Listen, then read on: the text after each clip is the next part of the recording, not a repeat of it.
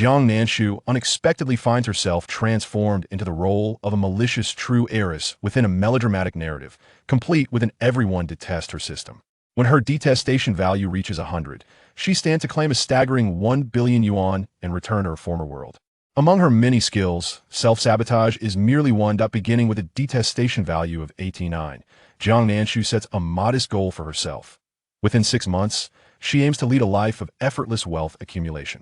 Little does she realize that everyone can hear her innermost thoughts.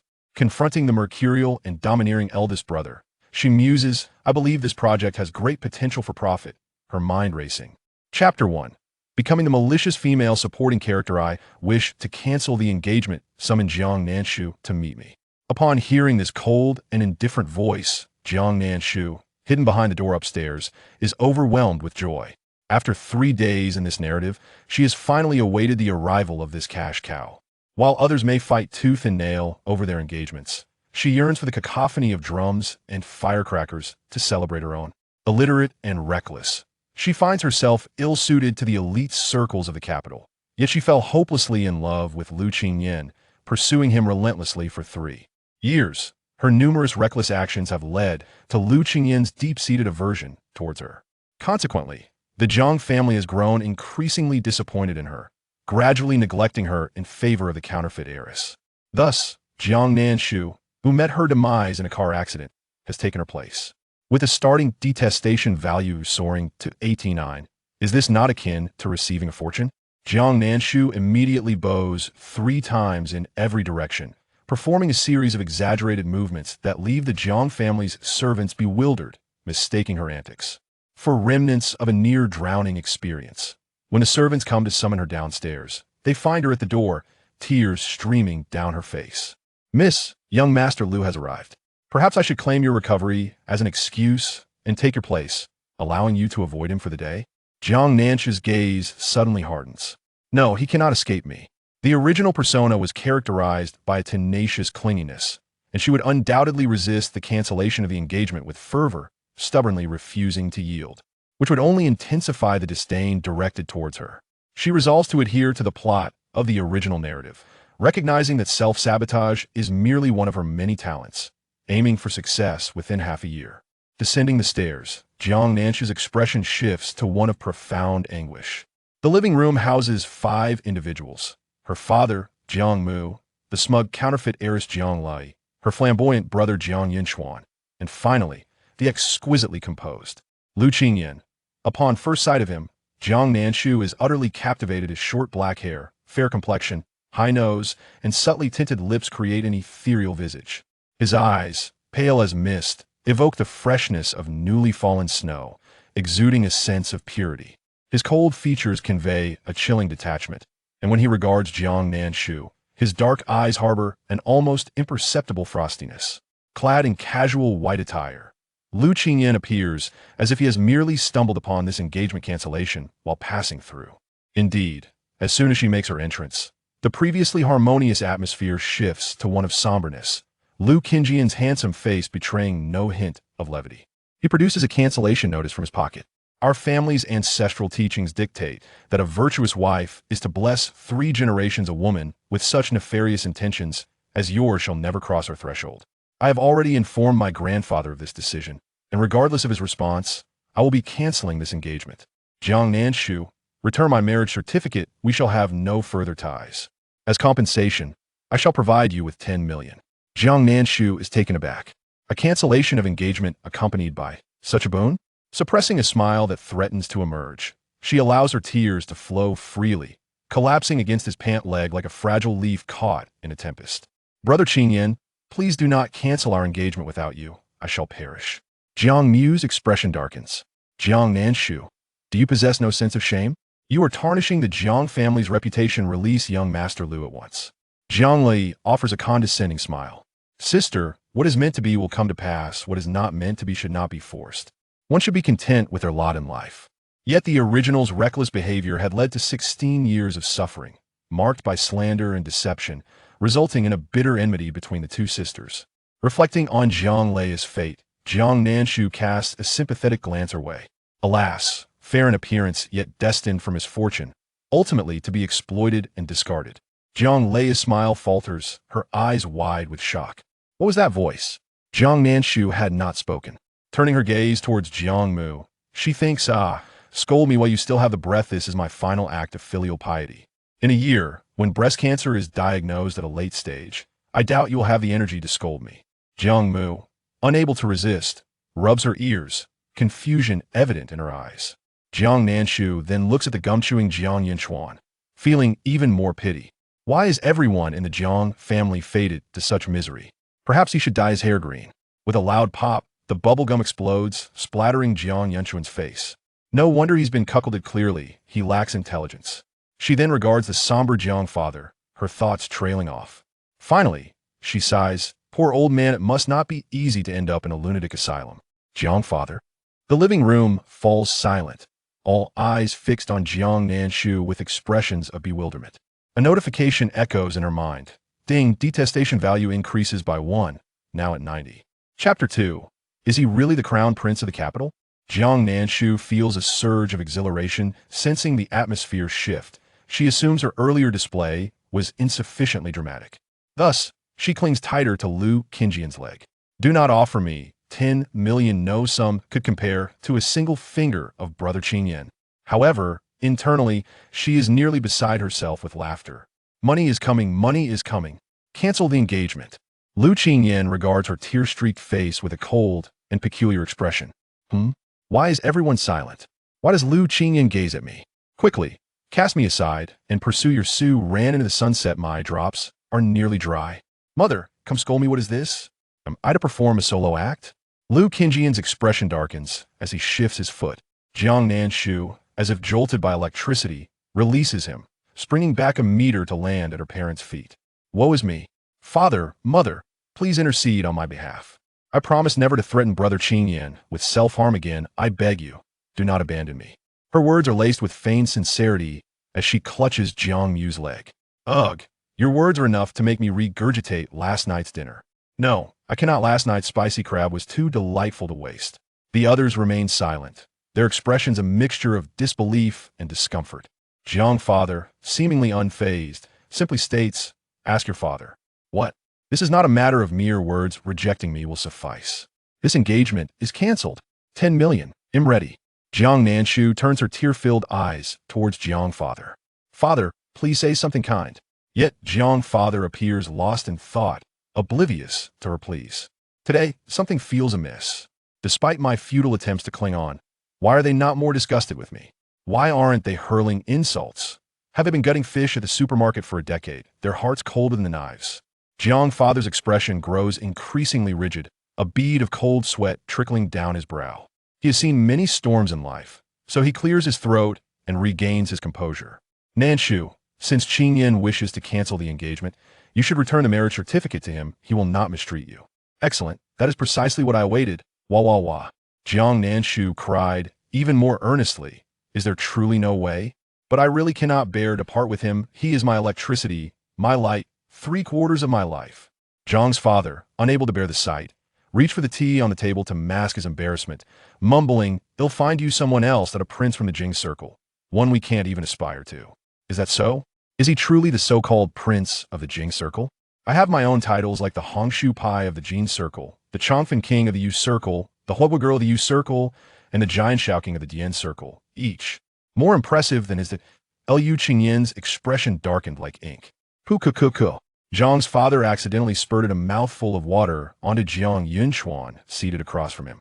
Jiang Yinchuan, bewildered, forgot to wipe the water off his face, contemplating whether he had been poisoned by mushrooms or if the world had truly gone mad. Jiang Nanshu, in shock, stammered, "Dad, please don't spit on my fifth brother. Out of anger, I will return the marriage invitation right away." As she spoke, she pulled out the crumpled invitation she had prepared long ago from her clothing. She stood up, tears in her eyes, placing in front of Lu Qingyan, "Brother Qingyan, please don't be so heartless. Even if we call off the engagement, I will still cling to you. Relentlessly. Haha. If after the annulment you can still see my shadow, I shall consider myself defeated." Lu Qingjian's gaze suddenly deepened, his voice remaining frigid. "Aside from 10 million, is there anything else you desire?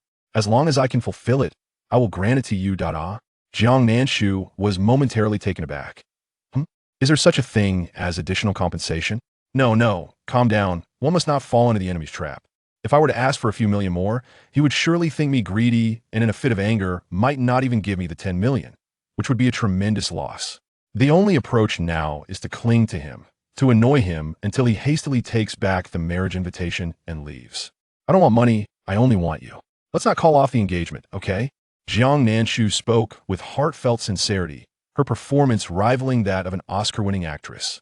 The glistening tears, the determined bite of her lip, and her unreasonable insistence everything was part of her plan. She slyly observed Lu Qingyan, feeling a twinge of regret, even cloaked in loose, casual attire. He could not conceal his perfectly sculpted physique. Ah, how I envy Su Ran. She gets to touch Lu Qingyan's chest muscles, abs, and biceps every night. I don't ask for much, I just want to touch his backside. 4 or 5 pairs of eyes uncontrollably shifted towards Lu Qingyan's rear, and the marriage invitation in his hand was inadvertently pierced by his fingertip. The entire living room was so quiet that one could hear a pin drop, everyone staring at Jiang Nanshu in stunned silence, beads of cold sweat trickling down their faces.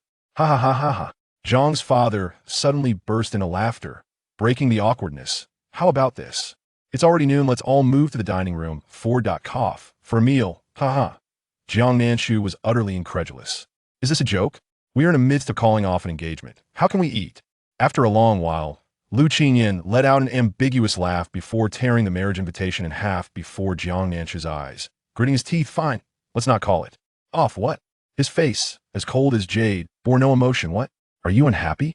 Jiang Nanshu felt as if she had swallowed a fly, struggling to manage her facial expression. I'm exceedingly happy, so happy I could cry.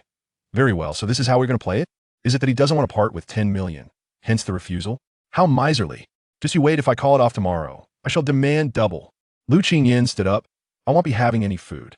He glanced at Jiang Nanshu's puffed-up face and directed a half-smile at Jiang's father. Your daughter is quite a handful. Jiang Nanshu. That you are the real monkey, your entire family are monkeys, especially the mischievous one from a May mountain.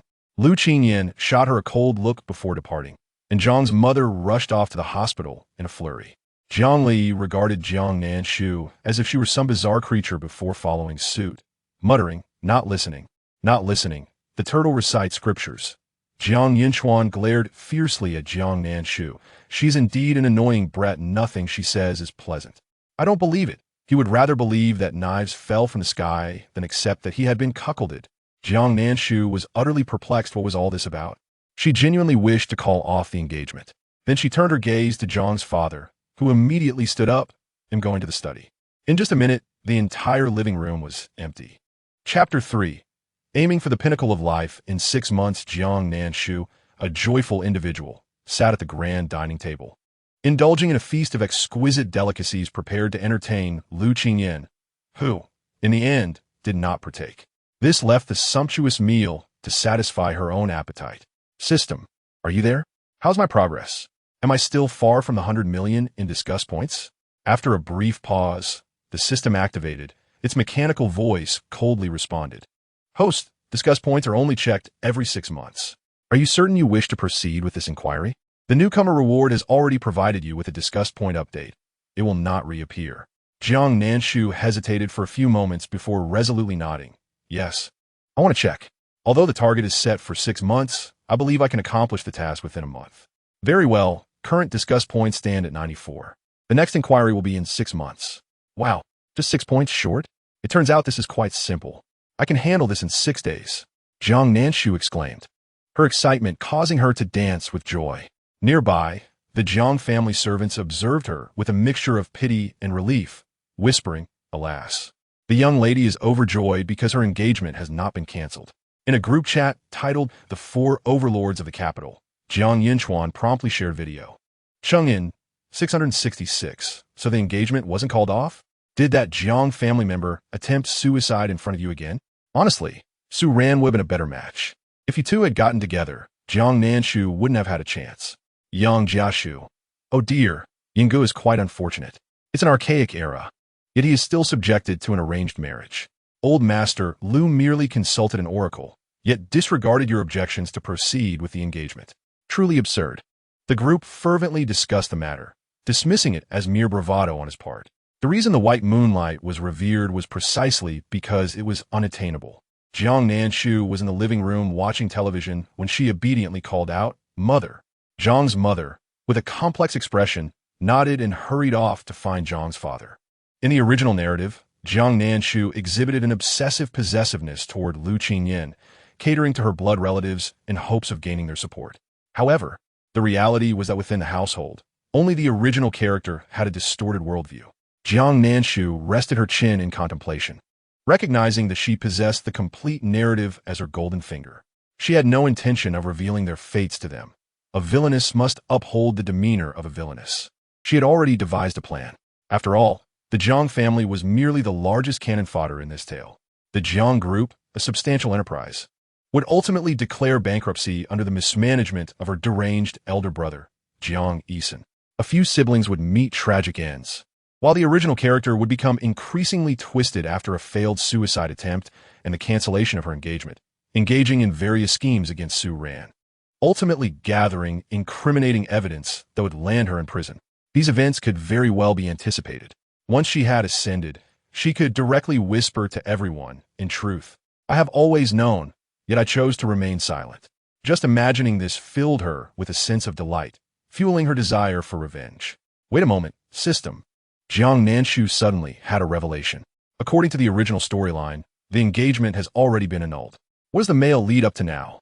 Jiang Nanshu was advised by her father to accompany her mother to the hospital for a checkup and to change her clothes before heading out.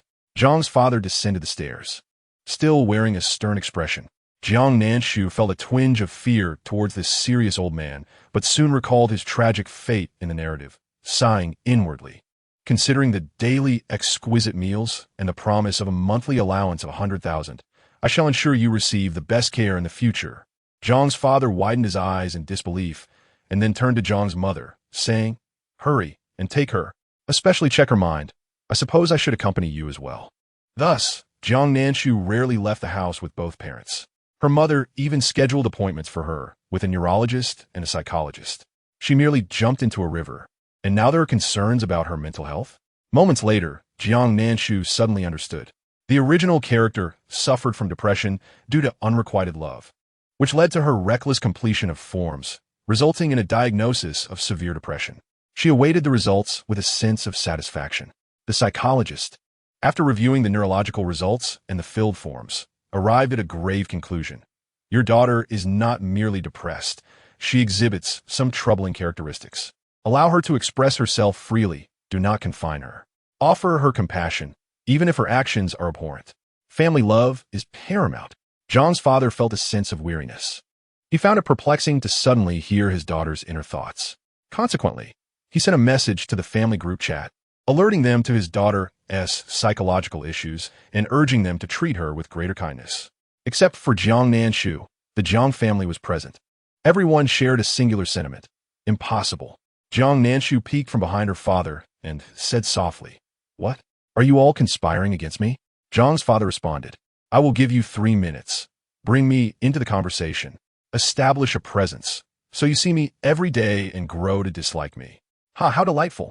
It was evident. The once lovely daughter had indeed gone mad with depression. He began to reflect on whether they had not been tolerant enough towards Jiang Nanshu, leading her to become this way. Thus, he begrudgingly added Jiang Nanshu to the group chat. Jiang Nanshu immediately greeted everyone. "Count me in for the conspiracy." The others were taken aback.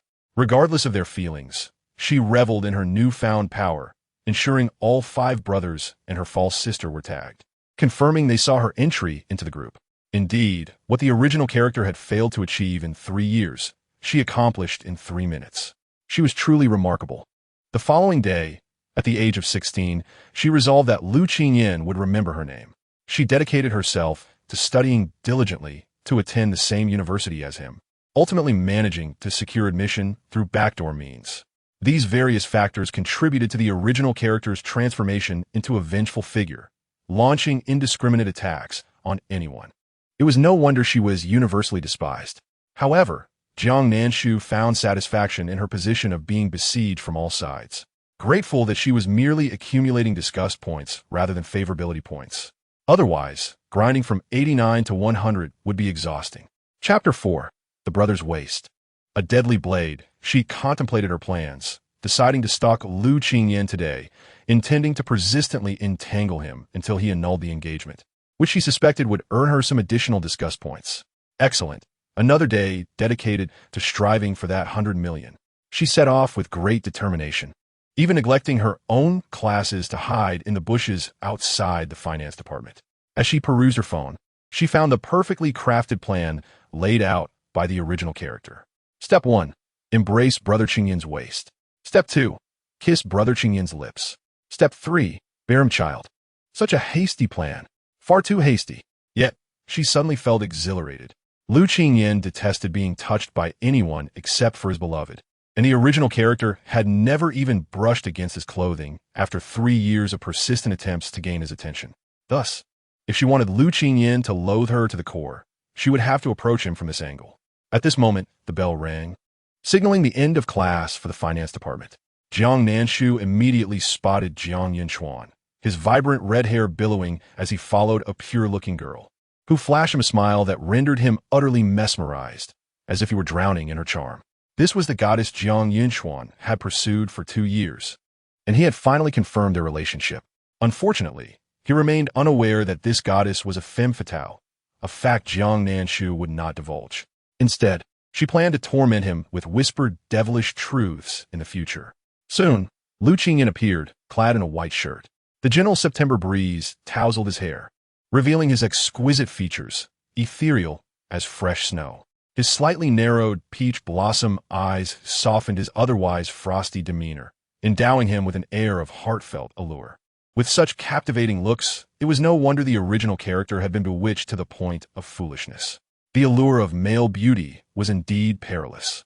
Jiang Nanshu's gaze fixated on the muddy puddle before him, calculating the distance before she suddenly dashed forward. Jiang Nanshu hurriedly ran towards Lu Qingyan. When Lu Qingyan was merely 2 steps away from the muddy pit, he halted, instinctively furrowing his brow at the familiar voice, his heart pounding violently. The onlookers around them were numerous. Where there was Jiang Nanshu, there was always a lively atmosphere. As the crowd speculated how far she might be kicked by Lu Qingyan, she suddenly cried out and fell heavily into the mud pit. The previously chattering spectators fell into a stunned silence. Jiang Nanshu, having achieved her goal, found that his physique was indeed as she had imagined, lean yet with graceful muscle definition. She discreetly wiped her hands, feeling an overwhelming admiration. Brother's waist, a lethal weapon. When chunk does not deceive me. Lu Qingyan was infuriated, his fair skin flushed, his voice gritted through clenched teeth. Jiang Nanshu. Ayin? A clear, incredulous female voice emerged. Only then did Lu Qingyan realize and push Jiang Nanshu away. He looked at his dirty attire, his gaze obscure, while the culprit, Jiang Nanshu, showed no sign of remorse. She turned towards the source of the voice, a fair and gentle-looking girl in a white dress, standing in the sunlight as if she were glowing. Upon meeting Jiang Nanshu and Lu Qingyan's gaze, her eyes conveyed a depth of hurt. Oh dear, the white moonlight heroine Su Ran has arrived so soon. This was indeed a battleground. Although the plot had veered slightly off course, the essence remained unchanged. Am I to be slapped in the face for insulting his white moonlight? Oh dear, how I anticipate this moment. Lu Qingyan once again heard Jiang Nanshu's excited thoughts. This expression, so contrived, was from the woman who had tormented him for 3 years, merely seeking to be the target of his ire. Lu Qingyan restrained the impulse to topple Jiang Nanshu, taking a deep breath, his gaze deepening as he said to her, "Release me first." Jiang Nanshu replied with a puzzled expression, "Wouldn't it be faster if you just pushed me away? Why the pretense?" However, before she could act, her elder brother, Jiang Yanchuan, with his wild green hair and penchant for heroism, pulled her away, looking at her with disdain. "Jiang Nanshu, can you not embarrass the Jiang family any further? Because of you, I can barely hold my head high at school." Jiang Nanshu shifted her gaze from his flaming hair, feigning indignation while inwardly scoffing. "Kid, this is just the beginning. There are more days ahead when you won't be able to hold your head high." Jiang Yinchuan, unable to resist, glanced at his girlfriend beside him, suddenly feeling like a cad. Lin Ye was a goddess he had pursued for 2 years. How could he doubt her simply because he inadvertently heard Jiang Nanshu's thoughts? His temper flared. "Can you shut up for once?" Jiang Nanshu, with tears welling in her eyes, protested. I didn't say anything, fifth brother. Jiang Yinchuan finally regained his composure. The situation was too bizarre to reveal. In the next moment, he heard Jiang Nanshu's indignation. She was not overly focused on Jiang Yinchuan, instead quietly observing Su Ran and Lu Qingyan. Lu Qingyan's demeanor was cold, his eyes devoid of emotion as he looked at Su Ran. What are you doing here? Su Ran glanced at Jiang Nanshu, then back at Lu Qingyan. Her face betraying no emotion, her gaze stubborn. I merely passed by, not seeking you out. I wish you and Miss Jiang happiness. Ranjia, why are you here? The director is waiting for you, called a small assistant with a work badge as she hurried over. Su Ran turned to her, her expression softening considerably. I'll be right there. With that, she turned her back on Lu Qingyan and followed the assistant away. Yet, her retreating figure bore unmistakable disappointment and dejection. Perhaps she never anticipated that after being forced abroad for 3 years, Lu Qingyan had already become engaged to another. After all, their story had concluded amidst great fervor, and the entire Jing circle was aware that Su Ran was a taboo subject in Lu Qingyan's ears. Jiang Nanshu watched Lu Qingyan with a sense of amusement. What are you waiting for? Shouldn't you be chasing after her? Breaking off the engagement would be the best gift for Su Ran. Otherwise, you will face the flames of a shattered marriage. Just as Lu Qingyan turned his head, Jiang Nanshu's expression almost faltered, but she quickly resumed her domineering demeanor. If you dare break off the engagement with me because of Su Ran, I will report you to Grandfather Lu. Chapter 5. In this world, I shall be utterly vicious. Lu Qingyan's gaze was inscrutable as he removed his white shirt and tossed it into the nearby trash bin before striding in the direction Su Ran had taken. Hooray! Today's self-destructive mission accomplished. Lu Qingyan paused, turning to see Jiang Nanshu's hurt expression. How amusing. The surrounding crowd erupted in laughter. Huh. Does she really believe she can control Lu Qingyan with the Lu family behind her? This naive country girl, having spent too much time with pigs, has become as foolish as one. You must be out of your mind. She is the genuine daughter of the Jiang family. Is she not afraid of retaliation? Puffed. Genuine daughter? Who in the Jiang family acknowledges her? Haven't you seen how Jiang Yinchuan avoids her like the plague? If not for the DNA test, she would have been kicked out long ago. Oh, how envious of Su Ran. Lu Qingyan discarded his shirt because Jiang Nanshu dirted it and immediately followed her. That's true love with a strong possessiveness. At this moment, Jiang Nanshu truly felt the malice directed at her, igniting a tempest within her very soul. In an environment where she was unrecognized and constantly dismissed, overshadowed by the excellence of her elder siblings and their affluent lineage, her sudden appearance felt like a grain of dust falling into an expansive ocean.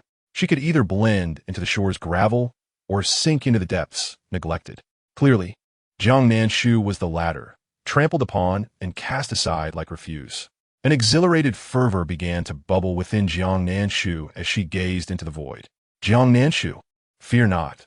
The version of me that remains in this world shall be utterly vicious, ensuring everything is thrown into chaos. The next moment, her spirit surged even more violently. Jiang Nanshu lamented the absence of acknowledgement from her peers. How splendid it would be, while Su Ran basked in the spotlight as a rising star. What did Jiang Nanshu have? Neither here nor there.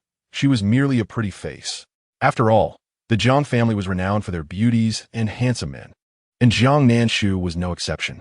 With her elegantly arched brows, almond-shaped eyes, and porcelain skin, she possessed a vibrant charm, her every smile and frown captivating.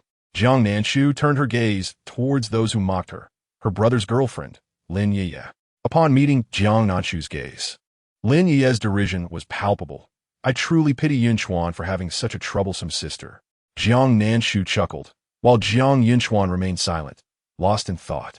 She exclaimed in surprise, "Oh, do you truly pity my fifth brother?" Lin Yiye, asserting her claim, clung to Jiang Yinchuan's arm with a huff. "Yinchuan is my boyfriend. Of course, I must care for him. Is your concern only in the morning, afternoon, or evening? What if you can't divide your time properly? How unfair for my fifth brother." Lin Yiye's smile faltered, and she quickly glanced at Jiang Yinchuan. Seeing no reaction, she feigned tears. "I only have Yinchuan. Why must you provoke discord between us?" Jiang Nanshu, smirking, "I didn't ask how many boyfriends you have, so there is no need to be so flustered. But based on your sincerity towards my fifth brother, I certainly believe you. When you two marry, I will sit at the children's table." How explosive would it be if my fifth brother learned that she had 3 sugar daddies supporting her? Lin Ye's face flushed between red and white, and she cast a resentful glance at Jiang Nanshu. Jiang Yinchuan's expression darkened as he pulled away from her, and she hurried after him, desperate to explain. Competing with her, an IKUL and NSH, is still somewhat naive. The farce concluded, and she once again became the focal point of public opinion, while Jiying and NSH remained unfazed. Following her memories, she returned to the dormitory. Just after taking a shower and changing into fresh clothes, a luxuriously dressed girl, carrying numerous bags, pushed the door open and entered. Upon encountering the living Jiying and NSH, she momentarily froze in fear. "You, what are you doing here?" Jiying and SH tilted her head slightly, and the details about the girl instantly surfaced in her mind. CH Chen, the original's closest confidant, had been a mastermind behind all the strategies to pursue LQing YN throughout their 3 years from high school to university. Ultimately, it was she who sent the photo of SRN and LQing YN's meeting. And even the disastrous idea of the original threatening her family with suicide was instigated by her. In the book, the original miraculously survived the incident, only to be jilted, while CH Chen exacerbated the situation by provoking the original into committing numerous detestable acts. Eventually, she was expelled from the Jiying family, leading to a complete severance of ties with her foster parents. The original was sentenced to 20 years for attempted murder, and on the day she entered prison, CH Chen disclosed the years of deliberate manipulation that had led to irreversible harm to her. The original, upon entering, was so enraged that she coughed up blood and fainted, passing away within days, an utterly tragic fate. Jiying and SH scrutinized her from head to toe, recognizing that everything about her was far beyond what a girl from a poor family could afford.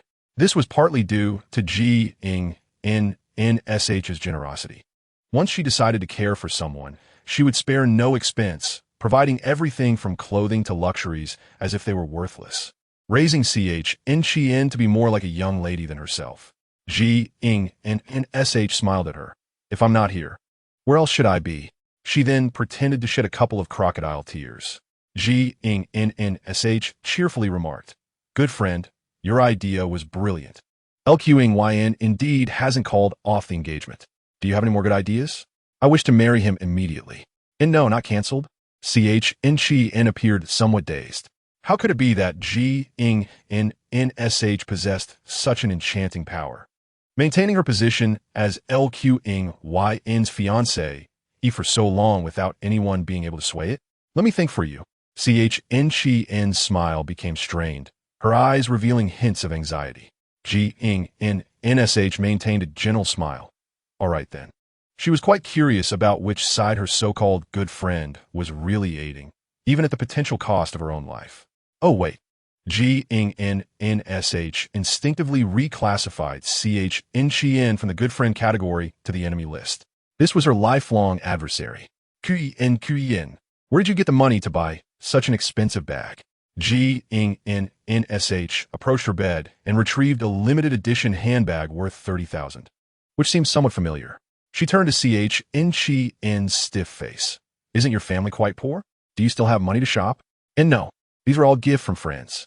In an instant, Jiying and SH recognized where the familiarity came from. She had seen Jiying Ly carrying it once. CH Chen came over and intimately draped her arm around Jiying and SH. "You'll protect me, right?"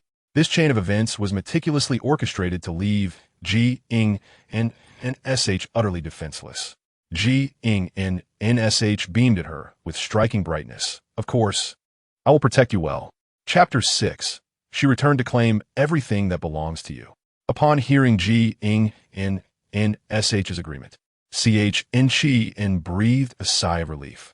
She knew that once Jiying and SH committed to something, she would follow through. Though her intellect may be lacking, her loyalty to friends was unwavering. In a sense, Jiying and SH had salvaged her life. However, self-interest prevails, and CH Chen did not intend to deceive Jiying and SH.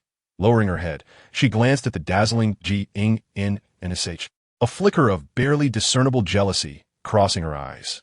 Jiang was so fortunate. At 16, she had been welcomed into a wealthy family, destined to live in luxury for a lifetime. She had everything she could wish for, so losing something was no great loss. Chi rationalized her lingering guilt, believing that once Jiang successfully called off the engagement, the person behind the scheme would offer her a substantial reward. Once she became wealthy, she would surely remember Jiang's immense kindness. Jiang found amusement in observing the changes in Chi's expression. How fascinating, she thought, to see so many emotions before attempting to harm someone. Then she began to contemplate herself. If she were to engage in self-destructive behavior, she would not reveal so many vulnerabilities. Wasn't that just courting disaster? Currently, the only targets for her affection were Lqing and Jiang Nanshu. As for Jiang F and Jiang M, it seemed they would be slower to influence than the others. Her remaining 4 brothers were elusive, rarely seen in the family villa, and Jiang Ly, after graduating high school, spent most of her time on set, save for her studies at the media school. At present, she was filming a youth campus web drama next to SRN. However, SRN played the lead, while she portrayed the malicious 3rd female lead. Jiang Nsh's intentions were quite straightforward. She aimed to fervently matchmake Jiang Nanshu and LNUU. After all, the original had vehemently opposed their relationship, realizing that LNUU was a duplicitous individual. Concerned for her 5th brother's susceptibility to deception, she had tried to intervene. But instead of separating them, she only expedited their union. This also led Jiang Nanshu to grow increasingly resentful toward her, believing she could not bear to see her family happy, wishing to remain oblivious. Even when she was bullied at school, he turned a blind eye, indifferent as long as no life-threatening incidents arose. Only the original still cherished the bonds of the Jiang family, but in her restless endeavors, she only pushed them farther away. In NSH, how could you act on your own? Jiang and NSH, still lost in sorrow, was suddenly confronted by Chi's accusatory voice, accompanied by a photo of her, dirty and clinging to Lqing. If one disregarded the multitude of derogatory comments beneath the picture, Jiang would admit she was indeed beautiful. Her gaze reflected admiration as she retorted, "What's wrong? Didn't you teach me to cling tenaciously? I have thoroughly mastered the essence of your teachings. Look, he didn't push me away, which means he must like me." Chen was rendered speechless by Jiang Nsh's shameless confidence. She had never seen someone so oblivious to the reality of Lqing's feelings.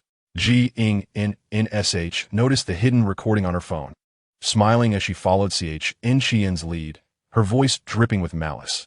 "Of course, who does SRN think she is, daring to compete with me? Ginsa, I will ensure she suffers." In the next moment, this recording would inadvertently find its way to Lqing's phone. Jiang Nsh found Chen increasingly agreeable. Little did she know, her supposed friend was deliberately facilitating her self-destruction.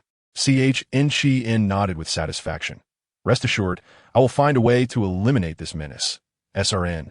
After all, she just pretending to study for her postgraduate exams. Merely using our school for her name? She'll get what's coming to her." Ironically, among the many schools in the capital, SRN had chosen to attend the same university as Lqing. Perhaps this was the inextricable bond between the protagonists. Due to Chen taking leave from school that afternoon, and Jiang Nsh having grown accustomed to skipping classes, attendance was of little consequence. With her abysmal grades, even graduation had become questionable. However, these thoughts were not within her immediate concerns, for her time in this world was limited. As they sat in the taxi, Chen provided the destination. Given the vastness of the capital and the numerous detours, the fare amounted to 100. She did not pay, expecting Jiang Nsh to cover it. Jiang Nsh pretended not to see. What a joke money equated to her life. If they sought her life, they could dream on. Ultimately, Chen paid with a dark expression. The man promoting the goods was quite handsome, his face radiating a wild charm. while passers-by, particularly younger girls, gazed at him with hearts in their eyes. Chen Qian's face flushed slightly as she tugged at Jiang Nanshu's sleeve, speaking hesitantly. "Nanshu, could you possibly help me once more with your fourth brother? I promise to express my gratitude adequately." Jiang Nanshu cast another glance at the advertisement screen, which prominently featured her fourth brother, Jiang Zhouye. He was a highly popular new singer and dancer among the younger generation, having garnered a massive fan base even before his debut due to his handsome visage. His music resources were exceptionally abundant, and he was once nominated as a contender for the annual Golden Melody Award. Jiang Nanshu raised an eyebrow with a hint of indifference. "Are you still daring enough to approach him?" Chen Qian shyly nodded. After all, who wouldn't he be enamored by such a captivating man? Thriving in the entertainment industry with the formidable Jiang family as his backdrop, Jiang Nanshu pondered for a moment, recalling Jiang Zhouye's cold demeanor towards her. She stroked her chin, realizing that among the Jiang family, Jiang Zhouye harbored the deepest animosity towards her, to the extent that he would have preferred to take a knife to her. All because a year prior, on her 18th birthday, the Jiang family had hosted a grand celebration, during which, out of friendship for Chen Qian, she had audaciously drugged Jiang Zhouye. Though Jiang Zhouye had discovered her intentions in time and expelled her from the room without any lasting damage, the psychological impact on him was undeniably significant. "Is it truly possible, Nanshu?" Chen Qian inquired again, unable to contain her curiosity. If only she had acted more swiftly back then, Jiang Zhouye would have been compelled to take responsibility for her, even if only to preserve his reputation. Alas, her bashfulness had delayed her actions. Each time she reflected on this, regret washed over her, and she scolded Jiang Nanshu for her ineptitude, lamenting that the dosage of the drug had been so meager that he had awakened mere minutes later, leaving her no opportunity to act. Jiang Nanshu flicked her eyes upwards, her beauty exuding an aura of formidable elegance, and when she regarded others with her piercing gaze, she appeared devoid of emotion, yet her demeanor was strikingly fierce. Chen Qian felt a momentary pang of fear, but in the next instant, Jiang Nanshu broke into a smile, her demeanor softening considerably. "Qian, you know my fourth brother is not a good man. The last time he flew into a rage, he nearly took a knife to me, and if my parents hadn't intervened, I fear for your safety should you approach him again." Chen Qian silently cursed, oblivious to the true nature of the phoenix nest she inhabited. To her, Jiang Zhouye was the epitome of perfection, and upon hearing Jiang Nanshu's disparagement, she immediately retorted, "How can you speak so of your fourth brother? Surely, you must have said something to provoke him." Meeting Jiang Nanshu's inscrutable gaze, she stiffened, defending her stance. "I don't mean to blame you. After all, he is still your brother. What harm is there in forgiving him? Besides, with their support, you will be able to tame Lu Qingyan more swiftly." Jiang Nanshu lowered her gaze to her vibrantly manicured nails and nodded in agreement. "You are correct. I shall assist you once more, but the opportunity is yours to seize." Chen Qian immediately displayed a grateful expression. "Nanshu, having a friend like you makes me feel fulfilled." Jiang Nanshu reciprocated her smile, thinking that as long as there were no lingering regrets, it was satisfactory. After all, in her 2 lifetimes, she had never once committed a good deed or had a penchant for fulfilling others' wishes. Before long, the vehicle halted in a narrow alleyway. The walls were weathered and adorned with moss, while the ground was littered with debris. Disgust flickered in Chen Qian's eyes. She abhorred this place. Yet before Jiang Nanshu, she remained meek and submissive, desperately hoping for familial affection. This was because Jiang Nanshu shared the same sentiment, her mind solely occupied with the desire to harmonize with her true family and Lu Qingyan, leaving little room for anything else. Thus, it was easy for them to resonate with one another. As Chen Qian led the way, she pushed open a dilapidated wooden door, revealing a small 2-story house, with a narrow courtyard cluttered with empty bottles, offering no place to rest. "Nanshu, I'm sorry. My family's circumstances are rather poor. My father is likely inside drinking. Let me check on him." Upon finishing her sentence, Chen Qian disdainfully kicked at the bottles strewn about. Suddenly, the ringtone of Jiang Nanshu's phone pierced through the disarray of the yard. She retrieved it, surprised to see Jiang Yunchuan calling her for the first time. With a swift motion, she hung up. It rang again almost immediately. She hung up once more, but it rang yet again. Growing increasingly impatient, Jiang Nanshu finally answered, her tone obedient. "What is it, fifth brother?" Jiang Yunchuan's temper flared, Jiang Nanshu, how audacious of you to hang up on me. Jiang Nanshu feigned innocence, her heart steady. Oh, I accidentally pressed the wrong button. Is it wrong to blame me for that? At that moment, the door swung open, revealing a disheveled middle-aged man. Clutching a bottle of liquor, stumbling out. Who's there? It's so noisy. Jiang Nanshu smiled sweetly. I apologize. I just received a nuisance call. With Jiang Yinchuan's remark about hearing a man's voice on her end, the call abruptly ended, prompting her to add Jiang Yinchuan to her blacklist to prevent further interruptions. The individual she intended to deal with could not be allowed to roam freely. Otherwise, she would be disturbed in her sleep, berating herself for being too lenient. Chun Xin hurriedly approached her father. Dad, this is the rich classmate I told you about. Her family is quite affluent. Upon hearing the mention of wealth, the middle-aged man's interest peaked, his bleary eyes roaming over Jiang Nanshu. She was strikingly beautiful, clad in a flamboyant red dress that accentuated her curvaceous figure, with a porcelain complexion that stood out starkly against the drab surroundings. Chen's father covertly swallowed hard, glancing at Qin Xian, who nodded, her gaze averted. Dad, Nanshu is truly wonderful. Despite being from a wealthy family, she is incredibly humble and very caring. Let us head inside. I'll get you some water, Nanshu. The father instantly transformed, showering her with compliments. Yes, please come in. I often hear my Qin Xian speak of you, saying you treat her exceptionally well. Jiang Nanshu feigned ignorance, smiling as she followed them inside. In the original narrative, Chun Xian sought to tarnish her reputation to provoke the elder Lu into abandoning his grandson. Since Lu Qingyan had withdrawn from the engagement, the elder Lu viewed it as inconsequential. As long as he opposed it, the marriage would persist. Chun Xian would also find herself imprisoned, as the Lu family would never accept a bride with a sullied reputation and a disability, leading to the complete dissolution of the engagement. Jiang Nanshu gradually descended into darkness, engaging in drugging, framing, and financially compelling others to commit heinous acts. She found a clean stool to sit upon, surveying the house with a critical eye. The plaster was peeling, and black grime filled the crevices, the air thick with the stench of alcohol and rot, clearly indicating that Chen's father lived in dire straits. Oh dear, we're out of tea leaves. Chun Xian's voice broke the silence as she emptied an empty box, apologizing to Jiang Nanshu. Nanshu, please make yourself comfortable while I fetch some tea from the nearby store. She reassured, don't worry, my dad is a good man. You can relax here. After which, she grabbed her bag and departed, locking the door behind her.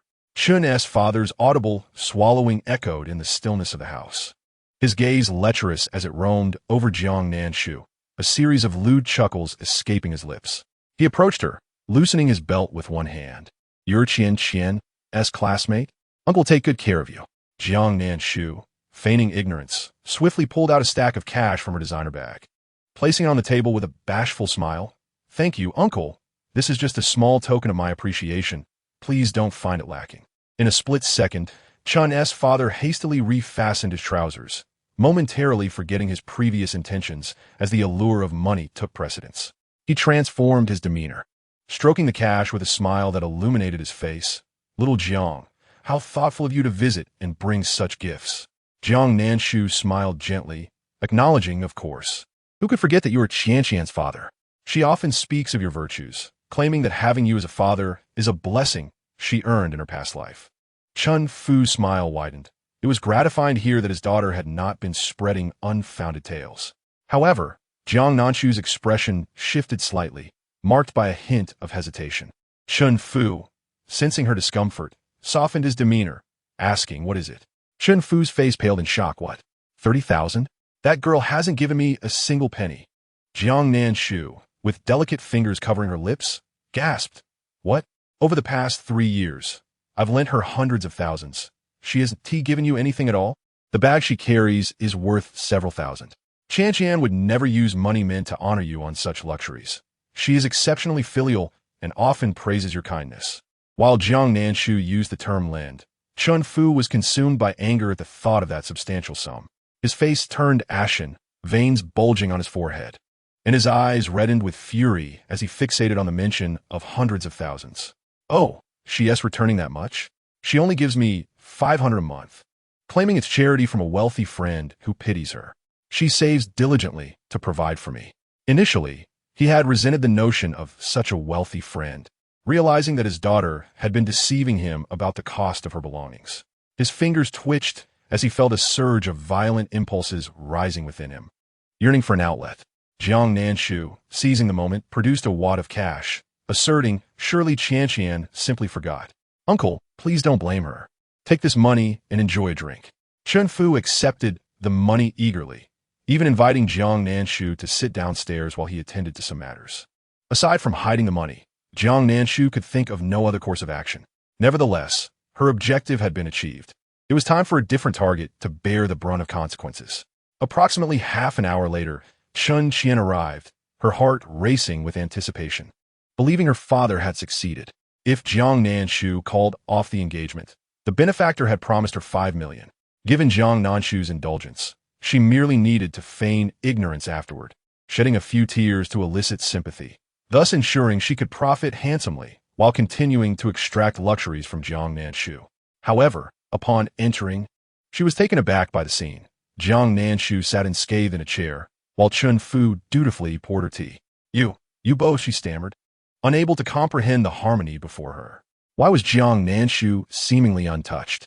Jiang Nanshu cast a playful glance her way. Qianqian, the tea leaves are in your cabinet. Have you lost your mind? By the way, where are the tea leaves you bought? With a stiff smile, she replied, the store was out of stock. So I went to the supermarket to buy some fruit. Dad, have you been treating Nanshu well? Chen Qian's voice carried an edge of anger, and as she met her father's fierce gaze, she felt a shiver run down her spine. Where's the hundreds of thousands that Xiao Jiang gave you? Chen Fu interrogated. Chen Qian's eyes widened in disbelief.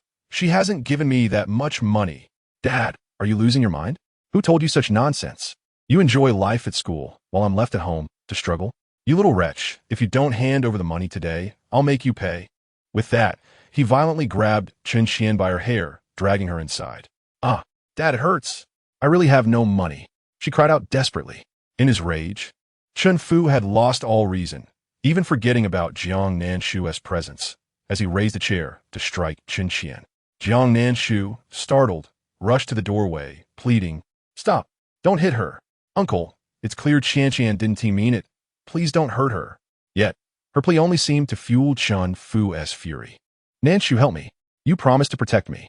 Chen Qian cried, trying to reach Jiang Nanshu for protection from the chair being hurled her way.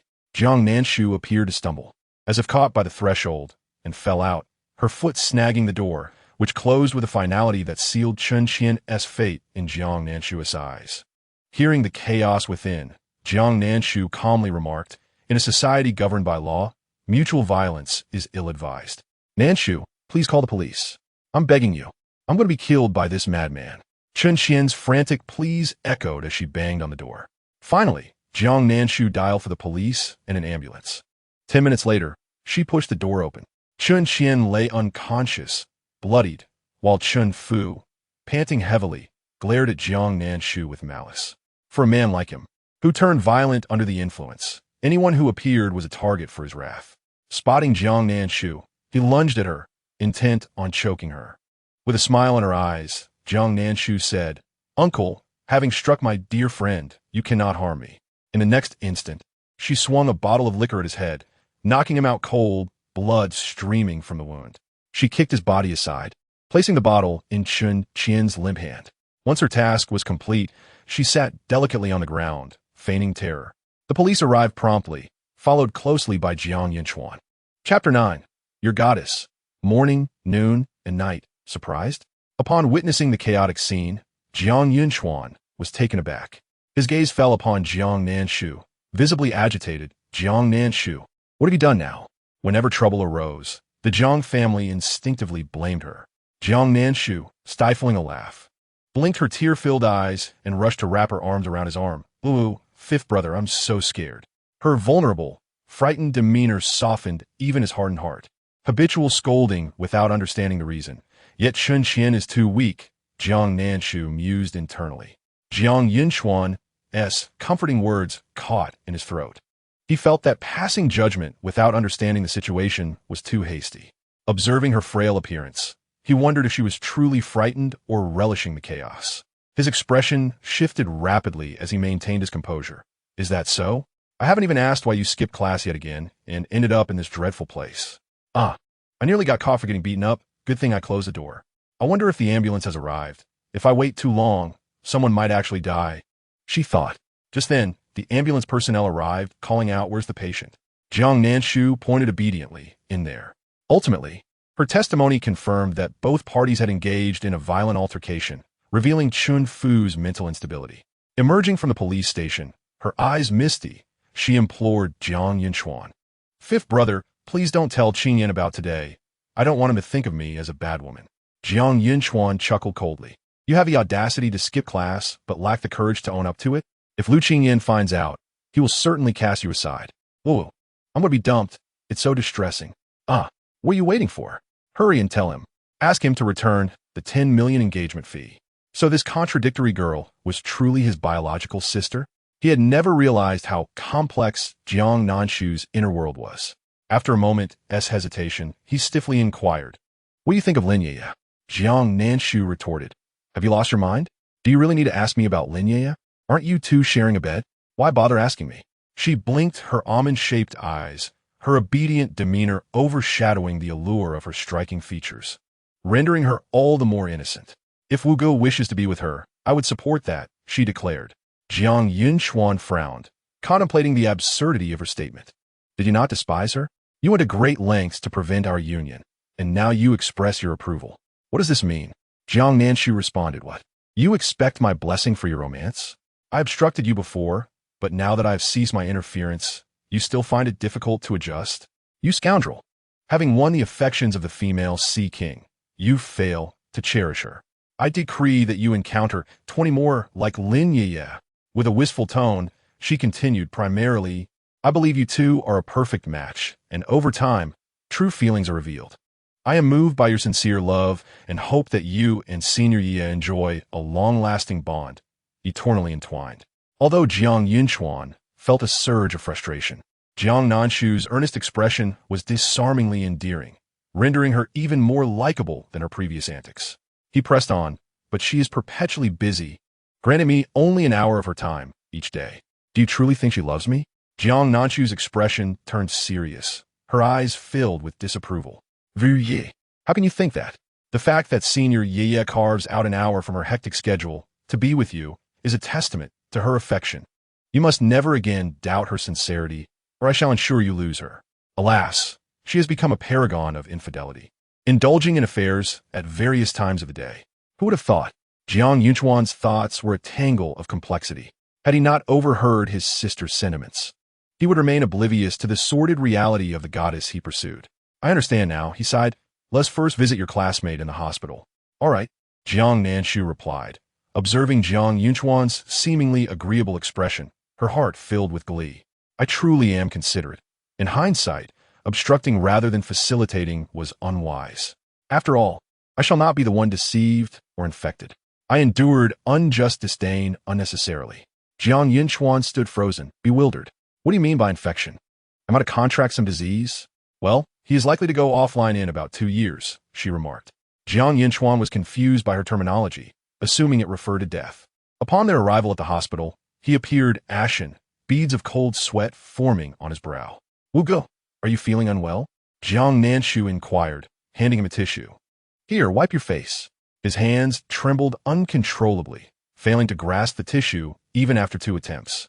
Jiang Nanshu, exasperated, took it upon herself to assist him. "All done," she stated, observing Jiang Yinchuan's dazed expression as he gazed upon her fair profile, his emotions a whirlwind of complexity. He realized that his sister's persistent interference was indeed for his own good. Yet he recalled how, in pursuit of Lin Yeye, he had left Jiang Nanshu outside in the cold throughout a winter night, neglecting her well-being while he sought comfort indoors. Their parents were absent, and his brothers disregarded her plight, leaving her nearly frozen to death, ultimately requiring hospitalization. Initially, he felt a pang of guilt, but upon witnessing the indifference of his second brother, who merely admonished her to be more cautious, he felt a sense of relief. Yet Jiang Nanshu, seemingly oblivious to the past, had recovered and resumed her incessant chatter about Lin Yeye's faults. "How can one be so bothersome?" he thought, wishing she would focus on her own matters rather than meddling in his. Jiang Yinchuan grasped Jiang Nanshu's hand, suddenly filled with remorse. "I?" Jiang Nanshu startled. pulling away with a wary expression. Let us keep our conversation to words without any physical contact. You. Jiang Nanshu preempted him, sorrow evident in her eyes. It was Wu Ge who told me not to touch you, claiming I carried germs. The last time I brushed against your clothing, it ended up in the trash. Stay away, you fiend. Jiang Yinchuan thought, unwilling to accept this absurdity. He attempted to voice his thoughts, but a dispassionate voice interrupted them. How long do you two intend to obstruct the entrance? Turning, Jiang Nanshu beheld a tall figure clad in a white coat, his striking features commanding attention. His cold demeanor and piercing gaze seemed to emanate an icy chill, making even the air around him feel frigid. Arge, Jiang Yunchun Stomadet. Chapter 10. The original self remains, but she is transformed into a pervert. Jiang Nanshu's mind raced to gather information about her second brother, Jiang Jingxing. A renowned cardiac surgeon at the People's Hospital of the capital, he was known for his striking looks and a plethora of admirers. Yet, he was akin to a walking air conditioner, with no female daring to approach him, his demeanor so detached that it seemed he possessed no emotions. When he learned of her actions, he merely toyed with his surgical knife, knocked on her door with a frigid attitude, and collected 80,000 without a flicker of warmth. He then instructed her on how to delete her transgressions, leaving her trembling as she composed a 1,000-word apology online, after which he departed, seemingly satisfied. This incident instilled a deep-seated fear of him within her. When he brandished his surgical knife, it felt as if he were deliberating on which piece of flesh to dissect. Yet Jiang Nanshu was unafraid. She had transformed from the original self into something altogether different. As she examined his face, stars sparkled in her eyes, her mouth nearly watering. "Oh, my ergu is so handsome." Jiang Jingchang elevated his pale chin. "Do not obstruct the entrance of the hospital. It hinders patient access." As he strode inside, he drew the attention of numerous onlookers. Though Jiang Nanshu admired his handsome visage, she remained focused on her mission.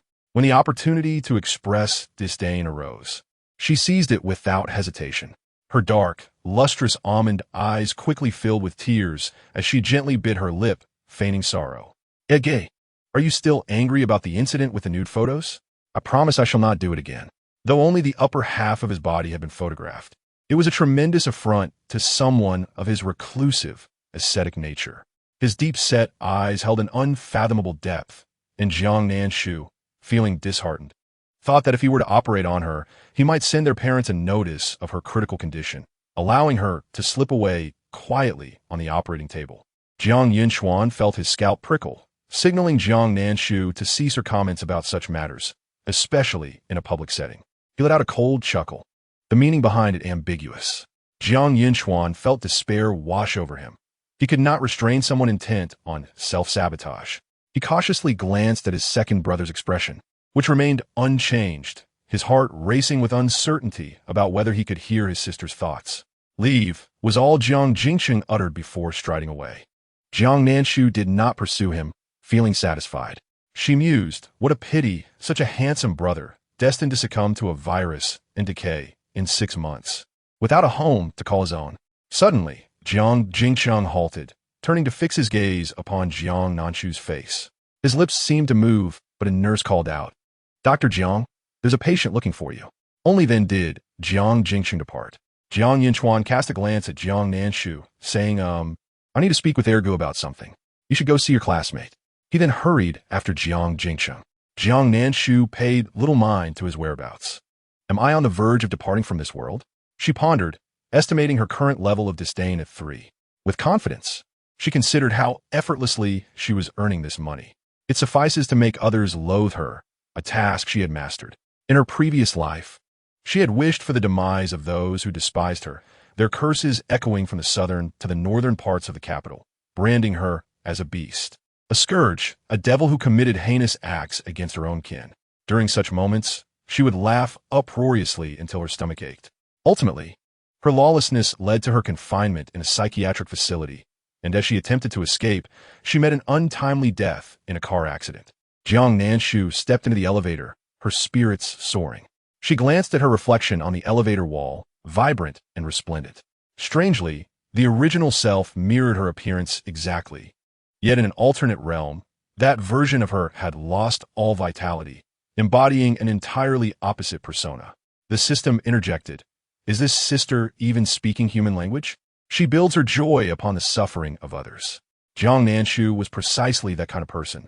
The system felt a twinge of shame, yet dared not offend her. Thus, it painted an enticing picture. As long as the host diligently accomplishes the tasks, all that you desire shall be yours. Jiang Nanshu responded with utmost seriousness. I will be the most outstanding host you have ever guided, achieving remarkable results. In her heart, titles like father, mother, brother, and sister were mere designations. They could now be converted into currency, which allowed her to utter them without hesitation. Upon arriving at Chun Qian's hospital room, she found that after urgent care, Chun Qian had emerged from critical condition. Meanwhile, Qian's father, struck by a wine bottle thrown by Jiang Nanshu, remained unconscious.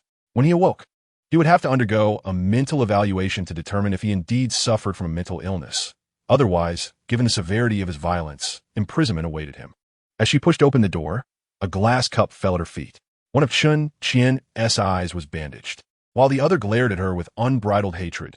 Jiang Nanshu, you caused me to be beaten like this. My eye is blind. How can I possibly live? Chapter 11. The Notre Dame should have her seated instead. A hint of regret crossed Jiang Nanshu's eyes. It was merely one blind eye. She had expected injuries of a more severe nature, perhaps broken limbs or at least deafness. With her head bowed, she stood to the side, remorsefully stating, I am sorry. Qian, I did not anticipate that your uncle was mentally unstable. He was so ferocious in his assaults. Chun Qian clenched her teeth in fury. What nonsense are you spouting? He is not mentally ill. He is simply an alcoholic who commits domestic violence. He deserves to rot in prison, and ideally, die there. Each word from Chun Qian's mouth dripped with a fervent desire for her father's demise. Thus, she orchestrated this scheme, aiming to eliminate Jiang Nanshu while simultaneously sending her despised father to jail. Yet she could not fathom why the reality diverged so vastly from her expectations. Jiang Nanshu emerged unscathed, feigning innocence before her. You did this on purpose. You conspired with him to harm me. Jiang Nanshu, did you not? Chun Qian's animosity towards Jiang Nanshu intensified. She wished to devour her flesh. Jiang Nanshu was meant to lie in that hospital bed. Not her. Why did Jiang Nanshu remain unscathed? The pain in her eye rendered her utterly irrational. Jiang Nanshu gazed at her with sorrowful eyes. But Qian, you brought me to your home, and you were the one who said your father might be violent. You even pushed me forward to shield yourself from harm. Qian, you have been so kind to me. Chun Qian could never forget the moment of despair when that door slowly closed before her. She trembled as she pointed at Jiang Nanshu. You are lying. You deliberately closed the door. I will sue you. You are an accomplice to Chun Qian. At that moment, the police outside could no longer remain silent. With solemn expressions, they shielded Jiang Nanshu behind them. Miss Chun, according to our investigation, Jiang Miss indeed visited your home for the first time and met your father for the first time. They were previously unacquainted. Thus, the notion of accomplices is unfounded. Furthermore, your father, Chun Qian, has long suffered from alcoholism, which has impaired his nerves and could lead to mental illness.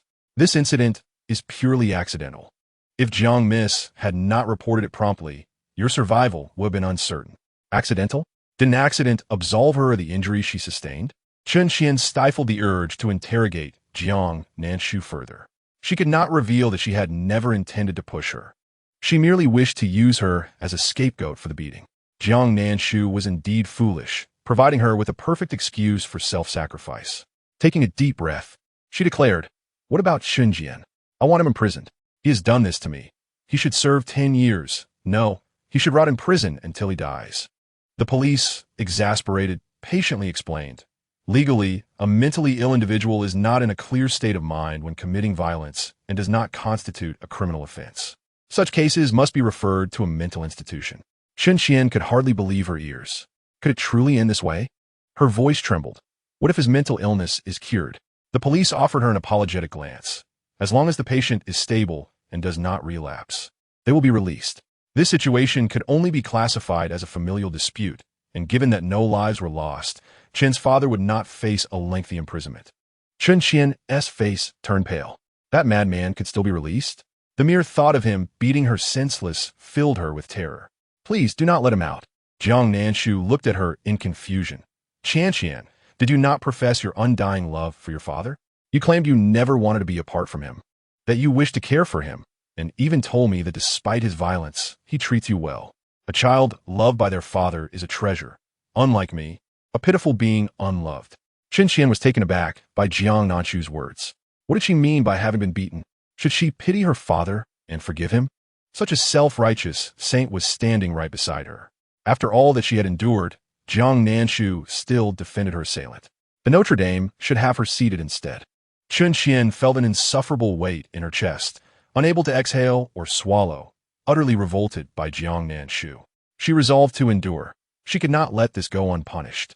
She must extract some benefit from Jiang Nanshu. Wiping her tears, she said, I understand everything you said.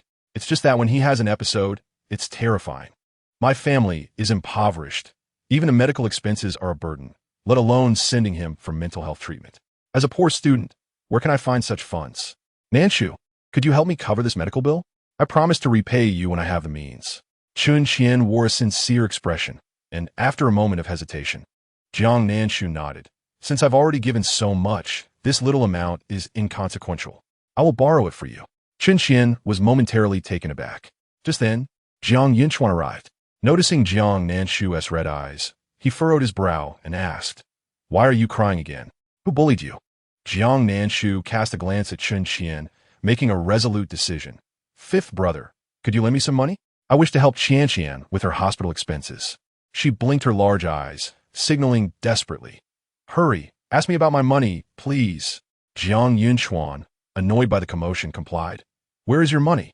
Mom and Dad give you an allowance every month. Where does it go? Jiang Nanshu's eyes sparkled as she realized Jiang Yinchuan was more compliant than expected. She hesitated, looking toward Chen Qian. Chen Qian felt a wave of dread wash over her. In the next moment, Jiang Nanshu blurted everything out. I've given all my money to Qian. She said she is my good friend, and we must share everything. She borrowed half of my monthly allowance. Jiang Yinchuan's gaze deepened. Although Jiang Nanshu was not closely monitored by her family, as long as she was alive, they considered it sufficient care. Yet, there was no reason for her to take so much money without repayment. It was worth noting that Jiang Nanshu received a monthly allowance of 100,000. They had never been stingy with her. How much have you borrowed? Chen Qian's complexion drained of color. She could deceive Jiang Nanshu, but certainly not Jiang Yinchuan. Several police officers were observing, clearly astonished that this barely 20-year-old female student would have borrowed such a sum. Her lips trembled as she stammered. I borrowed 400,000 from Nanshu. Not quite. It's actually 800,000. Jiang Nanshu corrected her with precision. That includes many bags, custom clothing, and jewelry you borrowed, which you have yet to return. I no longer want the clothes. Let us convert it all into cash.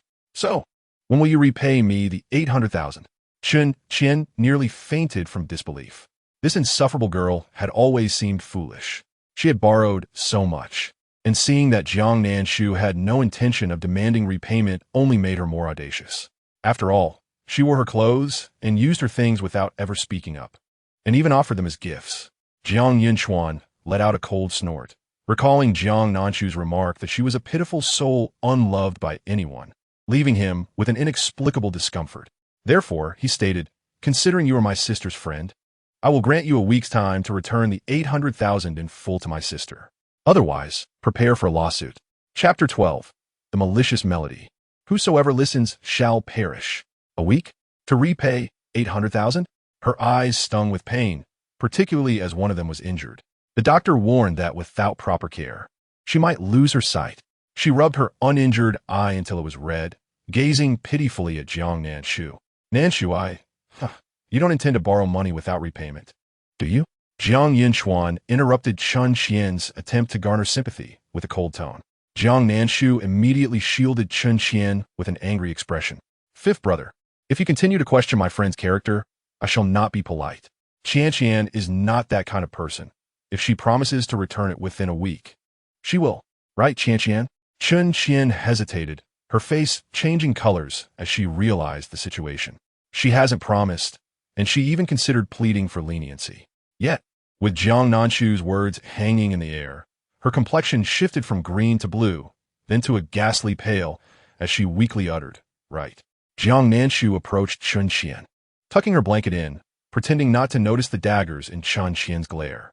She whispered reassuringly, Rest assured, I will help you win over my fourth brother. At this, Chun Qian's eyes sparkled, and her resentment toward Jiang Nanshu dissipated. Yes, Jiang Nanshu had promised to help her capture Jiang Zhouye. Once accomplished, she could shift all blame for the entrapment onto Jiang Nanshu. Chun Qian exhaled softly, grasping Jiang Nanshu's hand, and expressed her gratitude. Nanshu, you are too kind to me. Even after I have treated you poorly, you remain unperturbed and willing to assist me. I don't know how to thank you. Jiang Nanshu beamed brightly. It's nothing. We are friends. You must have been in immense pain, which is why you reacted so angrily. I do not hold it against you. By the way, she shifted the conversation. I saw Uncle hiding money upstairs, and it seemed substantial. That money could be used to pay for your hospital expenses. Thank you, Nanshu. You're welcome. Chun Qian observed Jiang Nanshu's magnanimous demeanor and inwardly cursed her. This must be the advantage of having a saintly friend who seems to forgive any wrongdoing, perpetually naive. Chun Qian could only chalk this incident up to an accident. Once she became the fourth madam of the Jiang family, she would not let anyone who insulted her escape unscathed. Upon leaving the hospital, Jiang Nanshu maintained a neutral expression while her heart bubbled with joy, singing incessantly, even breaking into a tune of good fortune. 800,000, enough for her to travel the world. Jiang Yinchuan, listening to the dissonant melody, felt his face pale several shades. No wonder Jiang Nanshu aspired to follow in Jiang Zhouye's footsteps during high school, only to be derided out of the music industry after recording a single. With such a malicious tune, anyone who heard it would be doomed.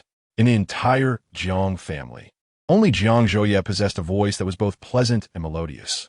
He hastily sought a change of subject, posing his most pressing inquiry. Sister, who do you think is more handsome, me or second brother? Jiang Nanshu raised an eyebrow, noticing his peculiar behavior since their time in Chun Qian's hospital room. Just that morning, he had coldly referred to her as Jiang Nanshu, yet by afternoon, he had begun calling her sister. Jiang Nanshu felt a sense of unease. It seemed like a weasel wishing her a happy new year, clearly harboring ill intentions. She scrutinized his face. Jiang Yinchuan cleared his throat, as if to present his most charming self. He was not unattractive. His red hair accentuated his rugged features, and with his muscular build and tan skin, one could easily mistake him for an athlete rather than a finance major. Jiang Nanshu, being an honest child, smiled slightly. Second brother is handsome. Jiang Yinchuan's expression immediately faltered. Of course, fifth brother was not lacking in looks either. She quickly shifted her tone to offer him a perfunctory consolation. Before he could muster a smile, her inner thoughts followed swiftly. Why compare with second brother? Isn't that self-deprecating? Oh, fourth brother also ranks above you. When the eldest and third brothers come by, if you scrutinize closely, they should be more handsome than you. By the end of her remarks, Jiang Yinchuan felt utterly defeated. No amount of flattery from others could compare to the blunt impact of Jiang Nanshu's candid thoughts. He retreated home, closing himself off in his room. Jiang Nanshu settled in the living room, opening her phone to browse mental health facilities. Father Jiang could not simply be placed anywhere. Without him, who would torment Chun Qian? Upon seeing Jiang Nanshu in the living room, Jiang father felt inexplicably more fond of her, seeing her as more endearing than before, though she had committed numerous wrongs.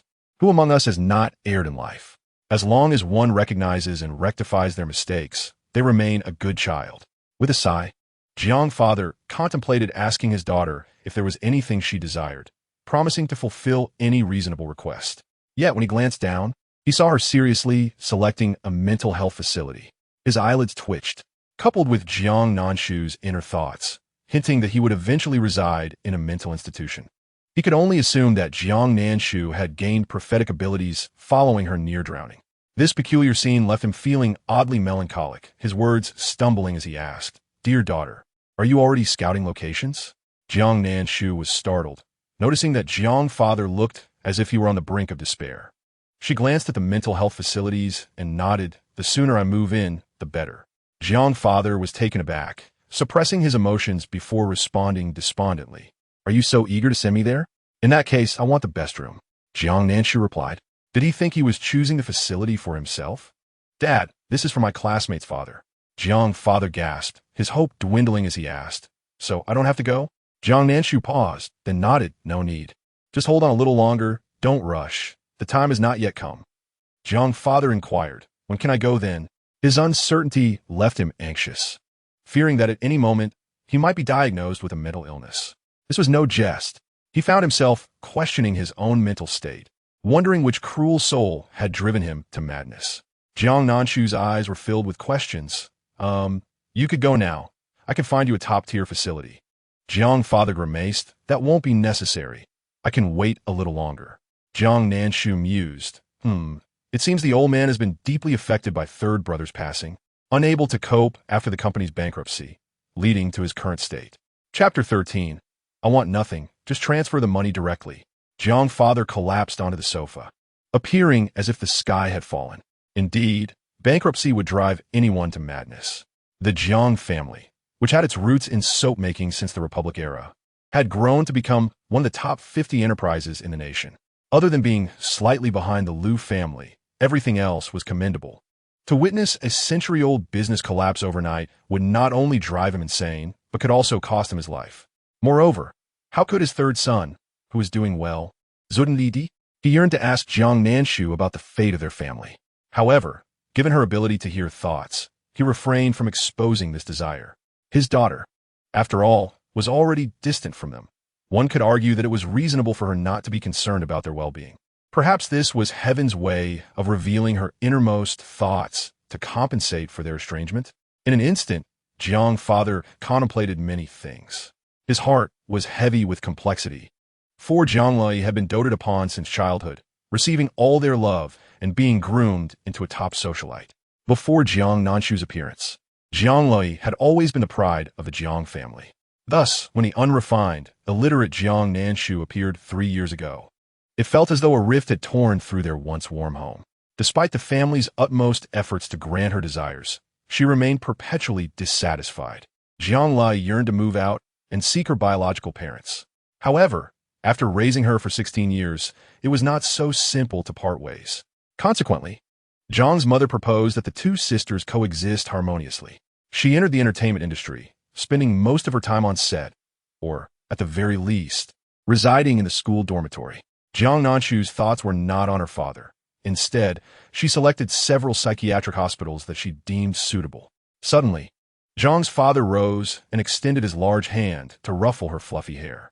Jiang Nanshu stiffened, her eyes filled with confusion as she looked at him. What is the matter? Nothing. I just wanted to ask if there is any gift you would like. As you're soon turning 19, he replied. What is wrong with this old man? Why is he suddenly being so nice to me? Is this some prelude to kicking me out? Jiang's father felt a pang of discomfort, for they had indeed contemplated sending her away should she continue to defy their authority. So, she was aware of their intentions. I want to take a considerable amount of money so that I won't end up on the streets after I leave. Family ties can be betrayed, but money cannot. If I can buy my freedom, I promise not to return, she declared with a sudden bright smile, evading his hand. I don't want anything. Just transfer the money directly. Jiang's father froze, his expression exceedingly complex. After more than 3 years, he had never truly looked at Jiang Nanshu. The most frequent news he received was of her causing trouble or engaging in foolish acts. She always resorted to these lowly and foolish tactics to gain their attention, which only frustrated and repulsed them. He gently replied, a warm smile gracing his face. Nanshu is truly obedient. When your birthday arrives, Daddy will prepare a large red envelope for you. Jiang Nanshu felt as if she had encountered a ghost. What is happening? This is absurd. She recalled that in the book, Jiang's father was not depicted this way. Did he not wish she were never born? How could he be so benevolent now? I don't want your affection. I beg you to despise me. The Jiang Nanshu who craved familial love has long since jumped into the river and perished. I am not her. Jiang Nanshu's heart screamed in turmoil, yet her face wore a stiff smile. Thank you, Dad. Upon hearing the words, jump into the river, Jiang's father swiftly exited, as if fleeing. Had his daughter truly given up on them before contemplating suicide?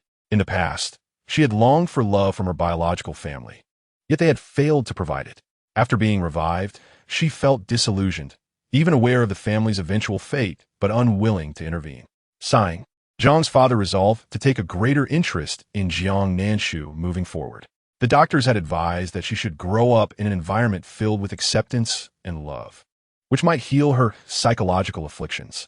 Downstairs, Jiang Nanshu finalized her choice of psychiatric hospital. The system once again activated, remaining silent for a while before delivering its response. The host is mistaken. The characters in the book are like this, and parents are not equivalent to siblings. Generally, parents offer their children the greatest tolerance. Deceit. Jiang Nanshu retorted without a second thought. The system seemed to recall Jiang Nanshu's real experiences and fell silent. Yet it still forced an explanation. Every individual's parents are different. The host should not generalize. She regained her composure. Yes, you are truly wonderful, system. To show my gratitude, I shall give you a name. The system trembled in apprehension, sensing that this ancestor had no good intentions. Jiang Nanshu furrowed her brows, contemplating for a long time before her eyes lit up. Let us call you Daschan. The system. You make me feel nauseous. The name Daschan implies great potential, with dumb suggesting that foolish people may have fortunate destinies, and spring symbolizes hope. I hope you can help me acquire 100 billion soon. What do you think? The system, now officially renamed Daschan, replied in a monotone, cold voice. As long as the host is happy, we need not concern ourselves with the fate of these systems. Yes, that is the name, pleasant and memorable. Until next time, with that farewell, it vanished without a trace. Now, with a new name, Daschan secretly delighted in its fate. Jiang Nanshu's mood lifted once more, and upon returning upstairs, she encountered Jiang Yunchuan, who was clutching a pile of skincare and makeup products. He nearly dropped them in shock, stammering. Yu came up suddenly, from the direction he faced. It was evident he had just exited Jiang Li's room. She calmly took out her phone to capture the moment. You stole from your sister. I must inform her. The next moment, that photo was sent to the family group chat. Jiang Nanshu, embarrassed, covered her mouth in apology. Sorry, I sent it to the wrong group. Brother, you won't blame me, will you? So you're this delicate boy. I must let the entire family know about the daughter's heart beneath your muscular exterior. Chapter 14. The drama unfolds. Jiang Yunchuan. I didn't mean to. I even tagged the main character. I'm not going to wear makeup. You misunderstood. Jiang Yunchuan's face flushed as he stammered an explanation. Jiang Nanshu clearly did not believe him. Why else would he borrow her sister's cosmetics, if not for makeup? She noticed the lipstick inside as well. In the group chat, Jiang Li frantically tagged Jiang Yunchuan. Jiang Yunchuan, why did you steal my things while I was away? You creep. Jiang Yunchuan's phone buzzed incessantly. He had a good relationship with Jiang Li, and the siblings had grown up bickering. Feeling somewhat guilty, he rubbed his nose and pointed at the screen. I didn't steal, I borrowed it openly. You weren't using it anyway. What is wrong with me borrowing it for a bit? Jiang Li replied, consider it a gift. Within the Jiang household, she and Jiang Nanshu were archenemies, always quarreling at the slightest provocation. Jiang Nanshu observed the spectacle with indifference. The original character had gradually developed psychological issues in such an environment. Every time she appeared, the laughter in the living room would cease, and she could never be as harmonious with her brothers as Jiang Li was. Even blood ties could not replace the essence of companionship. Realizing Jiang Nanshu was present, Jiang Yunchuan hastily tucked his phone away. Nanshu, I've grown accustomed to bickering with thee. Please don't take offense. Jiang Nanshu responded with a perfunctory agreement. If you speak to her again, I'll run away from home. Cut it out. I couldn't care less. Even if you had 10 more sisters, I wouldn't be upset. Wait, that's odd. Usually, he would have started scolding me by now. Why is he so quiet today? Jiang Yunchuan's realization led him to respond. I couldn't care less if you run away from home. That is more like it. If you're going to be annoying, at least show it. I almost didn't recognize you. Jiang Nanshu lifted her chin to look at him. Then go ahead and try. With that, she dashed into her own room. Jiang Yunchuan gazed in her direction, feeling a heaviness in his heart, but he did not take her words about running away seriously, confident that Jiang Nanshu would never leave. Looking down at the skincare products, he thought that once he used them up, he too would be as handsome as his second brother. He was determined to start a skincare regimen, change his style and hairstyle. This time he would not lose. Their lives as heirs of a prestigious family continued in the dormitories. However, Jiang Nanshu had only just recovered her health, and on her first day back at school, she skipped class. Both Jiang's parents were aware of this, and early the following morning, Jiang's mother prepared breakfast for Jiang Nanshu. Nanshu, take this to school with you. Don't be late, and make sure to study hard. No skipping class. She chattered on. Jiang Nanshu stood to the side, responding nonchalantly. All right, okay. She doesn't want to study. She wants to skip class. Jiang's mother hesitated, then thought better of it. Well, you don't have to study too hard. The Jiang family can support you regardless. Just be happy. Once you graduate, I'll have your older brother arrange a job for you at the company. Okay, thank you. Mom, I, too, harbor a reluctance towards the daily grind. I yearn to recline, to have my needs effortlessly met, devoid of any exertion. Mother Jiang remarked, well, once you mature, pursue whatever aspirations you desire. If you wish to enter the entertainment industry, you have your elder brother's support. She initially intended to mention her elder sister and fourth brother, yet the discord between her and Jiang Lai, coupled with her son's perpetual conflict with her, left her feeling quite exasperated. A sigh escaped her lips. Jiang Nanshu tilted her head slightly, expressing, "Thank you for your concern. I shall contemplate my path carefully. Perhaps it would be wise to reduce your stress and worries. That way, ailments like breast cancer may be deterred."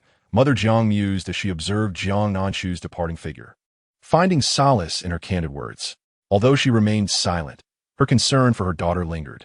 As for breakfast, Jiang Nanshu devoured it entirely while in the car, savoring the delightful flavors of the Jiang family's culinary creations, even the morning meal possessing a unique charm. Upon alighting from the vehicle, the driver waved and wished her well, to which Jiang Nanshu graciously replied, "Thank you." With purpose, she strode into the school. Perhaps due to her ardent passion for music, her original self had chosen the broadcasting department. However, it seemed there was a misunderstanding. Broadcasting does not equate to singing, but rather leans more towards voice acting and hosting.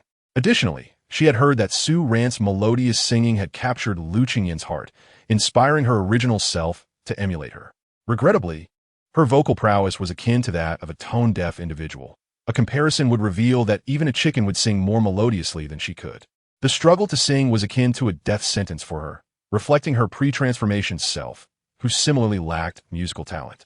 Jiang Nanshu sighed inwardly. Although fate had robbed her of her singing voice, it had endowed her with an extraordinary gift for lyricism and composition. While she had penned few songs, most had transcended into classics. She had no intention of activating this talent in this world, for no one was worthy of her lyrical offerings. As she walked, she was met with disdainful and mocking glances from those around her. One individual appeared momentarily taken aback but dared not retort, for Jiang Nanshu's beauty was undeniable, her appearance flawless save for her perceived lack of intellect. Her fierce gaze prompted a strange shyness in the onlooker, who soon chastised himself for his reaction. Dismissing her as a mere top-tier sycophant, the taunts grew sharper. "Jiang Nanshu, if I were you, I would manage my fiancé. If you cannot even keep a man in check, what audacity do you have to shout here?" Jiang Nanshu's eyes sparkled with curiosity. What did this imply? Was there fresh gossip? She retrieved her phone, eager to be at the forefront of the unfolding drama, only to discover it was about herself. Attention, the most devoted sycophant of Jing University, Jiang Nanshu. Your fiancé is with his first love? Quickly step in to confront this. Accompanied by a photograph of Su Ran dancing gracefully beneath a lush wisteria tree, with Lu Qingyin gazing at her from a distance. The image exuded lingering emotions, captured beautifully, as if intentionally staged. A torrent of comments followed. "I'm just a commoner, but I relish watching reconciliations. Goddess Su is truly stunning. If such a woman loved me, I would willingly sacrifice 10 years of my life." Will they reunite? Just like in those novels, after a long separation, will they gradually come together again? How utterly heart-wrenching. Chapter 15. The cycle of struggle endures. Jiang Nanshu is the third party. Were it not for her, they would have been together long ago. This meddler is truly infuriating. Let us be fair. Lu Qingyin was never with Su Ran. She simply vanished, and they were never lovers. You're grasping at straws. Perhaps remove your rose-colored glasses. You upstairs are utterly clueless. Had Lu Qingyin not been engaged to Jiang Nanshu, they wouldn't have been so restrained. Su Ran waited for him for 3 years. She even entered the entertainment industry just to be visible to him. Jiang Nanshu is a nuisance, disgusting. Ha! It's the unloved who are the true third parties. Jiang Nanshu, let go, call off the engagement. We demand it. Ah, this is so thrilling. Lu Qingyin's gaze is filled with Su Ran, such possessiveness. Jiang Nanshu perused the comments and found herself not enraged but rather amused. The notion that the unloved are the true third parties, with their minds clouded, was Lu Qingyin's admiration for Su Ran's dance truly indicative of possessiveness? Jiang Nanshu felt an itch of discomfort, realizing her rebellious spirit was stirring. She decided to respond directly. commenting, "Possessiveness is flared. Those passing by, kindly take note." The collective response was one of incredulity. What a lunatic. Ah, so Lu Qingyan only possesses one, while she claims an entire multitude. In this round, she emerged victorious. She raised her head to address the boy before her with a bold declaration. "No matter what you say, I trust he will never betray me. With your divisive schemes, he will only marry me. Let me reiterate, if you can get Su Ran to dance before me, I shall decide her fate." The boy stared, dumbfounded, his expression conveying disbelief. How dare she provoke Su Ran beneath Lu Qingyan's very nose? Jiang Nanshu's words spread like wildfire, even being misinterpreted as her intent to force Lu Qingyan in a marriage while threatening Su Ran. Jiang Nanshu dismissed the criticism. The animosity she stirred was of little consequence. In class, she chose to rest her chin in her hand, feigning sleep beneath the curtain at the back of the room. The journalism teacher, dissatisfied, rapped on the desk. But Jiang Nanshu remained unfazed.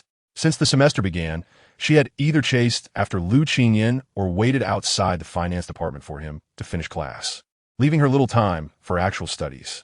The phrase "madly in love" had found its poster child. As class ended, a form was thrust before her. A bright voice called, "Jiang Nanshu, come sign this." Jiang Nanshu lifted her head, her eyes still heavy with sleep, and yawned, addressing the attractive girl before her in a languid tone. "What requires my personal signature?" The girl frowned tightly. "You're not afraid, are you? This is for the Mid-Autumn Festival Talent Show. Your signature is the last we need." She was enrolled at Jing University for her postgraduate studies, thus considered student. Jiang Nanshu could not allow any rekindling of past affections, so she resolved to sing a song, akin to Su Ran, to solidify her bond with Lu Qingyan. The song had already been chosen, one of her own selection. The text described her as a mere supporting character, earning the nickname Mower, for her singing was even less melodious than that of a lawnmower. Jiang Nanshu took up the pen, signing her name with flourish, leaving the girl satisfied as she departed. Her signature essentially declared war against Su Ran. After all, Su Ran was currently a rising star in the entertainment industry, flawless in singing and dancing, while Jiang Nanshu was willingly setting herself up for humiliation. "Host, do you intend to follow this narrative?" The voice of the Sha Chun chimed in. "Ah, the Sha Chun, how rare it is for you to make an appearance. Should I leave?" It replied, rolling its eyes if it were capable of such an action. Jiang Nanshu scratched her head, her tone unhurried. "Not so fast. General Sha Chun has strategies to offer. Please elaborate. My suggestion is to overshadow her." "Why?" Jiang Nanshu inquired, puzzled. The Sha Chun, brimming with enthusiasm, responded, "Host, what could possibly yield more animosity than a malicious female antagonist striking back? When those who doubt you discover your superiority, their instinctive reaction is, 'Damn, how could I possibly lose?'" The Sha Chun's words seemed to have unblocked Jiang Nanshu's run and due meridians, elevating her very soul. "Marvelous, indeed. It is precisely so. I shall surpass them all. I shall be cryptic and sardonic, embodying the legendary pinnacle of mockery. Truly, my strategist, you are exceptional." Da Sha Chun's milid faintly, concealing his merit and fame. She had always been uncompetitive and ungrasping throughout her life. Yet unexpectedly, she was now compelled to engage. The competition is eternal. "Oh, should I meet Su Ran? I must step out to mock her, for she does not align with my persona." With a clear target in mind, Jiang Nanshu began to pay earnest attention in class. "Since I must compete, I shall not yield in any aspect." She was resolutely committed. During lunch at the cafeteria, Jiang Nanshu selected a portion of every dish while others shared tables of four, leaving her alone at a table filled entirely with her chosen delicacies. Jiang Nanshu savored the taste of the steamed crab before her, accompanied by an exquisitely fresh dipping sauce. Although it paled in comparison to the fare at home, it was still delightful. Nearby, Lu Qingyan and his entourage entered, instantly drawing attention. Among them, a man standing to Lu Qingyan's left with a buzz cut, clad in a black leather jacket, sporting earrings and a cigarette, surveyed the room before his gaze settled on Jiang Nanshu. Unable to contain his laughter, he teased, "Yin, your fiancée, E, is here. Shouldn't you go greet her?" It was apparent to any discerning observer that his laughter bore a hint of derision. Noticing Lu Qingyan's indifferent silence, he continued to jest, "This is quite unusual. Usually, she rushes to you the moment class ends, bustling about during meals to serve you. What has happened today that she dine alone? Lu Qingyan glanced at him, his clear peach blossom eyes slightly frosty. Chang'an, are you quite idle? Someone nearby whistled at Jiang Nanshu, their tone animated.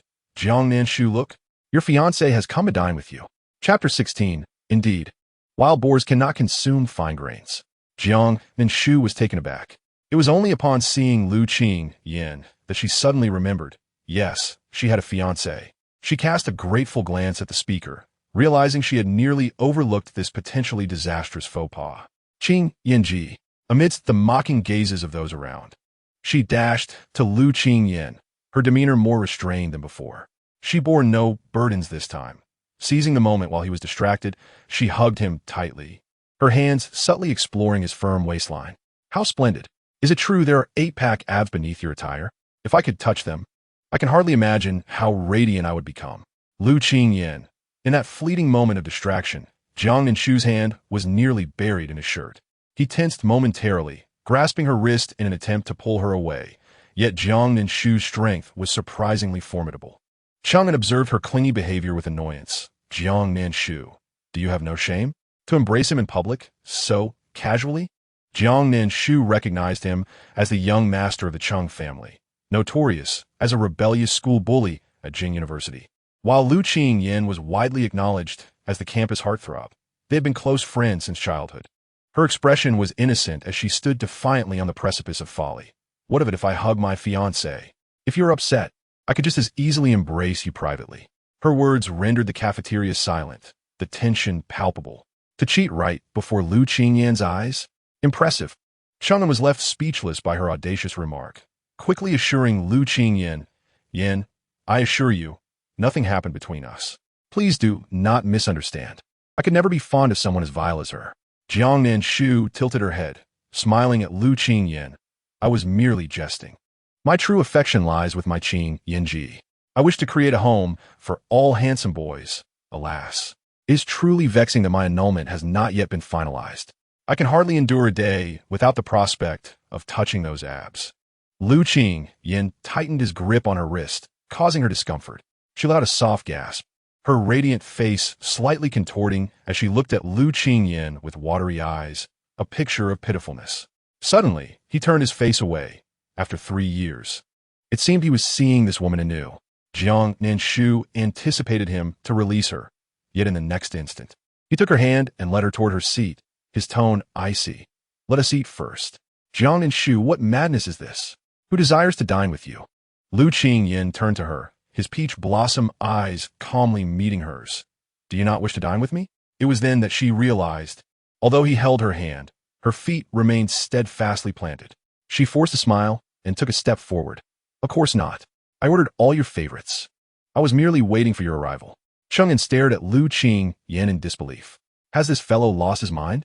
Su Ran is so beautiful, gentle, kind-hearted, and talented. Why would he choose to be with this venomous, foolish, and ultimately empty Jiang Nanshu? It was obvious to any discerning how to make a better choice. Upon arrival, Jiang Yinchuan observed Lu Qingyan holding Jiang Nanshu's hand and assumed she had done something to provoke Lu Qingyan's displeasure.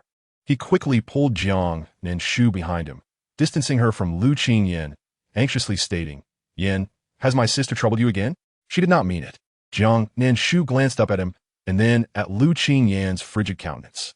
Though she was uncertain about the unfolding drama, it did not hinder her enjoyment of the spectacle. I misspoke. I did it intentionally. I still wish to kiss him fiercely before Su Ran. Do you have a way to facilitate that? No? Then I shall proceed regardless. The two exchanged glances at the seemingly innocent Jiang Nanshu. Ultimately, it was Lu Qingyan who broke the silence. Do not be alarmed. I am merely dining with your sister. With that, he took a seat opposite Jiang Nanshu. Jiang Yinchuan wore a peculiar expression, for Jiang Nanshu's relentless antics over the past 3 years had ingrained in Lu Qingyan a physiological urge to avoid her. Chang'an approached and patted his shoulder. Have you gone mad? Did you not want her to be troublesome? Why are you suddenly so protective? Chang'an interpreted it as Jiang Nanshu representing the Jiang family's dignity, though the family's reputation had nearly been squandered by her antics. He settled beside Lu Qingyan. Seeing Jiang Nanshu pointing to the braised pig trotter with chestnuts before her, she deftly avoided the trotter and placed a piece of chestnut in his bowl. Her smile sweet. Look, order your favorite chestnuts. They are quite sweet. Lu Qing Yin glanced down momentarily. Chung'an chuckled. Jiang Nanshu, your game of feigned indifference is rather outdated. Even Su Ran knows that Yin does not enjoy chestnuts. Are you deliberately trying to attract his attention? Jiang Nanshu's almond-shaped eyes widened. Who cares what he likes? Oh, this is a splendid idea. I shall send him chestnuts every day to drive him mad. She lowered her eyelashes, her tone melancholic, perfectly capturing Lu Qingyan's most loathed expression. Yes, I did it on purpose because I want him to remember me. I am so foolish. I cannot even manage this small task. No one likes me. She then popped the chestnut into her mouth, appearing as if she might weep. Delicious, delicious. How can you not like chestnuts? Indeed, wild boars cannot consume fine grains. Lu Qingyan, Jiang Yunchuan, truly remarkable. The depth of her expressions and the richness of her inner thoughts would leave even a seasoned actress relegated to the background. Cheng, and oblivious to the implications, merely found Jiang Nanshu excessively pretentious, and it was no wonder so many despised her. The reasons were evident, and he could not help but compare her to Su Ran, ultimately discovering that Su Ran was 1,000 times superior. Seeing In's expression turn cold and his silence as he mechanically picked at his food, a wave of discontent washed over him. He let out a derisive laugh. Why Go, we all know about your past with SRN. If it weren't for that unfortunate incident, you would have been with her after high school graduation. It's been 3 years, and your brothers have been holding in their frustrations for you. That woman, possessing nothing but a voluptuous figure and a vacant mind, hardly deserves you. Now that SRN is back in the country, you should swiftly sever ties with Jiang Nanshu to avoid any misunderstandings. Look, the second sycophant is shining so brightly that he almost outshines my 5th brother. Jiang Nanshu nearly choked on his food. Damn it. When did I ever flatter anyone? He felt somewhat lethargic. Admittedly, he had indeed been a devoted admirer of LNUU in the past. Now, however, he felt a twinge of discomfort, for he had uncovered no evidence of a benefactor behind LNUU, and he harbored doubts about the authenticity of Jiang Nanshu's sentiments. Consequently, he had not spoken to LNUU for an entire day. Jiang interrupted, his tone frigid. Do you have feelings for SRN? The entire table fell into stunned silence. Jiang's expression shifted rapidly. Everyone had anticipated that after high school, they would end up together. Yet, SRN had turned around, accepted a 30 million yuan check from L's grandfather, and abandoned LQing without a word. It was not until 3 years later that she reappeared in LQing's life. Only Jiang Nanshu observed the situation with keen interest. Indeed, how did you know your good brother harbored feelings for your white moonlight? Can you not bear it? There are many who like SRN. It's only just begun. Thus, misunderstandings continued to escalate, deepening the emotional turmoil between the two. During Jiang Nanshu's confinement in the psychiatric hospital, a compassionate nurse had given her a book to pass the time under the guise of caring for those with psychological disabilities, so she could experience the most genuine human emotions. She suspected this was due to the nurse having been secretly witnessed crying in distress, unable to bear the thought of her misfortune. Regrettably, while she did not learn about sincere feelings, she had certainly picked up on the escapades of the male lead and his white moonlight. Otherwise, how could she have escaped that psychiatric hospital? Zina, lost in thought, noticed that Jiang had not spoken for a while and decided to stoke the flames, embodying the spirit of helpfulness. If you like SRN, then pursue her. Please do not let her disturb my relationship with Jiang Nanshu took a bold stand for love. Jiang, his thoughts exposed, became infuriated. Jiang Nanshu, what nonsense are you spouting? How could I possibly pursue SRN? Wanga is my brother. Do not sow discord here. I harbor no romantic feelings for SRN. She is merely like a sister to me. The hasty explanation only served to create an impression of being overly defensive. LQing's expression remained unchanged as he replied coolly, if you like her, then pursue her. I have no connection with SRN. Jiang stared at him, dumbfounded, and after a moment his anger flared. How can you say such a thing, Wanga? Is this how you repay SRN? She sacrificed everything for you. 30 million has already severed any emotional ties. Jiang. Do not mention her in my presence. Fine, fine, Ch-ing-in retorted with a bitter laugh, pointing at G-ing-in-sh. Are you truly so blinded by this woman's alluring appearance? You have not called off the engagement for 3 years. The last time you tried, it did not go through. It seems you have no intention of doing so. It's a pity S.R.N. has been waiting for you. You are unworthy of her love. Suddenly, G-ing-in-sh was taken aback as she discreetly pulled out a small mirror to admire her own exquisite beauty. Your words are quite flattering. You have highlighted my strengths. L-Q-ing-en and G-ing-wine-chu-in shared a glance, the tension in the atmosphere dissipating with G-ing-in-sh's antics. As one of the subjects of the conversation, she continued to indulge in self-admiration. Raising her head, she noticed L-Q-ing-en and her fifth brother looking at her with complex expressions. Recalling her mission, G-ing-in-sh approached L-Q-ing-en, draping her arm over his shoulder and unabashedly disparaged S.R.N. What kind of love can be settled with 30 million? My love for Q-ing-en cannot be measured in monetary terms. Do not insult me. I am the perfect match for him. If we were to compare keys, I would be worthy of 3, while S.R.N. would barely qualify for 1. The crowd reacted. What right does she have to a 30 million breakup fee? As for me, a mere million would be a stretch. When will my cancellation fee be paid? I am so anxious. Suddenly, L-Q-ing-en brushed G-ing-in-sh's hand away and stood up, leaving with an air of coldness. Oh, he is angry. How delightful. G-ing-in-sh smiled genuinely, then accused, Ch-ing-en, it is your fault. If L-Q-ing-en cancels the engagement with me because of S.R.N., neither you nor I nor S.R.N. will be spared. Ch-ing-en shot her a cold glance. You are insane, and walked away as well. How boring. You are ruining my meal. Should I feign sadness? No, I shall convert this grief into an appetite. Surely those who have suffered heartbreak can understand. Thus, G-ing-in-sh sobbed while devouring her food, clearing the entire table. G-ing-wine-chu-in thought to himself that those truly heartbroken would find it hard to eat. Yet, seeing her relish her meal so heartily, he unexpectedly joined her, refraining from the usual sarcastic remarks. In-chu-ene? L-N-U-U's voice suddenly rang out. Z-nave-nu-enes, Tai-feng. Unaware of his own aversion to her presence. Was G-ing-in-sh once again spreading malicious gossip about him?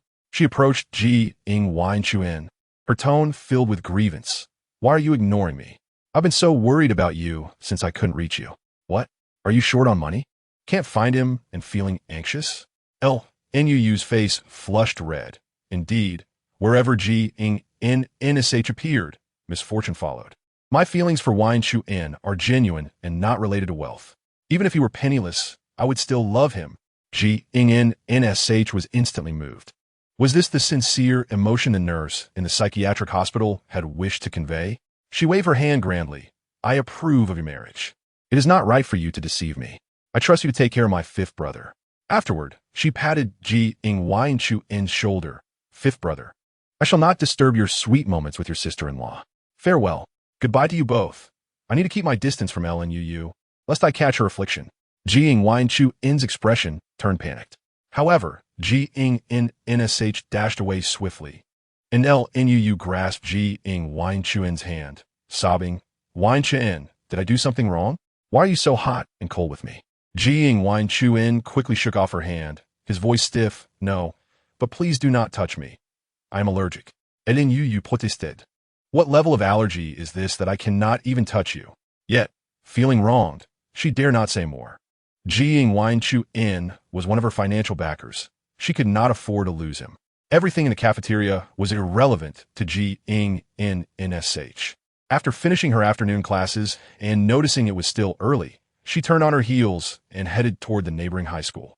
The next chapter reveals that wherever there are wicked female antagonists, there must be a plot.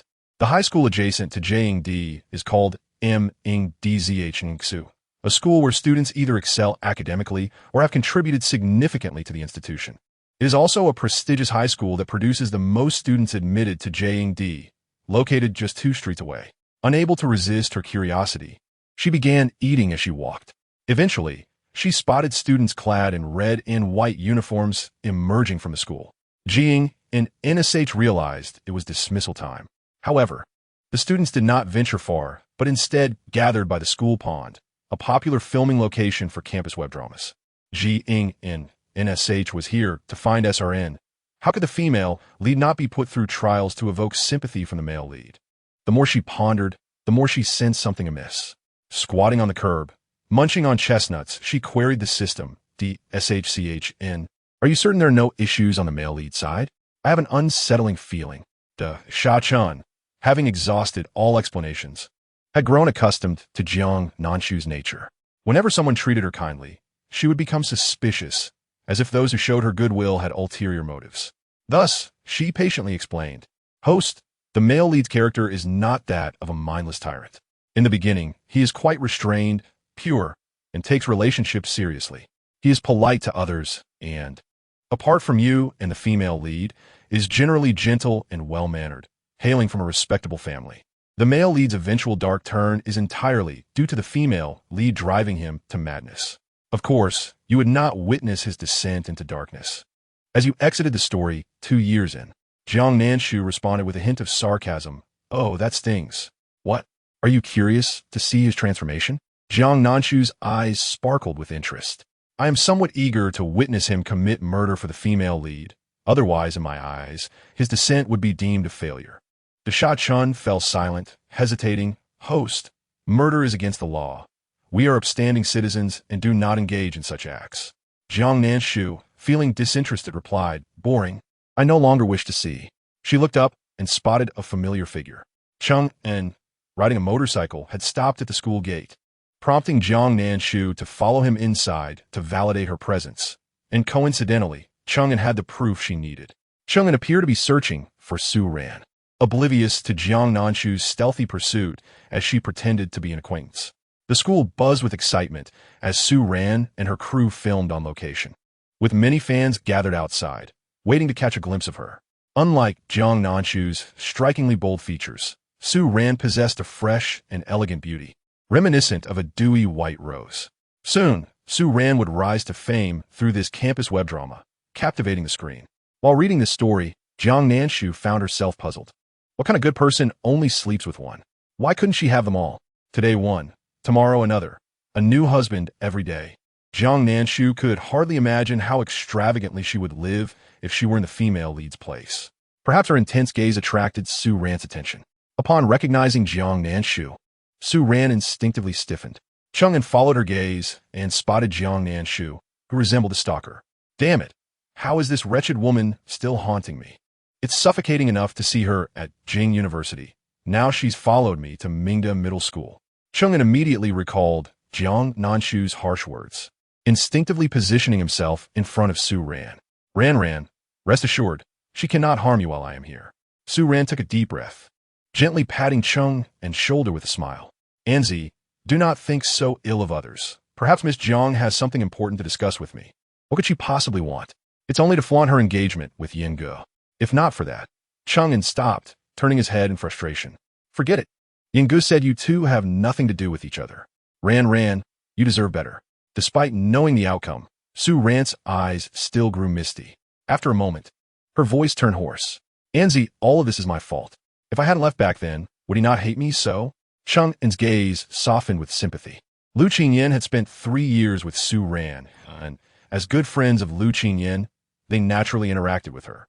They would often tease, calling her Sister Ran, causing Lu Qingyan to scold them to stop, as Su Ran would blush.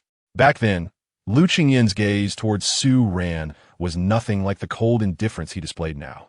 Su Ran was an extraordinary girl, and Chung En felt unworthy of her. Take your time. Yin Ge was simply angry. Once I handle Jiang Nanshu, you and Yin Ge will be able to be together peacefully. He turned to find Jiang Nanshu. However, to his surprise, Jiang Nanshu, who had been heading in their direction, suddenly turned her steps, pretending to be an extra in the crew, and successfully claimed a popsicle under a large tree. She licked it with her tongue, and upon noticing their gaze, a smirk of mockery and nonchalance appeared on her face, as if deliberately posing for them. Sister Ran, we're starting. Hurry over. Su Ran heard her assistant calling and bid Chung En farewell to film her scene. Chung En searched around, vowing to properly warn Jiang Nanshu to keep her distance from Su Ran. Yet, he could not find her and stood in place, irritated, smoking. Meanwhile, Jiang Nanshu had initially intended to provoke Su Ran. Wherever the wicked supporting character appeared, drama was bound to ensue. However, she spotted someone she was even more eager to see.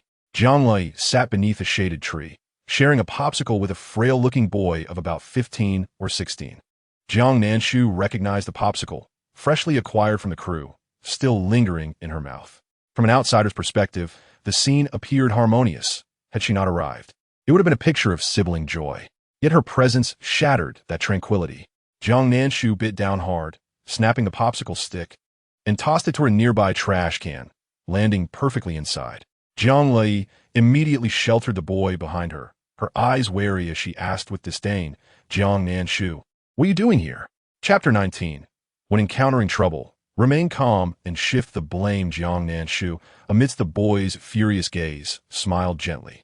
This smile accentuated the vividness of the red beauty mark beneath her left eye, enhancing her striking appearance. She pointed directly at Jiang Nanshu and spoke softly to the boy. "I'm not here for you. I'm looking for her." Jiang Nanshu's words only served to infuriate the boy further, as if she were an irredeemable villain. Yet, she had no intention of pacifying the child, even if he was the younger brother of the original character, Jiang, whom she had lived with for 11 years. He was now 15 and attending Mingda Middle School, currently in his first year of high school. Jiang Nanshu frowned tightly, sneering, "Every time you come, it's for no good. What is it this time?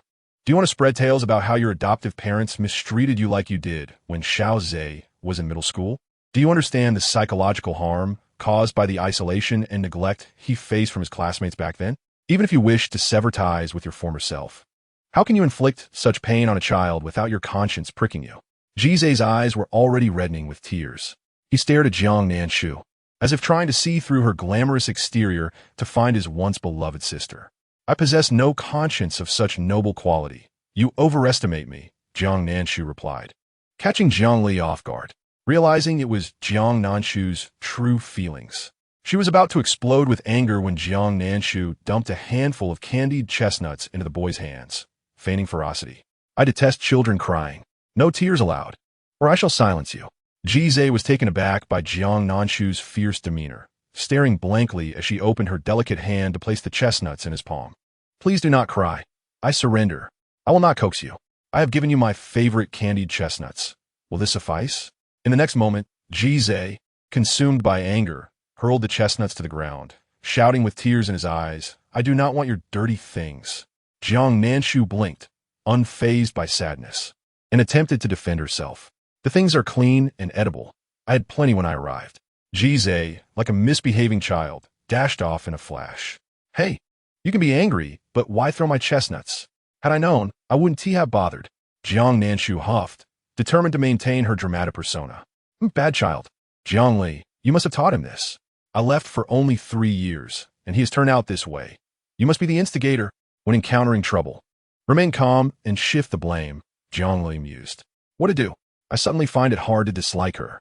Though they were the same person, the vivacious Jiang Nanshu was evidently far more intriguing. "If it were not for you, would he have turned out this way?" She crossed her arms and snorted, then swiftly changed the subject. "What do you want from me? I have merely 10 minutes before I must perform the scene opposite the leading lady. You had better speak swiftly. With your abysmal acting skills, you should withdraw from the industry. Even a passing dog could outperform you."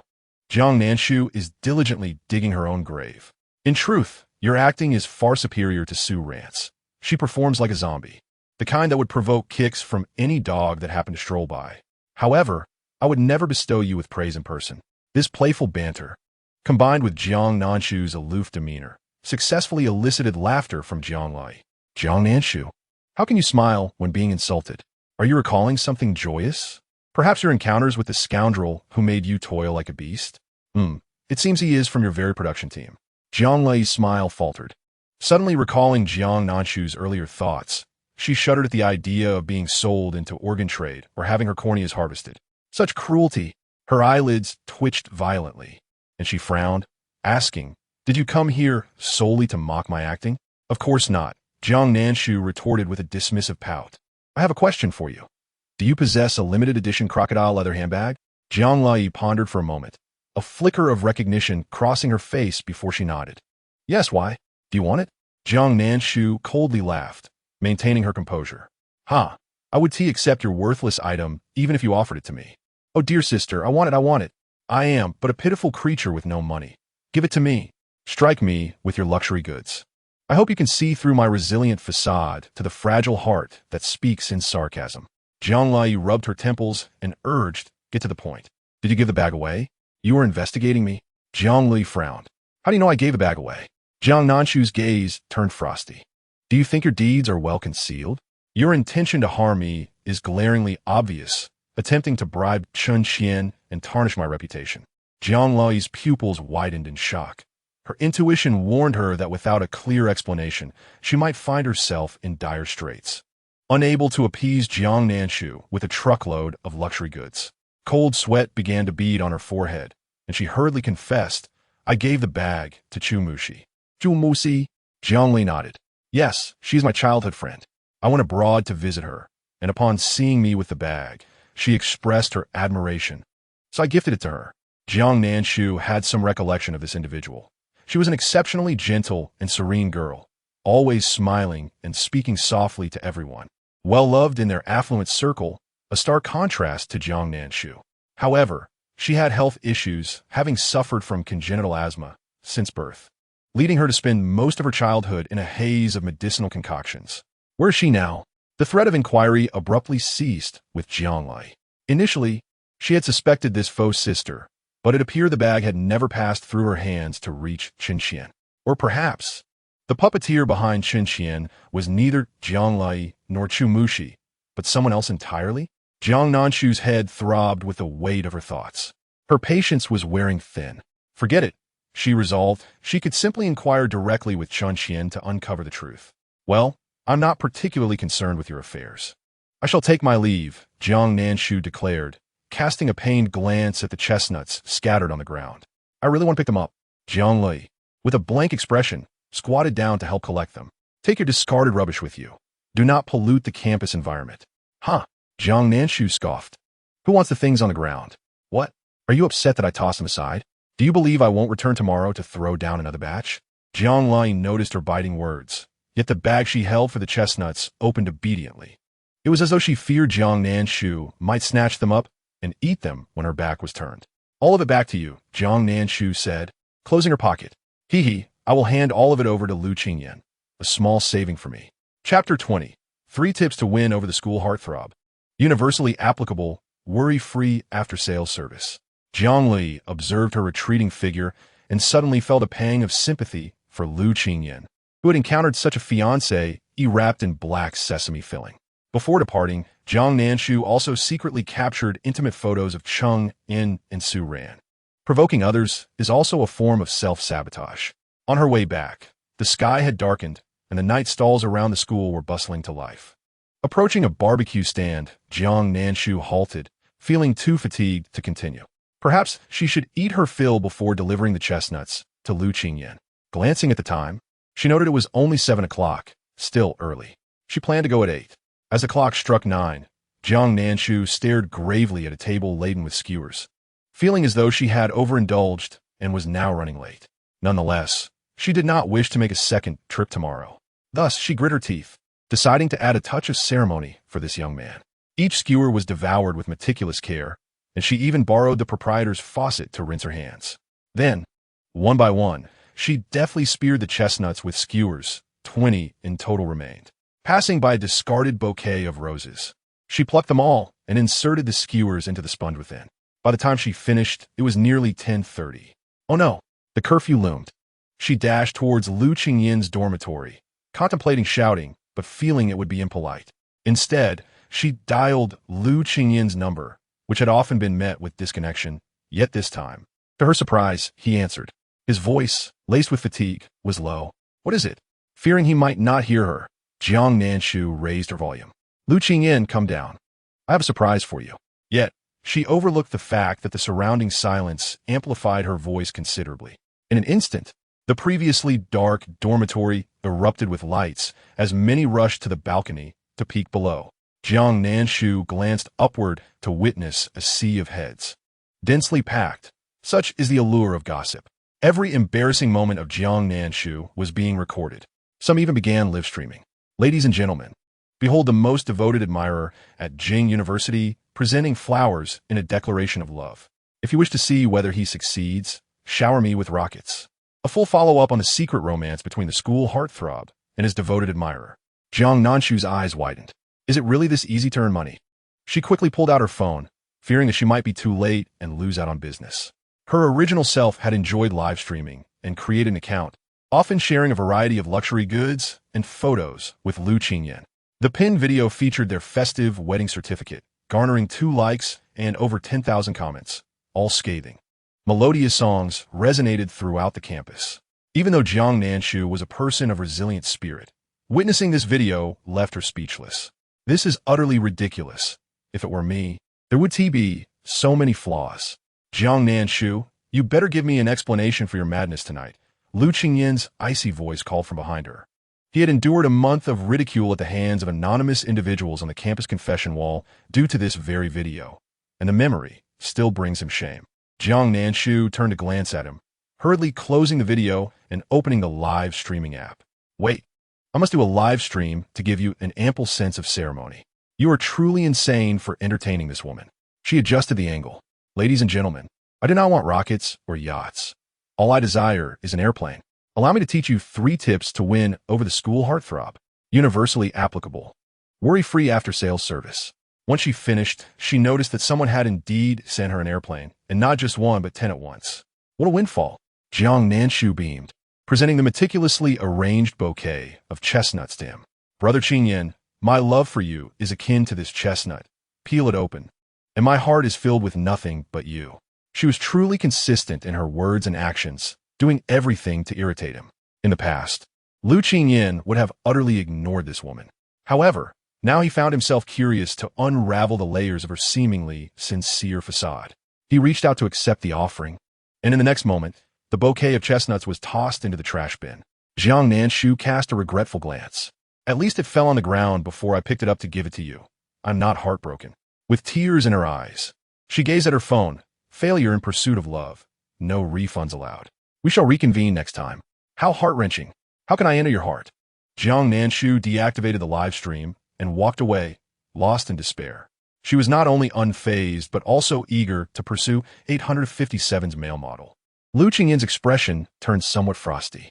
TSK, you truly are unfortunate to have such a conspicuous burden. Yang Jialu, who had grown up alongside him, approached from behind and patted his shoulder with a sigh. Lu Qingyan sighed softly, perhaps accustomed to embarrassment, as he felt little in the way of emotion now. Yang Jialu adjusted his glasses and suggested, if all else fails, kneel in front of your grandfather for 3 days and nights to cancel this marriage. I foresee that if you continue to be tormented by her, you will lose 10 years off your life. Afterward, you can pursue Su Ran or Li Ran, whichever you fancy. But let me be frank, Su Ran may not be as perfect as you imagine.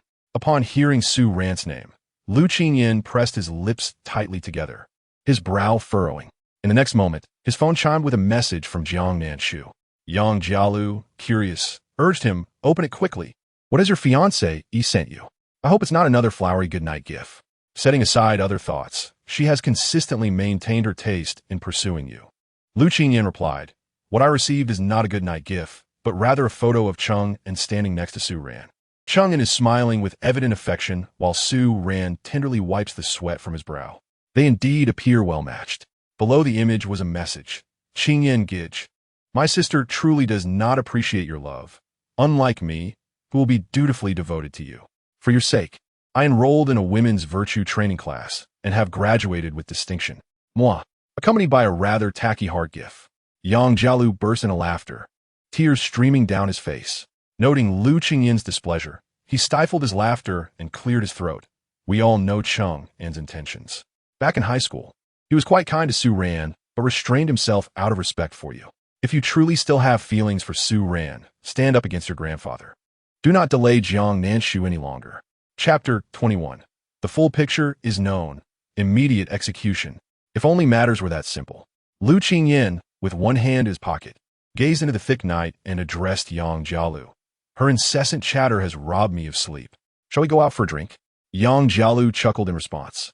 All right, I shall accompany you, my friend. Shall we return to our usual spot? Besides her and Chen Xian, There were two other roommates in the dormitory. Jiang Nanshu had no interest in knowing their names and never spoke to them, maintaining her lofty demeanor. In a rare moment of conscience, she decided to turn on her phone's flashlight. As her foot accidentally kicked a stool, Jiang Nanshu fumbled toward her bed. The moment the light flickered on, Chun Qian exclaimed, "Jiang Nanshu!" Jiang Nanshu internally sighed, noting how frightened the girl looked. "Fine, I'll just go to bed now. Good night." "Good night," Jiang Nanshu replied casually. The girl peered at Jiang Nanshu's silhouette, suddenly feeling as though she had changed, almost slapping herself for such a thought. She chastised herself for believing the bully had become any less fierce. She sent her daily dose of tacky good night emojis without fail. Closing her eyes, she comfortably drifted into slumber. The following morning, Jiang Nanshu rose from her bed. Among the cute girls was another, tall and cold-faced. Upon seeing Jiang Nanshu, her brow instinctively knitted tighter. Turning away, perhaps feeling that Jiang Nanshu tainted her vision, she called out, "Sushi, let's go." "What are you waiting for?" Sushi responded, "Wan, I'll be right there." After hesitating, she approached Jiang Nanshu, mustering the courage to display her phone before her, stammering, "Don't be upset. I." Jiang Nanshu glanced at it. Goodness, another piece of gossip about her on the campus forum. The most devoted suitor at Jing University has become a laughingstock. The young master drowns his sorrows in booze late at night, only to encounter a beauty. It even included a leaked photo. Lu Qingyan, while drinking, ran into Su Ran. Jiang Nanshu thought, how splendid. Lu Qingyan was indeed resolute in his path of betrayal. She was aware of this storyline. In the original narrative, the male lead encountered the female lead intimately engaged with another man after breaking off his engagement with the original character. While appearing restrained, he secretly sought solace in alcohol. The female lead, required to accompany another producer for drinks, was rescued by him, leading to the deepening of their feelings. Could it be that the intimate photo she sent him yesterday had inadvertently triggered this plotline, leaving him heartbroken? It could be said that she had indirectly influenced the story. Jiang Nanshu smiled slightly. "Thank you, Sushi, I'm fine." Sushi, flustered by Jiang Nanshu's close proximity and beauty, stammered even more. "And no, it's nothing. As long as you're okay, I'll be off to class." After preparing, Jiang Nanshu followed suit. If he could encounter his white moonlight, then she too could chance upon her little puppy. The entire day, Jiang Nanshu appeared dazed, inviting a wave of ridicule. After school in the afternoon, she rushed toward the school gate with her bag. Her furious demeanor was captured by an onlooker and shared with Lu Qingyan, perhaps hoping to witness yet another instance of Jiang Nanshu being humiliated. Once outside, her anger vanished instantly as she stood before a cotton candy stall, gazing up at the rainbow colors with her fair face. She pulled out 5 yuan from her bag. "Boss, I do like one of those." "Coming right up." The vendor swiftly prepared the cotton candy, handing it to her. "Little girl, take care of it. And here, a wet wipe for your sticky hands." Jiang Nanshu smiled, her eyes twinkling. "Thank you, uncle." She walked away, savoring her treat as she headed toward Mingda Middle School. As she passed an alley, she heard the sounds of violence and insults. "Aren't you quite defiant? Your adopted sister is as lowly as a dog. I'll make you defend her, country bumpkin. I'll crush you." "Aha, Yize, let go of me." Upon hearing the name Jize, Jiang Nanshu halted. The alley was short, and, at the deepest end, a group of 15 or 16-year-old boys in red and white uniforms surrounded Jize, who lay on the ground, resembling a wolf cub, biting the leg of the leading bully, dirted and bloodied, with red eyes. Jiang Nanshu blinked, her motion of eating cotton candy unbroken, as she turned to step inside. Perhaps too engrossed in their fight, they did not notice Jiang Nanshu observing them with a look of amusement. Jize spat defiantly, "I speak only the truth. A coward like you, who bullies the weak, cannot take on even my sister alone." The bully laughed. "Your sister abandoned you, and you still praise her? If I were you, I'd de-abandon that troublesome adopted sister. Selfish and hypocritical, she'll be thrown out of the Jiang family soon enough. You defend her, but you're just a fool." Jize's eyes turned red as he repeated, "I speak nothing but the truth. Not even one of you is enough for her." Jiang Nanshu shook her head in disbelief. At this point, how could this fool not realize he should give in? If no one passed by, he would be beaten to death in this alley, and no one would know. The bully, hearing something amusing, burst into laughter. "Your adopted sister? I alone could take on 10 of her." Jiang Nanshu's expression shifted in shock. "What? You think you could take on 10? With the full picture known, immediate action was warranted. Jiang Nanshu charged forward, swinging her shoulder to deliver a powerful blow, slamming him against the wall. The group of high schoolers who had been laughing immediately fell silent, staring in terror at Jiang Nanshu, whose eyes brimmed with tears as she clutched her cotton candy. The bully, with a bleeding forehead, glared at Jiang Nanshu with malice. "Who the hell are you?" Jiang Nanshu shook her hand, pulling Jize up and stuffing cotton candy into his palm, standing before him with an air of righteousness. "Please call me the judge of justice, and also the protagonist of the topic you boast about being able to defeat 10 of Jize's adoptive sister." Chapter 22. In 10 minutes, I want to see his family go bankrupt. At this proclamation, the entire venue fell into silence. "Are you looking for death?" he exclaimed. "I have no habit of refraining from striking women." Once he finished speaking, the group of high school students remembered the bricks they had picked up from the ground and began to approach. Yize gazed at Jiang Nanshu, who stood in front of him, almost at his height, with a complex mix of emotions in his eyes. Before Jiang Nanshu revealed her true identity as the legitimate daughter of the Jiang family, she would stand before him, protecting him just as she was now. However, upon entering that affluent realm, she changed. She became a stranger, intent on belittling his family, falsely claiming that her adoptive parents had mistreated her to garner sympathy from the Jiang family, even though his family had cared for Jiang Nanshu since childhood, treating her like a treasure despite not being as wealthy as the Jiang family. They had never allowed her to suffer a moment of hardship. Later on, she would avoid him, muttering curses as she walked away. 3 years later, it was still Jiang Nanshu who stood before him, protecting him. Jize took a deep breath and tugged at her sleeve, whispering, "There are too many of them. You can't fight them off." "I was just boasting," Jiang Nanshu replied.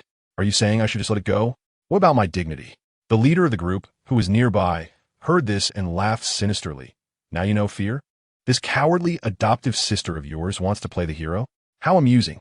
"Wait." Jiang Nanshu raised her hand to interrupt him, asserting, "First, I am not here to save him. Second, on what grounds do you claim you can defeat 10 of me? Such statements are infuriating. Do you understand?" The leader retorted. "Who is this lunatic?" "Jize, it seems your adoptive sister isn't quite right in the head. She should be sent to a mental hospital." "Say that again." The leader, sensing the chilling glare in Jiang Nanshu's eyes, felt a fleeting moment of fear. However, he was still a man, towering over her. "I said, you lunatic should be committed to a mental institution." With a swift slap, Jiang Nanshu knocked him to the ground, her strikes mirrored on both sides of his face. The leader was taken aback that this audacious woman dared to retaliate. Enraged, he attempted to rise, only to be seized by his hair and slammed against the wall. You'll damage your brain. You'll be the one entering the mental hospital." Jize turned pale with fright, quickly wrapping his arms around Jiang Nanshu's waist, pulling her back. "Sister, please stop. Something terrible will happen. I was wrong. I won't insult you anymore, I promise." The leader cried, mixed with sobs, as he repeatedly apologized. After being released, he cowered in a corner, his eyes filled with terror as he watched Jiang Nanshu approach. Seeing her step forward, he shrieked in fear. "You have a chance to rephrase your words. How many of me can you defeat?" You. I can't defeat even one." The leader was genuinely crying. This is truly a lunatic. She strikes without any restraint. If it weren't for Jize holding me back, I would think I'd end up in the hospital. Jiang Nanshu was about to advance again when she suddenly heard a calm and melodious male voice from the alley entrance. "Jiang Nanshu, what are you doing?" Jiang Nanshu trembled slightly and turned to see Jiang Jingcheng, dressed in a white shirt and black trousers, looking at her with indifference. Backlit, his handsome features made Jiang Nanshu's mouth water. Jiang Nanshu already possessed a notorious reputation for her bad temper. When angered, she would bully the weak and frequently hire thugs. So when she saw the leader, whose forehead was covered in blood, her expression remained unchanged, though her gaze towards Jiang Nanshu grew colder. Jiang Nanshu, feigning tears, ran over to cling to his arm. "Second brother, they hit me. Please help me take revenge." She displayed a small, slightly red scratch on her index finger. Jiang Jingqing paused for a moment before impatiently pushing her away. That scratch would have healed in another second. He glanced into the alley, his voice icy. "You hit someone?" Jiang Nanshu shifted her gaze, and the leader quickly waved his hands. "It wasn't her. It was my fault for accidentally bumping into something. I'm sorry." Jiang Nanshu thought. You can't even admit to being beaten this badly? How can I appear to be bullying someone? The hatred was low and the status unstable. Jiang Nanshu lifted her chin, showcasing her villainous demeanor. That's right, I hit him, and I not only intend to hit him, but I also want to ruin him. Who told him to look down on me? With a cold laugh, she pointed at Jiang Jingcheng, utilizing her connections to their fullest extent. Do you know who he is? He is the second young master of the Jiang family. If you provoke me, be careful that you all won't escape unscathed. Second brother, please call big brother for me. In half an hour, no, in 10 minutes, I want to see his family go bankrupt. I can also make my presence felt with big brother. This operation is on another level. My two brothers are probably going to be fed up with me. The group of high school students had never encountered such a scene before, and upon hearing this, their faces turned pale. They trembled in place. Jiang Jingcheng scrutinized Jiang Nanshu from head to toe. She exuded an air of arrogance, yet the smile at the corner of her mouth was nearly impossible to suppress. When she glanced at him, he averted his gaze, took out his phone, unlocked it, and made a call. In less than 10 seconds, the call connected. Hello, big brother. Jiang Jingcheng's voice was calm as he glanced at Jiang Nanshu. Jiang Nanshu is looking for you. Jiang Nanshu nearly choked on her own saliva. Can't you handle it for me? It's not like I want their family to go bankrupt. You can do it. Jiang Nanshu thought. She is merely a sycophant relying on power. The next second he agreed. Jiang Nanshu blinked her big eyes, her voice small. No, he told me to calm down. Oof. If the company goes bankrupt, I shall see whether it's you or I who is mad. The group of high school students quietly slipped away through another route while Jiang Jingcheng pondered on his sister's words. Bankruptcy? There was something to this. It seemed his sister was aware of many significant matters, such as Jiang Yunchuan's sudden visit to the hospital for an antibody test, claiming he might have contracted AIDS, stating that he would be infected with the virus in 6 months, suffering from full-body sores, and potentially spending his life in the hospital. Thinking of this, he asked Jiang Nanshu where to next. I will escort you. Chapter 23. Playing the good guy could drive her to madness, Jiang Nanshu replied. Are you out of your mind, or am I? You want to take me where? To the underworld? She feigned surprise. Really? I want to go to Mingda Middle School. Will you accompany me? Jiang Lai is there. It's obvious what I'm going to do, right? You better show a little more protective instinct towards your fake sister. Jiang Jingcheng continued to gaze at her head, making Jiang Nanshu feel uneasy. She touched her own hair, which had become disheveled. What? Is my hair bothering you? Jiang Nanshu stated. Are you even speaking coherently? I just want to find trouble with my fake sister, and you want to chop my head off? I can't stay in this house for another moment. He lowered his eyelashes. Stay away from Lei. Jiang Nanshu, with an arrogant expression, retorted, impossible. Where I am, she isn't. Where she is, I won't be. Thankfully, I'm playing the villain. If I were the good guy, I would be driven to baldness. Jiang Jingcheng turned coldly and walked away. Let us go. I'll take you there.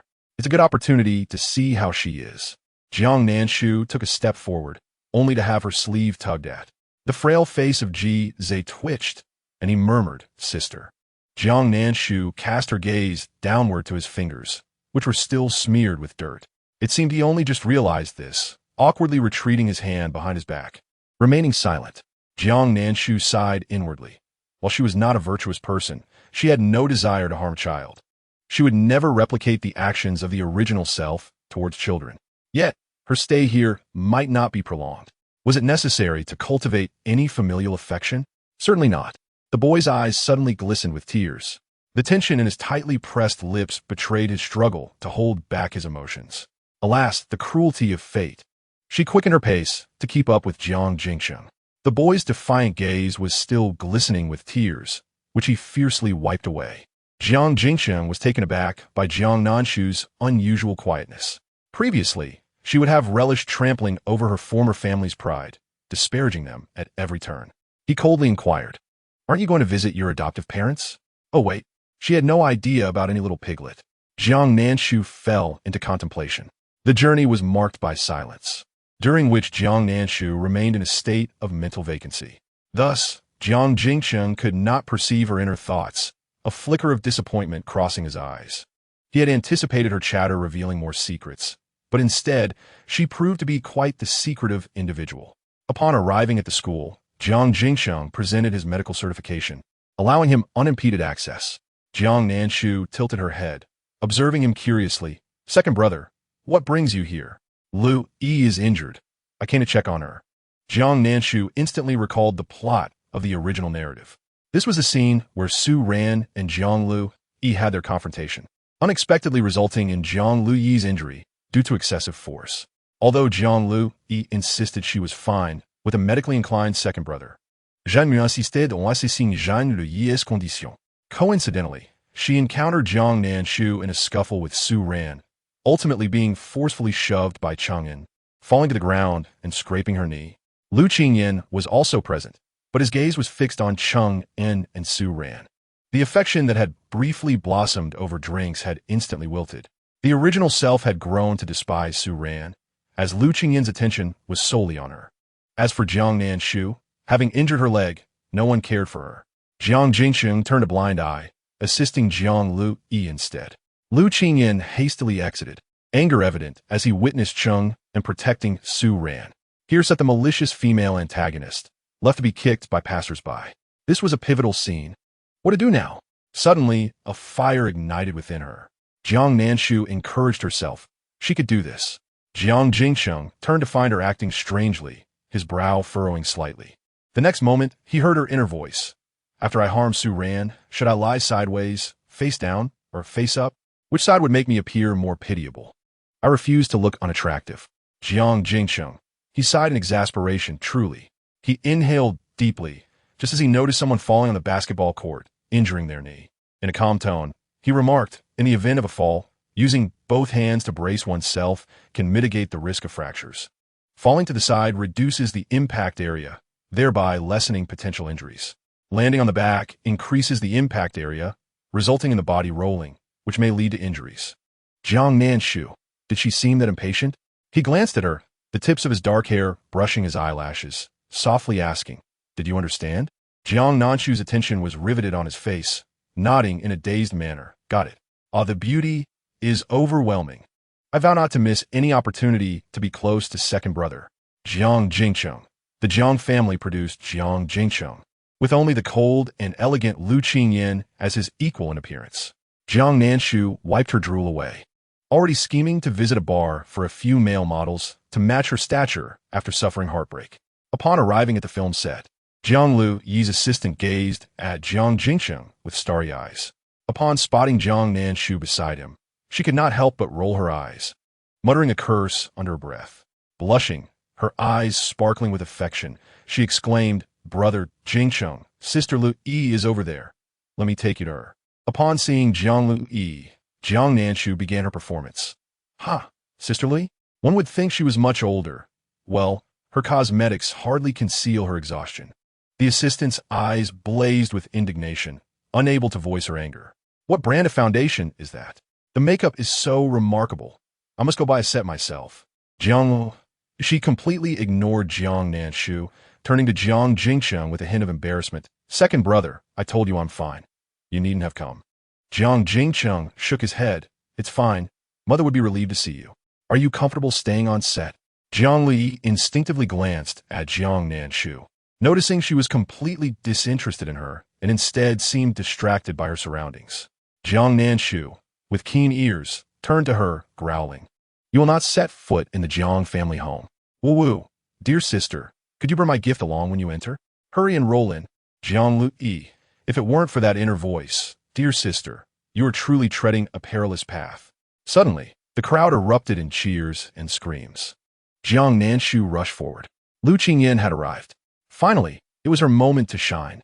Chapter 24. Such a silver tongue. Do you still want a wife? Oh, the protagonists have all arrived. My scene is finally here. Jiang Nanshu's eyes blazed with fury. How dare Lu Qingyan meet Su Ran behind her back? If I do not tear Su Ran's face apart today, I shall not bear the Jiang surname. She turned to Jiang Jingsheng and Jiang Lu Yi, fiercely warning, "You two had better not interfere with me. Otherwise, do not blame me for being impolite." "Hey, here I come." Jiang Jingsheng and Jiang Lu Yi quietly observe her performance. Watching her storm towards the enemy's territory filled Jiang Lu Yi with sudden concern as she asked Jiang Jingsheng, "Second brother, will she be all right going over like that?" Jiang Jingsheng glanced at her indifferently. "Are you worried about her?" Jiang Lu Yi's face flushed crimson as she quickly retorted, "Who is worried about her? I haven't forgotten how she used to insult me. I would relish seeing her fall into misfortune." Yet, despite her words, her gaze instinctively followed Jiang Nanshu. She sought a justification for herself. After all, she was nominally her sister. Should anything happen, she ought to lend a hand, right? Their parents hoped to see them both harmonious. She was not doing it for Jiang Nanshu, but for the sake of their parents' reputation. Suran, Jiang Nanshu's voice echoed before her figure arrived. Her beautiful face contorted with rage, startling those around her. Chang'an immediately positioned himself in front of Su Ran, frowning deeply. Jiang Nanshu, what are you doing? You were here yesterday, and now you've returned? Did Su Ran provoke you? Jiang Nanshu coldly laughed, pointing at Lu Qingyan in the distance. What? She's permitted to seduce my fiancé, yet I am not allowed to confront her? Su Ran, do you dare claim he's not here for you? Su Ran turned to look at Lu Qingyan, whose expression was cool and distant, his gaze faint yet directed toward her, creating a sense of detachment. Lu Qingyan, a sudden pang of pain gripped her heart. She inhaled deeply, forcing herself to maintain composure. Miss Jiang, you are mistaken. My relationship with him is not as you assume. Jiang Nanshu, you are truly remarkable. With such acting skills, if you do not enter the entertainment industry, who will? Jiang Nanshu secretly glanced at Lu Qingyan, finding him also observing her. She nearly lost her composure, brimming with anger. Elder brother, I've gone to such lengths. You ought to come over and show some acknowledgement. What are you looking at? She felt utterly exhausted. He was the most challenging male lead she had ever encountered. Lu Qingyan slowly approached. Su Ran bit her lip tightly, her eyes filled with humiliation. Jiang Nanshu, I've already stated that my seeking him is not as you imagine. Since it ended 3 years ago, I no longer hope for any connection with him. Could you please refrain from disrupting my life? Cheng En's heart was heavy with compassion, and her gaze towards Jiang Nanshu was as piercing as a knife. Enough, it was I who invited Yinge here. It has nothing to do with Ran. Please cease your unreasonable antics. Jiang Nanshu had barely spoken a word when she was suddenly yanked away with great force. Where's that vixen Su Ran? The voice of a robust, boisterous woman echoed through the air. Jiang Nanshu found herself inadvertently thrust onto Lu Qingyan, who gently placed a hand on her shoulder. Who is this person? The plot is unraveling. She hastily turned to Lu Qingyan, pulling the plump woman aside. Wait, who are you? If you wish to quarrel, there should be a proper order, right? I haven't even finished my part. The overweight woman turned her bloated face towards Su Ran, her eyes bloodshot and her chest heaving violently, startling Jiang Nanshu. What kind of enmity could provoke such fury? That little wretch, Su Ran, dared to seduce my husband. I will not rest until I have slapped her senseless. If you dare to assist her, I will strike you as well. Step aside. Jiang Nanshu's greatest virtue was her willingness to heed advice. She instinctively moved to stand beside Lu Qingyan, gesturing for the woman to proceed.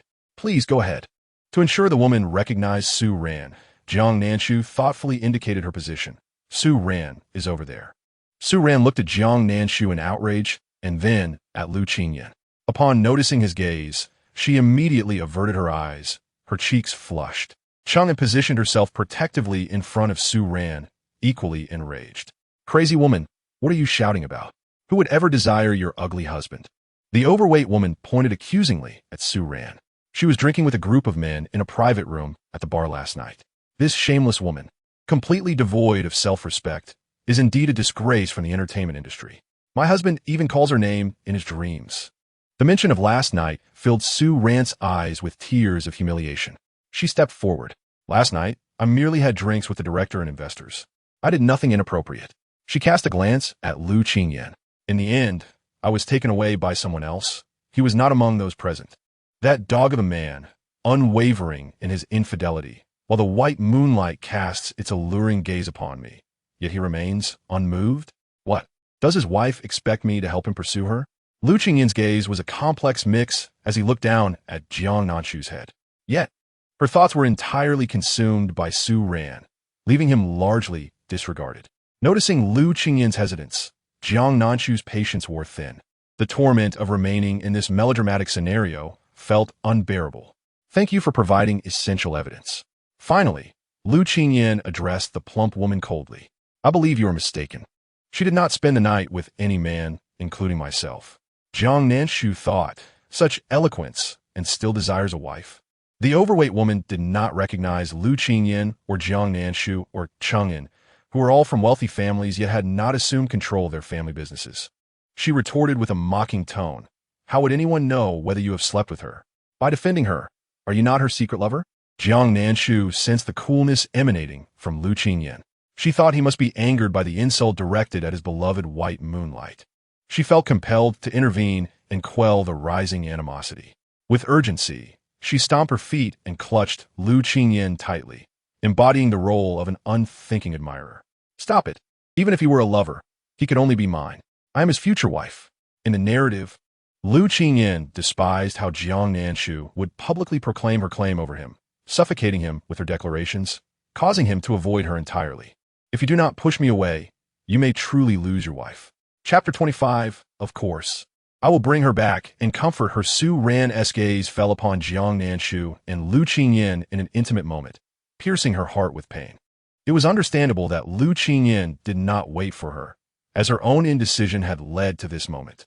She had adored that radiant youth for 6 years, and he was drifting further away. The plump woman, uninterested in their exchanges, advanced to seize Su Ran by the hair, only to be forcefully pushed aside by Cheng'an, landing heavily on the ground, gritting her teeth in pain. Jiang Nanshu, unable to contain herself, tightened her embrace around Lu Qingyan. She had heard the ominous crack of bones. It seemed likely that the woman had sustained an injury. "If I were to fall like that, my face would surely be a mess, and it would be unbearably painful. I dread pain above all." Cheng'an's eyes burned with anger as she turned to Lu Qingyan. "Yen Gu, are you truly willing to forsake Su Ran for this engagement? Had it not been for Ran, you would have perished long ago. For merely 30 million, you have forgotten all this friendship?" "Anzi, do not speak further," Su Ran implored, grasping Cheng'an's arm to prevent him from advancing, shaking her head vehemently. Tears welled up in her striking eyes, enough to soften even Jiang Nanshu's heart. It was no wonder several men in the original narrative were willing to go to great lengths for her. Lu Qingyan brushed Jiang Nanshu's hand aside and took a few steps forward, addressing Su Ran with a cold demeanor. "It seems today is not the right time. We shall discuss your matters another day." He then turned to Cheng'an, raising his cold visage, articulating each word with precision. "Since Jiang Nanshu is my fiancée, as long as the engagement remains intact, she will continue to be so. I will take responsibility for this marriage, as for the friendship of the past." As his final word hung in the air, Su Ran trembled, wanting to reach for Lu Qingyan but found herself held back. Wiping her tears, she smiled resolutely. "Lu Qingyan, you are truly ruthless." The main characters were embroiled in their torment. Jiang Nanshu felt as though she had been struck by lightning, a bucket of cold water dousing her completely. She grasped the arm of her assistant, Jiang Lai, her complexion paler than Su Ran's, her voice trembling as she inquired, "What did you just say? Responsible for whom? I couldn't quite catch that." The assistant cast an incredulous glance, perceiving her as taking advantage of the situation. In a haughty tone, she replied, "Who else would he be responsible for, if not you, his fiancée? The heir of the Lu family is like a flower blooming amidst cow dung, wasted on you." Perhaps unable to bear witnessing Jiang Nanshu's unwarranted delight, she angrily sought out Jiang Lai. Meanwhile, Jiang Nanshu's reaction appeared as though she was foolishly jubilant. Yet no one took it seriously. This was surely Lu Qingyan's deliberate attempt to provoke the white moonlight. In the past, he had endured 5 days of kneeling to resist this engagement, nearly crippling himself. And yet Lu's patriarch had insisted on binding him to Jiang Nanshu. Rumors circulated that he had remained chaste for 3 years, never once acknowledging his fiancée. Thus, everyone understood why Lu Qingyan did not grasp the situation. Jiang Nanshu swiftly sought to identify the crux of the incident, realizing it stemmed from the sudden lack of a divorce. Foolish spring, it contemplated deeply, offering a solution. Why not find a way to annul the marriage? That should resolve the issue. Jiang Nanshu stroked her chin, considering the logic. However, how could she divorce when she had always played the role of an unrequited admirer? Wouldn't this turn her into a complete fool? She felt utterly exasperated. Yet, for the sake of 100 billion, she was willing to reshape her character, encouraging herself inwardly. She resolved, 2 people may suffer, and 3 may also endure the same fate, so joining your ranks should not be excessive. I shall join you. Lu Qingyan turned his head, only to see Jiang Nanshu charging towards him, pointing an accusatory finger. You tell me, what do you plan to do with Su Ran? What are you two conspiring behind my back? Oh, I see. It must be because of my presence that you cannot pursue your love. And you wish for me to leave at the earliest opportunity, right? Lu Qingyan, let us annul this engagement. I refuse to be the pitiful worm in this love story any longer. The entire venue fell into silence. One could hardly fathom that the words of breaking off the engagement could spring forth from Jiang Nanshu's lips. Lu Qingyan was poised to take responsibility for the marriage. Yet she leaped forth, heartbroken, to declare her desire to withdraw. Jiang Jingsheng, with his typically indifferent gaze narrowed, turned to Jiang Lai and inquired, "What do you think of her performance?" Jiang Lai responded, "Unprecedented, breathtaking. The Oscar should be awarded to her." Everyone knew that Jiang Zhuye and Jiang Nanshu were at odds, and she feared that they might come to blows if they were to be together. He smirked slightly, since Jiang Nanshu is a member of the Jiang family. There is no reason to cast her aside. Siblings should cultivate their bonds, should they not? Jiang Lei replied, "I understand, but if fourth brother wants to fight, I cannot stop him. No need to stop." Huh? Fourth cannot prevail. Jiang Li was taken aback. Jiang Jingsheng had actually witnessed everything from the moment Jiang Nanshu had charged the headstrong male against the wall. Given her ruthless demeanor, he did not believe that Jiang Zhuye could bully Jiang Nanshu. How could a person change so drastically? Jiang Jingsheng remained perplexed, attributing this phenomenon to Jiang Nanshu's second personality that emerged after her leap into the river. That persona would surface when she encountered danger or was provoked. Jiang Jingsheng answered a phone call and informed Jiang Lai, "For now, do not worry about her. I must attend to a patient at the hospital." After which, Jiang Nanshu tearfully fled the campus. Unable to contain her emotions, she smirked slightly, reminiscing how delightful youth was, so vibrant and full of life. Lu Qingyan remained steadfast, his dark eyes scrutinizing Chang'an. "Are you certain you wish to forsake our years of friendship for a woman?" Chang'an paused, but recalling the harm suffered by Su Ran, he promptly replied, "As long as you are with Su Ran, we can still be brothers. I cannot bear to see that malicious woman flaunting herself before Ran. Since she has declared her intention to break off the engagement, you should seize the moment while her mind is clouded." After a long moment, Lu Qingyan sighed softly and walked toward the school gate. Chang'an thought he had taken his words to heart and hurriedly asked, "Where are you going?" Little Jiang, behind him, frantically replayed the events. Surely there must have been a step by the male lead that I failed to follow. Chapter 26. I love money. Money loves me.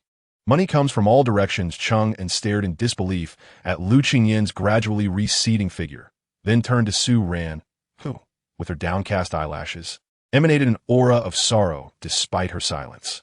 His heart ached with both pity and anger, and he quickly reassured her, Ran, do not worry.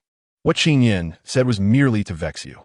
Over these 3 years, we have all witnessed his disdain for Jiang Nanshu and his aversion to this arranged marriage.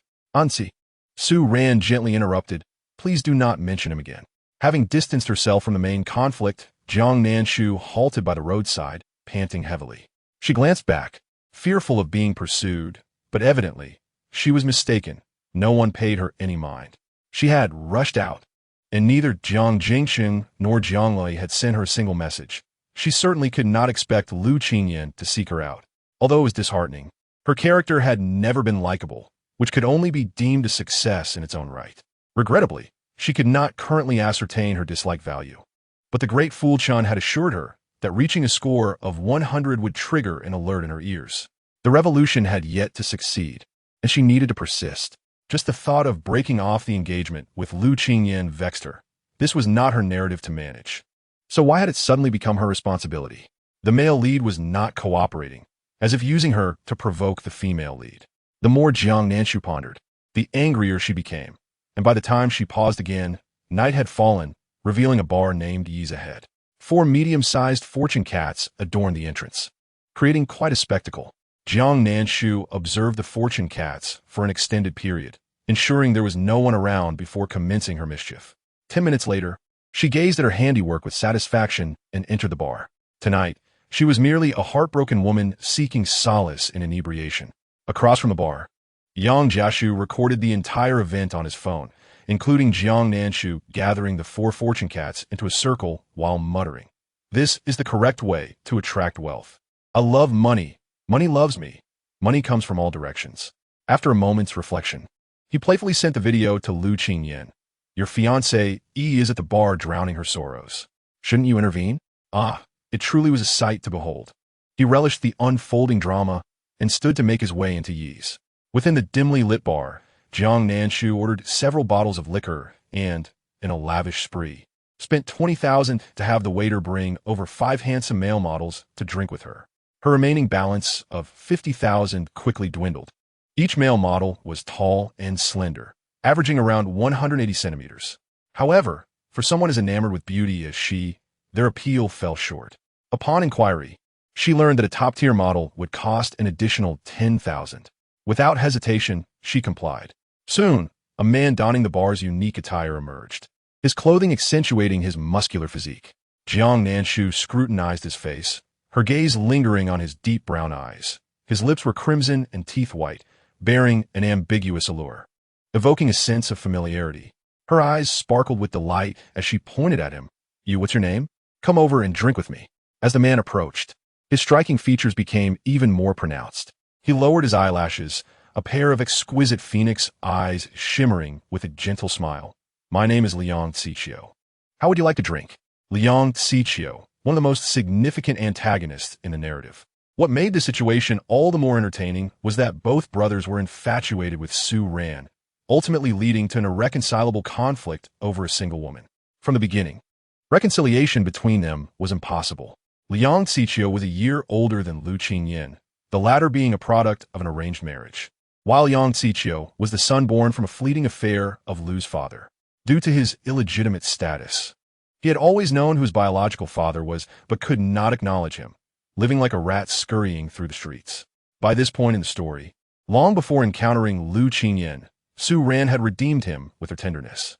The so-called female lead, shedding her protagonist halo, turned out to be a siren, entangled with Lu Qingyan while softening her approach toward the second male lead, who had suffered greatly due to his lineage. Jiang Nanshu raised her glass and downed a shot of strong liquor in one gulp. To promote the narrative's peaceful progression, she decided to accelerate the plot. Without pressure, how could Lu Qingyan navigate the ups and downs with the female lead? Let him be. She only desired 100 billion. With her eyes gleaming, she smiled seductively, beckoning with her finger. Come here, sit beside me, and feed me drinks. Liang Xiqiu smiled more gently. All right. Yet the flicker of disdain in his eyes did not escape Jiang Nanshu's notice. He was aware of her identity. Jiang Nanshu contemplated that her original self had committed numerous wrongs, and he had likely played a part in her misdeeds. Liang Xiqiu obediently settled beside Jiang Nanshu. In an instant, she reached out to pinch his face, forcibly pouring a drink into his mouth until he spluttered and coughed. Only then did she, with a playful smile, ask, is it good? Liang Xiqiu concealed the humiliation in his eyes, responding, it's good. Jiang Nanshu sighed. How much do you need? The surrounding male models were left dumbfounded. What kind of affluent woman was this? Using the term package right from the start, Liang Xiqiu turned his face away, suppressing the murderous intent brewing within him. I don't sell myself. Huh? Jiang Nanshu chuckled lightly. What are you pretending for? What bad could come from me? Once this village is gone, the shop will be lost too. Were it not for your somewhat pleasing appearance, I wouldn't spare you a glance. Well, seeking solace in a less-than-ideal companion is not out of the question. Liang Xiqiu, nearly unable to maintain her composure, found herself amused by Jiang Nanshu's words. Her tone laden with meaning. Your fiancé is truly unfortunate. Although she did not say it outright, Liang Xiqiu's demeanor noticeably cooled. She was all too aware of Su Ran's affections for Lu Qingyan. Though they bore similar features, their fates diverged entirely. Jiang Nanshu had no intention of genuinely pursuing him. It was merely a ploy to irritate him, as is the nature of a villain. Without some humiliation on the journey of life, how could one hope to rise and eventually rival the male lead? She then disregarded him entirely, delighting in her drink while 5 male models took turns feeding her fruit, akin to a patron lost in indulgence at a brothel, living a life of intoxicating bliss. Had she not caught sight of Lu Qingyan approaching with a stern expression, Jiang Nanshu might have enjoyed another drink. Instead, she was startled into sobriety. Who could tell her why Lu Qingyan was here? At this moment, what persona should she adopt? Oh dear, my husband, allow me a kiss. Thus, she took a hearty swig, leaving the 5 male models momentarily stunned. However, Jiang Nanshu's beauty and wealth quickly attracted someone to profess their sincerity. "Sister, why not forget about him? I can't bear to see you drowning your sorrows at the bar."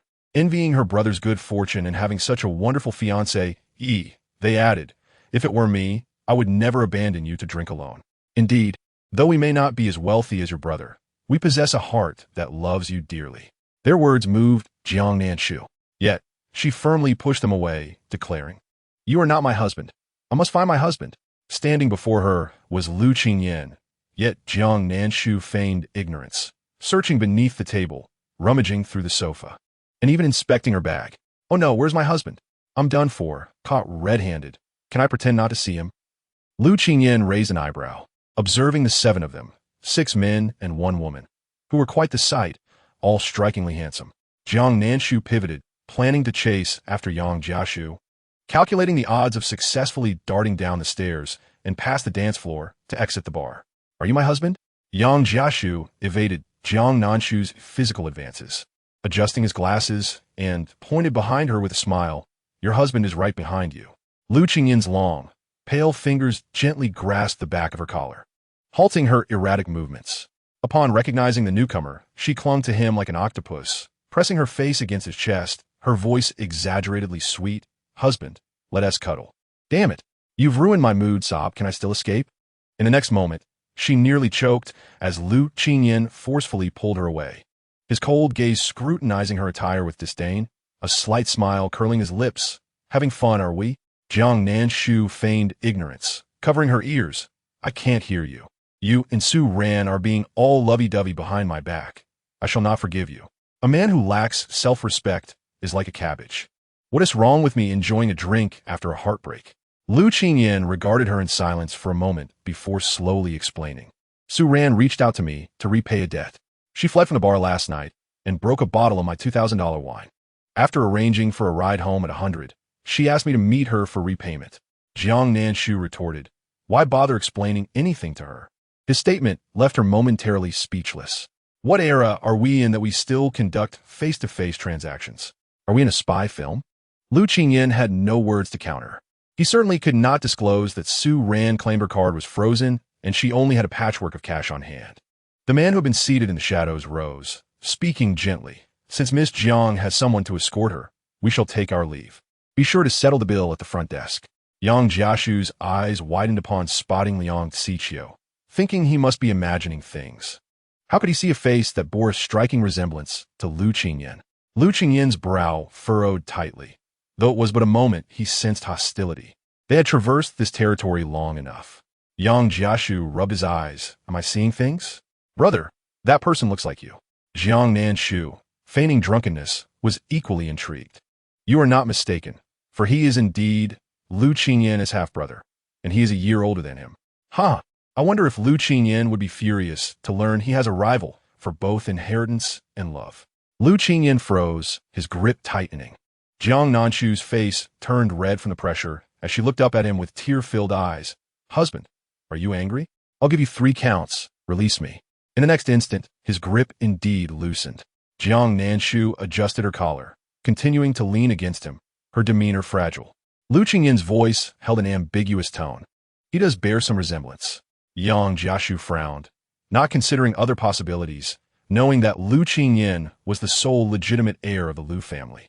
He watched Jiang Nanshu with amusement. "Miss Jiang, you seem quite emotional. Unable to win over your fiancé, are you seeking a substitute?" Jiang Nanshu, looking wronged, replied, "Not at all. My heart belongs solely to Brother Qingyan. Being a substitute in a forced love scenario doesn't sound too bad. I want to try it." Why did you suddenly pinch me?" Jiang Nanshu rubbed her waist, casting an accusatory look at Lu Qingyan. His expression remained indifferent, his tone calm. "I was merely waking you from your drunken stupor. You are not to come again." She promised, "Yes, I want to come again," while internally seething. "Who are you to dictate my actions? I shall return." After parting ways, Lu Qingyan made a call, his voice icy. "Find out about a person named Liang Xiqiu." The aftermath of excessive drinking manifested the next day as a splitting headache. Jiang Nanshu appeared pale. Despite feeling unwell, she was determined to attend class regardless of the storm. Slumped over her desk, Her stomach churning, she was preparing for a brief nap when a commotion outside the classroom drew her attention. A group hastily approached, led by Lin Ye, who was weeping profusely, pointing accusingly at Jiang Nanshu. "Did you say something to Yin Xuan? He wants to break up with me." Jiang Nanshu, now fully alert, felt her stomach settle, her spirit restored. "What? He wishes to break up with you?" The true heartbreak is not in the loud disputes, but in the realization that this chaotic storyline was beginning to take on a life of its own. Jiang Nanshu slammed her hand on the table, even angrier than Lin Ye. "How dare he break up? Come with me. I'll help you reconcile." Chapter 28. How could Jiang Nanshu be so fickle? Lin Ye was so taken aback that she momentarily forgot to cry, staring wide-eyed at Jiang Nanshu, who was even more enraged than she. Jiang Nanshu patted her shoulder reassuringly. "Don't worry, I only recognize you as my sister-in-law." Lin Ye, already sweating profusely, was pulled by Jiang Nanshu towards the finance department. As they approached, onlookers noted Jiang Nanshu's presence once again, and being in the finance department only heightened their curiosity. The girl who had previously asked Jiang Nanshu for a signature, the broadcasting department's class president, Hu Ying, was quick to join in, bringing her friends along. She even stepped forward to mock Jiang Nanshu. "You become famous again? Haven to you? Why do you always play the role of the contrast? How can you still prance about after such disgrace?" Jiang Nanshu was left bewildered. "What on earth? Please elaborate." Hu Ying, sporting a strange expression, thought it unusual that she had not heard the latest news about Lu Qingyan, as she would typically be the first to know, growing bolder in her pursuit of love with each setback. Upon contemplating this, a flicker of disdain illuminated her eyes. She truly despised the mentality of those infatuated with unrequited love. Consequently, she waved her phone in front of her, grinning with a sense of schadenfreude. "I had no idea that Su Ran and Lu Qingyan's past was so captivating. Not only is she Lu Qingyan's cherished white moonlight, but she is also his first love." It was astonishing to see the top trending topics on Weibo. Explosive revelations about Su Ran and Lu Qingyan's first love, and Su Ran and Lu Qingyan reuniting. Who is Lu Qingyan? He is the crown prince of the Lu family, a figure adored and flattered throughout the entire Jing circle. He is a true gentleman, nurtured by a prestigious family, exuding an air of nobility in every gesture. In contrast, Su Ran currently does not even qualify as a third-tier celebrity. She barely manages to be recognized as a rising star in the entertainment industry, primarily taking on roles in web dramas. If news of her relationship with Lu Qingyan were to break, it would undoubtedly propel her career forward. There are even reports from 6 years ago, showcasing the two of them in the same high school uniform. Lu Qingyan, cradling a book in his hands, appeared youthful and gentle, with starry eyes. While Su Ran sported a high ponytail, her innocent face devoid of makeup, holding an ice cream as she seemingly conversed with him. This moment was fortuitously captured. The contrast between the image of him back then and his current self was stark. He once radiated vigor and warmth, yet time has dulled his edges, rendering him indifferent and resigned. Initially, the malicious gossip regarding Su Ran's involvement with a director to gain favor was swiftly absolved. After all, who among the female stars would resort to sleeping with directors or older investors when they are acquainted with the crown prince of the Lu family? However, the trending topic vanished within half an hour, withdrawn with remarkable haste, to the extent that the entries could no longer be found. It was evident that this was the work of the Lu family's public relations team. After all, Lu Qingyan was publicly engaged to Jiang Nanshu. Noticing Jiang Nanshu's lack of reaction, Hu Ying furrowed her brow impressed. "Aren't you upset?" Jiang Nanshu immediately donned a sorrowful expression, exclaiming, "No. I am so distraught that I have lost my ability to manage my emotions. My situation is dire, but my fifth brother must not follow my footsteps. I can forego love, but my fifth brother must possess it." Hu Ying remarked, "How insincere." Upon reaching the financial department classroom, they found that class had just ended. Lu Qingyan was engrossed in his reading, the warm morning sunlight streaming through the window and bathing his face, casting a gentle glow over his cool features, rendering him exceptionally amiable. Jiang Nanshu found herself entranced. It must be said that Lu Qingyan's looks had indeed been exaggerated by the original author. A familiar voice echoed in her ears, causing Lu Qingyan to inadvertently snap his pen. He lifted his gaze from the book, immediately locking eyes with Jiang Nanshu, who was accompanied by a throng of people marching into the classroom. The warmth in his expression instantly turned to frost, Was she still pursuing that pretty boy? Although he could hardly claim to hold any affection for Jiang Nanshu, their engagement loomed over him, and he had not rescinded it. His grandfather would never permit a broken engagement. He would remain loyal to the marriage. Yet how could Jiang Nanshu be so fickle, enjoying what was in front of her while eyeing what lay beyond? He was genuinely infuriated. But this time, Jiang Nanshu's aim was evidently not directed at him. She cast a fleeting glance his way before diverting her attention to Jiang Yinchuan, who was resting his head on his desk. With a resounding slap, Jiang Yinchuan jolted upright, his expression pale, exclaiming, "Is there an earthquake?" Upon seeing Jiang Nanshu's stern face, he sighed in relief, rubbed his eyes, and asked, "What brings you here?" His gaze then shifted to Lin Ye, his tone tinged with dissatisfaction. "Haven't we already agreed to break up? Why are you still clinging to me?" Lin Ye's eyes turned red. "Yinchuan, if I have done something wrong, just tell me, and I will change. I cannot accept this treatment." Jiang Nanshu interjected, "Ah, the acting skills of this female shark are quite impressive.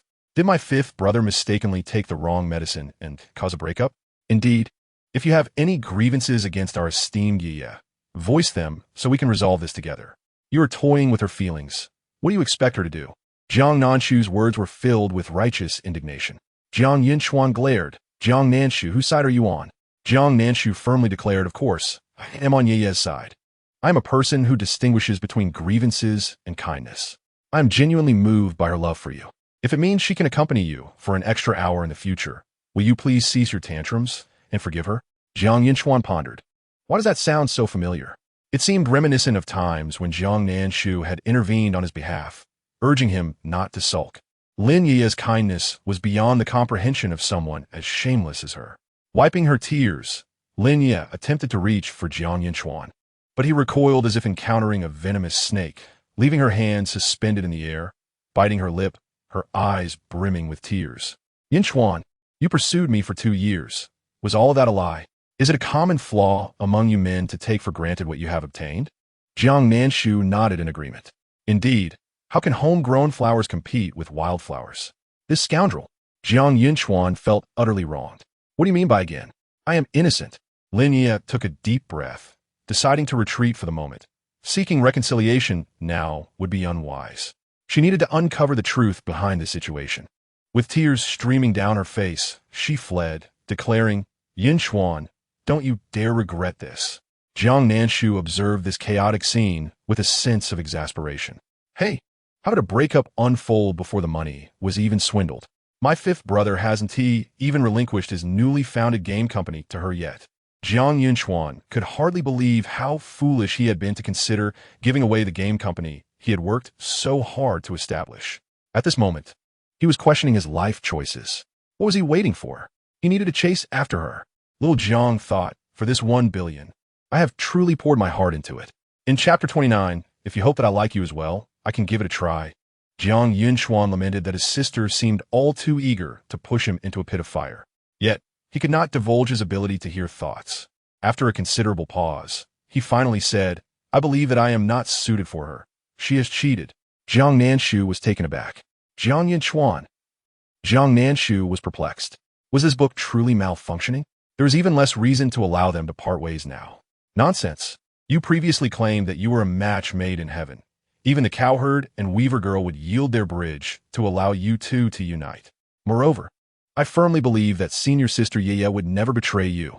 Fifth brother, it's a misunderstanding. Just clarify it. Breaking up is so undignified. Hurry and pursue her. Quickly. Don't make me resort to slapping you."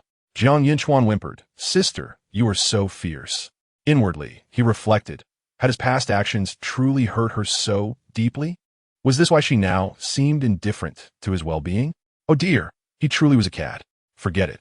He would first chase after her to see what was amiss. As Jiang Yinchuan departed, Jiang Nanshu felt a sense of satisfaction. This was the kind of plot that should unfold. She prepared to leave when she caught sight of Yang Jiashu's face, which was brimming with curiosity. This person seemed to appear wherever there was gossip. She turned to find Lu Qingyan gazing at her with a blank expression. "Ah, I nearly forgot about you. I still have an account to settle." Lu Qingyan raised an eyebrow. Jiang Nanshu pulled out her phone and slammed the photo of him with Su ran onto the desk, cringing as the impact pained her. Alas, It feels exhilarating to stir things up, but it does take a toll on my phone. Lu Qingyan lifted his eyelids, observing her striking face, which was filled with anger, though his eyes remained clear. The beauty mark beneath his left eye served as the finishing touch, rendering his features both vibrant and captivating. He patiently awaited her next words, ready to place the blame entirely upon Lu Qingyan's shoulders. The classroom's occupants were taken aback. Has the sun risen in the west? Was this still the Jiang Nanshu who had previously trailed after Lu Qingyan, anxious about the prospect of their engagement being annulled? How had she transformed in just a few days, daring to use the threat of breaking off their engagement against Lu Qingyan? Who did she think she was? Just a jester? As the crowd speculated about how far Jiang Nanshu had been kicked by Lu Qingyan, his cool, piercing gaze suddenly softened, becoming significantly gentler. I can explain, he stated, his voice calm, yet resonant, sending ripples across the tranquil surface of the pond. Jiang Nanshu thought to herself, he has lost his mind. The onlookers murmured. The campus heartthrob has gone mad. Yang Jiashu commented, the world has gone mad, ignoring the gazes of those around him. Lu Qingyan lowered his eyes to the photograph and articulated each word deliberately. This was during the first month of our freshman year. Su Ran was a transfer student seated beside me. We were merely classmates. She had a problem she needed help with, and I was explaining it to her by the roadside. There is nothing more to it. Jiang Nanshu remarked internally, what a typical classmate. If your beloved white moonlight heard this, her heart would surely shatter. What a heartless man. Lu Qingyan's dark eyes gleamed, his long lashes framing his gentle peach blossom-shaped eyes. Is there anything else you wish to inquire about? Is that all? What more do you want to know? Jiang Nanshu pondered. Has he been possessed? Did he not loathe me the most? What on earth is happening? Is he unwell, creating such a scene? How am I supposed to handle this? For the first time, she felt that 100 billion was not easily attainable. Noticing her unwavering gaze upon him, Lu Qingyan, with a warm expression, offered, if you wish for me to like you, I can certainly give it a try. At his words, Jiang Nanshu's eyes widened in surprise. She was unable to contain herself from the astonished stares of those around her, and hurriedly fled. She feared that if she stayed any longer, she might end up in a confrontation with Lu Qingyan. Her mind was muddled, and she had uttered such nonsensical words. What should I do, Desha-chan? Compared to Jiang Nanshu's fluster, Desha-chan remained remarkably composed. Ah, he is merely provoking the female lead, as she will soon discover his words, leading to her heartbreak. She will drown her sorrows in a bar and encounter the male lead again, almost ending up in bed together. Understanding dawned upon Jiang Nanshu, so this cunning man. I believe him at once. She then countered, why almost? Why not directly? Because your wicked role as a female antagonist intervened and halted the budding feelings between them. Jiang Nanshu replied, the original character truly lacked integrity. In such a situation, she could have simply concealed herself under the bed to eavesdrop. Dasha Shu responde. You just need to go with the flow. You are merely a catalyst for the romance between the male and female leads. The male lead's heart belongs solely to his white moonlight. Do not overthink it. Jiang Nanshu's eyes sparkled. Can I be a bystander? I promise not to interfere. Desha-chan affirmed. Of course, the storyline will not constrain your actions. This reassured Jiang Nanshu. Given Lu Qingyan's level of disdain for her, he would not utter words that made him nauseous, indicating he was deliberately provoking Su Ran. When the time came for her to catch him in the act, wouldn't that ensure the dissolution of their engagement? However, she needed to maintain her character during this period. Thus, she took out her phone and messaged Lu Qingyan, Brother Qingyan, were your words just now true? You said you would try to like me. Su Ran wanted to be upset. Will she? After a few seconds, he replied, indeed. Jiang Nanshu gritted her teeth. That is splendid. I will send our conversation to Su Ran to ensure she does not disturb my happiness with Brother Qingyan. Will Brother Qingyan be angry? How typical of men. Jiang Nanshu found Su Ran's WeChat and, upon adding her as a friend, promptly sent her the screenshot of her conversation with Lu Qingyan. She was determined to play her part in this high-stakes game. Jiang Nanshu felt a bittersweet ache, observing whether the female lead would grasp the situation. She had done all she could and should not have done. At lunchtime in the cafeteria, Jiang Nanshu intentionally avoided Lu Qingyan, ordering an array of dishes as usual. After taking a single bite, she glanced at him curiously and said earnestly, I told you not to casually break up. Now look, Sister Yaya is ignoring you, isn't she? The next moment, she saw Jiang Yinchuan with tear-filled eyes, his tall frame trembling as he gazed at Jiang Nanshu with guilt. Sister, No wonder you urged me to chase after her. Did you know all along that she had a benefactor waiting for her at the school gate? I've been cheated on. You really had my best interests at heart. Jiang Nanshu spat out her food in shock. This was absurd. Jiang Yunchuan, with a face full of emotion, continued. So, sister was only looking out for me. I truly deserve to be punished. Jiang Nanshu, with tears streaming down her face, retorted, get lost. Her heart was tumultuous. Had she perhaps ruined everything? Watching Jiang Yunchuan, who was sobbing like a wronged little wife, she took a deep breath and tried her utmost. You misunderstood. There is no benefactor. That was merely Sister Ye's father. Is it really that difficult to matchmake a pair of lovers? Jiang Yunchuan reflected, feeling a surge of self-reproach and guilt. He should have been angry, realizing that Jiang Nanshu had never truly wanted to help him. However, if it were not for his previous harshness, perhaps Jiang Nanshu would not have become so extreme. He hung his head. Sister, I will treat you better from now on. Jiang Nanshu looked at the food before her, forcing a stiff smile. Really? That's wonderful. Jiang Nanshu reassured herself that this minor setback was nothing. She could rise again and continue fighting. The afternoon brought a public class on advanced mathematics. In a bid to be closer to Lu Qingyin, Jiang Nanshu held her nose and enrolled, despite her best math score being a mere 9 points. She settled into the last row, where no one seemed eager to engage with her. That was until a shadow fell beside her. Turning her head, Jiang Nanshu saw Sushi smiling at her. Jiang, classmate, may I sit next to you? There are no seats left in the classroom. Jiang Nanshu noticed her round face, her hair and clothes still damp, emanating an unpleasant odor. Jiang Nanshu nodded, and Sushi visibly relaxed, somewhat shyly taking a seat. Thank you. Leaning lazily against her chair, Jiang Nanshu inquired, Did you fall into the toilet? You smell terrible. Sushi's face paled, and she bit her lip, apologizing. I'm sorry. I'll change seats. No need. Jiang Nanshu stood, dragging her chair back with a screech. I just don't want to listen. The teacher, unable to manage her blatant skipping of class, chose to turn a blind eye as long as she did not disrupt the classroom's order.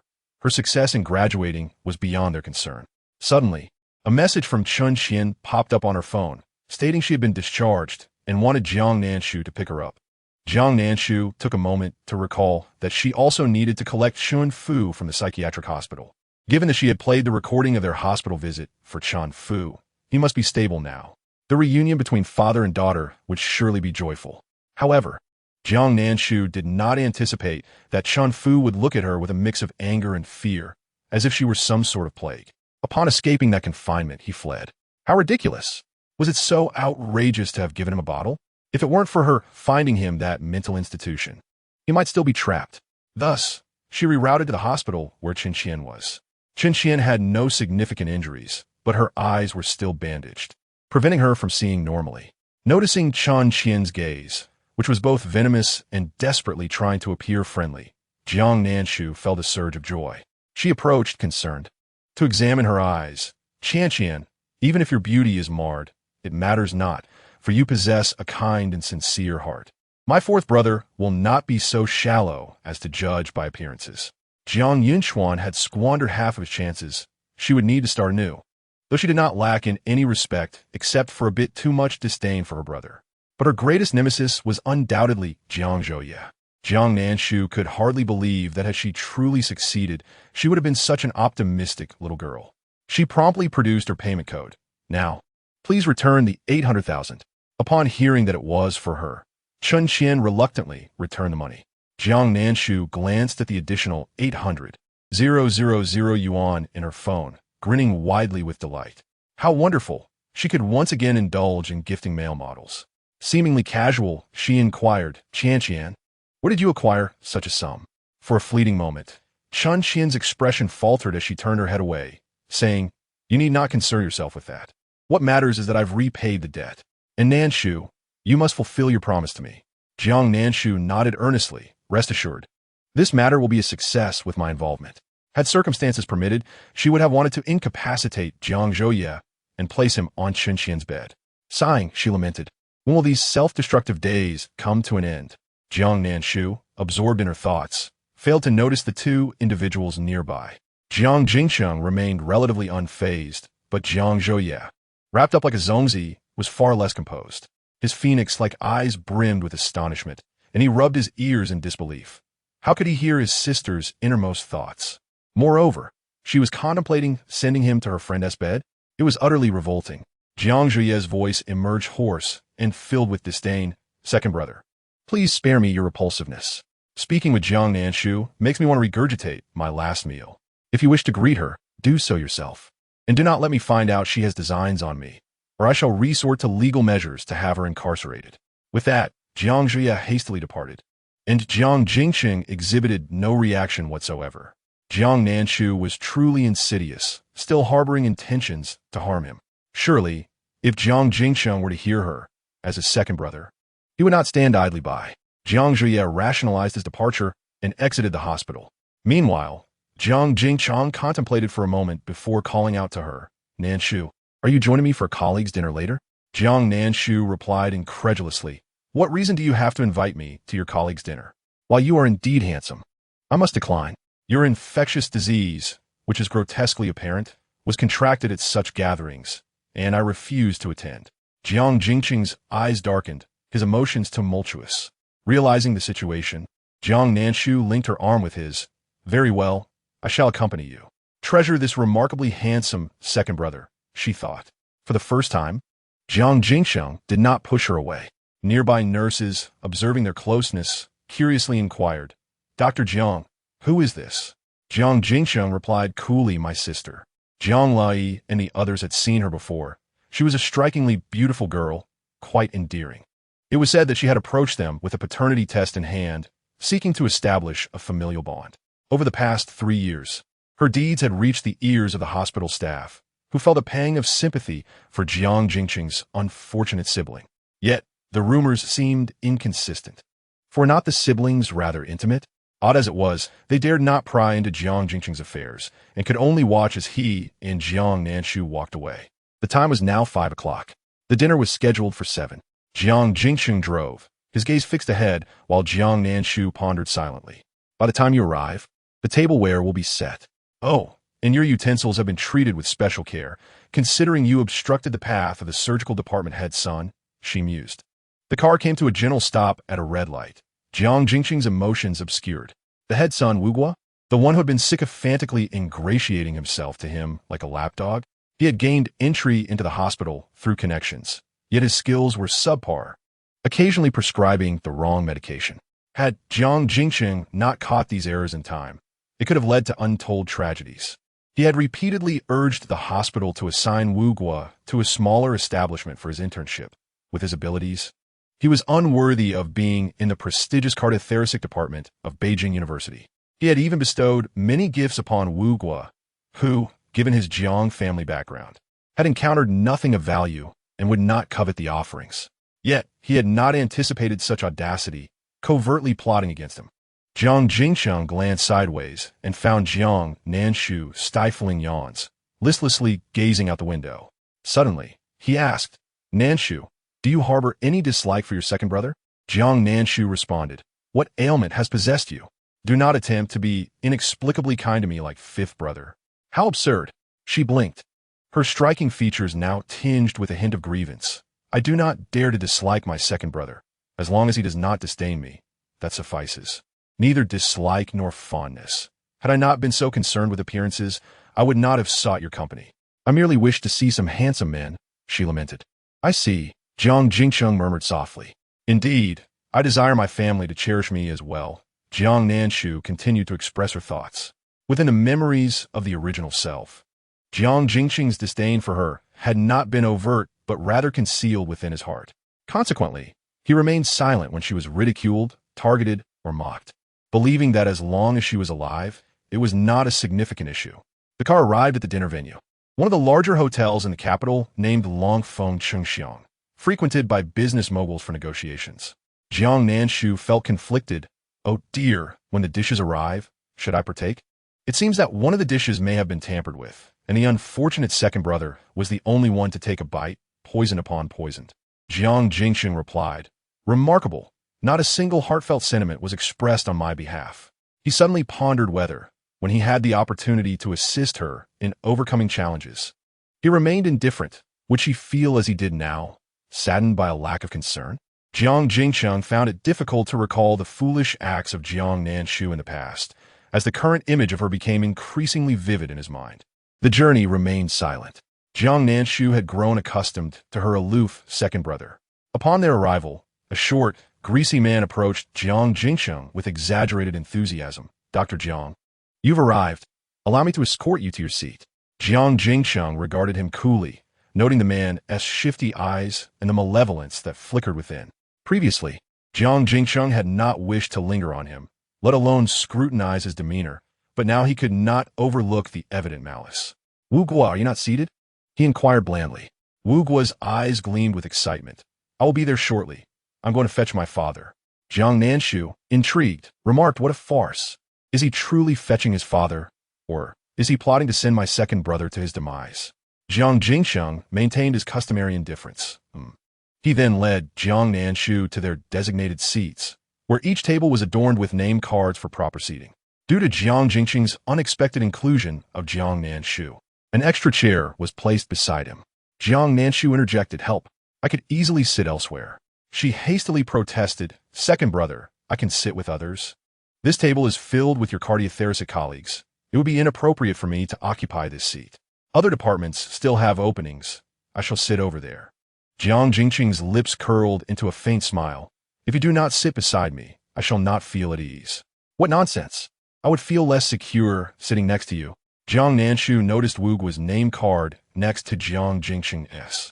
Seizing the opportunity while Jiang Nanshu was distracted, he switched their utensils, eager to see just how potent this infectious disease truly was. After an excruciating 20 minutes, Wu Guo finally arrived, settling next to Jiang Jingcheng while discreetly observing his tableware.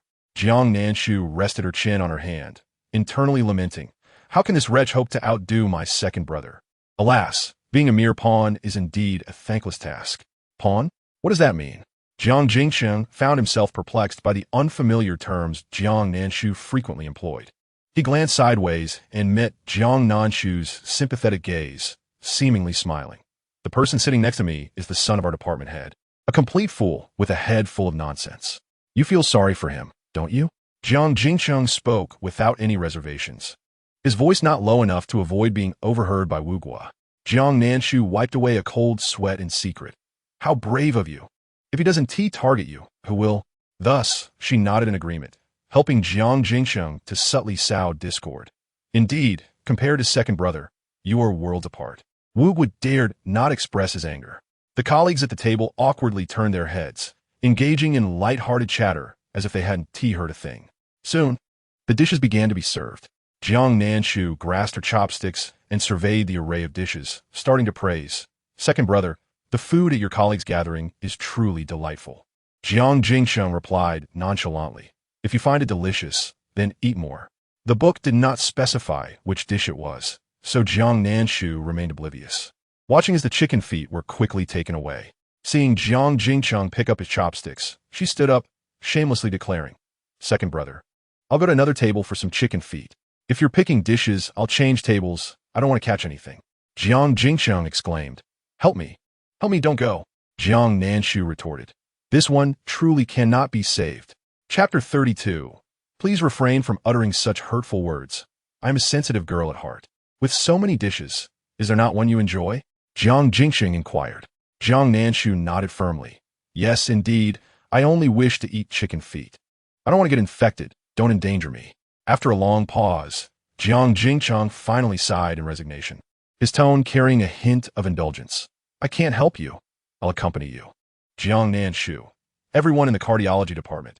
It is quite impolite to pick dishes while holding a bowl." Wu Guo, slightly flustered, quickly interjected. "Dr. Jiang, are you not at this table anymore?" Jiang Jingcheng, holding his bowl, cast him a cold glance. "Does your family live by the sea? Why are you so meddlesome?" Wu Guo, irritated, forced a smile. "I'm just asking. Feel free." Seeing Jiang Jingcheng and Jiang Nanshu change tables, Wu Guo still took the utensils away, finally feeling at ease. That layer of virus he had smeared on the rim of the bowl could survive in the air for at least 3 days. Anyone eating from that bowl would undoubtedly be infected. Noticing someone reaching for the dish directly in front of Jiang Jingcheng, he pretended to accidentally spill his drink into it. effectively ruining the dish.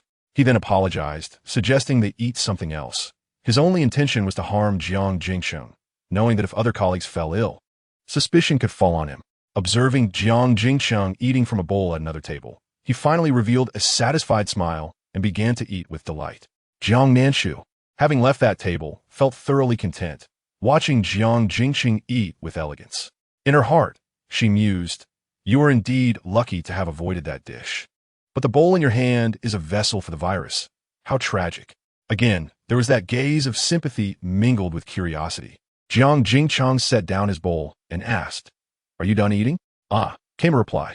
The leader's speech is as long and tiresome as an old woman's foot binding. After enduring until 8 o'clock, they were finally free to leave. Jiang Nanshu hurriedly dashed outside, fearing that if she delayed, she would have to endure Jiang Nanshu's hospital leader's nagging.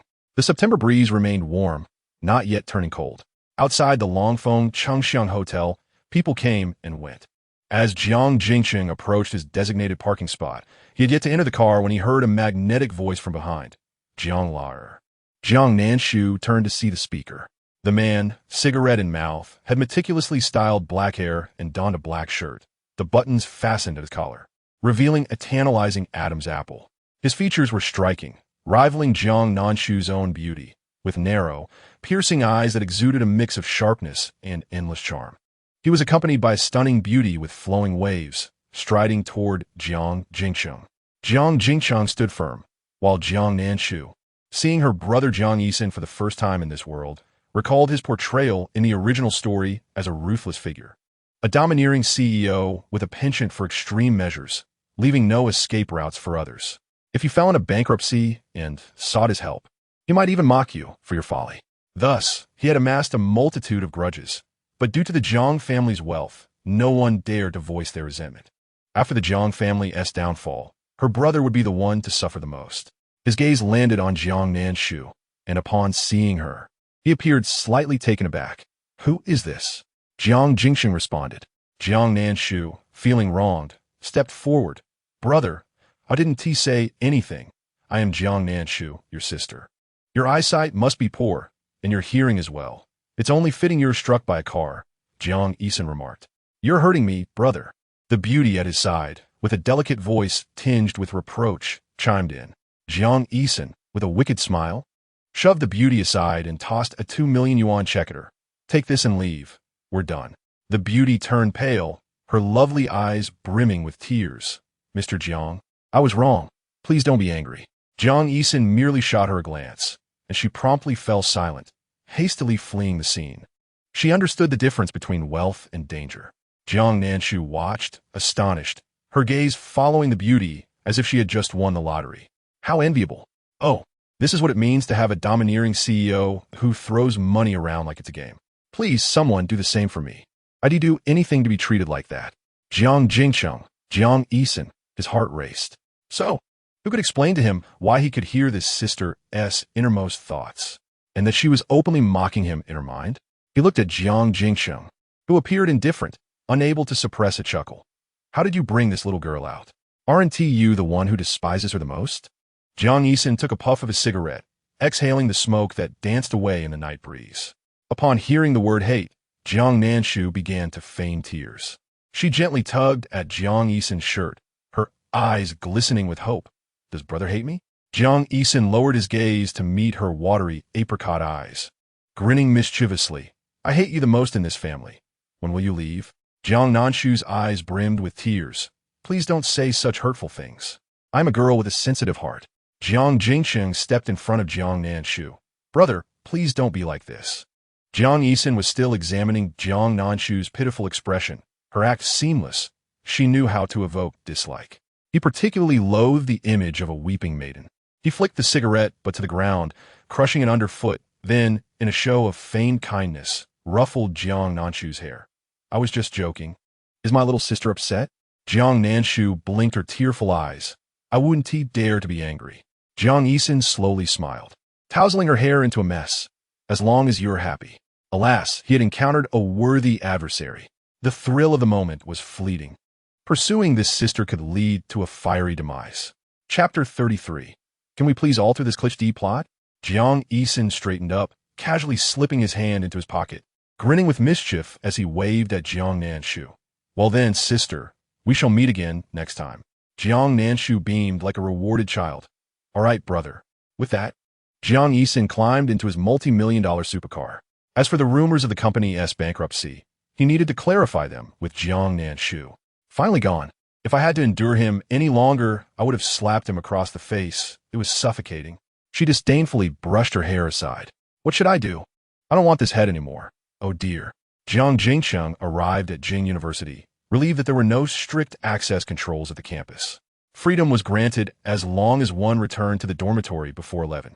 Before exiting the vehicle, Jiang Jingcheng expressed gratitude, saying, "Thank you for accompanying me on this journey today." Jiang Nanshu, with a soft voice, replied, "It is my pleasure to assist you, second brother." Internally she thought, "Not difficult at all. Life has been harsh, and given my unfortunate circumstances, perhaps the virus could act up early so that I might disclose my knowledge to you. Though I choose to remain silent, which would surely infuriate you."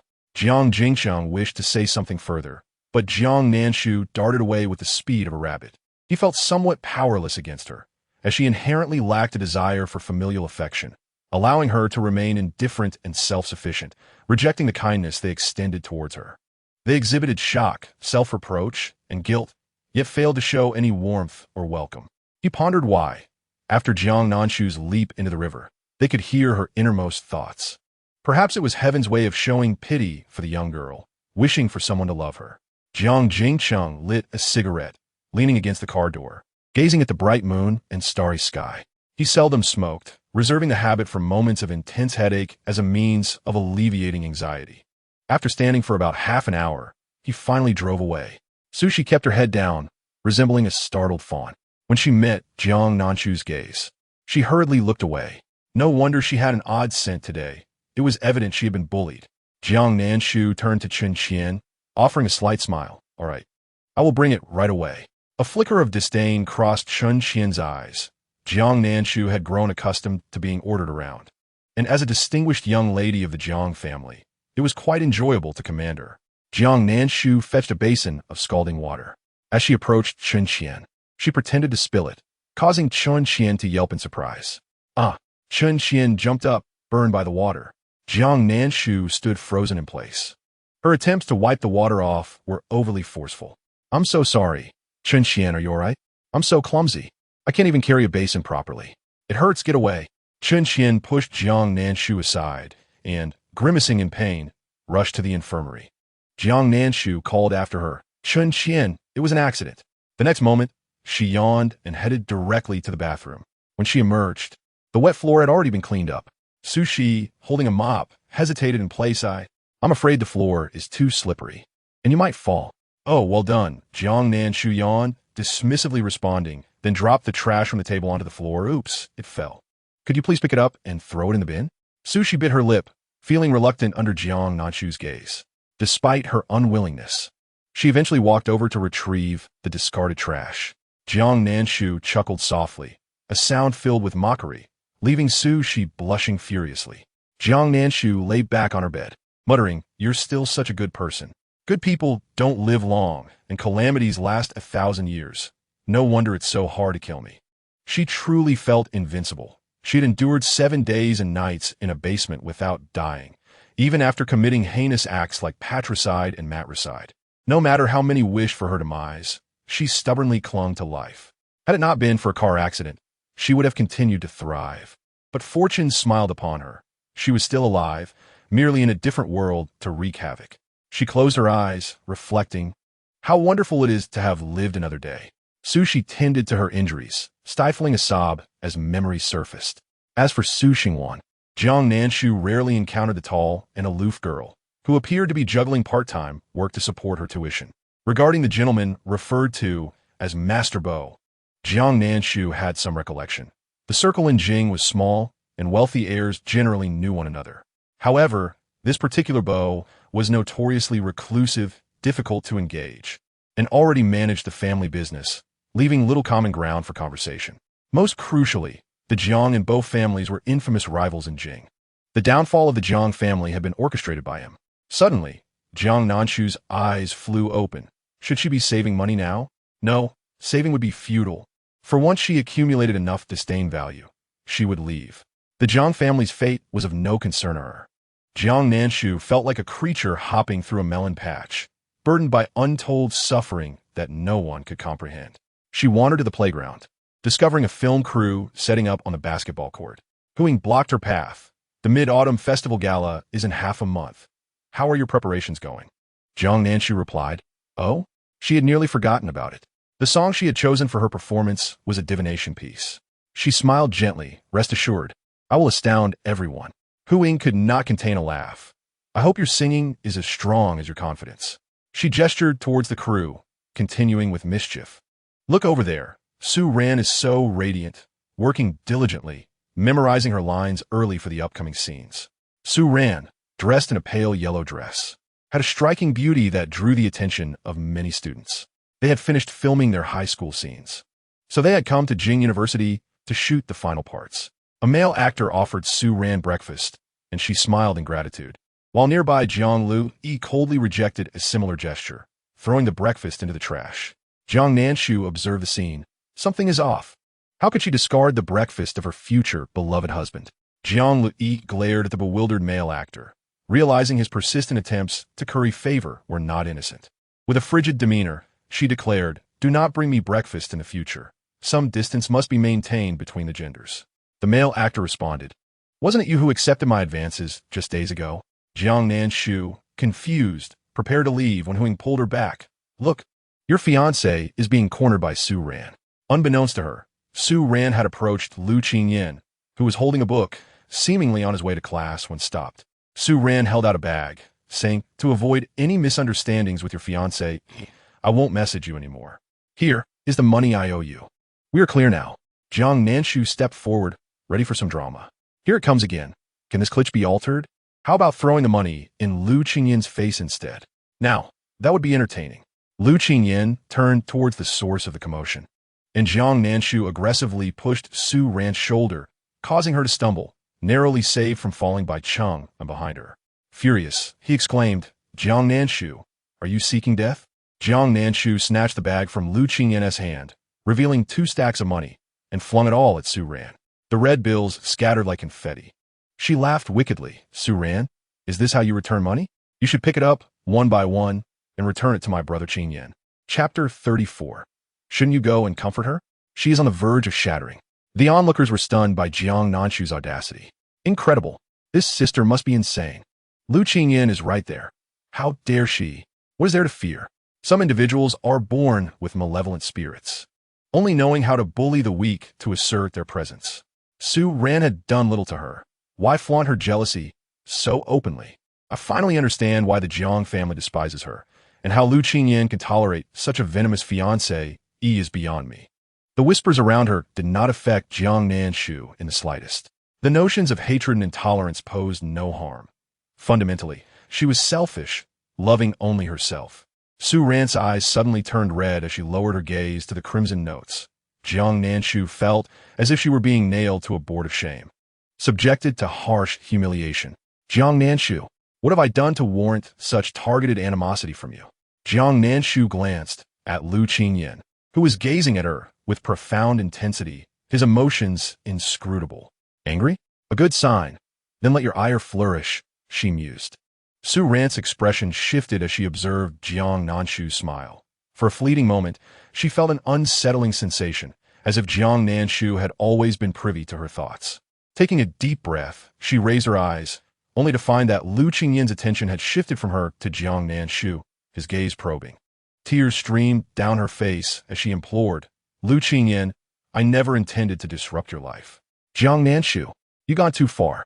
Cheng Yan's voice erupted in anger as he seized Jiang Nanshu's delicate arm, forcefully dragging her in front of Su Ran. "Apologize to Ran Ran." The tension in his forehead indicated that Su Ran's tears could push him to contemplate violence against Jiang Nanshu in an attempt to appease her. In the next moment, Jiang Nanshu struggled fiercely, delivering a sharp slap across Cheng Yan's face. He turned away in disbelief, his rugged features contorted in shock. His eyes, bloodshot with fury, fixated on Jiang Nanshu as he exclaimed, "You vile woman, how dare you strike me?" "I didn't mean to," Jiang Nanshu whimpered, her tears flowing freely. Qingyan Gij, save me. It hurts. Oh, just a little more, and I'll put you in your place. You only know how to bully women, you scoundrel. Lu Qingyan grasped Jiang Nan's hand, his voice turning frosty as he observed the red marks on Jiang Nanshu's fair arm. Let her go. Jiang Nan stared at him incredulously. Gij, have you lost your mind? This venomous fiancé of yours not only struck me, but also insulted Ran. What wrong has she committed to become your punching bag? And now you wish to protect this malicious woman? Are you blind? Jiang Nan's furious glare bore into Lu Qingyan. Jiang Nanshu, confused, questioned what is happening. You're not only humiliating me for Su Ran, but also coming to my aid? Something's off. I see now. This is your ploy to entice me. Isn't it? Using me to provoke Su Ran, and you're not afraid of your wife drifting further away? At times, Lu Qingyan truly wished to fathom Jiang Nanshu's thoughts. Su Ran watched the two with a shattered gaze, her heart torn asunder. She had been compelled to part from Lu Qingyan during the year she loved him most. A sorrow too profound for her to articulate. Perhaps it was Su Ran's pained expression that prompted Lu Qingyan to push Jiang Nanshu away, softly stating, "Stand straight, Jiang Nanshu. Your recent behavior was inappropriate." Jiang Nanshu, devoid of remorse, smiled instead, her almond eyes glistening with moisture as they curved mischievously. The red mole at the corner of her eye lending a dangerous allure to her smile. The scattered red notes danced in the wind, yet none dared to pick them up. Suddenly, Su Ran bent down, slowly collecting the bills one by one. The crowd's disdain for Jiang Nanshu intensified, for in this affair, she emerged as the victor, her scornful demeanor successfully eliciting sympathy for the weaker party. Lu Qingyan fell silent. Jiang Nanshu gazed skyward, pondering how easy it was to play the villain. Why not hurry and comfort her? She is nearly shattered. By the way, would quietly pocketing a few bills go unnoticed? Jiang Nanshu contemplated the feasibility of this scheme. Jiang Nan, pressing his tongue against his stinging cheek, yanked Su Ran to her feet. His eyes filled with venom as they fixed on Jiang Nanshu. Why should you collect? If anyone should, it should be Jiang Nanshu. Do you truly think the Jiang family would protect you if you were in trouble? Jiang Nan's words dripped with menace. Jiang Nanshu's reputation was tarnished. Who would care for her? They would rather keep their distance, for in the past 3 years, the Jiang family had done little more than ensure she did not starve, leaving her reputation as that of a powerless fool, merely a figurehead. Otherwise, how could they mock and belittle her so brazenly, like a jester? Jiang Nanshu blinked, feigning innocence. Please, just kill me now. Otherwise, every day I live, I'll find ways to trouble Su Ran. Do you think I wouldn't dare? Jiang Nan stepped forward, intent on grabbing Jiang Nanshu by the hair. He harbored no aversion to striking women. However, before his hand could reach her, Jiang Yunchuan arrived and shoved him aside. Do you think I'm dead? Jiang Nan's face turned ashen. You two stand with Jiang Nanshu? Don't be foolish. I can't afford to overlook this. Jiang Yunchuan's expression shifted as he continued. Regardless, she is a lady of the Jiang family. If you truly harm her, it would bring shame upon us. Shame? You lot have lost all dignity because of this shameless woman. Clearly, you hail from the countryside, lacking any refinement. Were you not the one who once expressed a desire for Jiang Nanshu to leave the Jiang family? How is it that you now wish to protect her? Jiang Nan mocked Jiang Yunchuan. Jiang Yunchuan's voice grew tense as he hastily silenced him. He scrutinized Jiang Nanshu's expression, which appeared despondent, her eyes slightly reddened. That was in the past. I will not allow anyone to bully her now. Nanshu did not act with intent. Help! I sincerely beg you to recognize your disdainful sister complex and cast me out of the house. Please, spare me the embarrassment, understand? Jiang Nanshu felt as if she were about to unravel. This was nothing like the tale she had read. Enduring this treatment while still being defended, she began to question whether she was sufficiently wicked. With a countenance resembling that of an elderly man on the subway, engrossed in his phone, she condemned Jiang Yunchuan's actions. Jiang Nanshu endeavored to justify herself. Fifth brother, you needn't defend me. I acted intentionally. I simply cannot abide Su Ran. If she has the audacity to have Qingyan Gij break off our engagement, then I shall not let her be. Chapter 35. Endure the harshest criticism and reap the greatest rewards. There is no hope left. The crowd regarded Jiang Nanshu as if she were a fool. Truly, she was naive. Even her own brother came to her defense. Yet she recklessly sought her demise. Was her brain kicked by a mule? Jiang Yunchuan felt a deep sense of despair. He sometimes genuinely feared her reckless pursuit of self-destruction. Su Ran stepped forward, her demeanor as resilient and pure as a delicate flower. "Miss Jiang, I hail from this place. I will not leave. I will not cower before your uproar." Lu Qingyan has his own thoughts. He is an independent individual. Clinging desperately to him will yield no result. If you wish for his affection, perhaps you should consider a different approach. How fortunate, for I do not desire anything else. I intend to cling to him relentlessly. Whatever he detests, I shall provide. Jiang Nanshu once again latched onto Lu Qingyan, batting her innocent eyes. "I will continue to pursue him. What can you do about it? Look, he hasn't pushed me away. He must like me." Lu Qingyan regarded Jiang Nanshu with a complicated expression. Who would have thought this was the girl who loved him to the point of contemplating a leap into the river? There was not an ounce of affection in her heart. "Jiang Nanshu, do you wish to break off the engagement?" Lu Qingyan suddenly inquired. The crowd gasped in astonishment. Cheng En's face lit up with joy. Was Lu Qingyan finally at his wit's end? Even Su Ran appeared momentarily stunned, gazing at Lu Qingyan, her heart racing at his words. Jiang Nanshu burst into tears of joy, pleading, "No, please, no. After the storm, the moonlight will shine. I have finally awaited this moment. Oh, and there's an additional 10 million. Do not offer me 10 million. I will straightforwardly remind you. In half a month, my grandfather will celebrate his 70th birthday. Let us finalize it that day." Having spoken, Lu Qingyan extricated himself from Jiang Nanshu's grasp and turned to leave. He was not so desperate as to bind Jiang Nanshu through marriage, nor could he ascertain what he truly desired. To claim affection for Jiang Nanshu would be a stretch, and she, too, did not genuinely care for him beneath her faade. It would be better to part ways amicably. Half a month? How difficult it is to wait. I find myself inexplicably drawn to this young man. After successfully calling off the engagement, how far am I from achieving wealth? That is a staggering 1 billion. I shall confine those who have wronged her to a mental institution.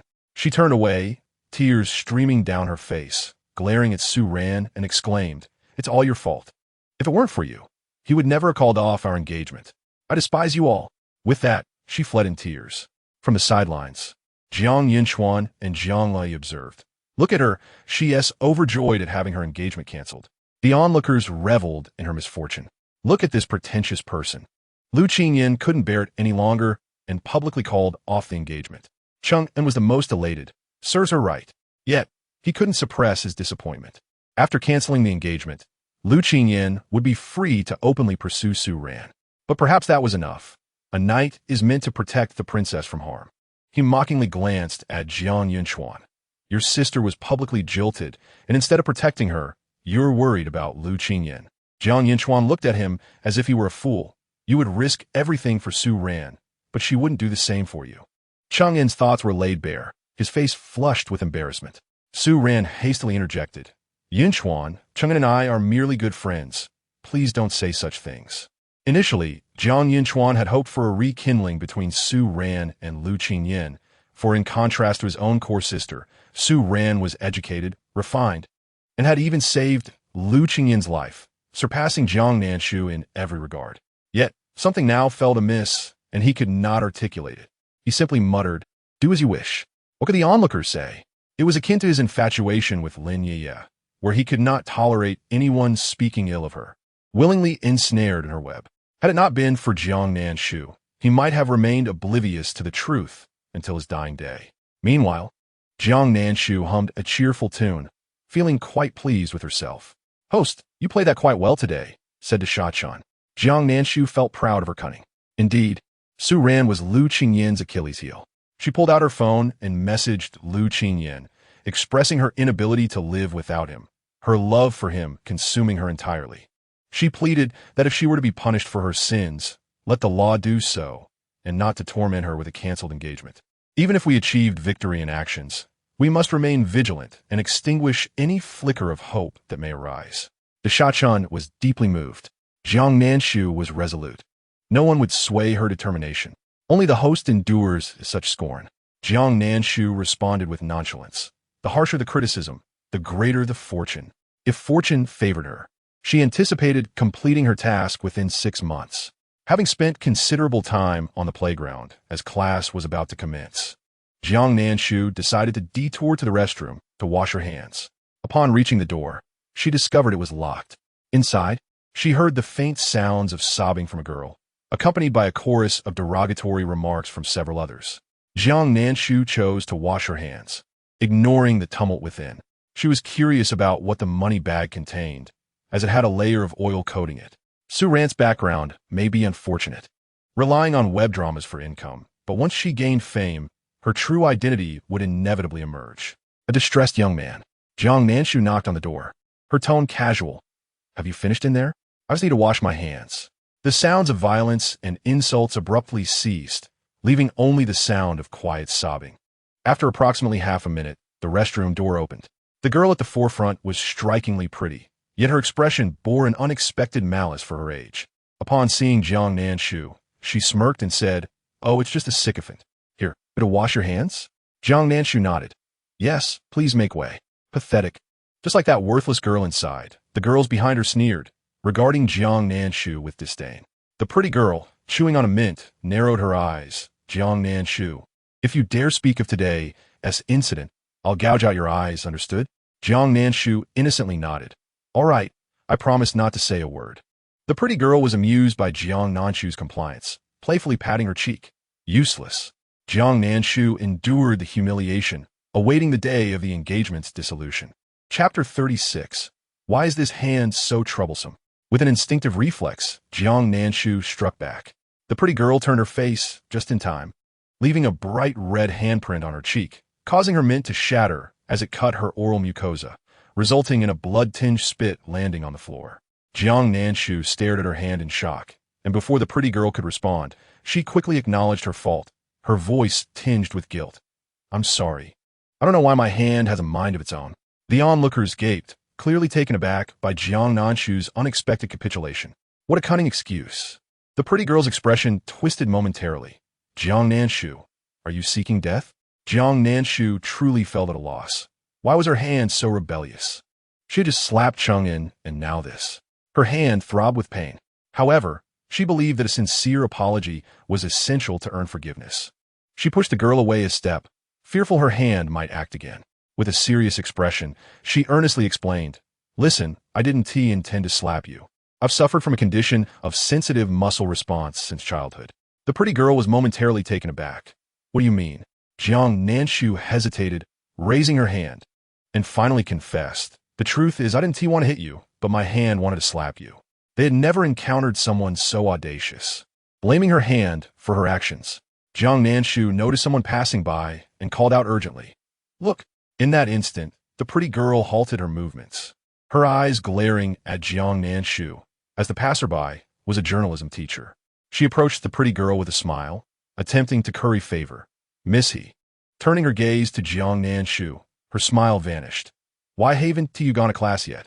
If your father hadn't donated several buildings to the school, do you think you would have been admitted to Jing University?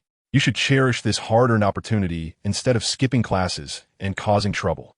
You might as well not attend and waste resources." Jiang Nanshu grew weary of such admonishments, and this teacher was no exception to her disdain.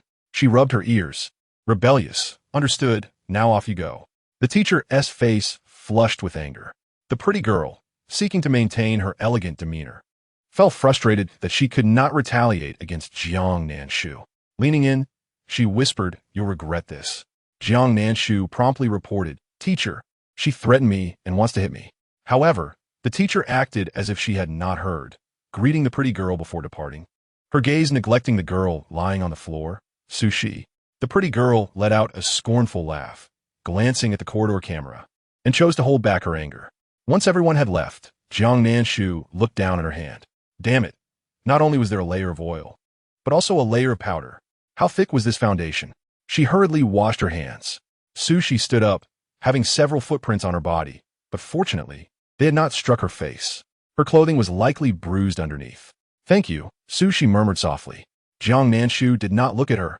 "No need to thank me. I didn't help you." She grumbled, "I just wanted to wash my hands. How did I get entangled in this mess?" One more hatred doesn't matter. Her name is He Lian's, the daughter of the He family, and also the fiancée of Boyan, Sushi remarked. She tidied her clothes and hair in front of the restroom mirror, splashed some water on her face, and washed away the traces of tears. Jiang Nanshu sighed softly, feeling a pang of melancholy. How troublesome. My hand hurts so much.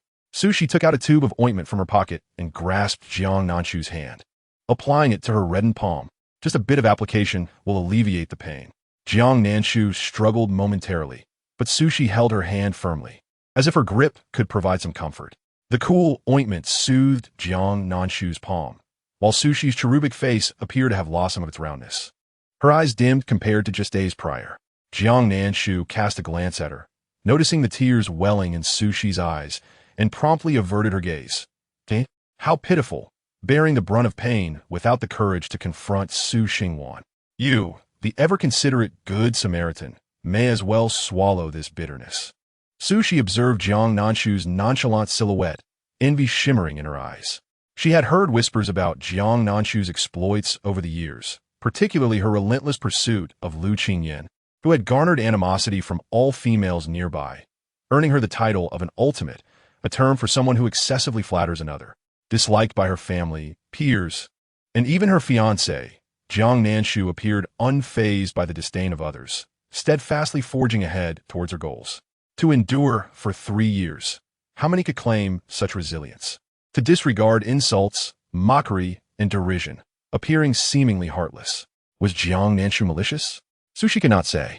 If given the choice, she wished to embody Jiang Nanshu's fortitude, at the very least to avoid being bullied. Should this continue, dropping out of school would be her only option. As Jiang Nanshu entered the classroom, the female teacher had already commenced her lecture. She marked Jiang Nanshu's name as absent on the attendance sheet, impacting her credits and jeopardizing her graduation. Yet, Jiang Nanshu remained attentive, determined to outshine the female lead and make her feel humiliated. At lunchtime, Su Ran and her crew were dining at the school cafeteria. But Peking University's cafeteria boasted several dining halls. Jiang Nanshu avoided the largest one, feeling fatigued and in need of respite. She soon learned of Lu Qingyan's coincidental encounter with Su Ran in the cafeteria, with someone deliberately informing her, eager to witness her reaction, especially after Lu Qingyan had mentioned his intention to annul their engagement that morning. Why must they discuss such trivial matters with her? Did they expect her to compose an 800-word congratulatory essay? Her eyes nearly ached, and her leg bore the burn of skin peeled away, thickly coated with ointment. Chun Xian had only just realized how everything seemed as if Jiang Nanshu had orchestrated it, from her attempts to frame her to her own miscalculations. Jiang Nanshu's actions dispelled any doubts, as she guilt-riddenly handed over 10,000 yuan for medical expenses, expressing profound remorse for her unintentional actions. She whispered in Chun Xian's ear, "Come to my house this weekend, and I will arrange for my fourth brother to share a bed." Chun Xian's heart raced, her eyes sparkling with excitement. Really? Jiang Nanshu feigned a sense of grievance. Qian, after all this time, do you not understand my character? I will fulfill my promises. Huh? Jiang Nanshu has character? If she truly did, she wouldn't have drugged my fourth brother. Chun Xian inwardly scoffed while outwardly beaming. Nanshu, having a friend like you makes me incredibly fortunate. Jiang Nanshu patted her head. I will ensure your happiness. She promptly entered the car and, pulling out her phone, messaged Chen's father. Uncle, Chen Xian has returned the 800,000 yuan she borrowed from me. It turns out your family is quite affluent. Knowing you are doing well brings me peace. I shall no longer provide financial support. Even 10 or 20,000 feels excessive. She attached a screenshot of Chun Qian's transfer. The driver, an older gentleman, remarked, Miss, are you happy because young Master Lu has called off the engagement? It had been a long time since he had seen her smile so brightly. Jiang Nanshu's smile immediately faded, and she began to wipe away her tears. It is my fault. Brother Qingyan was not planning to annul our engagement, but I am too foolish, making him upset, and now he wishes to end it. The driver was momentarily speechless. Do not be disheartened. The elders will find a way to assist you. However, he was merely offering empty consolation. Jiang Nanshu's parents had grown indifferent towards her after their disappointment, and this engagement seemed doomed. The car drove into Jiang's opulent estate. Upon disembarking, Jiang Nanshu was acutely aware that this was the domain of the wealthy, where only the affluent resided. Apart from their grand estate, there was another house next door, separated by a wall, yet it had remained uninhabited, with only a few servants visiting daily to maintain it. Jiang Nanshu's face momentarily reflected astonishment. Dad, I'm not tired. Just thinking about the several buildings you donated to me dispels all my weariness. That spendthrift old man is generous indeed. If this school isn't worth attending, so be it. Jiang's father replied, forcing a smile despite his strained demeanor. Focus on your studies at school. Once you graduate, the family will help you find a job. Jiang Nanshu bit her lip, gazing at him with teary eyes, feeling disheartened. Dad, you truly do not need to treat me this way. The teachers at school looked down on me as merely a beneficiary of connections. Today, they even said I wasted resources by attending Peking University. I must be a fool. No wonder you all dislike me. Jiang's father's expression darkened. Their family matters were not for others to comment on. His voice low. What is the name of this teacher? Jiang Nanshu shook her head, feeling defeated. Forget it. I want to tell you she is our department's journalism teacher. I want to protect her privacy. Oh, how delightful to complain, Jiang's father retorted, immediately dialing a number. His voice tinged with anger. Notify Peking University that the journalism teacher from the broadcasting department need not come to teach next week. Jiang Nanshu gasped, covering her mouth in panic. Oh no, how did I let that slip? I'm such a bad child. I've harmed my teacher, sob, sob, sob. Jiang's father spoke sternly. You're the second young lady of the Jiang family, not someone who could be bullied by just anyone. If you are mistreated, tell your family. We will stand by you. Is that true? Jiang Nanshu's eyes glimmered with hope. Who cares? You've never defended me before when I was bullied. You probably wish I didn't exist as your daughter, and now you pretend to be kind. I'm not falling for it. Just then, a figure emerged from the entrance. Jiang's father paled, frantically signaling for him to remain silent. Upon seeing her, he felt a surge of revulsion. Jiang Jie's reaction pleased Jiang Nanshu. This was the attitude a normal person should have toward her, with an aversion level of 89. If it rose any higher, she could hand him a knife, and he would have no hesitation in using it against her. Jiang's father and Jiang Yinchuan were undoubtedly under some sort of spell, blocking her fortune. In the next moment, tears filled Jiang Nanshu's eyes. Fourth brother, how can you say such hurtful things? I am not lying. I am truly bullied at school.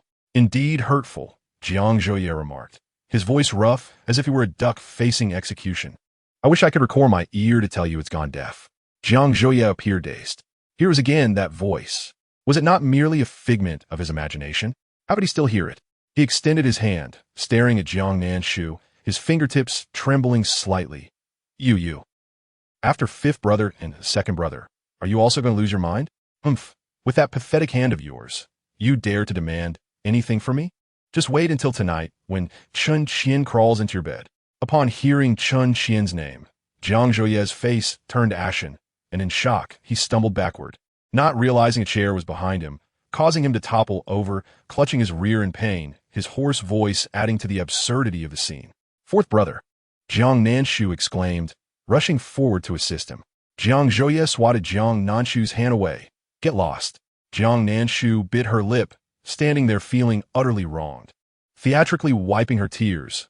I knew it. My brothers do not like me. Dad, you said that family would support me. Was that all a lie? Just then, Jiang Yinchuan walked in from outside. Seeing the scene, he paused for a moment, then hurriedly helped Jiang Zhouye up.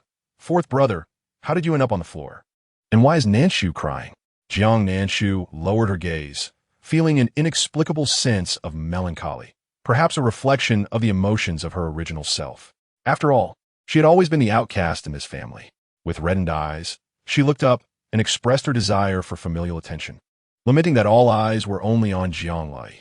Everything she did was deemed wrong, and she felt as if she were merely an object to be compared with other esteemed young ladies, rendered worthless in the eyes of others. Had anyone ever shown concern for her? Jiang Nanshu's eyes were moist as she gazed at Jiang Zhounan, a sense of amusement bubbling within her. It was ironic that they cared for Jianglai while neglecting her. Perhaps they should ponder whether her voice, tainted by poison, could ever sing again. Chapter 38. The aroma of dragonwell green tea on the surface, Jiang Zhounan appeared calm, yet internally he was tumultuous. Certain he could hear the unspoken words of his sister, who had never been favored by him. His voice had suddenly turned hoarse the day after the tour began, causing him pain with every utterance. However, this tour was pivotal for him, marking the 3rd anniversary of his debut. Once it concluded, their 7-member group would disband, each member charting their own path. As the captain, he enjoyed immense popularity, having amassed over 10 million fans in 3 years.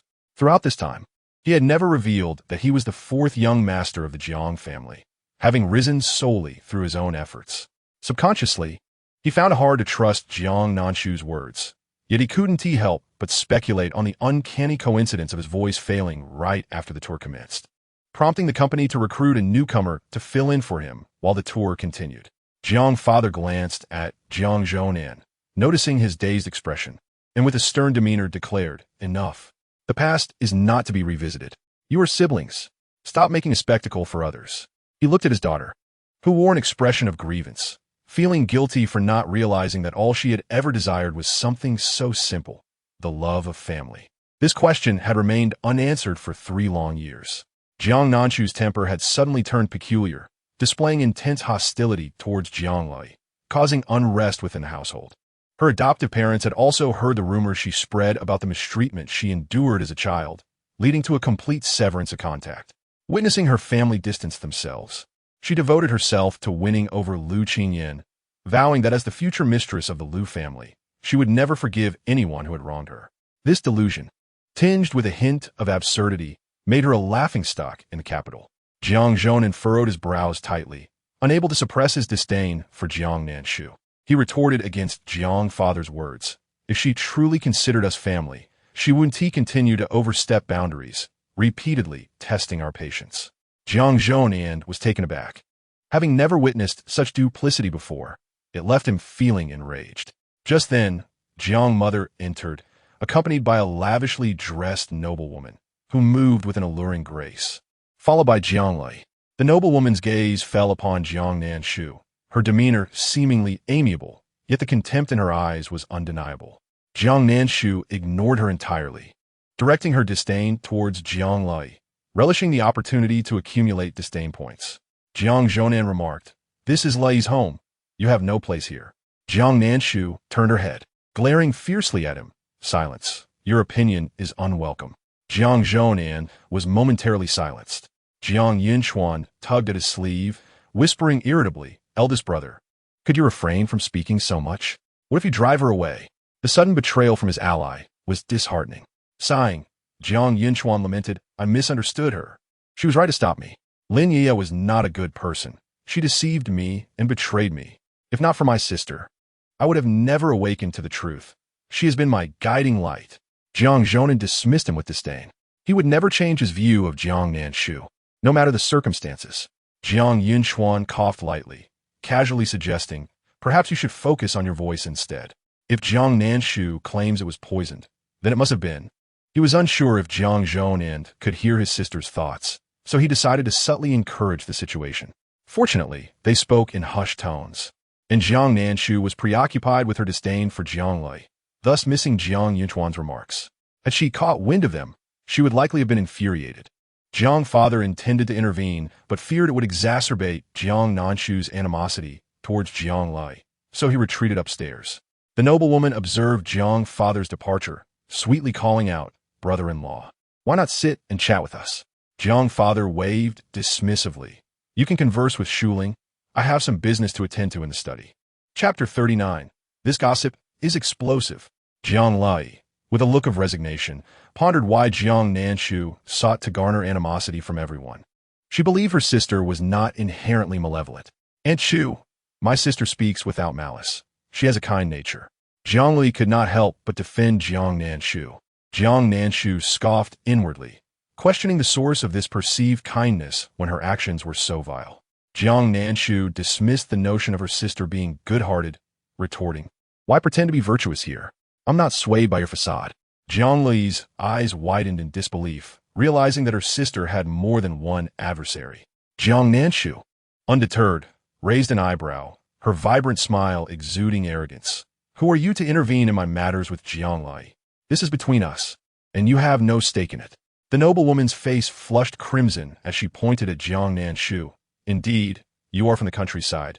Your rudeness is evident." Jiang Nanshu shot back. "Why should I concern myself with your opinion? Your approval is of no consequence to me."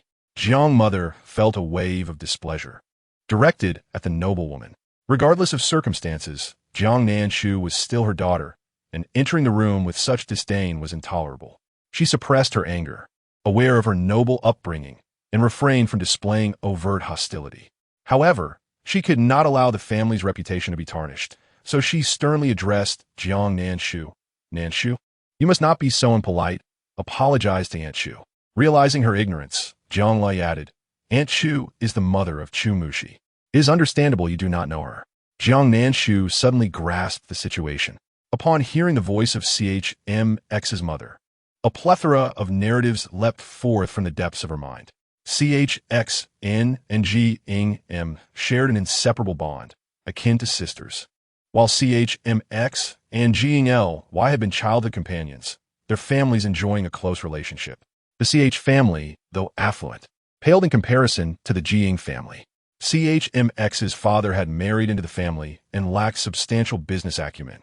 Her grandfather had deemed him trustworthy and honest, which led to his union with the sole daughter. Unfortunately, CHMX was born with congenital asthma, and despite her charming demeanor, no prominent families would consider marrying a bride with such ailments, especially one perceived as unlikely to bear children. In aristocratic circles, the importance of heirs and the continuation of family legacies was paramount. In recent years, CHMX's grandfather had passed away, and the CH family's fortunes had declined, leaving their daughter's prospects for advantageous marriages bleak, which had become a source of distress for CHXN. To her, the most desirable match was LQNEN. Thus, she found herself particularly disdainful of GNNSH, mocking her for her rustic upbringing and lack of decorum.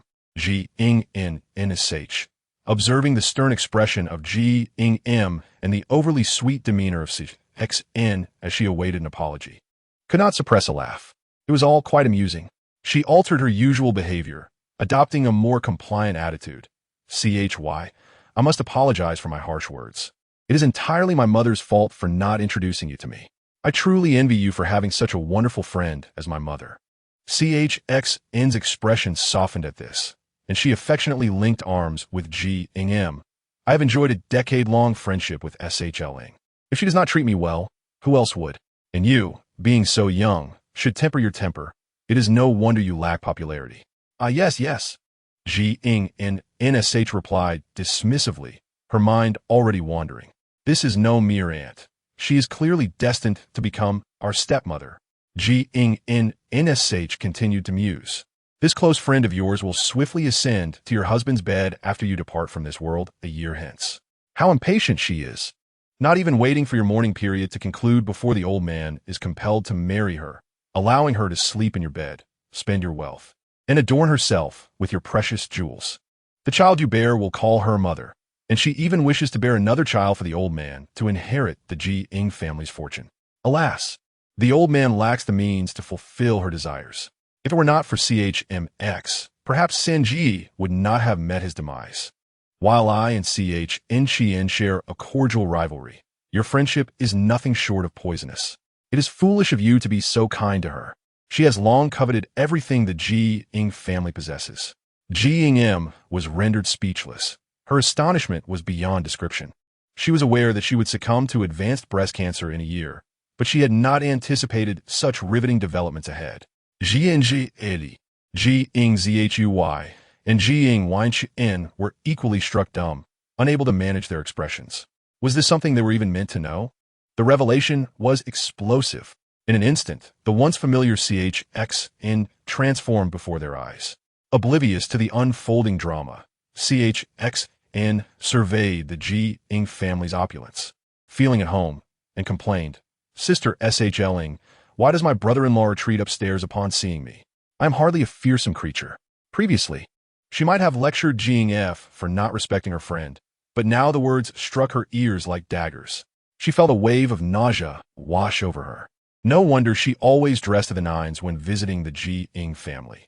CHXN had insisted it was a sign of respect, requiring her to appear more refined while visiting.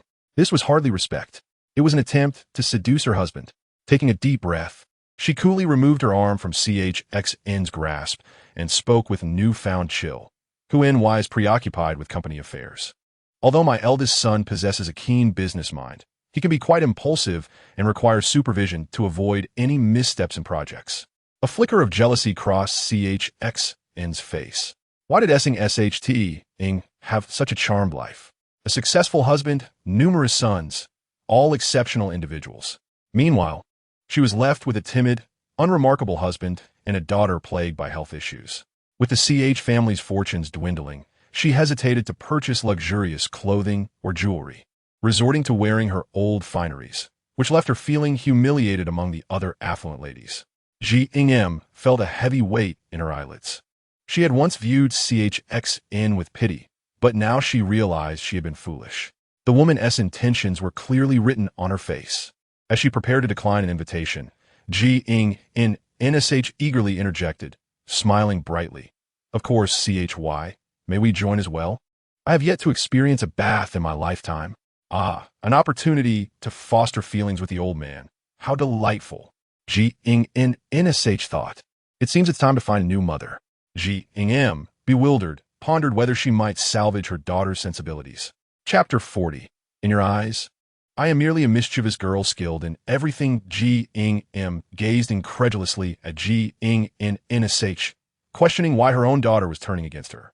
She was the one who had given birth to her. Just as she was about to express her frustration, Jiang NSH remarked, while CHXN's actions may be somewhat unscrupulous, her motivations stem from a desire to protect her daughter. One must concede that her intentions are noble, even if her methods fall short. Jiang's lips twitched, then she closed them in displeasure. In her recollections, she could not recall any tender moments shared with Jiang NSH. Had she not chanced upon her innermost thoughts, she might have overlooked her entirely. Her expectations for Jiang NSH were minimal. She merely wished for her to avoid embarrassment. Jiang herself was gentle in nature, graceful in demeanor, and placed great importance on appearances. Among other affluent ladies, she felt compelled to excel, imposing strict standards on her children from a young age. Jiang NSH was an anomaly, intruding upon their world without regard for decorum. Initially, Jiang struggled to accept this, and she had even discreetly conducted a paternity test, confirming her biological connection to Jiang NSH. Although CHXN was reluctant to bring along someone she deemed a hindrance, she grew increasingly dissatisfied with Jiang's prolonged silence, leading her to treat Jiang NSH with more kindness. Very well, you may both join us. I shall host. Let's enjoy ourselves. Jiang instinctively recoiled due to the incident involving the bag, which had nearly implicated her. Although uncertain whether the bag in Jiang NSH's friend's possession was indeed hers, it still left her feeling perturbed. Yet, her long-standing friendship with CHMX made it difficult to refuse, resulting in a non-committal response. Let me check my schedule for that day. If I'm free, I will come to pick you up. CHXN furrowed her brows slightly. What was amiss with the Jiang family today? They seemed so subdued. In the past, they had greeted her with warm smiles upon her arrival. This was the first time they had shared such a stony demeanor. Jiang Zhui and Jiang Nanshu were even more reticent, their heads bowed, whispering to one another, avoiding her gaze entirely. Suppressing her displeasure, she turned to Jiang SHLing. Would you care to join me for a beauty treatment later? I have a membership card. Jiang deftly evaded her invitation, responding coolly, I shall pass. I have a slight headache and wish to rest upstairs. Please remember to see CHY out. Upon witnessing Jiang's departure, CHXN hastily added, SHLing. I will call you when we go to FNGL NSH Nzuing. CHXN suddenly felt a flush of warmth on her face. Why had the atmosphere turned so cold all of a sudden? Unable to comprehend the shift, she felt a surge of anger welling up within her and decided not to linger any longer. Yet, she sought to rationalize Jiang's behavior, attributing it to her headache, which had caused her abrupt change in demeanor. How peculiar! Why does a mother invite CHXN to stay a while longer? Aren't they supposed to be close friends? Jiang Nanshu and Jiang Zhui exchanged knowing glances. What do you think? What could be the reason? Such poor hospitality. Unlike me, I will surely invite CHN to my brother's bed to treat her well. Cough, cough.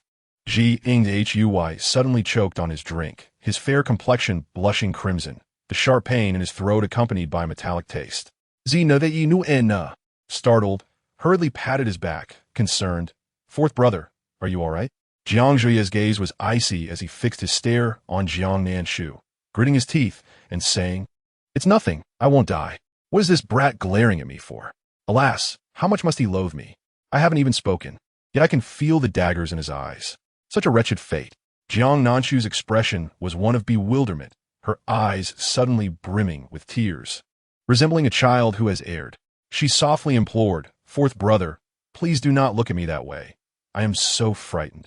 I understand that the harm I caused you a year ago cannot be mended even if you were to take my life. So, what must I do for you to forgive me? To be despised by you feels as though my heart is being fried in oil. Jiang Zhuye nearly choked on his own blood. She still harbored the intention to drug him? He could not suppress a cold laugh. His tone laced with anger. Stop your pretenses, Jiang Nanshu. I warn you, if you dare to plot anything against me again, I will not let you off. Jiang Nanshu's eyes were glistening with tears as she softly sobbed, appearing weak and helpless. Yes, yes, in your eyes, I am indeed a wicked girl capable of anything. Jiang Yunchuan sensed the tension in the air and felt compelled to speak. Jiang Zhuye curtly replied, Silence, thank you. He suspected that remaining in this place would drive him to madness. Moreover, he had always assumed the voice was an accident, only to discover it was intentional. Regardless of the truth, he needed to investigate. Jiang Yunchuan breathed a sigh of relief. Jiang Lei had taken Chu Xian away, leaving only the two of them in the living room. The atmosphere grew somewhat awkward. Jiang Nanshu blinked her eyes, contemplating, and decided to strike up a conversation with her half-brother. Fifth brother, how are things with Senior Ye? Jiang Yunchuan grimaced at the mention of that woman. We broke up and haven't been in contact. Jiang Nanshu could not help but sigh, pulling up a video she had obtained from Lin. Look, Senior Ye is heartbroken and drowning her sorrows after your breakup. The bar was awash in vibrant lights, and Lin Ye, clad in a pristine white dress, was slumped over the bar, a drink in hand. Jiang Yunchuan glanced at the screen, his expression shifting as he pointed at the middle-aged man beside her. What is it?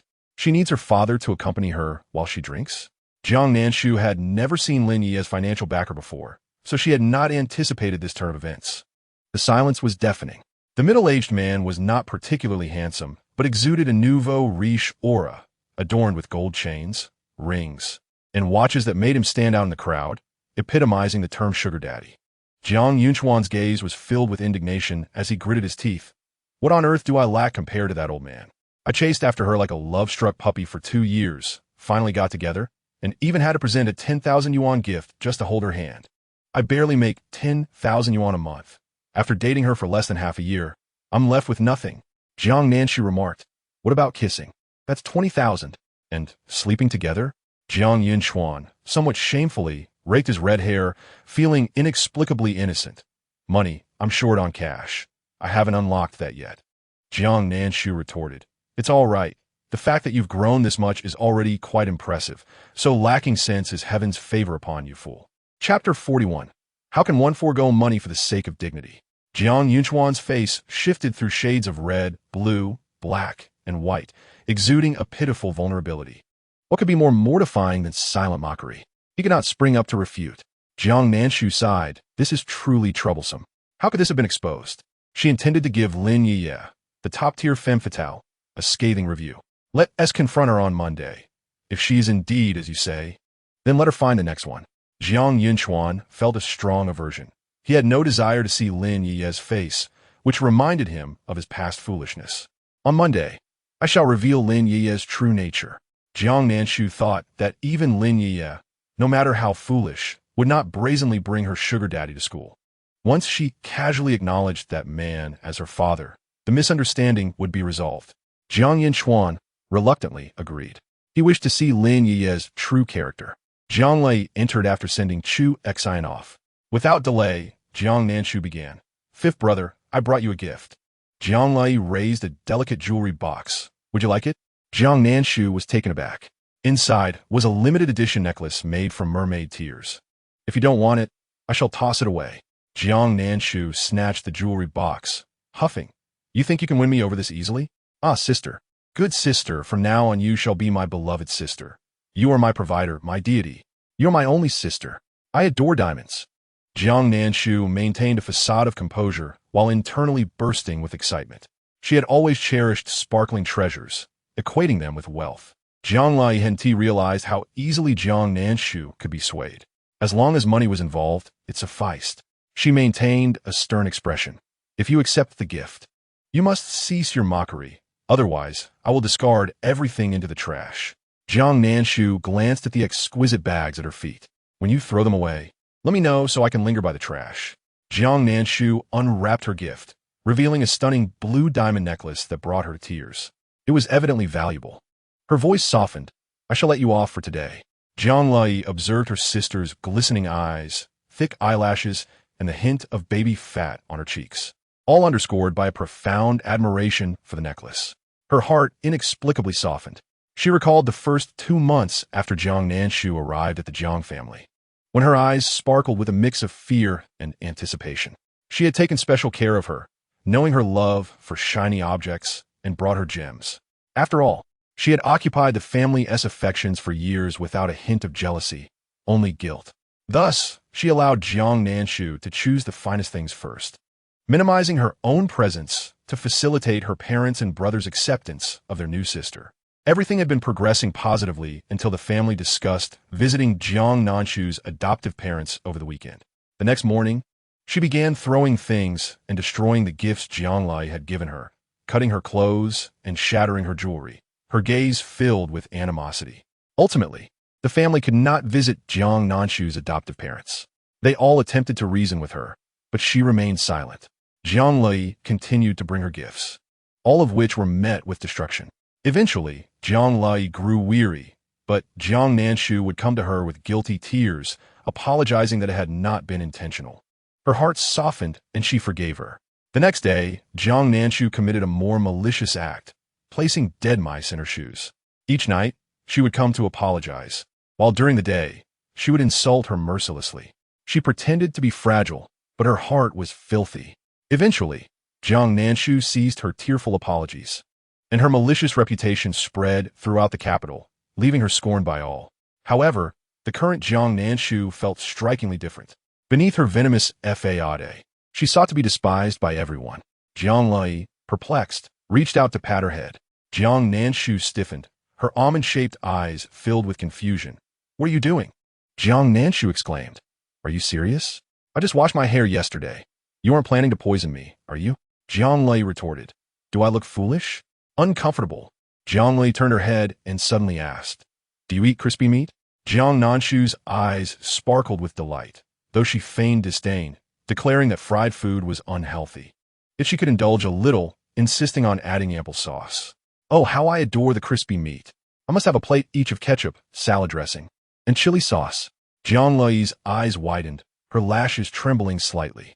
Apart from her, no one knew that 3 years prior, the innocent Jiang Nanshu had expressed her fondness for crispy meat, leaning against her shoulder and whispering that it was a taste belonging to their family. Later, having discarded the crispy meat onto the ground, Jiang Nanshu, with her exquisite and radiant visage, had retched, proclaiming herself the true daughter of the Jiang family. Too noble to consume such lowly fare. Jiang Yinchuan, not particularly fond of such dishes, remarked that they were overly greasy and advised the servants to prepare less, for excess consumption could lead to weight gain. Jiang Nanshu retorted, Be quiet. I shall eat. The group settled around the dining table. Jiang Yinchuan cleared his throat and announced his order. Please prepare some braised pork knuckle for us and a basket of crab roe vermicelli buns. It has been ages since I've had them, and I find myself craving them. Jiang Li took a deep breath, urging for several plates of crispy meat, generously doused in sauce. Jiang Nanshu felt as though she were in paradise. Are they mind readers? How do they know I long for these delights? Oh, how blissful! Based on today's feast, I shall ensure that when you face your demise, I will find a splendid resting place for you. Jiang Yunchuan and Jiang Lei pondered, wishing for a brighter future for themselves. I hope I can endure until then, she thought, for at present she sought not a shred of genuine affection, but rather the overwhelming riches that belonged to her. Jiang Yunchuan was oblivious to the deeper meaning behind her thoughts. Jiang Lei's complexion turned pale, as if Jiang Nanshu might vanish at any moment. Nevertheless, she continued to gaze at the necklace with delight, showing no sign of disdain. After a long pause, Jiang Li finally suggested, Jiang Nanshu, let us visit your adoptive parents. They are eager to meet you. Jiang Li felt she had stumbled upon something significant. Oh, Jiang Nanshu responded, do elaborate. Chapter 42. The light boat has struck the iceberg, and the ship will sink when it reaches the bridge. For some inexplicable reason, the blue diamond necklace lost its allure for Jiang Nanshu. She had never visited her adoptive parents' home. Yet the memory of the two-story red brick house adorned with wisteria was vivid in her mind. As an outsider in this world, what difference would it make to meet this pair of parents? Did they expect her to fulfill her filial duties? Jiang Nanshu closed her eyes slightly. Throughout her life, she had only experienced sending her parents to hell and had never truly honored them. She raised her head and scoffed, I will not go. Jiang Li, do not presume that gifting me will grant you command over my will. I shall never return to that wretched place. Jiang Li's expression turned chilly. Her hands clenched at her side. Why? You know that, Jizai. Do not counsel me. He certainly does not wish for me as a sister. It would only be distressing to meet. Jiang Nanshu felt a pang of anxiety at the thought of encountering Jizai's family, though she could not explain why. Jiang Li parted her lips, ultimately sighing, wishing to convey that the truth was not as it seemed, but Jiang Nanshu was resistant, and Jiang Li was fearful. A visit to Jizai's household would only lead Jiang Nanshu to change further. They could only postpone this matter and await the day she might come to terms with it. After relishing the crispy meat, braised pork knuckle, and crab roe vermicelli buns, Jiang Nanshu leaned back in her chair, content and burping. Jiang Yinchuan headed to the gym, while Jiang Li, with a performance the following day, departed the villa after their meal. Jiang Nanshu stared vacantly at the ceiling. The chef of the Jiang household is truly remarkable. If only I could bring him to school. I would order dishes every day. Just then, Jiang Fu descended from upstairs and overheard her. Observing the remnants of food on the table, he nonchalantly inquired, Nanshu, which is more delicious, the food at home or at school? Coughing, he added, since you enjoy it, shall I have the chefs at Jing University replaced? What do you think? Jiang Fu looked at Jiang Nanshu with an inexplicable glimmer of hope. Jiang Nanshu's expression turned grave. Dad, did you cook? Jiang Fu merely wished to show some kindness to Jiang Nanshu, to compensate for the years of neglect, yet found it exceedingly challenging. He rubbed his forehead in exasperation. I was merely jesting. Oh, very well. Ha! I knew he couldn't be so kind-hearted. If he genuinely wanted to replace them, why would he ask me? Is this a fishing expedition? Jiang Fu exclaimed. What? Are you allergic to familial affection? Replace them. Next week, all the chefs must be replaced. Frightener. Jiang Nanshu stood, asking symbolically, where are mother and fourth brother? Are they not having dinner? Very well. Let mother and fourth brother rest. I am too full. I shall take a walk. Totally unconcerned, splendid, off I go. Jiang Fu observed as Jiang Nanshu dashed out like a wild horse. Uncle Qian, holding a thermos, stood by the door, lamenting, youth is indeed splendid. The wind from her rush nearly gave me a cold. Jiang Fu sank into the sofa, as a servant poured him a calming tea. After sipping, he inquired, Old Qian, how did your inquiries fare? Uncle Qian entered respectfully, reporting, Sir, young Master Lu still intends to call off the engagement with the second miss, and wishes to do so at Old Master Lu's 70th birthday banquet. This will be a blow to the second Mississippi humph. Jiang Fu snorted, which man is unworthy of my daughter? Had it not been for Old Master Lu consulting some temple and receiving an oracle that Nanshu would bring fortune to the Lu family, ensuring his grandson's longevity and peace. It would be utter superstition. Uncle Qian remained silent, sipping from the thermos. Yet you still agreed. Jiang Fu lamented, the wealthy families in the capital are stratified. The Lu family sits at the pinnacle, and those yearning for union with them are practically breaking down their doors. If only our Jiang family were a touch higher in status, I would have thrown this marriage proposal right back at that young man. Jiang Fu's tone was tinged with frustration. But alas, Nanshu is smitten with his face and readily accepted. Oh, what a folly. Uncle Qian tightened the lid of the thermos. What shall we do now, sir? Wait for half a month? It would be beneficial to dissolve this engagement. The Lu family's affairs are too sordid. Once entangled, it becomes impossible to extricate oneself from the stench. I fear that with Nanshu's temperament, she might suffer. Look at her chasing after Lu Qingyan, while he shows her no interest. Is that not belittling her feelings? Uncle Qian's brow twitched involuntarily. as if suddenly encased in a paternal glow, which felt disconcerting. Yet, with Jiang Nanshu's nature, she likely only dares to act boldly within her home. Do not worry, sir. After all, the light boat has struck the iceberg, and the ship will sink when it reaches the bridge. There is no use in hurrying. Uncle Qian spoke in a calm and steady tone, as if imparting a newfound clarity on life. Jiang Fu responded, "Well said," but refrained from speaking further. Understood. Jiang Fu continued to fret over Jiang Nanshu's marriage, though she remained blissfully unaware. At that moment, she was observing the adjacent villa, which was even larger than her own, with a lawn separated by a wall, serving as a boundary line. The interior appeared empty, the villa unlit, suggesting it was uninhabited. That night, she deftly opened a document stored in her phone's resource library, grinning with a motherly smile. Imagine a blossoming young lady like herself, who had yet to even feel a man's abs. She clicked her tongue. With 800,000 in her account, she recalled Liang Ci Chio, wondering if Lu Qingyan had investigated. After all, with just a face that resembled a five-pointed star, even a fool would inquire. Jiang Nanshu pondered, stroking her chin, and murmured, "It is time to indulge in a few male models for some enjoyment. I have spent my life doing good deeds, and this is what I deserve." The hapless Shachan appeared, saying, "Host, are you certain you are doing good deeds rather than committing misdeeds?" Jiang Nanshu crossed her legs, scoffing, "What do you understand? The wicked have perished, sparing the world from their harm. I am performing a noble act." The Shachan remained silent, observing Jiang Nanshu's dossier, which bore only one line: Danger Index, 5 stars, recommended for elimination. Indeed, she ought to be eliminated. How had it come to pass that she was bound to her? The Shachan was utterly distressed, feeling as if tears were about to flow, for Jiang Nanshu, with her endearing nature and vibrant inner world, bore a perilous index of 5 stars. Chapter 43. The path of truth, goodness, and beauty is severed, continued to self-destruct. Observing Jiang Nanshu still cheerily smiling, with drool beginning to trickle from the corner of her mouth, he could hardly bear to look. He was convinced that the file must contain errors, yet the judgment rendered was indeed accurate. This was due to the fact that at the tender age of 15, Jiang Nanshu had set fire to her parents, resulting in their demise. Although this act was motivated by a desire to accrue hatred points, she remained a morally upright individual and resolved to offer a small measure of salvation to Jiang Nanshu. The current darkening value of the antagonist Liang Ci Chio stands at 20. Originally, the redemption from the former female lead instilled in him a glimmer of hope for the world, but following her abandonment, his psyche twisted, leading him to gradually succumb to darkness and seek vengeance upon society, thereby obstructing the romantic endeavors of the male and female leads. Should I intervene in his plight? Jiang Nanshu tilted her head in confusion. What do you mean?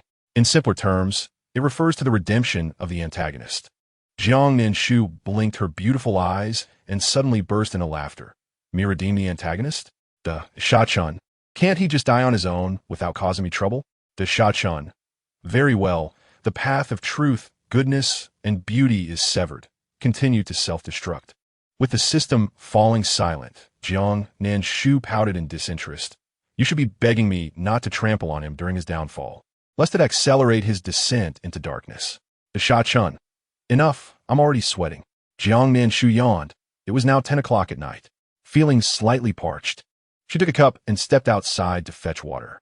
Upon reaching the staircase, she coincidentally spotted Jiang Zhou descending as well. He held a glass cup containing a package of throat-soothing tea, presumably having come down to fetch hot water.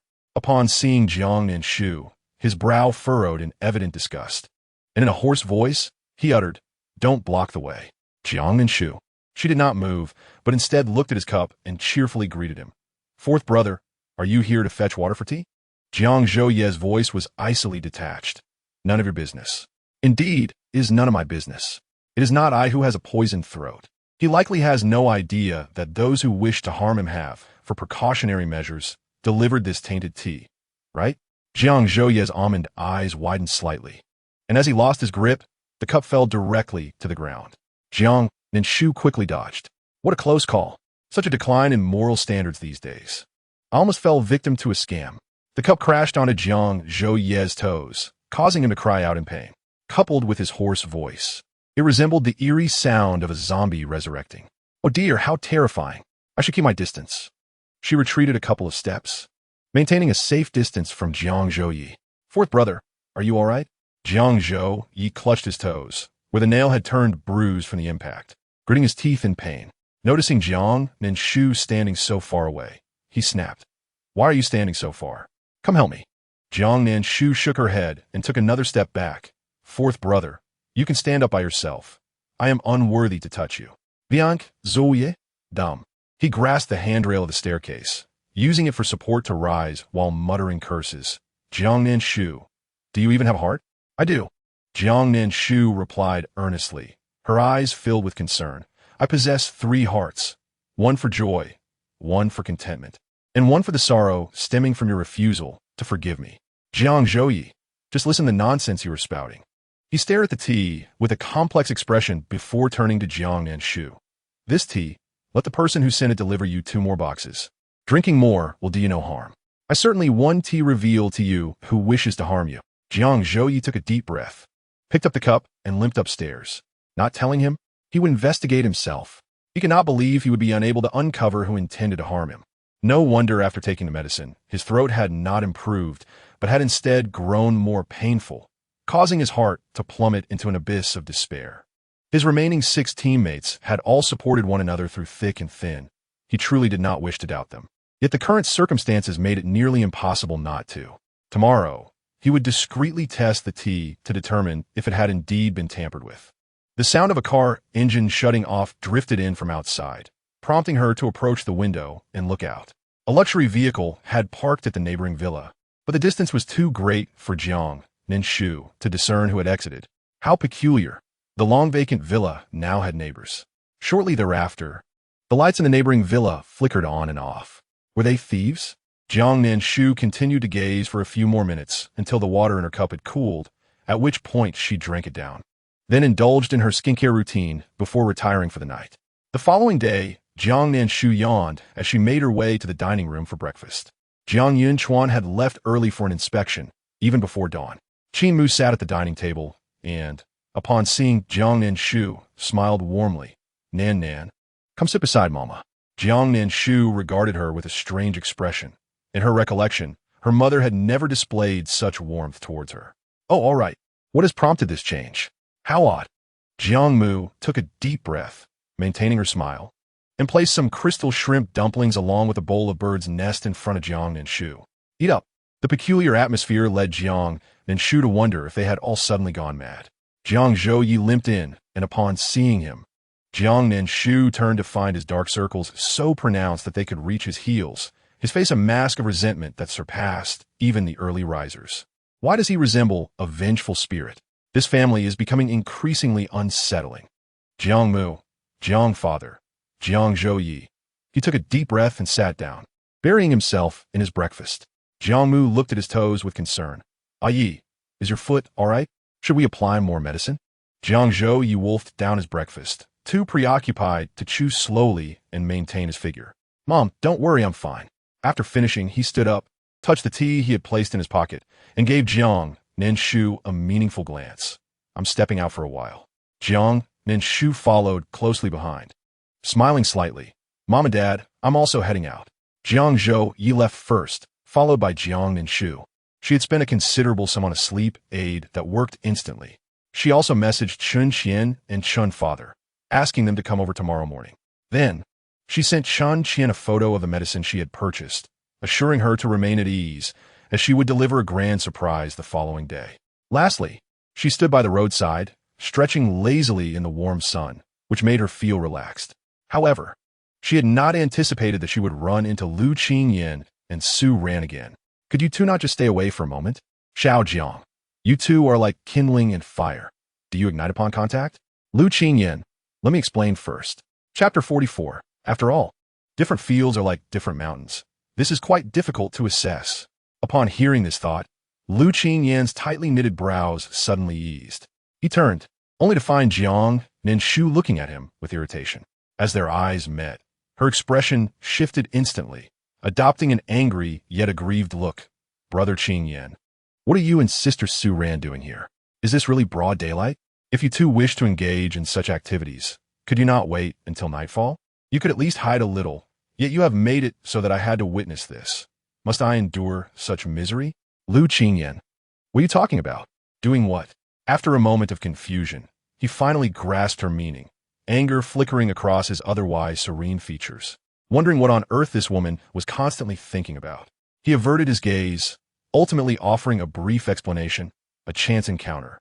This time, Jiang Nanshu did not cling to Lu Qingyan, but instead turned her attention to Su Ran, lifting her chin haughtily. Su Ran, are you intentionally flaunting yourself in front of him? I have not yet annulled my engagement with him. So why the impatience? As she spoke, her gaze burned fiercely into Lu Qingyan, and though it sounded like anger, Jiang Nanshu knew it reflected her true feelings. In the original text, after the male protagonist called off the engagement, Su Ran frequently encountered Lu Qingyan, a situation that was often laced with intentionality, as she yearned for him to remember her. Thus, step by step, she seduced Lu Qingyan into a quagmire of emotions, only to repeatedly suffer from the misunderstandings of 3 years prior. Her fervent desire to rekindle their relationship met with the male protagonist's cold rejection, compounded by the jealousy of a supporting character who resorted to underhanded means, inadvertently entangling the two once more. However, the tables turned, and it was the male protagonist who found himself unable to let go of her. Was it because the engagement had not been annulled that she grew impatient? A glance from Su Ran revealed that even as she uttered such words, Lu Qingyan's expression remained unchanged, proving to be quite the challenge to conquer. Jiang Nanshu was unaware of Su Ran's significance in Lu Qingyan's heart. Surely, she could not let go of the disdain she deserved, could she? Unable to suppress a laugh, Jiang Nanshu's beauty radiated like the sun, enhancing the allure of the red mole at the corner of her eye. Yet her gaze held no trace of mirth as she grasped Lu Qingyan's arm. Suran, do you wish to play the third wheel? With a mother who bore you out of wedlock, do you aspire to follow in her footsteps? Su Ran's mother was indeed a sensitive subject for her. In life, one must not be too complete. There are always imperfections, and her mother was a taboo topic. It was no secret that those familiar with Su Ran knew she hailed from a single-parent household with an unknown father, and the original character had thoroughly investigated her existence long before she was aware of it. Fury coursed through Su Ran, causing her to tremble, while Jiang Nanshu's laughter was unabashed and triumphant, reveling in another's pain. Deep down, Su Ran wished to tear her apart, but she could not yet. For there existed a swift method to plunge Jiang Nanshu, who adored Lu Qingyan to the point of obsession, into despair. She turned to Lu Qingyan, her fingers gripping tightly, knuckles whitening, eyes reddening. Is this how you watch your fiancé humiliate me? Humiliate my mother? Lu Qingyan, you were never like this. How many years had passed, and yet she still expected him to behave as he once did? Was that even possible? But surely he could manage it. She lifted her gaze to Lu Qingyan's taut jaw, a gentle smile gracing her lips. Brother Qingyan, have I misspoken? Our engagement still stands, does it not? Does she not know what it means to be a third party? Lu Qingyan lowered his gaze to Jiang Nanshu's slightly curved apricot eyes, perplexed by how she could utter such hurtful words while maintaining an air of innocence. Though he disapproved of Jiang Nanshu's actions, Su Ran had indeed crossed the line. As the heir to the Lu family, under the guidance of grandfather Lu, he was expected to embody gentleness and righteousness, qualities that would render him the most satisfactory and qualified successor. Perhaps he truly was incompatible with Jiang Nanshu. She lacked the virtues of grace and obedience required of a matriarch of the Lu family. His gaze turned icy as he addressed Su Ran. Refrain from speaking such words in the future. Consider 30 million as a settlement for your debt of gratitude for saving me. Paths diverge. Do not entangle our lives. As for Jiang Nanshu, what of me? Are you concerned about my future? You should be wary of the repercussions of your words. The harm inflicted upon Su Ran now will only complicate matters later. Why should I concern myself with such things? After all, one must recognize the intricacies of different realms. Lu Qingyan's words trailed off, halted. Why did Jiang Nanshu persist in claiming he would pursue Su Ran? At present, he felt no inclination to chase after her. Rather, he found her presence tiresome, as if she were omnipresent. Furthermore, it seemed she encountered him wherever he went, creating a veritable battleground. As for me, speak up. Jiang Nanshu was intrigued by his words. You had best address the engagement issue. Do not put me in a difficult position. Noticing a glimmer of anticipation in her gaze, he altered his statement. As for you, rest assured, during the period of our unbroken engagement, I will uphold male decorum, so you need not target Su Ran on my behalf. I have no connection to her. Jiang Nanshu retorted. Who is doing this for you? I am in it for the money. I had no idea you possessed such a moral compass. What about Su Ran? You have rendered her livid. Lu Qingyan pressed his lips tightly together, contemplating whether the Jiang Nanshu of old was indeed the same as the present one. His gaze bore a hint of scrutiny. Jiang Nanshu found herself at a loss for words, too fatigued to gauge his expression. In typical domineering male tropes, what male protagonist was not arrogant, exuding an air of superiority? For the female lead, they would readily confront any supporting characters, regardless of their gender. Yet, this was the first time she had encountered a male protagonist with such a strong sense of morality. Seeing her defiance, Lu Qingyan could not help but sigh, softening his tone in an attempt to reason with her. Furthermore, Su Ran's mother passed away in an accident during her senior year, raising Su Ran alone, a commendable mother. Jiang Nanshu could not hold back a roll of her eyes. Indeed, a commendable mother who intruded upon another's family, ultimately leading to the demise of the rightful wife. In the end, burdened by guilt, she fled with a child in tow. By legal standards, she is guilty of indirect murder. Love truly blinds. One should thoroughly investigate a partner's background before falling in love.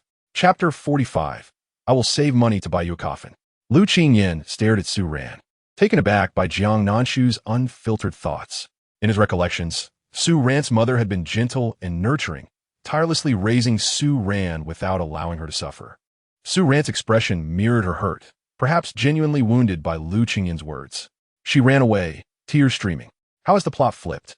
Shouldn't I be the one to flee in tears? Is it too late to cry now? Jiang Nanshu felt somewhat disoriented as she watched Su Ran's retreating figure. Sorrow etched upon her face. All of this transpired due to Lu Qingyan's adherence to propriety. Thus, his previous promise to take responsibility for their marriage was sincere. Damn it, she refused. Jiang Nanshu surveyed her surroundings, seeking an escape, only to find herself face to face with Liang Xiqiu, who was hiding behind the bar's glass door. He lingered in the shadows, his eyes filled with a mix of sorrow and malice. Oh dear, yet another man wounded by the female lead. She surmised that Lu Qingyan had come here to find Liang Xiqiu and had likely gathered sufficient information about him. Meanwhile, Su Ran had coincidentally come to visit Liang Xiqiu, only to be spotted by Lu Qingyan. So, Su Ran is here to meet an old flame.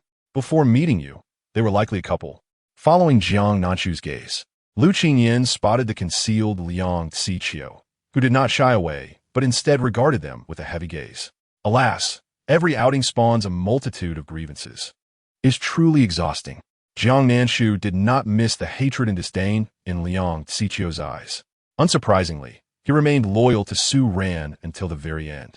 Thus, the system's suggestion to redeem the antagonist only elicited laughter from her. In her worldview, only the weak required redemption. Those standing at the pinnacle possessed no vulnerabilities. As Jiang Nanshu pondered how to leave, desperately wishing to cling to Lu Qingyan for 24 hours, a Maybach slowly came to a halt before her.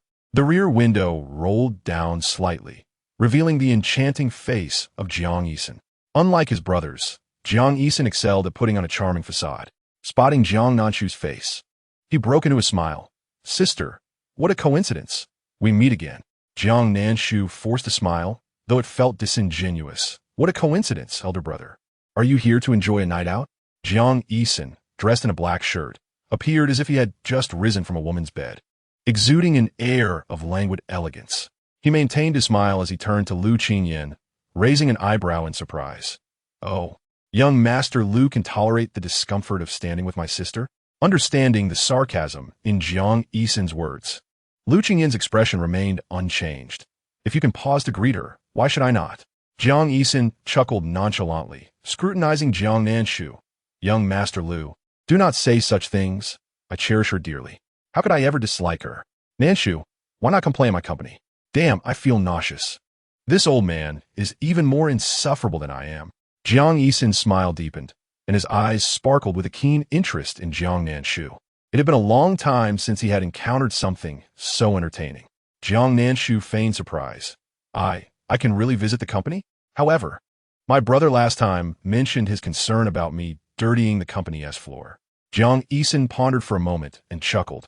Then shouldn't Nanshu clean up the mess she made herself? Jiang Nanshu remained silent, prompting him to smile even wider. Sister, don't take it to heart. I was merely joking.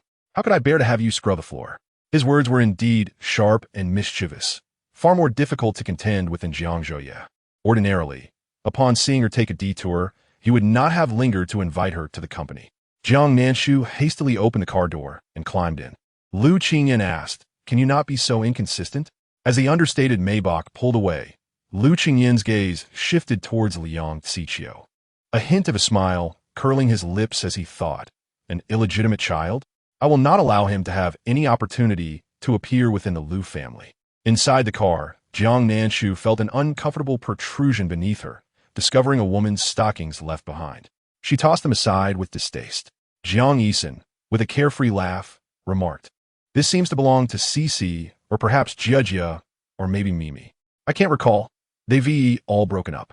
Jiang Nanshu was notorious in the capital for his romantic escapades, changing girlfriends every 3 months, sometimes even within a week. Each girlfriend he brought out was a different one, yet those young women were still willing to indulge in one-night stands with him.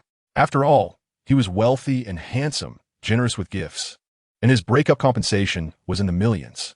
Jiang Nanshu pretended to be understanding, thinking to herself, "This scoundrel changes girlfriends like one changes clothes," tossing around breakup fees as if they were nothing, believing himself to be charming and affluent. "You're merely a fool, if not for your lecherous ways. How could your company possibly go bankrupt? Perhaps being struck by a car is a fitting end for you, as none of the women you've cherished would come to claim your body. Passing by you would surely bring them misfortune." Jiang Nanshu's smile faltered. For the first time, he struggled to maintain his composure. If anyone dared to speak to him in such a manner, he would not hesitate to take their life. Yet the one before him was his dear sister, merely venting her thoughts. He took a deep breath and held his tongue. For his intention in finding Jiang Nanshu was to uncover the reason behind his bankruptcy. Some matters must be anticipated and preemptively addressed. He produced a freshly acquired bidding document, his expression brimming with pride. "Sister, look, this is the land the Bo family intends to compete with me for. I secured it for 5 billion. This area can be developed into a tourist attraction, nestled among mountains and waters, perfectly suitable for living and travel." The document bore the prominent words, "Yinshan District Development Plan."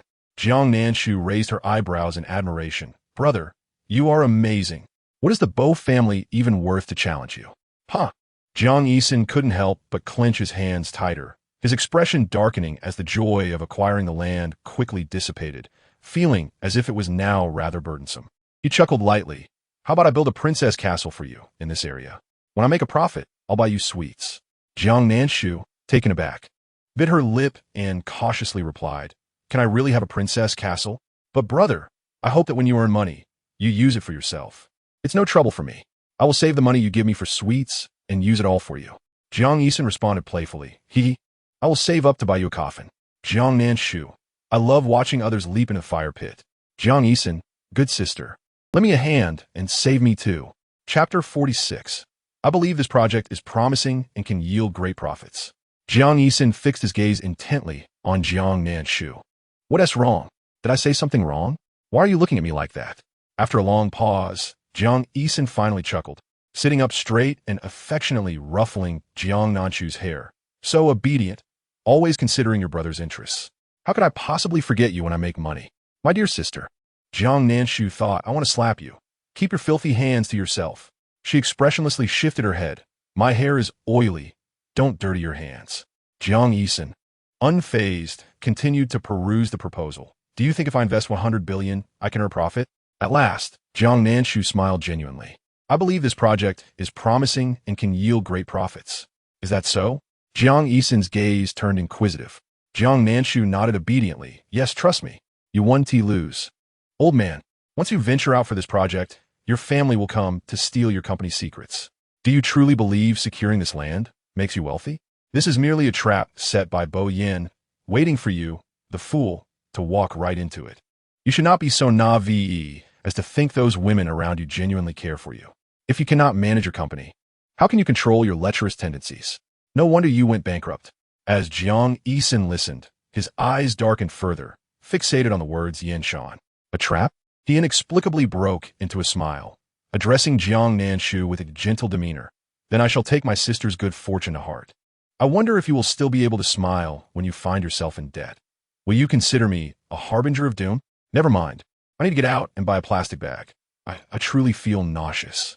Jiang Nanshu's complexion paled slightly as she weakly called out, Assistant Yang, please pull over. The vehicle stopped at the roadside, and Jiang Nanshu quickly exited. Brother, I feel a bit carsick. You go to the company by yourself.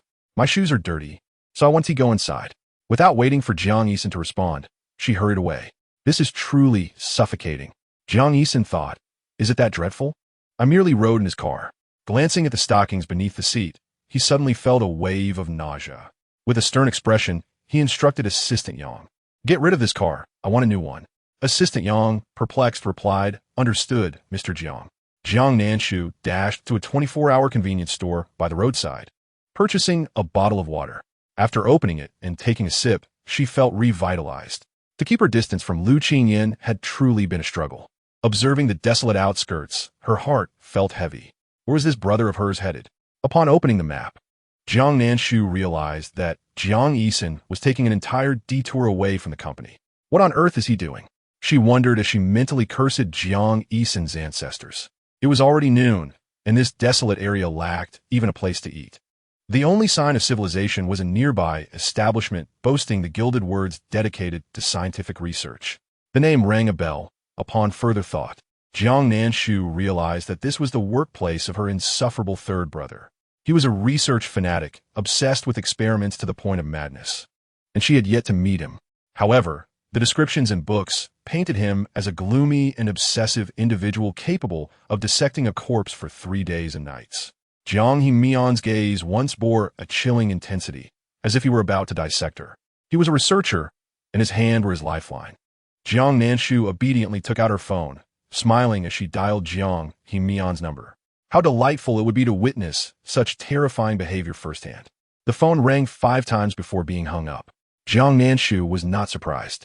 Jiang Mian's disdain for her was clearly evident in his desire to silence her with a mere glance. Undeterred, she continued to call.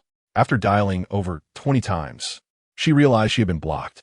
With a sigh, Jiang Nanshu gazed at her phone, wondering just how much he must hate her to not even want to hear her voice. Despite this, excitement bubbled within her, delighting her immensely. Calmly, she switched to her second SIM card and continued dialing, determined not to be deterred. This time, the call did not end abruptly. Perhaps it was an unfamiliar number. Soon, a low voice responded. Hello, I ask who this is? Jiang Nanshu altered her tone, feeling aggrieved. Third brother, I am your beloved sister Nanshu. Why haven't you answered my calls? This is more distressing than being stabbed with a knife. I am outside your research institute, feeling cold, hungry, and frightened. Can you come and help me? A helpless soul? After a long pause, a voice from the other end seemed to chuckle. Wait, I will come to kill you right now. Jiang Nanshu was taken aback. This mental state is truly concerning. She waited by the roadside, kicking stones. A figure in white emerged from the automatically opening doors of the research institute, clad in a pristine work uniform, with sleeves rolled up revealing muscular forearms. He appeared as clean as a gentle breeze, contrasting sharply with his gloomy, indifferent demeanor. Adorning his superior, ethereal face were gold-rimmed glasses, and his hair, of medium length, was loosely tied back with some strands lazily cascading down his cheeks, presenting an ambiguous beauty. He was an identical twin to Jiang Jingchen. If one were to find any similarities, it would be their shared indifference, yet he was undeniably handsome.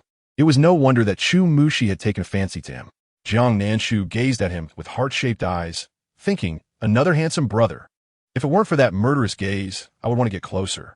Jiang Heimu stood a step away, his gold-rimmed glasses reflecting a cold glint under the sun. With one hand shoved in his pocket, his beautiful face bore no hint of a smile. You better have a reason for being here. They might consider familial ties, but I certainly will not. Jiang Nanshu's expression dimmed. Is it wrong to seek my third brother if there is nothing going on? I haven't seen you in a year, and I specifically came to see you secretly. Boo-hoo. Damn, this lunatic isn't really going to bring a knife, is he? His hand in his pocket looks a bit restless. Jiang Heimu's indifferent eyes flashed with surprise. What? Jiang Nanshu thought, Is he hard of hearing at such a young age? Finally, third brother had made his appearance. Now all 5 brothers were accounted for. Chapter 47. I give you 1 minute to leave, otherwise I will stab you. Even though Jiang Nanshu was a research fanatic, he had never encountered something so absurd. He could hear the innermost thoughts of the sister he despised the most. The world's top 10 unsolved mysteries were not this ridiculous. Right? Why are you silent? Am I repulsive to you? Haha, today is my lucky day. I'm having a blast. Jiang Nanshu suppressed his astonishment, quickly returning to his usual self. This is all your fault. They dislike you. Isn't it only fair that you should suffer? Don't come before me acting pitiful. I might tolerate you once, but not a second time. His tone was laced with a chilling danger, his eyes beneath the frames cold and dark, exuding an eerie chill. Unlike Jiang Nanshu's overt madness, his darkness was concealed beneath a beautiful facade, pathological, gloomy, and exuding a bloodthirsty coldness. Only through frantically conducting experiments could he suppress this nature and appear like a normal person. Jiang Nanshu understood precisely what he meant. It was the memory of the year-old incident where he had broken his hand, a grudge he still harbored. You are not the most tolerant person. If you can't endure it, just go mad, you perfectionist. After a moment, he emphasized the word. Specifically, Jiang Nanshu nodded sincerely. Yes. I walked 3 hours just to come here to see you, to show my sincerity. If Jiang Nanshu hadn't driven to this desolate place, who would come here? Ridiculous. Jiang Nanshu's expression was neutral. That must have been quite a hardship for you. Not at all. It is only fitting. He then pointed towards the main road. I give you 1 minute to leave. Otherwise, I will stab you. Jiang Nanshu was taken aback. This is indeed a peculiar form of madness. I hope you can still boldly utter such threats when you have lost your hand. Jiang Nanshu's expression shifted. Just as he was about to reach for Jiang Nanshu, she sprinted away faster than a whirlwind. What a scoundrel. Trying to grab me in under 5 seconds without any principles. Leaving those thoughts behind, Jiang Nanshu vanished in an instant. Jiang Nanshu recalled how, in the past, she had stubbornly refused to apologize, insisting they first drive Jiang Lui away before she would relent. Were it not for the family's persuasion, he could not guarantee he wouldn't have opened her head to see what nonsense filled her mind. He then looked down at his hand. It had been a year, and his broken hand had returned to normal. But why did Jiang Nanshu mention him losing a hand? So, let today's bitterness end here. She should rest. With the family absent, she dined alone and then went upstairs to sleep.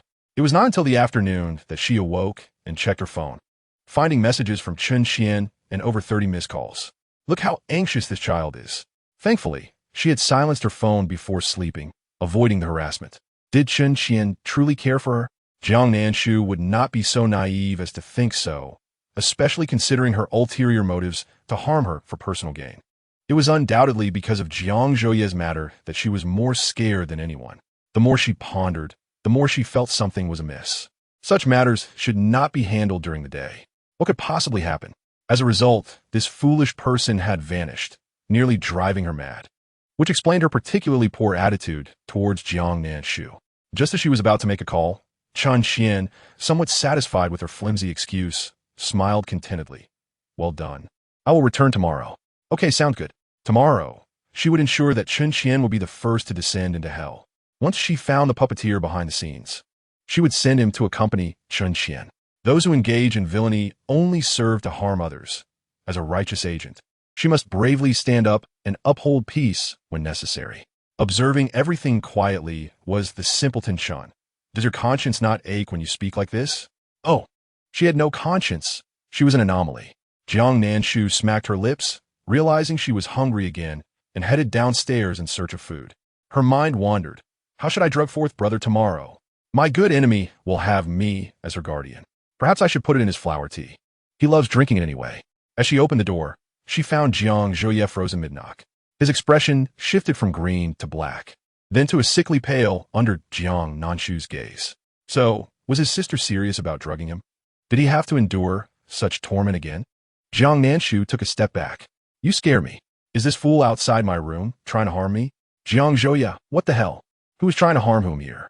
Jiang Nanshu blinked her watery almond eyes, feigning innocence. How frightening. Are you planning to eat me, fourth brother? Chapter 48. Do you have something on your mind? Jiang Zhouye sneered, his voice hoarse with disgust. If I could, I would swallow you whole right now. Jiang Nanshu, please, don't speak, my ears. Murder is illegal, dear. You wouldn't dare. Jiang Zhouye, I am truly infuriated. With a cold expression, he turned away. He would not allow Jiang Nanshu to succeed, and he would expose her true nature in front of the entire family. Even knowing their fates, he could not accept such a morally vile sister. Initially, he had intended to extract Jiang Nanshu's true feelings. As the test results had come back, the flower tea indeed contained an issue akin to a chronic poison. He had consumed too much, causing his throat to become nearly voiceless. Furthermore, he had inquired his teammate who provided him the tea, and he confirmed that it was purchased online. He could place an order if he wanted. However, his teammates were too preoccupied with the tour to chat much before hanging up. He spent some money to verify, and indeed, just as his teammate had said, the flower tea had not passed through anyone else's hands. Whatever he ordered was exactly what he received. The teammate who sent the floral tea may have unwittingly acted as a pawn. He truly could not uncover the identity of the person behind it, which is why he sought a shortcut by probing Jiang Nanshu for information. Fortunately, he did come. Otherwise, how could he have discerned her malicious intentions? As evening approached, Jiang Nanshu was the first to obediently take her seat at the dining table, feeling that one must be proactive during mealtime. Jiang Fu hesitated, ultimately sighing in frustration and focusing on the newspaper, neglecting his meal entirely. Jiang Yinchuan ruffled his red hair, glanced at Jiang Nanshu, and, after a moment's thought, he slammed his fist on the table, seemingly filled with self-reproach. Noticing Jiang Zhouye's cold demeanor, he finally mustered, "Nanshu, do you have something on your mind?" Jiang Nanshu replied, appearing quite obedient. "Not at all. As long as Mom, Dad, and my brothers are by my side, I am very happy and have no worries. My only concern is when the 100 million will be credited. I just need that 100 million. The family responded with confusion. What? Who owes her money? And such a large sum? Everyone was baffled. Jiang Yinchuan, in pain, turned his head away. "Forget it. May you seek your own fortune." Jiang Nanshu, nervously picking at her fingers, wondered aloud, "Did I do something wrong again? Did I upset you? Just tell me, and I will certainly change." "Oomph. Even if you say it, I won't change, and I will dare to do it again," emphasizing the importance of participation. What a fine emphasis on participation. Jiang Yinchuan looked at Jiang Zhouye with sympathy, but ultimately shrank back under Jiang Zhouye's murderous gaze. Jiang Mu sighed heavily, glancing between Jiang Zhouye and Jiang Nanshu. In terms of closeness, she surely favored her own son, yet Jiang Nanshu was also her daughter. She truly did not wish to see her continue down the wrong path. Some matters, once brought to light, could tear apart the surface calm. Even among family, there could be fractures. They understood that they had not shown enough concern for Jiang Nanshu, but as long as she was willing to amend her ways, she remained their beloved child. After a moment's hesitation, she forced a smile. "Nanshu, how about I take you shopping for clothes tomorrow? The new autumn collection has arrived at the high-end store." Jiang Nanshu replied, "Not going. I have important matters to attend to tomorrow." Jiang Mu, feeling helpless, asked, "Can we eat now? I am hungry." At that moment, she still had the energy to eat. Jiang Zhouye could not manage to eat even a morsel. The others finished their meals and went upstairs, while Jiang Nanshu remained oblivious to their secretive endeavors, as it was of no concern to her. In the evening, Jiang Nanshu lay on her balcony, enjoying the breeze. Her gaze directed towards the neighboring villa, which had its lights on, indicating that the guests from yesterday had not yet departed. Suddenly, a dazzling object was thrown from a window of the neighboring villa onto the lawn. Jiang Nanshu immediately sat upright, rubbing her eyes in disbelief under the streetlight. That object truly sparkled. Was this not a diamond? What kind of family casually discards diamonds? If they were to throw it away, why not let it benefit her? Jiang Nanshu gazed at the wall separating the two homes, vowing to sneak over if the diamond was still there tomorrow. She dreamt of sudden wealth and slept particularly soundly. However, the rest of the Jiang family was restless until dawn. Jiang Fu and Jiang Mu were deeply troubled, tossing and turning without sleep. Eventually, they both sat up. "Huanyi, what do you think we should do about Nanshu's situation? How can her dubious friends be worthy of I?" Jiang Mu could no longer hold back. "Nanshu, how could she not care for her family? How can she hope for our misfortune? Have we not treated her well over these 3 years?" Jiang Fu leaned against the headboard, deeply sighing, "Enough, no more of that. The doctor mentioned that Nanshu suffers from severe psychological issues. Do you remember how she was when she first came to us? She was so obedient. If you had not dismissed her for being incapable of anything, unable to play the piano, paint, or even follow the etiquette of a young lady, she would not have turned out this way. Jiang Mu's face momentarily reflected discomfort. It was not that she did not love her daughter. Rather, her pride prevented her from releasing her attachment to external vanity. In all matters concerning her children and family, she had devoted herself wholeheartedly. When others praised her children, it felt as if they were praising her. Those socialites, though outwardly polite, would call Jiang Nanshu a country girl needing proper guidance, and these words struck her like invisible slaps across her face, leaving her feeling searingly humiliated. Did she not wish to teach? She had missed out on 16 years of Jiang Nanshu's life. Was it too late? Raising a proper young lady of the elite required immense time and effort. It was not something that could be achieved overnight. Then a wave of sorrow washed over her. Why did such a mistake occur? How could Lu Yi not be our biological daughter? Shu Ling, please refrain from such talk in the future. If Nanshu hears it, she will be heartbroken. Jiang Fu's voice was heavy. Jiang Mu could not help but wipe her tears. Fine, if she makes mistakes, we shall guide her properly. I will comfort I. Tomorrow, I will catch Nanshu in the act and discipline her appropriately. Chapter 49. A villain must endure villainous trials though reluctant to do so. Without it, Jiang Nanshu would not amend her ways. They both lay down again, never having imagined that the night would be so agonizing. The following day, Jiang Nanshu awoke feeling refreshed. Descending for breakfast, she discovered her family was absent. Upon inquiring with the servant, she learned they had left early. Though puzzled, their absence provided her the convenience to carry out her plans. Jiang Zhuya descended with a cold expression. Jiang Nanshu greeted him with a smile. Good morning, fourth brother. Jiang Zhuya turned his head away. How insincere. He placed the cup in his hand on the table and quietly ate his breakfast. After he went upstairs, a servant approached her, looking troubled. Miss, could you please bring a cup of water to fourth young master? I have not yet finished my chores. Jiang Nanshu, glancing at the bucket by her feet, smiled. Just give me the cup, please. Thank you, Mississippi. After the servant left, Jiang Nanshu poured the powdered medication into the water, accidentally spilling the entire packet. Those secretly observing her whispered, how ruthless. Jiang Zhuya's fists clenched, wanting to strike someone. Jiang Nanshu stirred the mixture, noticing it was slightly murky but thought little of it. Leisurely ascending the spiral staircase, Jiang Zhuya questioned, what?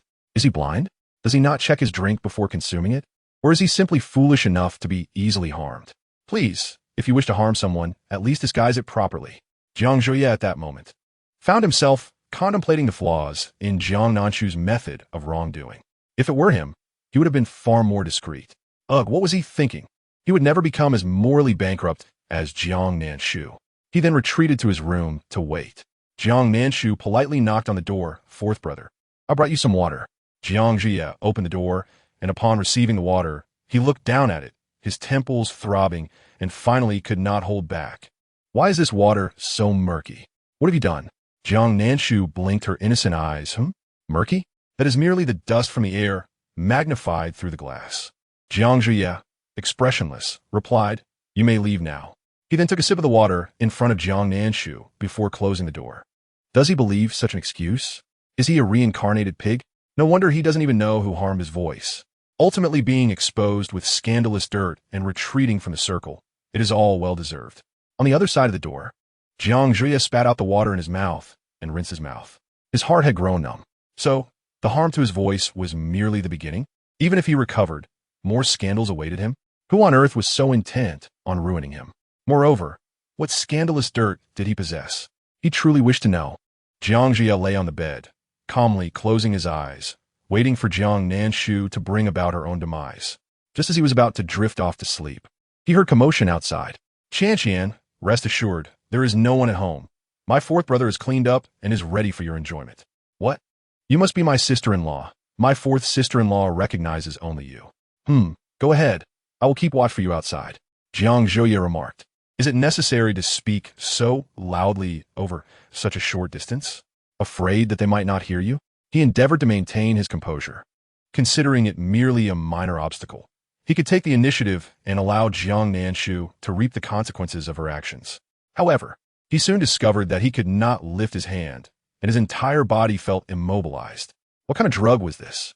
How could he be affected without even consuming it? The door swung open as Jiang Nanshu entered, guiding Chun Qian inside. She pointed to the unconscious Jiang Zhouye on the bed and said, "See, I haven't framed you." Chun Qian scrutinized Jiang Zhouye's rebellious yet handsome face, unable to suppress a gulp. "Nanshu, I am truly fortunate to have you. Once I successfully seduce him, I will reward you with 10,000. Jiang Nanshu smiled with crescent-shaped eyes. "That sounds splendid. 10,000 is quite a sum." Just as Jiang Zhouye was about to awaken, he thought, "What does that mean?" Unsure, he feigned sleep. Chun Qian pouted. "Aren't you leaving soon? How can I act with you here?" "I shall keep watch at the door," she replied. Jiang Nanshu kindly closed the door, and Chun Qian's eyes sparkled as she gazed at Jiang Zhe, muttering, "What a foolish girl Jiang Nanshu is. She is so easy to deceive. Ha ha, once I succeed, she will be the first to pay the price. That wretched girl has caused me so much trouble." Jiang Zhouye's face turned pale. He believed that Jiang Nanshu was sacrificing her family for this friend, thinking that Chun Qian must be treating her well, which led her to foolishly assist her. In reality, she was merely being manipulated by this individual. He desperately wished to awaken her and admonish her for associating with such dubious friends. He needed to act swiftly this time.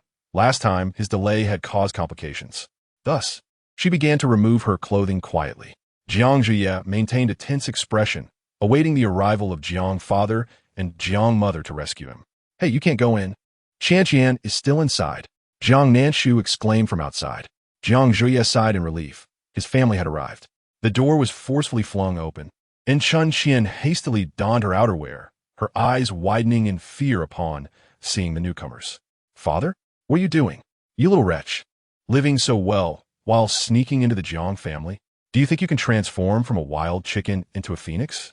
Jiang father, his eyes bloodshot with fury, seized Chun Qian by the hair and dragged her outside. "I'm going to teach you a lesson on behalf of your deceased mother." "Ouch, it hurts." Chun Qian winced as her scalp was painfully gripped, tears welling in her eyes as she was forced along, sobbing, "Jiang Nanshu, save me. Please help me." Jiang Nanshu discreetly observed the position of Jiang father and the others, a cold smile gracing her lips. So they knew from the beginning what she intended to do. It was no wonder they had behaved strangely yesterday, asking if she had something on her mind, sighing and lamenting. If they had pointed it out, perhaps she could have convinced them to play along, fearing that Jiang Zhouye might not cooperate. But they had remained silent, merely waiting to catch her in the act. Jiang Nanshu chose to ignore them and continued downstairs. "I cannot allow Chun Qian to truly ensnare fourth brother. If she were to succeed in climbing up the social ladder, it would be difficult for me to deal with her." Her target this time was Chun Qian, with the added bonus of disdain. However, now that they were aware, she would let it be. She pretended to have drugged him, but Jiang father arrived just in time to prevent Chun Qian from reaching out to Jiang Zhouye. They were both guilty in this matter. Jiang Nanshu then leisurely made her way, raising her voice, "Uncle Chun, please do not strike Qian Qian. This was all my idea, and she had nothing to do with it. I hope that when I emerge, I find you have dealt with her accordingly. Villains must face their just deserts." The eavesdropping family members murmured, "Xiao Jiang, I harmed fourth brother. I deserve to die." A chorus of voices responded, "We misunderstood you. We are so sorry." Chapter 50. Jiang Nanshu, may you meet a terrible fate. After Jiang Nanshu departed, they finally appeared, staring blankly in the direction she had gone. Thus, she had been aware of her friend's true nature all along. It was a self-directed performance, and she had no intention of genuinely harming Jiang Zhouye. A wave of guilt surged within them. Had they not heard her innermost thoughts, they might have wrongly accused her. They would have likely cast her out, allowing her to suffer outside and harm others, or in a more severe scenario, they might have severed ties, leaving her without a place in the capital. After all, there were countless who detested her. Without the protection of the Jiang family, how could a fragile woman safeguard herself? The three gathered in Jiang Zhouye's room for a conference. Jiang Zhouye opened his eyes, staring vacantly at the ceiling. It seemed he truly had misjudged her. Jiang Yunchuan raked his fingers through his hair. "So what do we do now? If we go out and find this happening at home, Nanshu will be terrified to see us." Jiang father wore a troubled expression. "What do you suggest?" Who would have guessed she merely wanted to deal with that friend who had led her astray?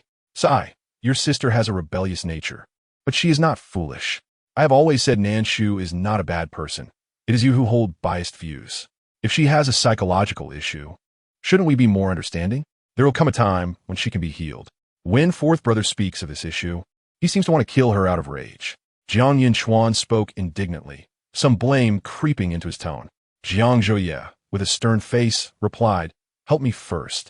I feel numb. I mean, my whole body is numb. What have I said?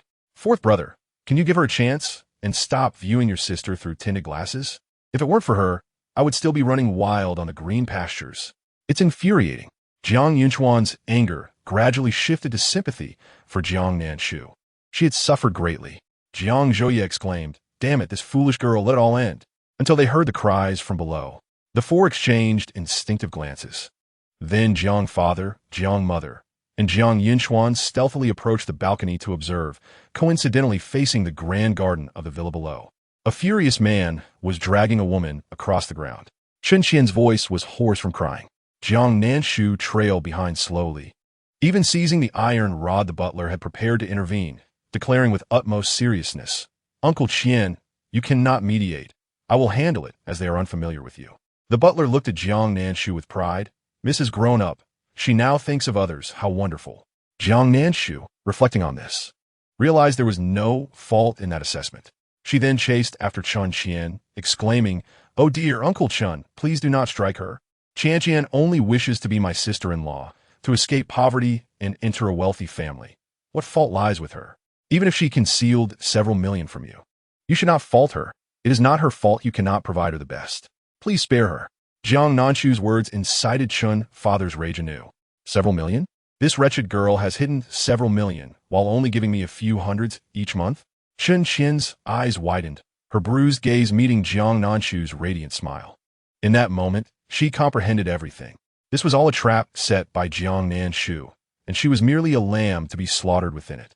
From the very beginning, Jiang Nanshu had intended to harm her, exploiting her avarice to push her into an irredeemable abyss. Chen Qian clenched her fists, disregarding everything as she lunged at Jiang Nanshu. "You wretch, it was you, wasn't it? You were the one who harmed me." Jiang Nanshu stepped back, the iron rod falling to the ground with a crisp sound. Chen Qian, what are you doing? Quickly apologize to uncle and return the money.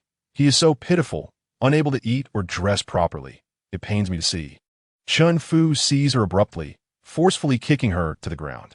He picked up an iron rod and mercilessly struck her, his eyes ablaze with fury. "I let you deceive me. You, like your mother who betrayed me, deserve to die. Where's the money? Where are the millions? Speak." Chen Qian cradled her head with her hands, enduring the relentless blows, her voice hoarse from weeping. "I don't have millions, Dad. It was Jiang Nanshu who deceived you. I truly have no money. I really don't."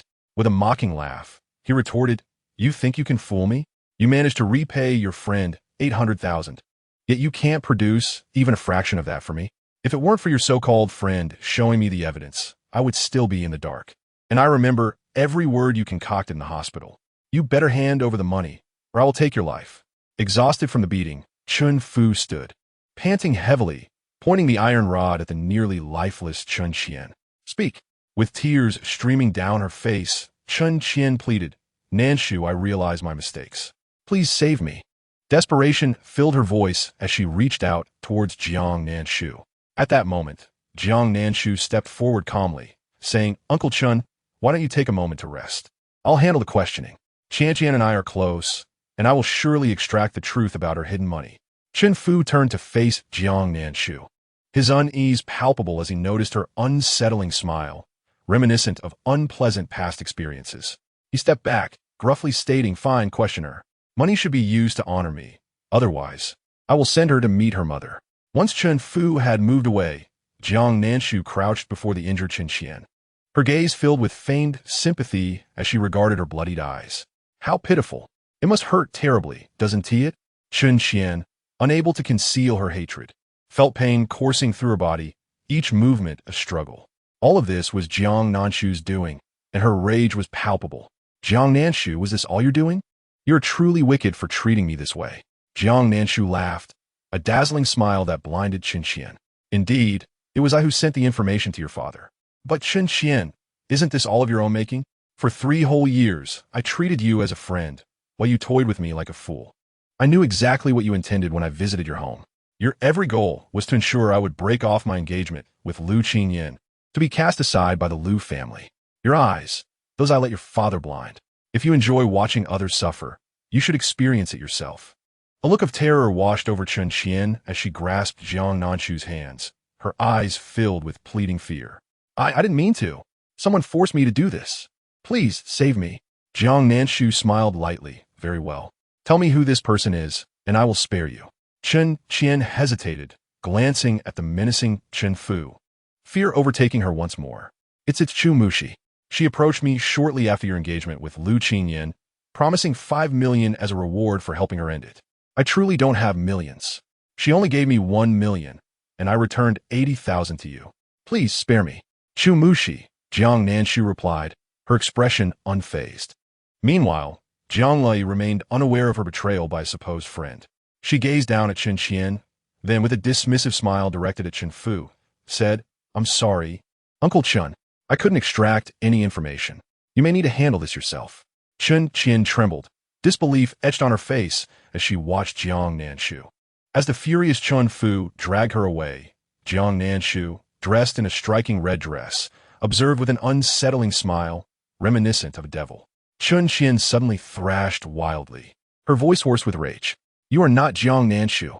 You are not her. Jiang Nanshu, may you suffer for this. Jiang Nanshu walked lightly toward the villa, her thoughts elsewhere. Time to find my dear fourth brother.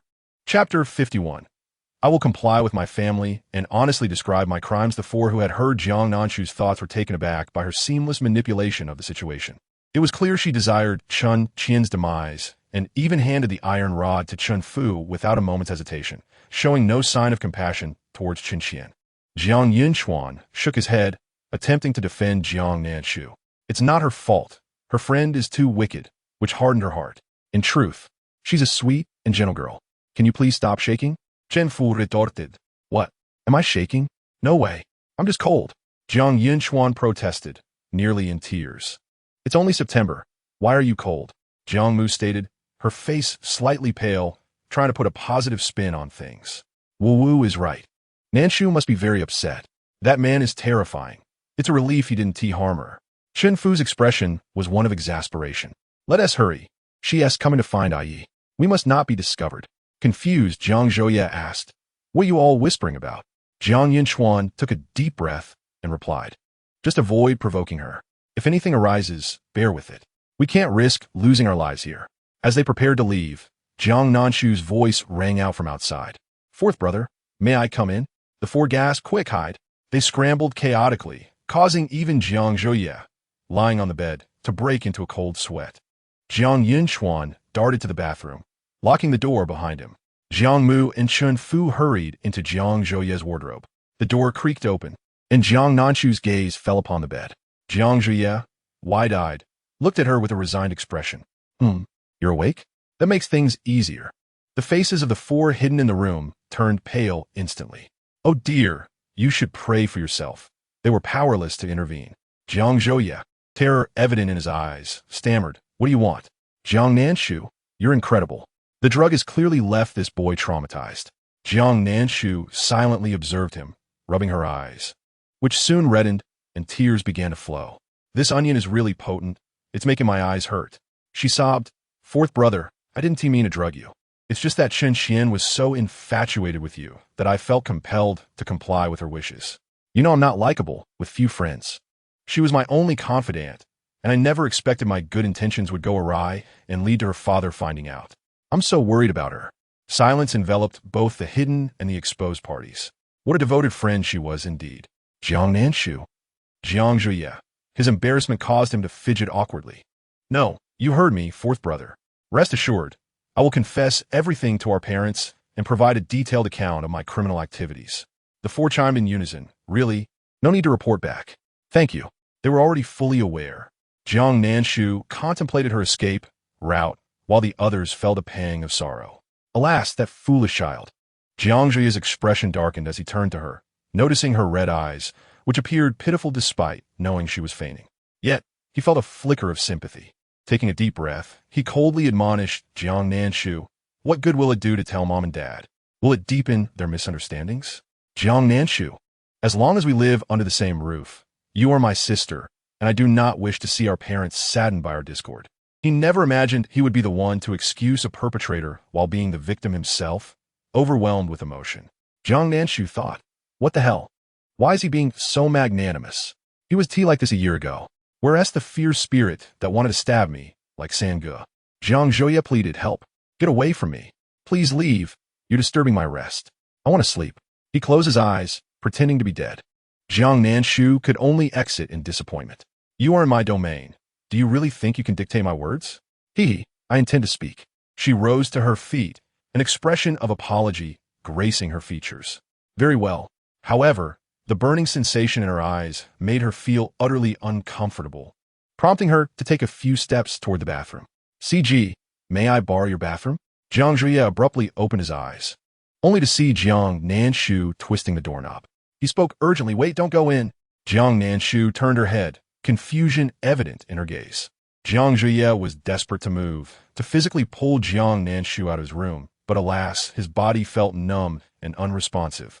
Sweat dampened the back of his shirt, and as Jiang Nanshu's puzzled expression deepened, he stammered, the toilet. Finally, he shut his eyes and mustered the courage to mutter, I haven't flushed. Jiang Nanshu replied, your place certainly has a unique charm. A heated flush spread across his face, and he fantasized about eliminating Jiang Yinchuan. Incorrect approach, just walk away. Correct approach, take a picture and ruin your reputation. Jiang Zhuoye. Jiang Nanshu twisted the doorknob, only to discover that the bathroom door was locked tight. Thank goodness, his heart nearly stopped. Turning back, Jiang Nanshu, appearing understanding and sympathetic, said, CG, I understand you. Everyone has their little quirks that are not known to others, and I respect that. Are you locking the door so tightly to prevent someone from stealing your? The four eavesdroppers felt the awkwardness on behalf of another. Jiang Zhuoye gritted his teeth and, with each word, expressed his gratitude. Thank you, but could you please leave? Jiang Nanshu abandoned the idea of washing her hands and stepped closer to him, noticing that he was drenched in sweat. The air conditioning was on in the room, and he was merely covered with a light blanket.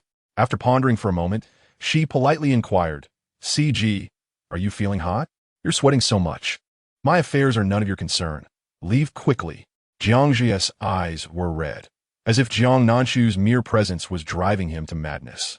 Jiang Nanshu silently gazed at him for 2 seconds before flashing a bright smile, determined to remain where she was and add to his distress. CG, it is my duty as your younger sister to take care of you. If I leave now, do you want me to feel guilty for the rest of my life? Chapter 52. Are you satisfied with my current state? Jiang Zhuoye mused. I enjoy watching you wanting to hit me, yet being unable to. Jiang Nanshu circled around to the wardrobe. CG, since your bathroom is locked, I want to intrude on your privacy. I'll find a clean towel in the wardrobe to help you wipe off the sweat. Wait. Jiang Nanshu paused her hand on the wardrobe handle. She turned to see Jiang Zhuoye's face flushed, the veins on his neck protruding. He seemed more struggled to get up, but was powerless. Fearing that Jiang Nanshu might recklessly open the door, he stared blankly upwards, weakly saying, Don't open it. I have several days' worth of unwashed underwear inside. How presumptuous of you. What close call. I almost had my eyes burned. Oh, I didn't expect you to be like this. No wonder you're so disheveled. Who could possibly be roommates with someone who doesn't flush after using the toilet? Jiang Zhuoye was rendered speechless, contemplating why he hadn't taken the medicine earlier. He had fallen asleep. What did the happenings outside matter to him? The discovery of the three had hurt Jiang Nanshu's feelings. But what did it have to do with him? He was indeed a great fool. Jiang Nanshu released her hold on the wardrobe, compassionately addressing the despondent Jiang Zhuoye. All right then, CG, you rest. I'll take my leave. Jiang Zhuoye fell silent. Satisfied, Jiang Nanshu closed the door behind her. She had uncovered 2 of his secrets, and now she must ensure her silence. 5 minutes passed before confirming that Jiang Nanshu had truly departed. The 3 emerged stealthily. They looked at the pale, breathless Jiang Zhuoye lying on the bed, his once illustrious reputation and rebellious persona utterly shattered. In a hoarse voice, he lamented, Are you satisfied with my current state? The 3 responded. Jiang Yinchuan scratched his head, recalling how terrified he had been when Jiang Nanshu nearly walked in, hiding in a corner and trembling. Clearing his throat, he awkwardly said, CG, it's all right. I'll vouch for you. You flush after using the toilet. Jiang Nanshu's complexion turned ashen. Should I sing you a song of gratitude? Thanking you for warming the seasons with your presence? Do you think you're funny? You truly don't understand the darkness of the night. Jiang Nanshu, why did you suddenly rise up? But this was indeed his fault. If he had chosen a different hiding spot, perhaps this tragedy would not have occurred. Deciding to remain silent, he discreetly glanced outside and slipped into his own room. Seeing his fourth son seething with anger, Jiang father understood his grievances. Unable to suppress a sigh, he assured, Dad will also vouch for you. You wash your underwear daily. You're a clean child. Jiang Nanshu wished he could faint on the spot. He had no desire to speak further. Jiang father departed. Jiang mother hesitated, glancing at the wardrobe before quietly advising. Don't leave them overnight. They should be washed the same day. He successfully sent them away. The group left quietly. In her room, Jiang Nanshu took a look through her binoculars and discovered that the diamond was still there, glimmering amidst the grass. This was a gift from the heavens, and she must seize the opportunity. Changing into pants suitable for climbing walls, she hurriedly made her way to the wall. As she approached, she realized it was a high wall adorned with well-trimmed shrubs, a lush green sight. Jiang Nanshu tied her hair back with a scrunchie, her black locks cascading like clouds. The ends slightly curled, revealing a slender, fair neck. Gazing up at the height, she noticed there was nothing around to aid her ascent. Would it be too conspicuous to bring a ladder? Bending down to search for a hole to crawl through, she suddenly heard the sound of a child crying and sneezing from the other side of the wall. The child murmured fragmented words, expressing sorrowful sentiments that could bring tears to anyone's eyes. Fortunately, there was a small gap in the tree branches nearby. A cherubic child, around 4 years old, dressed in light blue overalls, was crying, his face smeared with tears and snot. Before him lay a pit, the contents unknown. As he wept and touched it while sneezing repeatedly, the diamond was only 3 meters away from him. At her feet lay a sign in red letters, wall damaged, awaiting repair. Kicking aside the green transplanted shrubs revealed a small hole. Jiang Nanshu found a stick and widened the hole just enough for her petite frame to squeeze through. The elderly steward outside the neighboring villa called out for the young master, prompting the child to scamper away. Once she confirmed no one was around, she crouched and crawled through the hole, arriving right beside the diamond. She reached down to pick it up. It was the size of half a palm. Could such a large diamond be so easily discarded? However, her avarice quickly overpowered her reason. Joyfully, she patted it and whispered, Has someone lost something? If not, I shall take it. After a few seconds, she concluded that it was indeed unclaimed and thus belonged to her. She tucked it into her pocket. As she passed by the pit, she instinctively glanced inside and saw a white Samoyed puppy lying motionless. In an instant, Jiang Nanshu pieced together the events. The puppy had died, prompting the child to weep bitterly and dig a pit to bury it. Swiftly, she scooped dirt into the pit with her hands, ensuring it was completely covered, before reflecting on her actions and hastily crawling back through the hole, keeping her good deed a secret. Only a few meters away, a louder cry erupted from next door. She sighed, witnessing the child's sorrow. There is truly no need for such displays. Who buried my puppy? Cursed be the one who did. He wept, hiccuping, his tiny voice fierce. A few seconds later, she heard frantic barking. It turned out the puppy was still alive, and she had mistakenly thought it was dead. Jiang Nanshu casually touched her nose, feigning nonchalance, and instructed Qian, That hole in the tree wall is too large. Please fix it quickly. I fear a dog might come in. Qian replied respectfully, Understood, Mississippi. At noon, Jiang Nanshu did not come down for lunch, which Jiang Nanshu disregarded. She speculated that Jiang Nanshu and the others had likely taken the opportunity to go out. When they encountered Jiang Nanshu waiting in the living room, their smiles froze, and they found it difficult to maintain their laughter. Is my mere presence enough to dim their spirits? They must have heard about this morning's incident. Very well, I confess, it seems I'm to be cast out of the family. Upon seeing Jiang Nanshu glance over, Jiang Nanshu hastily fumbled for his phone. Hello? What? There are issues with company operations? All right, I'll be right there. Jiang Nanshu twitched her lips. Given your company, which is destined to cater to women, its bankruptcy would be no great loss. Jiang Nanshu dashed out, as if pursued by a ghost. Jiang Nanshu could only turn her attention to Jiang father. Father. Jiang father suddenly slapped his forehead. Oh dear, I forgot something very important. Hasn't Ah Sun secured the land at Yen Mountain? I must remind him in person to handle it well. It's a prime location. Jiang Nanshu thought. Indeed, it would be a splendid burial ground.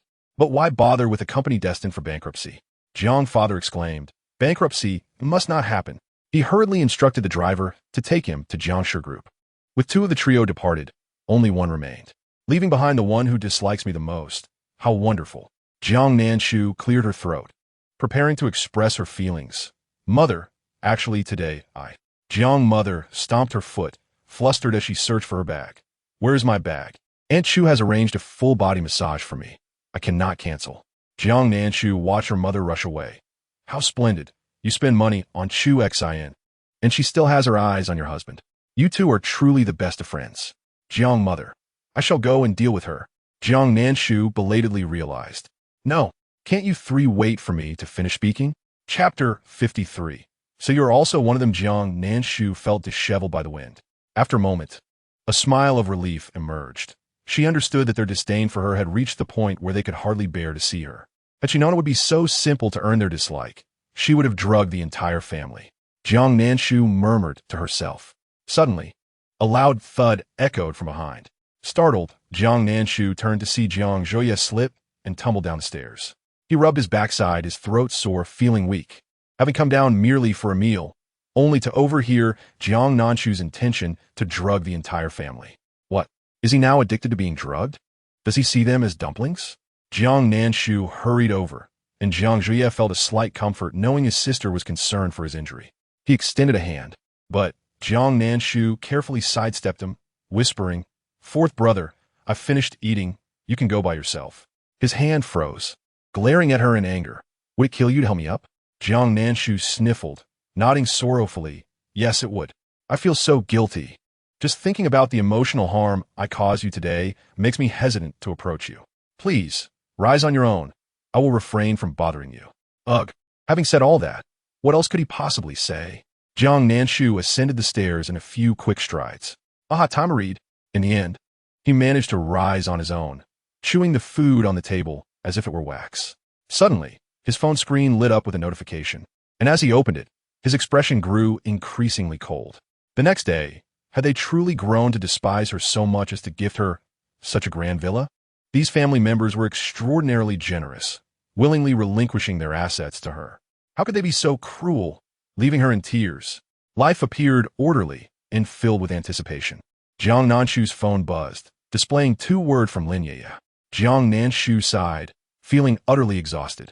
Although Jiang Yunchuan was avoiding her, she felt compelled to introduce him to the genuine Lin Ye, so she proactively called him to meet at the school entrance. Upon learning it was about Lin Ye, Jiang Yunchuan agreed. The weather outside was splendid, and the morning sun was delightful, putting Jiang Nanshu in a good mood. In her mind, the Sha-chun reappeared. Host, I have concealed something from you. Jiang Nanshu, what is it? The Sha-chun. In fact, there is another option beyond the 1 billion goal for the task. Another option? 2 billion? Do you intend to monopolize my 1 billion? You truly are a despicable creature. The Sha-chun. Is that all you can think about? Could there not be a better option? It struggled to maintain its mechanical tone. The central control system detected that your task was completed satisfactorily, thus offering a second option. Upon completion, you may choose to remain in this world. A long silence ensued. Eventually, Jiang Nanshu softly replied, I choose 1 billion. Do not even think about taking my money. She lowered her eyelashes, shattering the fragments of memory in her mind, her tears, despair, and suffering transforming into a mocking smile. The car slowly pulled up to the school gate. The driver spoke. Second miss, we have arrived at Jing University. It was still early, only 7:30. Jiang Nanshu exited the car, her little shoes tapping on the wide, clean avenue, flanked by lush green camphor trees. Jiang Yunchuan awaited at the entrance. His fiery red hair and striking appearance made him a focal point amidst the crowd. Jiang Nanshu's entrance also turned heads, dressed in a bright red dress, her porcelain skin glistening in the sunlight, revealing faint blue veins. Fifth brother. Hearing Jiang Nanshu's voice, Jiang Yunchuan glanced at her warily, fearful she might confess her misdeeds towards Jiang Zhuoye. What a splendid expression of fear. Is he worried I might drug him too? Jiang Yunchuan. That is not what I meant. He cleared his throat, feeling somewhat awkward. Where shall we find her? Some matters must be addressed face to face. Indeed, The ebb and flow of relationships is quite normal among couples. Come with me. Jiang Nanshu had no intention of reconciling with Lin Ye. He merely wished to put an end to her incessant disturbances. He had exerted considerable effort to pursue her initially, yet now, as he sought to break things off, she clung to him relentlessly, driving him to distraction. The two hid along a less crowded street, where a large tree provided cover. Jiang Nanshu glanced at his watch. Frowning, when will she arrive? Jiang Nanshu stretched her neck in excitement, pointing to a low-key luxury car. Here she comes. Senior Lin Ye's wealthy father has come to drop her off. Lin Ye emerged in a small white dress. Her pure beauty having earned her the title of campus flower among many Jing University boys. After she alighted, another car door opened, revealing a man with gray hair. Shorter than Lin Ye. Jiang Nanshu's eyes widened, and Jiang Nanshu was equally perplexed. This was not the middle-aged man from the photo. Who is this? Hearing Jiang Nanshu's inquiry, Jiang Nanshu quickly steadied herself, babbling. Given his hair color, he must be her grandfather. What gives? You said to bring her father. Yet you brought this? Jiang Nanshu exclaimed. They then saw Lin Ye lean down and plant a kiss on the lips of the gray-haired man. What is this? Jiang Nanshu's tone grew frosty. Jiang Nanshu asked, Western etiquette? Have you never seen it? What on earth is happening? Why are you bringing your benefactor in front of my fifth brother? After the kiss, Lin Ye bid farewell to the man and walked in the opposite direction of the school. Jiang Nanshu chuckled softly and turned to Jiang Nanshu. Why not take a guess if this was in the morning, at noon, or in the evening? Let's follow and see. No way. Her grandfather has already left. Jiang Nanshu forcibly pulled Jiang Nanshu along. They then observed Lin Ye enter a nearby breakfast shop. A tall man with an unremarkable appearance waved at her, and upon their meeting, they immediately became affectionate, feeding each other porridge mouth to mouth. Jiang Nanshu's face turned green, and he could not help but retch while holding onto a tree by the roadside.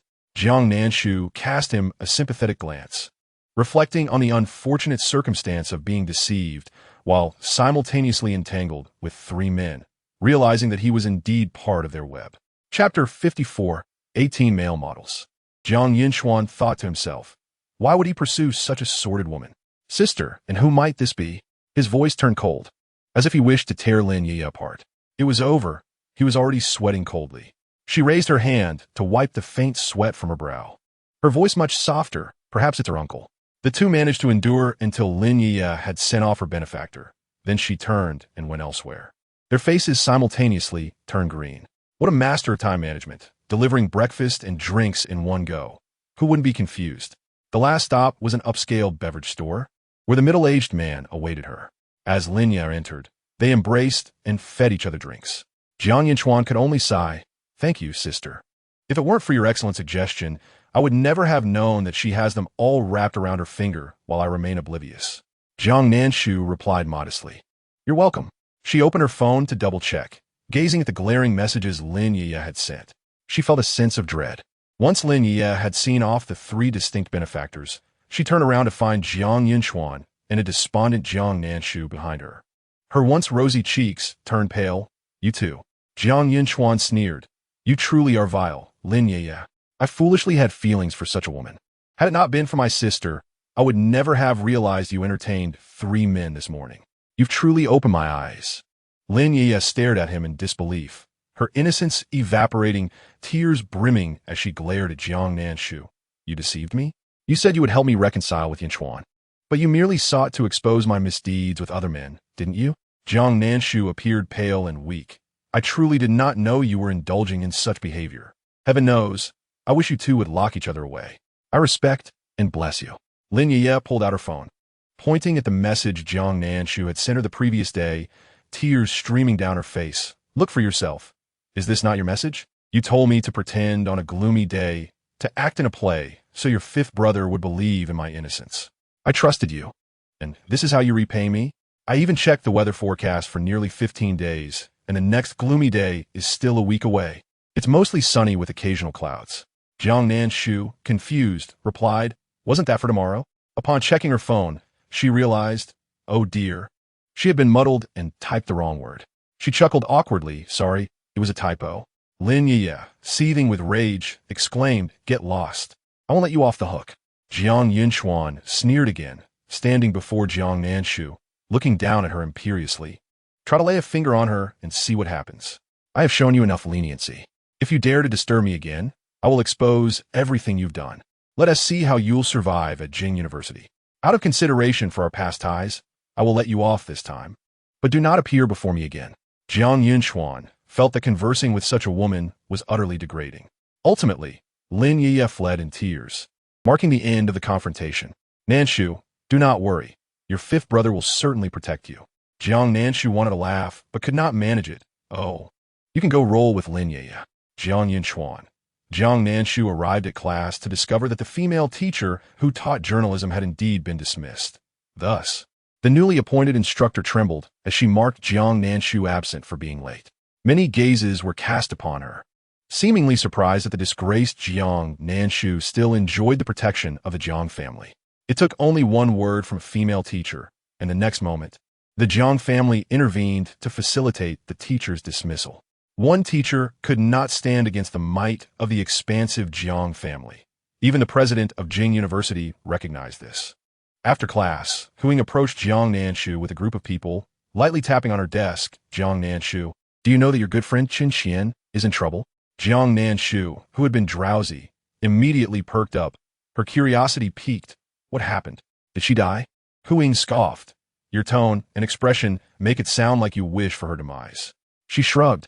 She is not dead. But I heard she was abused by her father and spent the night in critical condition. One eye is blind, one ear is deaf, and she may spend her life in a wheelchair. Have you no reaction? She is her inseparable best friend. Jiang Nanshu felt a twinge of pity. She and T died? Chun Xian truly played a significant role. Even after such a beating, she stubbornly refused to relent. Then I should call the police, get her father arrested, and cheer her up. Huing remarked, having a friend with such a cold heart as you is truly unfortunate for Qin Xian. She glanced at an empty seat and smiled. A friend without a conscience indeed suffers like Su Shi. Su Shi had also not shown up for class, indicating that she had a rough weekend. Meanwhile, Su Xingwan seemed to have vanished entirely. Jiang Nanshu changed into a dress and applied light makeup, leaving school after classes in the afternoon. Remembering that she hadn't made her presence felt with Lu Qingyan for 2 days, she sent him a message. Qingyan Gij. Where are you?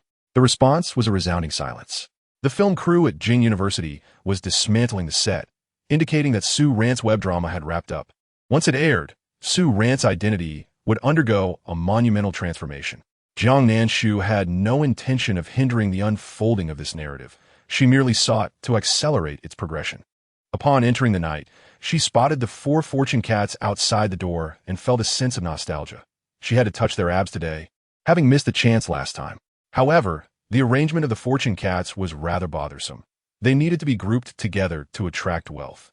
Seizing the moment when no one was watching, she embraced the 4 fortune cats into a circle. Inside the bar, Jiang Nanshu, having learned her lesson, chose not to linger outside. Instead, she reserved a large private room capable of accommodating 50 people. She then spent 100,000 to hire 18 top-notch male models.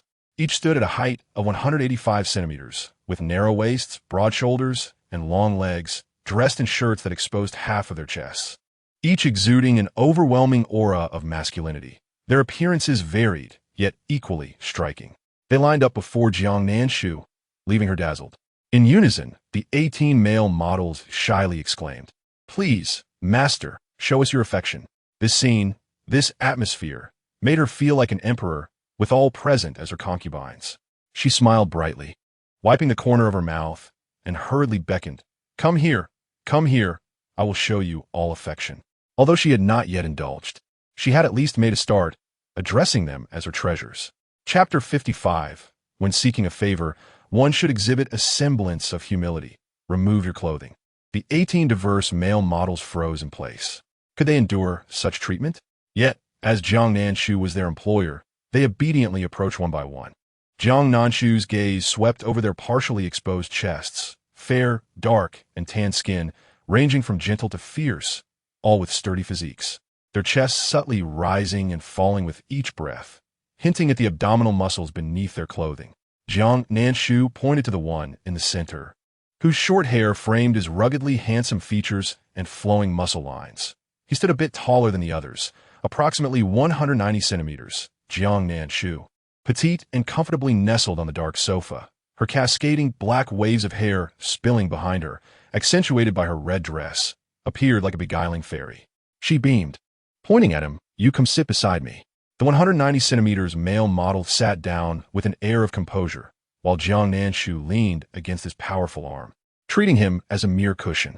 She casually gestured for them to pour her drinks, peel fruits, and perform striptease dances. The dim lights in the private room heightened the atmosphere of desire. After consuming a few drinks, Jiang Nanshu, feeling tipsy, tilted her head to glance at the model she was leaning against, flashing him a smile. Are they dancing beautifully? The dance was rather explicit, with the performers even shedding their tops, showcasing their top muscles that exuded palpable sexual tension. The 190 centimeters male model felt a touch of nervousness. The subtle fragrance of lavender emanating from Jiang Nanshu was particularly pronounced in the confined space. Despite her gentle and intellectual scent, her bold actions were startling. He let out a soft breath and nodded. Beautiful.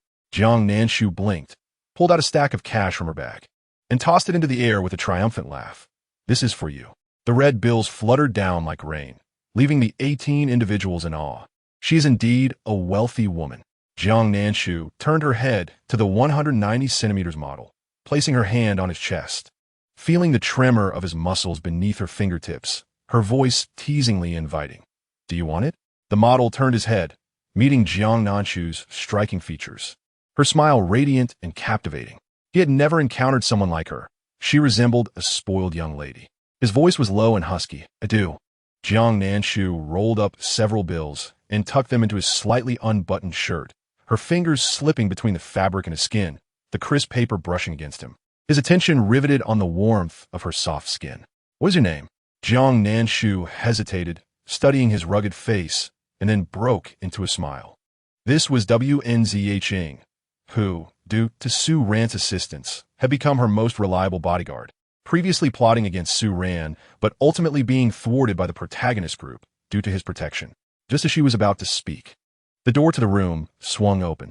The arrival drew everyone's gaze. He had slightly damp hair, wearing a black shirt, his chest rising and falling subtly.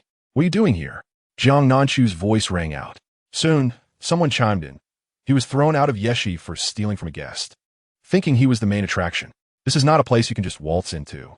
In just a few sentences, Jiang Nanshu understood why Liang Xiaiqiu had come. She beamed. You came to find me, didn't you? Liang Xiaiqiu's hands, hanging by his side, clenched tightly. He had never felt so embarrassed. Yet all of this was caused by the woman before him.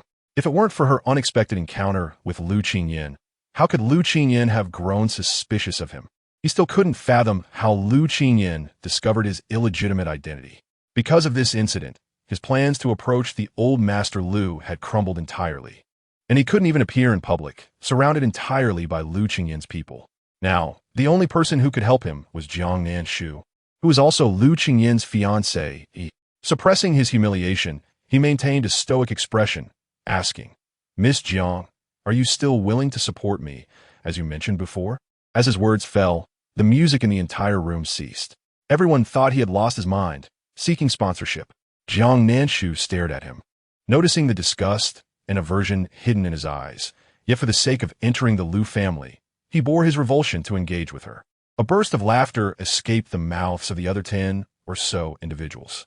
He had known Su Ran first, yet he had ultimately lost to Lu Qingyan. His only shortcoming lay in his background and status. Unlike Lu Qingyan, who had been adored since birth, he was not the designated heir, his identity shrouded in secrecy. Living in a chaotic environment, striving to take root in barren soil, yearning to grow into a towering tree. He suppressed his trembling and humbly said, Miss Jiang, I have come to a realization. I am willing to be a substitute, just to catch a glimpse of you. Substitute? She had no affection for Lu Qingyan. What use did she have for a substitute? Jiang Nanshu straightened, her gaze assessing him, landing on his face, and clicked her tongue. You are indeed quite proud. When I valued you, you would rather die than yield, and now you come crawling back. If you act like a whore, don't expect to keep your dignity. It's quite disgraceful. The room fell silent. Jiang Xiaojia was indeed, as the rumor suggested, bad-tempered, quick to offend, and her words and actions were as venomous as they come. Suddenly, everyone felt relieved that they had been obedient and hadn't provoked her. Didn't they see Liang Xiao trembling with humiliation? He took a deep breath, his last shred of dignity supporting him, and his eyes darkened. If you are unwilling, then so be it. I have other paths to take. Jiang Nanshu tilted her head back, downing another shot of strong liquor. The intoxication surged within her as she chuckled, raising an eyebrow. If you lack sincerity when begging, you should at least show some humility. Take off your clothes. Chapter 56. Su Ran, can't you live without me? Liang Xiao stood still. Jiang Nanshu pointed to the row of shirtless male models behind him. They're all under my sponsorship. Do you really think you are any different from them? The blatant insult rolled off her tongue without a hint of hesitation, regarding him as a mere joke. Liang Xiao gazed deeply at Jiang Nanshu, realizing she was indeed the worst kind of woman. Would a heart like hers ever be genuine towards Lu Qingyan? He couldn't suppress a cold laugh within, feeling pity for Lu Qingyan. In the next moment, without hesitation, he stripped off his shirt. His muscular skin was exposed to the air. Jiang Nanshu scrutinized him from head to toe. From his powerful pectorals to the well-defined lines of his abdomen, his body radiated vitality. Duan Huayu rose to leave. Compared to his previous resistance, he was much more compliant this time. Jiang Nanshu sighed again. How wonderful it is to be wealthy. Host, I must remind you, as one of the antagonists, Liang Xiao's corruption value has risen to 30. The mechanical voice of De Sha Chun interrupted abruptly, tinged with tension. This sudden rise of 10 points was outrageous. Is this even humanly possible? Jiang Nanshu replied. Are you implying this is my fault?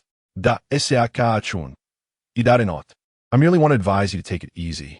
Rest assured, I am merely guiding him toward growth. He will thank me in the future. Jiang Nanshu dismissed De Sha Chun from her thoughts, as Liang Xiao had already taken a seat beside her.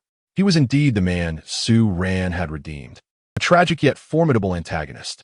In this moment, Jiang Nanshu could sense Liang Xiao's desire to devour her whole.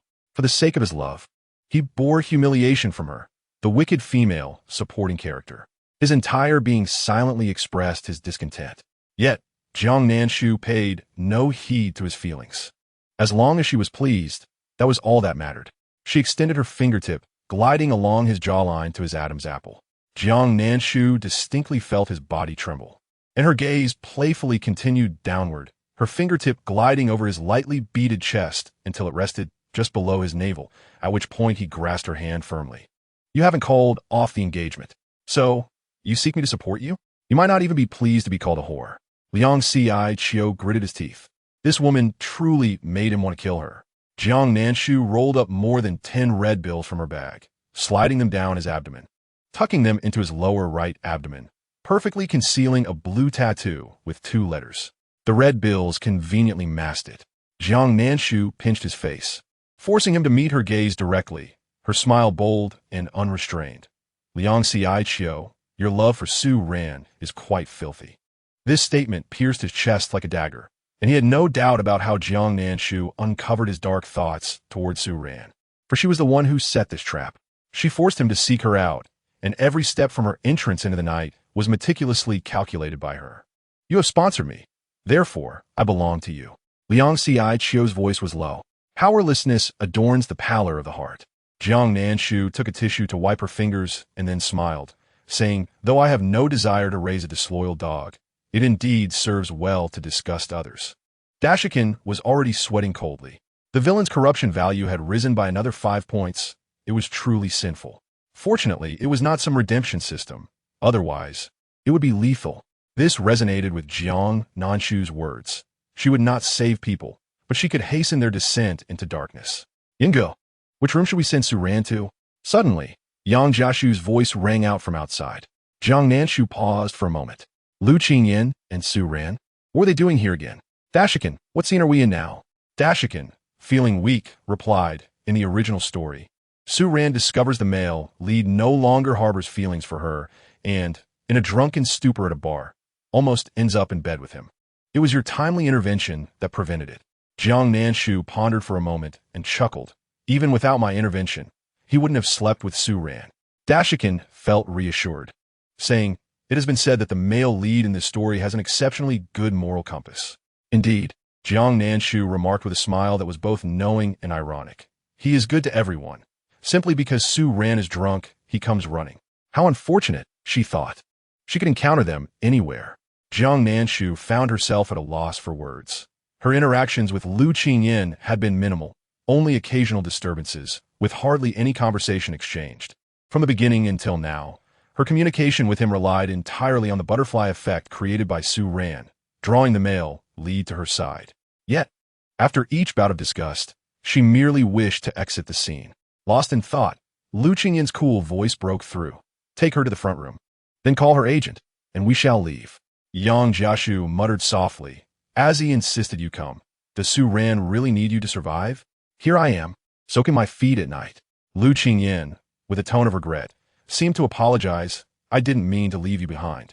Su Ran's drunken voice, punctuated with sobs, came through intermittently. Oh dear, Yang Jiashu complained. Don't move around. It's exhausting enough just to support you. And now you want to hug Yinga? You're heavy. All right. Su Ran didn't mean it. She's just drunk. Chang'an finally spoke up, defending Su Ran. Their voices gradually faded away. Jiang Nanshu then propped her chin up, gazing with interest at the pale-faced Liang Xiqiu. TSK, how pitiful. Your beloved calls another man's name. Does it not hurt?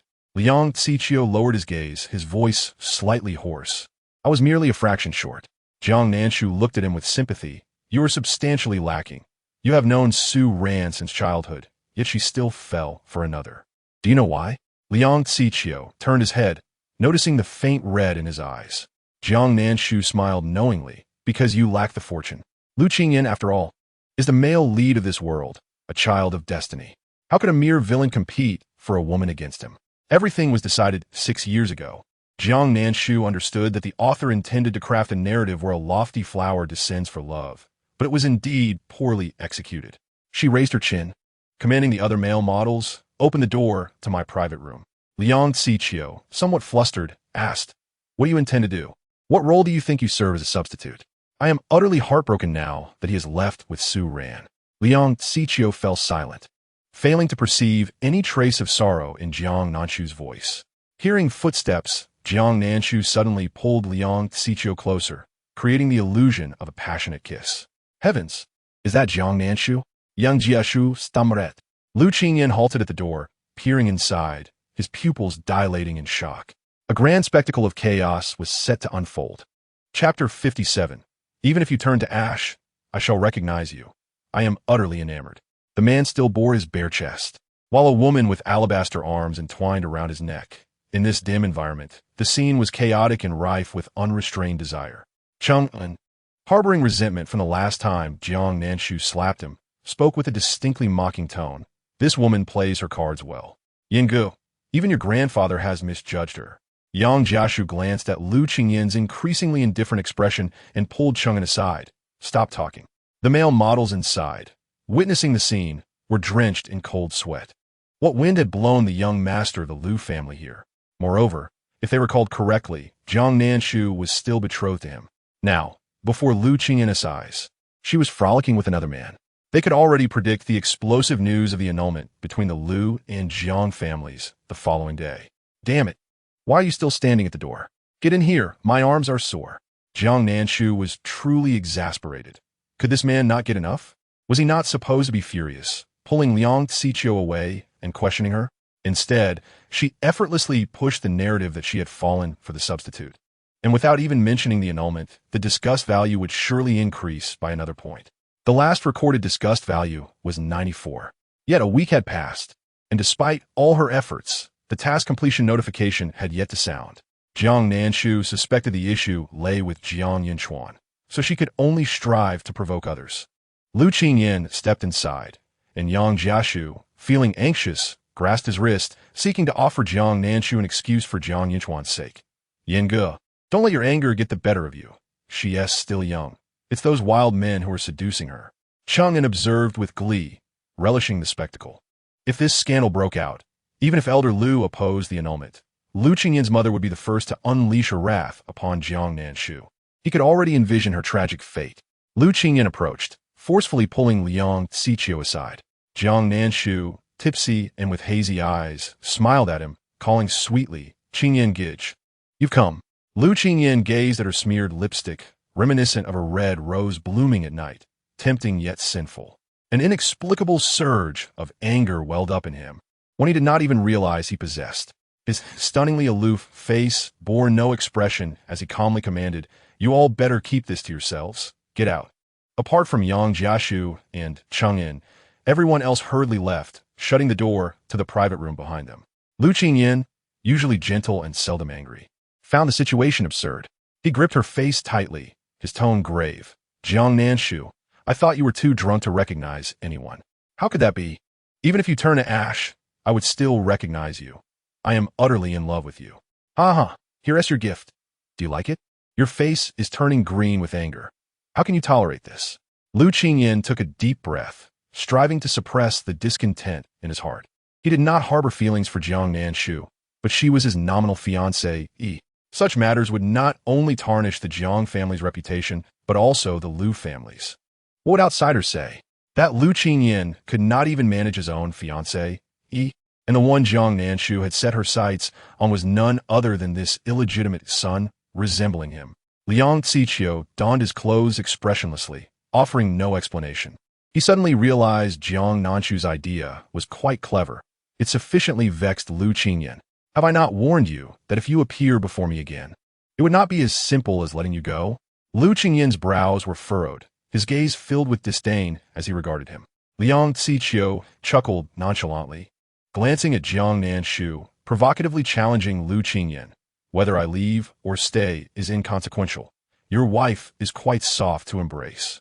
Jiang Nanshu exclaimed, "Damn, this is simply my long-lost student. He has captured the essence of the matter. I must take him as my disciple. He speaks so well." Lu Qingyan remained silent. Jiang Nanshu, with tears pooling in her eyes, nuzzled closer to Lu Qingyan, declaring, "You're talking nonsense. How could I hug you? I only hug my Qingyan Gij. Qingyan Gij, don't believe him. He seeks to destroy our bond." Lu Qingyan pushed her away, questioning each word. "What bond do we share?" Jiang Nanshu sniffled, her apricot eyes slightly reddening. "So you still like Suran, don't you?" "I knew it. As long as she is around, you can never see me. Every time there is Suran, you are present. Qingyan Gij, you are truly kind to her."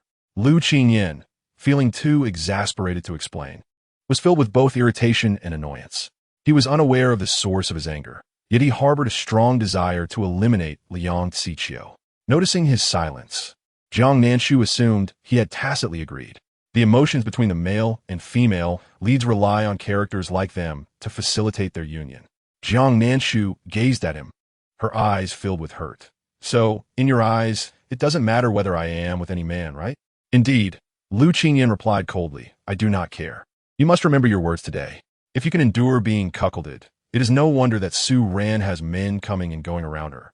Your tolerance for such matters is indeed commendable," Jiang Nanshu thought, feeling even more aggrieved on the surface.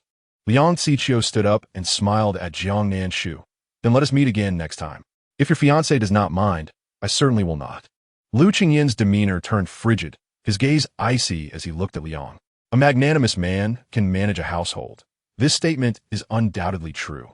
Jiang Nanshu's heart swelled with delight, yet her head felt increasingly heavy. As she looked at Lu Qingyan, he appeared to have developed a double image.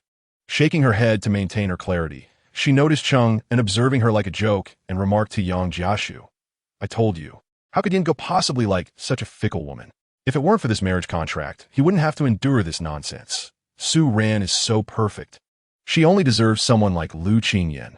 Cheng An's expression darkened. In his mind, Su Ran was a flawless goddess, only fitting for a paragon like Lu Qingyan. He felt inferior in family background, knowledge, and appearance compared to Lu Qingyan. He was merely a second-generation rich kid mingling in indulgence, or worse, a street loafer. With no family business to inherit, he relied on his brother and lived a carefree life, never worrying about food or clothing. Thus, for someone like him, Su Ran was as pristine as a handful of snow. He glanced at the muted video on his phone. Only Su Ran was worthy of the position of matriarch of the Lu family. Chapter 58. Jiang Nanshu was intoxicated. Liang Ziqiu departed. Jiang Nanshu hung her head, her body swaying. Hearing his voice, she lifted her gaze, her porcelain-white cheeks flushed, her almond-shaped eyes shimmering with moisture as she tilted her head to look at him and rubbed her eyes. Finally, her expression turned to one of terror. Lu Qingyan, what is on your head? Lu Qingyan lowered his gaze at her, wondering what strange antics she was up to now. Why is SpongeBob SquarePants defecating on your head? So many SpongeBob SquarePants, how frightening. Her eyes widened in horror, as if she truly saw something terrifying, and she shrank behind the sofa. Lu Qingyan had contemplated numerous possibilities, such as Jiang Nanshu saying various things that would irk him, but he never anticipated her inebriation. Indeed, the Jiang Nanshu who had earlier been audacious was now drunk. Her expression led him to believe there was something unsightly on his head, and he could not help but raise his hand to pat it, only to see her dash barefoot off the sofa, crying as she ran, "Wah, you killed SpongeBob, you are a bad man." Lu Qingyan turned pale. Seeing the fear in Jiang Nanshu's eyes directed at him, he was truly at a loss. Yang Jiashu could not contain his laughter, drawing Lu Qingyan's piercing glare, prompting him to clear his throat. "Yingu, it is getting late. You should take your fiancée back to school. You cannot just leave her here." Only then did Lu Qingyan reach for Jiang Nanshu, who was writhing and resisting. "You murderer of SpongeBob, stay away from me." He firmly restrained her, his voice cold. "If you continue to act up, do you believe I will silence you?" Jiang Nanshu quieted down, tilting her face upward, her eyes glistening with pity as she looked at him. "Do not hit me. I do not want to die." This woman was truly something. Gazing at her crimson lips, he could not resist the urge to wipe them vigorously. It was only when she uttered a soft ouch that he released her, carrying her back to the sofa, furrowing his brow as he searched for her shoes. Yang Jiashu found the scene amusing and recorded it. Jiang Nanshu sat quietly on the sofa, her dark, luscious curls cascading over her red dress as she lowered her gaze and instinctively extended her foot, resembling a proud princess. Lu Qingyan knelt, resigned to putting her shoes on. Once she was shod, Jiang Nanshu resumed chasing after the floral butterflies, gathering the remaining red butterflies from the floor into her pockets. However, forgetting she was wearing a skirt, she ended up sitting on the ground, tearfully gazing at Lu Qingyan. My pocket flew away. Lu Qingyan searched for her bag, and only after she was satisfied with her collection of butterflies did he assist her in standing up. Chang'an did not accompany them, worried about Su Ran being left behind, so he remained at the bar. He glanced at the secretly recorded video and then at Su Ran, who was drunkenly calling out Lu Qingyan's name. After a moment of internal conflict, he ultimately decided to send a video. At Jing University, under the guidance of the dormitory supervisor, Lu Qingyan carried Jiang Nanshu upstairs. She was much cuter when quiet, though her lips incessantly murmured something. Unable to resist, he asked, "Jiang Nanshu, what are you saying?" Jiang Nanshu's head was muddled, and as she inhaled the cool, fresh scent of Lu Qingyan, reminiscent of soft snow, she nestled closer. "Su, she murmured softly. Su, is that a name?" He pondered carefully. There was no name in the vicinity containing that character.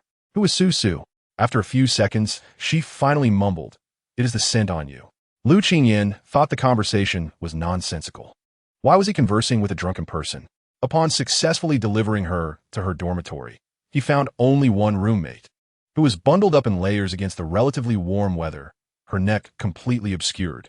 Lu Qingyan placed Jiang Nanshu on her bed and, as he reached the door, said, "Classmate, please take care of her. She is intoxicated."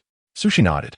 After Lu Qingyan left with the dormitory supervisor, she finally peeled off her heavy clothing, revealing large, horrifying bruises on her skin. Sushi glanced at the withdrawal application on the table, rubbed her eyes, and approached Jiang Nanshu's bedside. Jiang Nanshu lay with her eyes tightly shut, her brow furrowed deeply. Seeing that she was about to vomit, Sushi quickly helped her to the restroom. After vomiting, Jiang Nanshu appeared slightly more lucid. She squinted and smiled. "You are such a good person. Haven't you revealed Su Xingwan's whereabouts yet?" Jiang Nanshu's lips curled into a faint smile as she luxuriated in the care of others. Once her face was cleaned, Sushi poured her a glass of water and prepared a cup of honey water. "This is effective for sobering up. Otherwise, you'll have a headache when you wake up tomorrow." Jiang Nanshu accepted it, finding it sweet and delightful.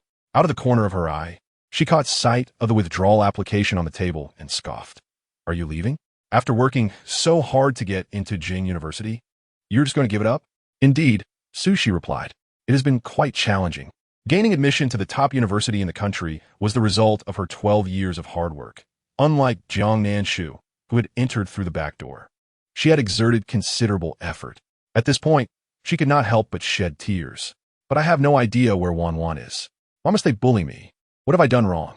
Sushi's once round face had thinned considerably, appearing weary and with red-rimmed eyes. Jiang Nanshu finished the honey water, feeling that her intoxication had subsided significantly, and showed no intention of continuing the conversation with Sushi. Instead, she pushed the cup back. Thank you for the honey water. I want to sleep now. She comfortably wrapped herself in the blanket, while Sushi silently glanced at Jiang Nanshu before tidying up the table, applying medicine to herself, and turning off the light to sleep. The following day, Sushi was gone, along with the withdrawal application. Fortunately, after drinking some honey water the previous night, Jiang Nanshu's head was not pounding. As she reflected, she realized she had indeed been intoxicated and hoped she had not done anything inappropriate. She had not anticipated that the alcohol would hit her so hard. Each time she drank, she often forgot her actions, feeling a twinge of regret. She vowed to be more cautious in the future. She then donned a fitted red dress, had breakfast, and purchased a bottle of water before heading to class. Perhaps due to excessive drinking, she incessantly sipped water to alleviate the dryness of her lips. This overindulgence led to a pressing need to excuse herself midway through class. Thus, she raised her hand to seek permission. The teachers at the school now dared not offend her, who would want to be forced into resignation. Given the current difficulty in finding employment, as long as no lives were lost, they chose to turn a blind eye to Jiang Nanshu's antics. Once granted permission, Jiang Nanshu proceeded to the nearest restroom. The door was tightly shut, and she twisted the knob, but it wouldn't budge. Pressing her ear against the door, she discerned various chewing sounds emanating from within. After waiting for 2 minutes, she politely knocked, inquiring if they were indulging in excrement and if they could open the door after such a lengthy delay. In the next moment, the door swung open. A young girl with bleached hair, upon spotting Jiang Nanshu, immediately exhibited an exuberant expression, forcefully pulling her inside and locking the door securely behind them. Turning to He Lianji to boast, "Sister Ji, look who I brought in." Inside, there were 6 individuals.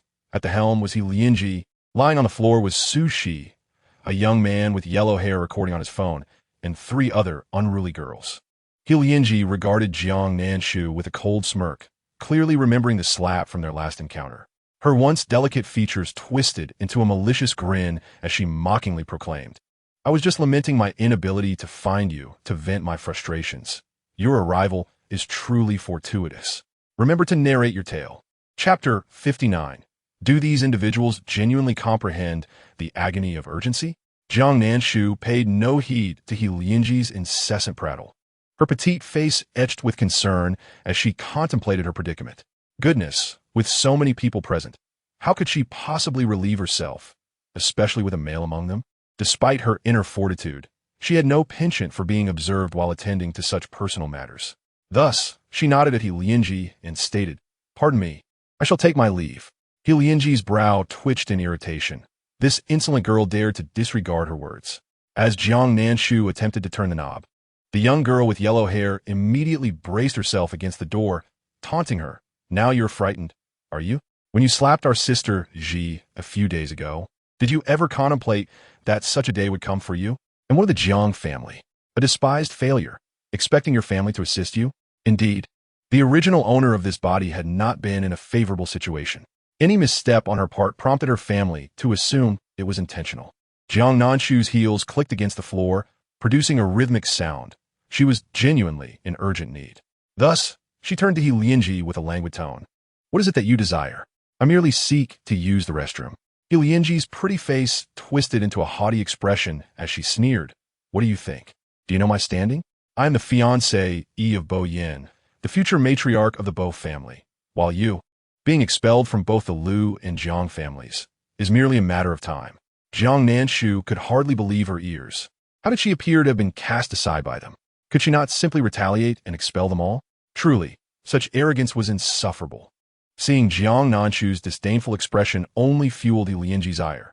She glanced at Sushi, whose face was bruised and bloodied, and maliciously grinned.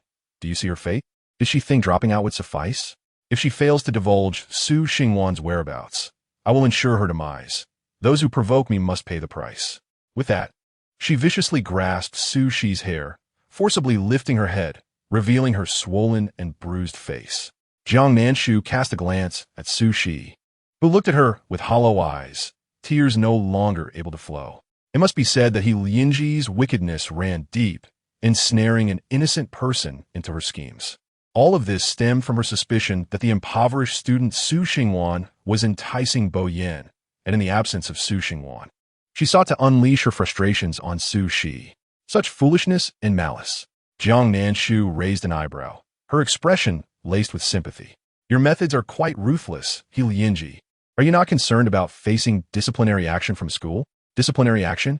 Do you believe that if I were to strike you, anyone would dare to speak out?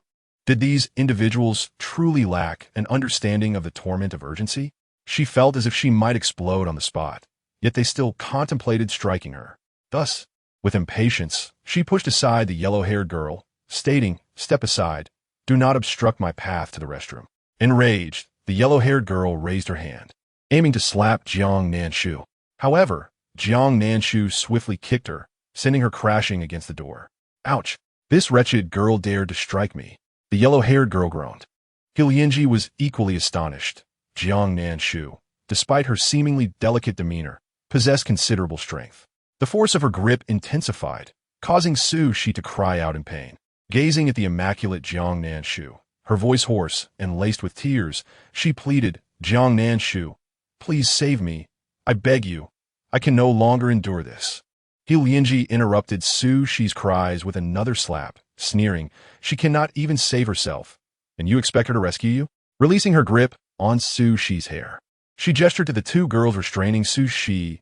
"Bring this wretched girl, Jiang Nanshu, before me. I demand that she kneels in repentance and cleans the bloodstains from my shoes." The two girls approached with ill intentions, and the onlookers were momentarily stunned. He Lianji questioned in confusion, while Su Shi, having been the passive recipient of violence throughout, had never considered retaliating for fear of incurring even harsher punishment. Yet, at that moment, a surge of courage ignited within her, and with the last vestige of her strength, she slapped He Lianji across the face. In that instant, it felt as though she had reconciled with herself. It was merely a life, after enduring such torment. Perhaps extracting some measure of retribution before her demise was not so bad. She crumpled to the ground. He Lianji stood frozen in shock. The force of the slap left her lip bleeding and half her face numb. Jiang Nanshu smiled faintly. "Well done. I will kill you all." A yellow-haired boy wielding a stick pushed past the others, pointing at Jiang Nanshu. "Kill her. Go kill her." The boy approached menacingly, stick in hand. Jiang Nanshu remained calm, stating, "I stand right here. Do you dare to kill me?" The stick halted a mere 5 centimeters from Jiang Nanshu's forehead. The boy expected her to flinch, yet she gazed at him with a cold intensity, unmoving. Beads of cold sweat began to form on his brow. He was not truly willing to kill. Intimidation was his only weapon. Yet before him stood a figure who, in the face of brutality, remained eerily composed, as if detached from the situation. Jiang Nanshu tilted her head. "Not willing to kill? Then allow me." She snatched the stick and brought it down upon the boy's arm, the sound of cracking bone resonating through the air. In the next moment, she seized the boy's head and slammed it against the tiled floor, the vivid crimson of his blood mingling with his anguished cries. He Lianji recoiled in fear, her face pale as she witnessed Jiang Nanshu's ferocity. Even the 3 girls trembled in terror. For a full minute, the boy's screams ceased, and Jiang Nanshu finally released him. He lay sprawled on the ground like a lifeless dog, unaware of his fate. Jiang Nanshu then approached the sink, methodically washing the blood from her hands. Turning around, she smiled at the others. "Do you still wish to confront me?" The 2 girls who had sought to capture Jiang Nanshu trembled and collapsed to the ground in fear. He Lianji shook her head in disbelief, her body trembling against the cold tiles. Jiang Nanshu pointed the stick at the remaining 4, her smile radiant. "Dare to move, and I cannot promise that this stick won't find its way to your heads." Su Shi rose, seizing He Lianji and forcefully slamming her against the wall, mirroring the treatment she had received. She bit her lip in determination, her grip on He Lianji astonishingly powerful. "He Lianji, if you dare to touch me, I will take your life. Help!" Those who feared nothing, not even death, were hardly swayed by mere verbal threats.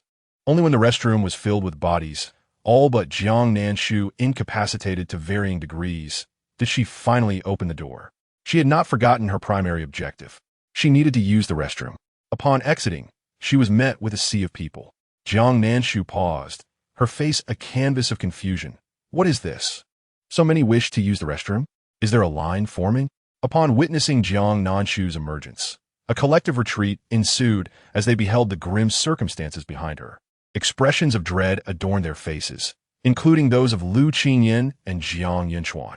Without pausing for pleasantries, Jiang Nanshu bolted away, frantic thoughts racing through her mind. Damn it. I can hardly breathe. I need a restroom. I'm going to lose my mind.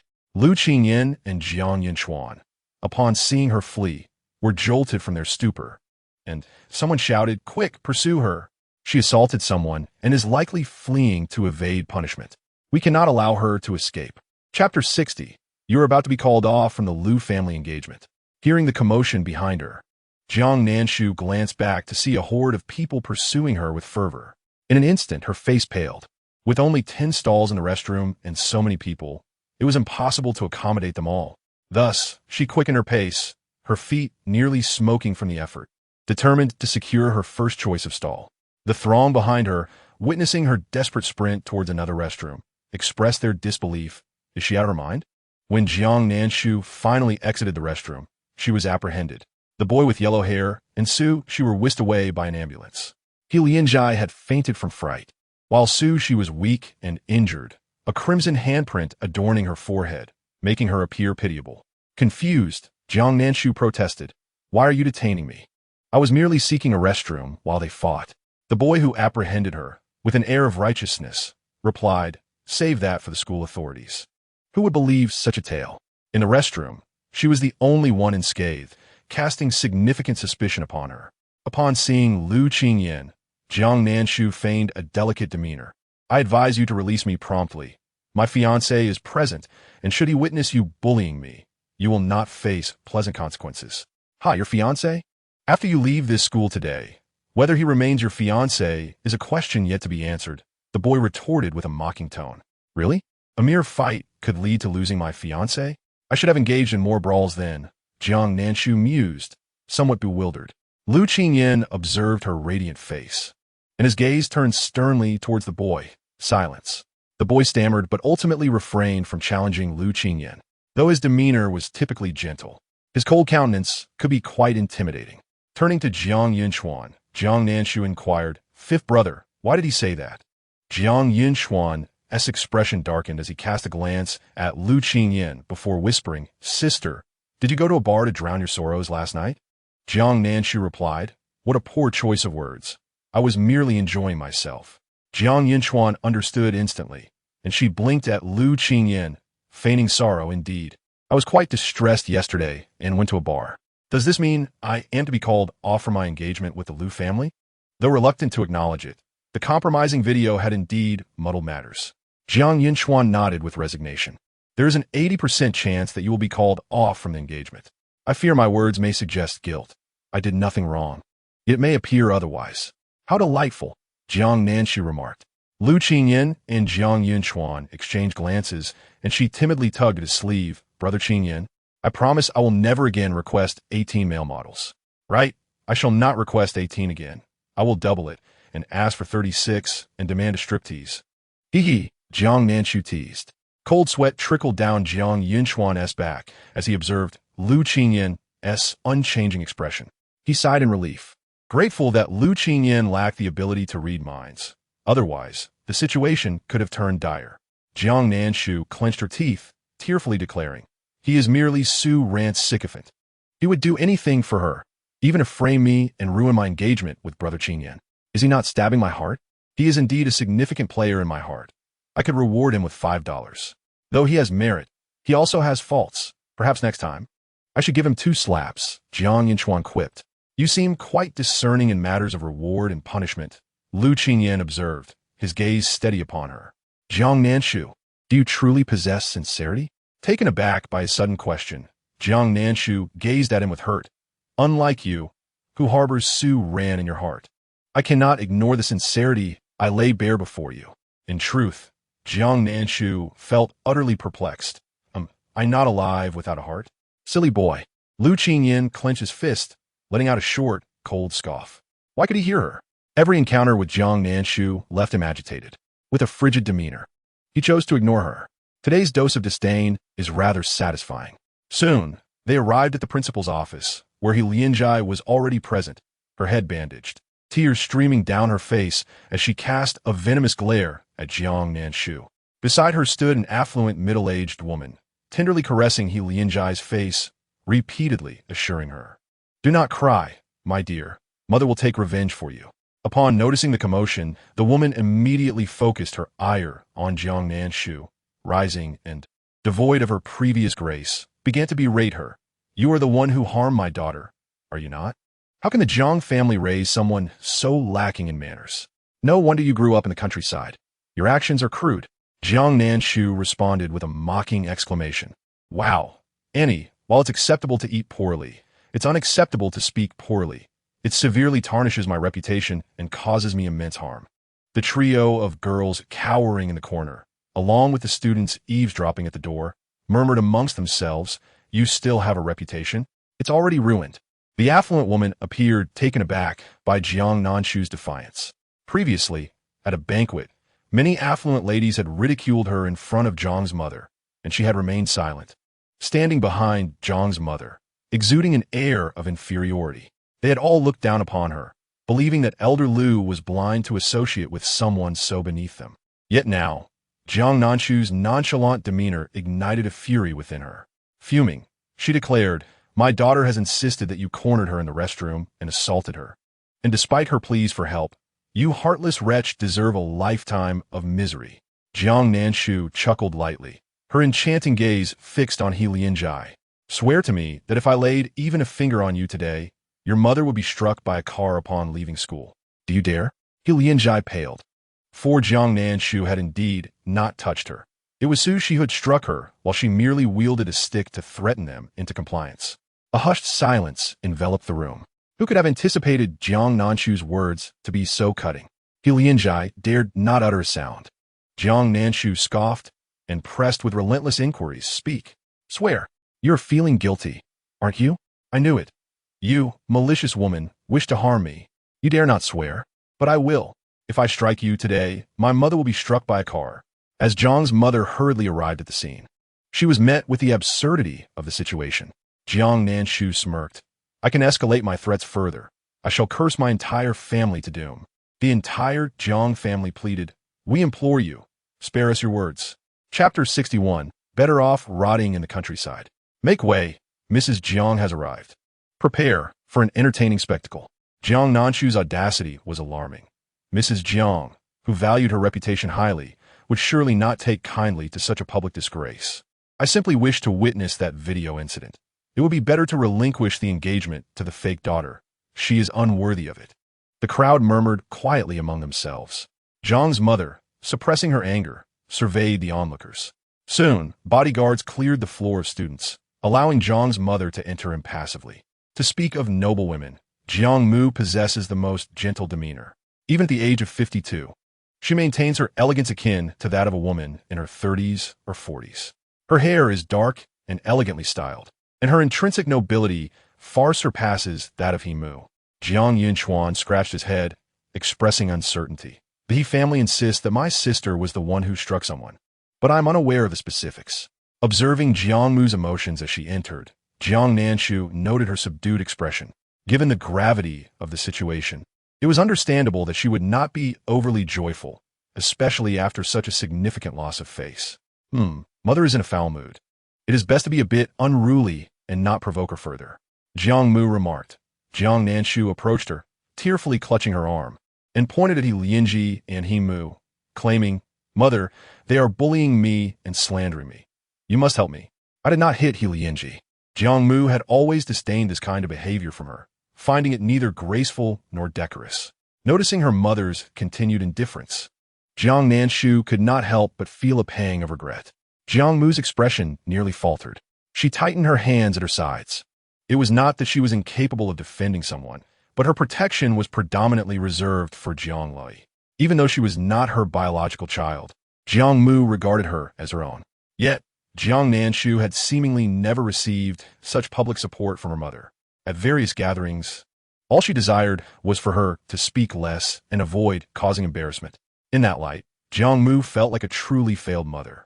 Jiang Nanshu exclaimed, "Ah, Mrs. Song is going to seek justice for me. I must still be dreaming." Jiang Nanshu was genuinely astonished. This was not in accordance with the original text. Upon seeing Jiang Mu, Mu immediately began to shout, "Shuling, you arrived just in time. Look at what your daughter has done to my Ji. Her beautiful face is marred. What do you intend for her?" Jiang Mu, speaking gently yet firmly, replied, "Madam you claim my daughter assaulted your daughter. Where is the evidence? One must adhere to the principle of evidence. Without any proof, how can the blame be placed solely upon my daughter?" Her gaze briefly swept across Mu's face before landing on the resentful Lianji. "I have yet to mention that your daughter unreasonably slandered mine, causing her emotional distress." Mu could hardly believe her ears. Was Jiang Mu actually defending Jiang Nanshu? Unable to contain her anger, she lashed out. "Huh, slander? Everyone present knows that a crowd gathered in that restroom, and among them, one man and one woman were injured the most severely. Your daughter emerged unscathed. If she is not responsible, then who is? Song Shuling, do not presume that the Jiang family, with its significant wealth, can bully others. Our He family is not to be trifled with. My daughter has been assaulted. I cannot let this go easily. Either Jiang Nanshu must apologize to my daughter, or the Jiang family must compensate me 10 million as restitution for emotional damages, and then we can consider this matter settled." Jiang Mu's expression turned icy as she addressed her fifth son. "She claims everyone saw it. Did you witness anything?" Jiang Yunchuan shook his head vigorously. "No.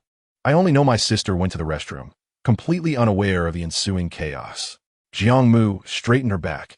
"Did you hear that? The onlookers claim they saw nothing.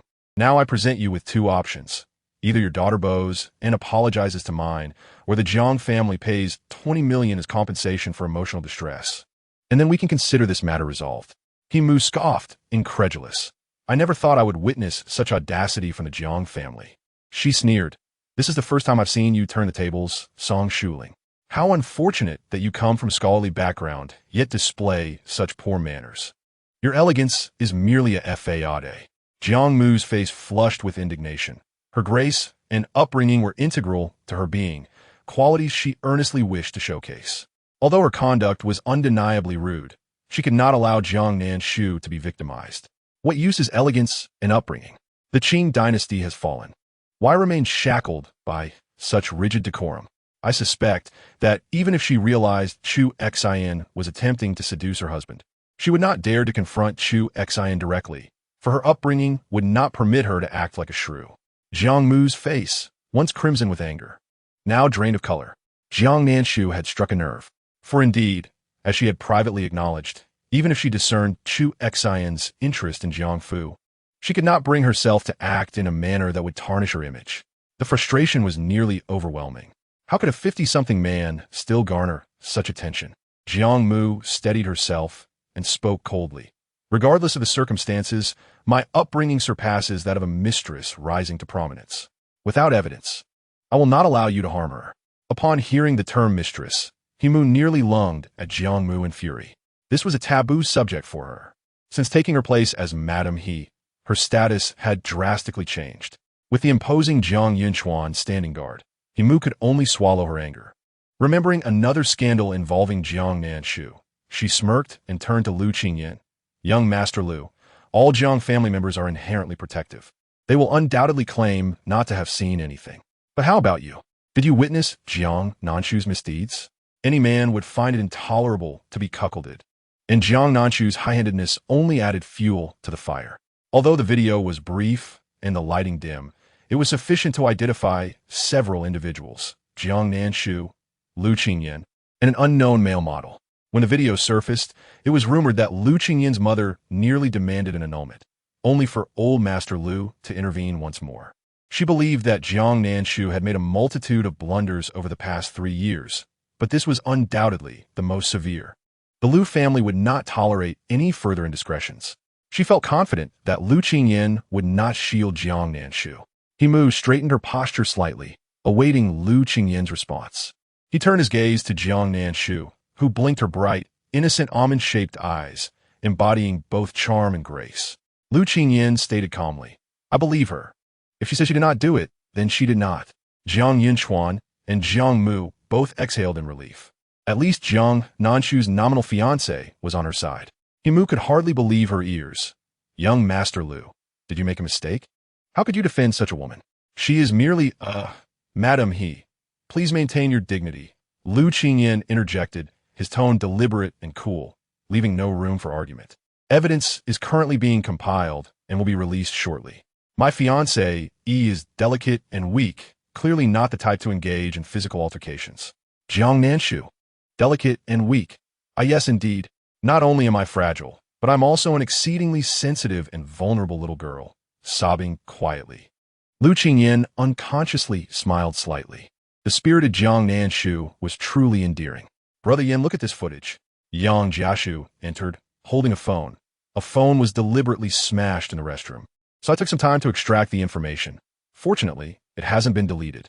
Upon hearing this, He Lianji's face turned pale, her lips trembling uncontrollably. Before she could faint, she smashed the phone containing the footage. If these atrocities were exposed, her life would be ruined. It must not be revealed. Absolutely not. Just as she was about to snatch it away, a man entered through the doorway. Dressed in a meticulously tailored suit, his countenance sharp and striking. He exuded an air of seriousness. He Lianji's eyes lit up. Brother Yin, you finally arrived. She immediately bit her lip, feigning distress. The president of Jing University finally spoke up. Oh, Mr. Bo, what brings you here? Bo Yin cast him a sidelong glance. His tone icy. If someone dares to bully my fiancé, I must come and demand an explanation on her behalf. Upon hearing that, Bo Yin had come for her. He Lianji's sorrow evaporated, replaced by bubbling joy. While the Bo family may not rival the Lu family in power, under Bo Yan's leadership, they were not intimidated. Jiang Nanshu observed Bo Yan with keen interest. This is indeed the tale of the final downfall of the Haijiang family, who, after annexing the Jiang family, found themselves on equal footing with the Lu family, a rather handsome antagonist, I must say. Jiang Mu pondered why this girl seemed so jubilant upon hearing of the impending bankruptcy. Lu Qingyan cast a discerning glance at Bo Yan. Was he truly that handsome? He appeared rather ordinary to her.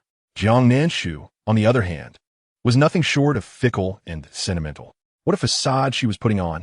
She sought justification, yet this fiancé of his resembled nothing more than a mere rodent, believing herself to be adorned in gold. How laughable. From behind the door came a voice, teasing and mocking. The crowd turned to see Jiang Eason saunter in, one hand casually tucked into his pocket, exuding an air of nonchalance. Dressed in a loose black shirt, his handsome visage was marred by an unmistakable smirk of derision. Compared to the CEO Bo Yan, he resembled a ruffian. Upon noticing Jiang Nanshu's gaze, his smile widened as he winked at her, suggesting that while she had a protector. So, did he? Jiang Nanshu thought to herself, I've been fed a mouthful of oilseed vegetables. Kindly remove this oil press. What had initially appeared as a rather gallant act was transformed in Jiang Nanshu's mind into something rather unpalatable. Jiang Eason sighed, realizing he could not expect any commendable words from Jiang Nanshu. His eyes, filled with a mixture of amusement and derision, turned towards Bo Yan. Mr. Bo, how imposing you are. Do you think your presence alone can absolve the evidence? You wish to protect her? I shall not permit it.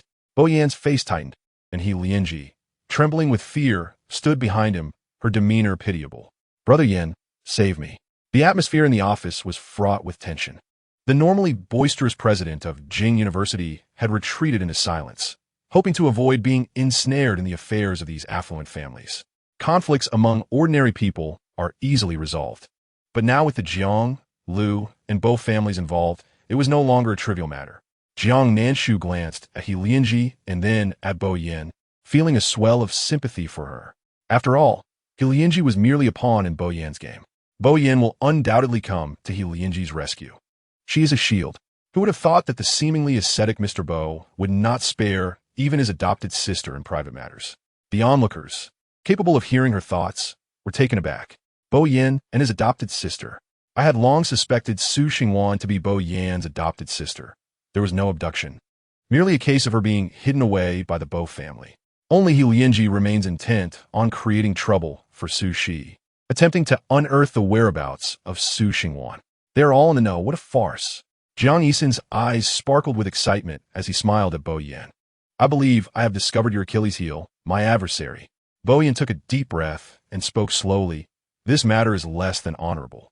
We are all part of the same circle. We encounter each other frequently. Let us consider this. Since no significant damage has occurred, how about we settle this matter financially? Excellent.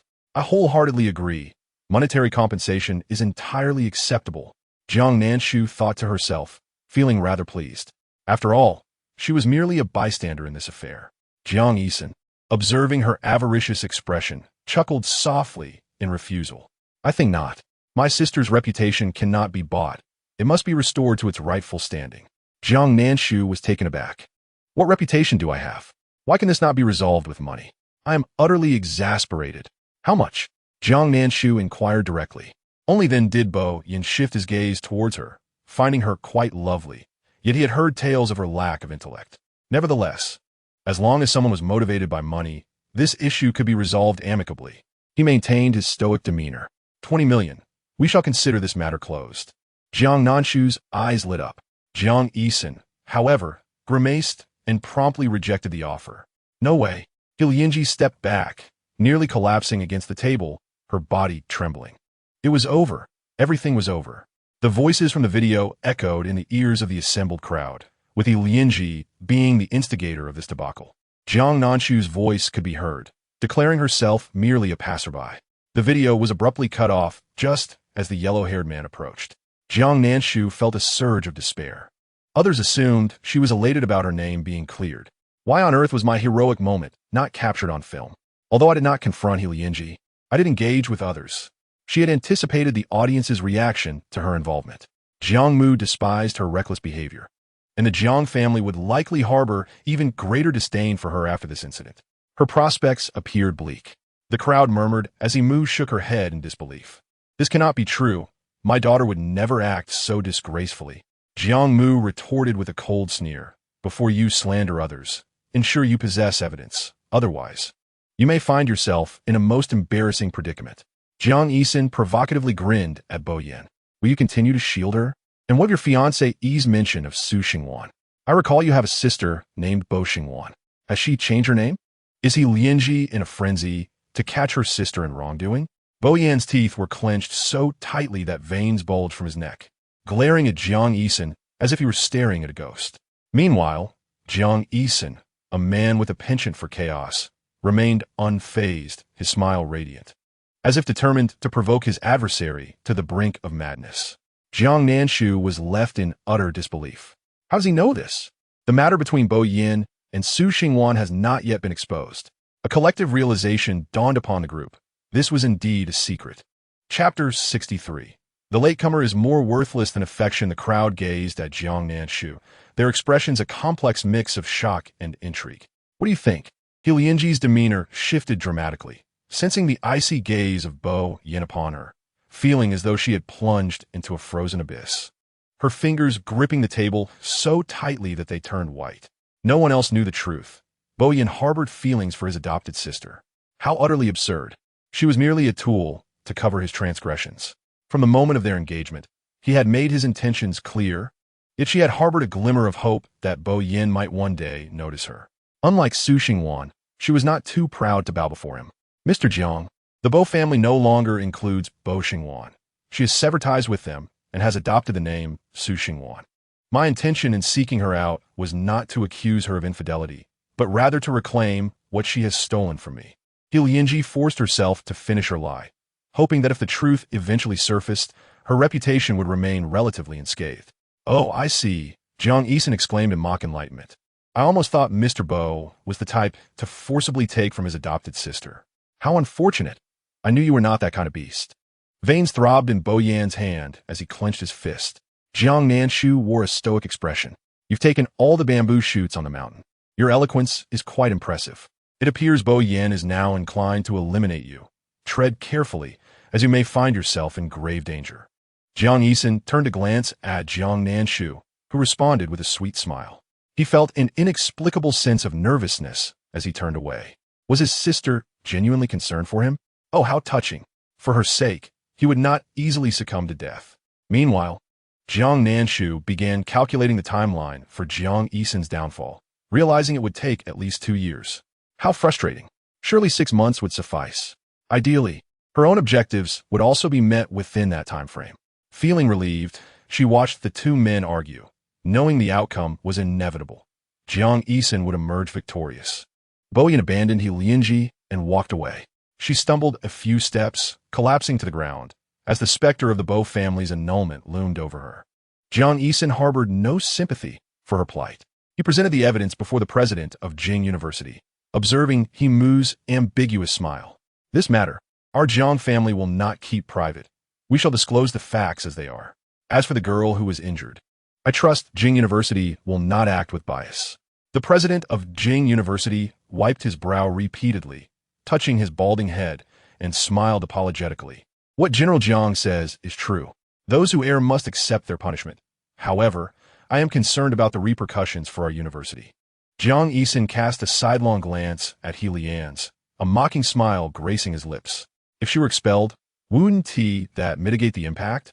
I am genuinely worried for my sister's safety with such a venomous woman remaining at the school. Jiang Nanshu interjected sarcastically.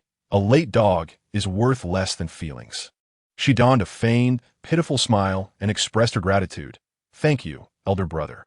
Without you, I would not know what to do today. He Mu helped He Lian's to her feet, unable to fathom the outcome. Her daughter had brought this upon herself. Yet her pride forbade her from yielding. She glared at the Jiang family, hissing, "You are quite something. I will not let this matter rest." Turning to Jiang Nanshu, she spat. "If my daughter is rejected by the Bo family, you shall not fare any better." Finally, she seized He Lian's and stormed off. Her earlier tenderness towards her daughter replaced by a roughness. Jiang Mu glanced at Jiang Nanshu before taking her hand, then looked at the impassive Lu Qingyan, whispering, "Nanshu, your father and I will find a way regarding your engagement to Qingyan. Do not worry." Jiang Nanshu replied with a lackluster tone, "Mother, you must help me. I cannot allow that woman Su Ran to take my place. I would go mad without brother Qingyan." Lu Qingyan observed her disingenuous demeanor with cold eyes. "You do not seem like one on the verge of madness," he remarked. Jiang Nanshu forced a strained smile. "Who isn't mad in some way? Imireli hojino, sobi. Jiang Yinchuan looked at Jiang Nanshu before approaching Jiang Nanshu. He casually mentioned, "Qingyan, please take care of my sister. I need to speak with my elder brother about something." Lu Qingyan stepped out first, followed by Yang Jiashu. Jiang Nanshu hesitated briefly before resignedly trailing behind them. "Where is Chengyan?"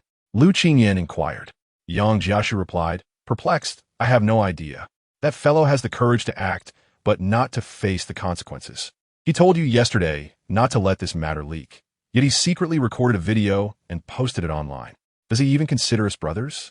Lu Qingyan, too, was curious whether Chengyan truly valued their brotherhood or if he was willing to sever ties for Su Ran. That sycophant cares only for his goddess. I wouldn't be surprised if he sold all of you out without remorse. Regardless of my presence, your brotherhood will not endure, Jiang Nanshu quipped, rolling her eyes.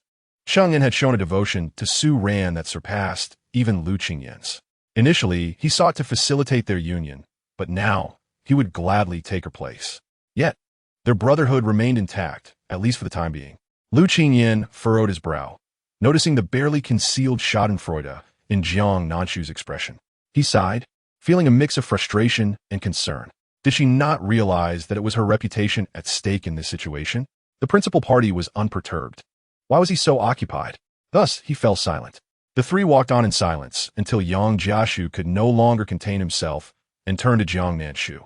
"Jiang Nanshu, are you not afraid of actually being rejected?" Chapter 64. Can you hear your sister's heart? This tiresome question was becoming unbearable. She felt like retching. "Of course I am afraid. If I were to be rejected, it would be more terrifying than encountering a ghost." Jiang Nanshu sighed and shifted her tone. "However, I seem to have employed the wrong method to retain brother Qingyan. Perhaps this is my deserved retribution." Yang Jiashu chuklet, surpriset, arente you? I have already planned where to go as a single.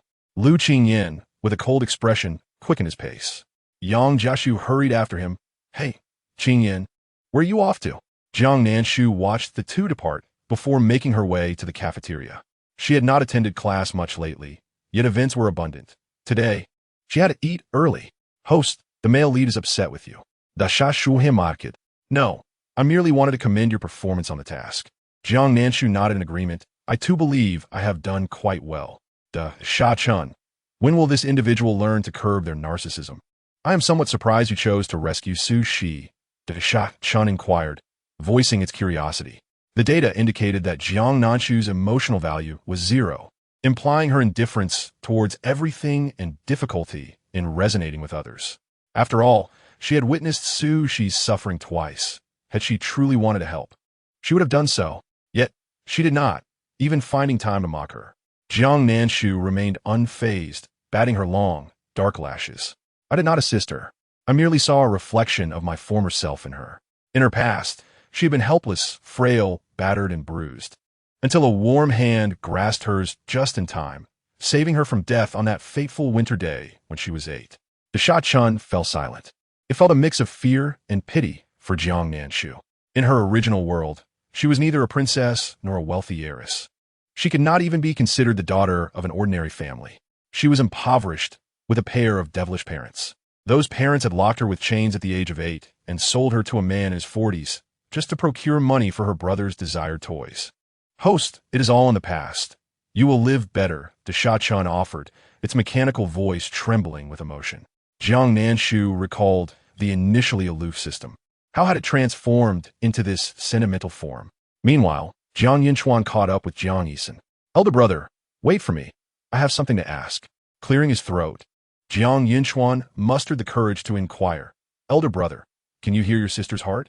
Jiang Yisan halted abruptly, fixing a penetrating gaze upon Jiang Yinchuan, who felt a shiver run down his spine.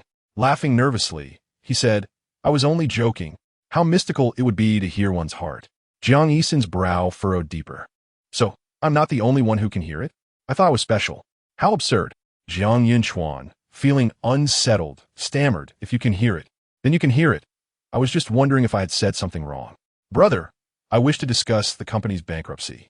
It seems prudent to heed our sister's words, as it might come to pass, Jiang Yinchuan explained, seeking to forewarn him about Jiang Nanshu's concerns. Jiang Yisan chuckled lightly. I am aware. Focus on your studies. Jiang Yinchuan exhaled in relief. That is good. Without my sister, I might still be a fish in Lin Ye's pond.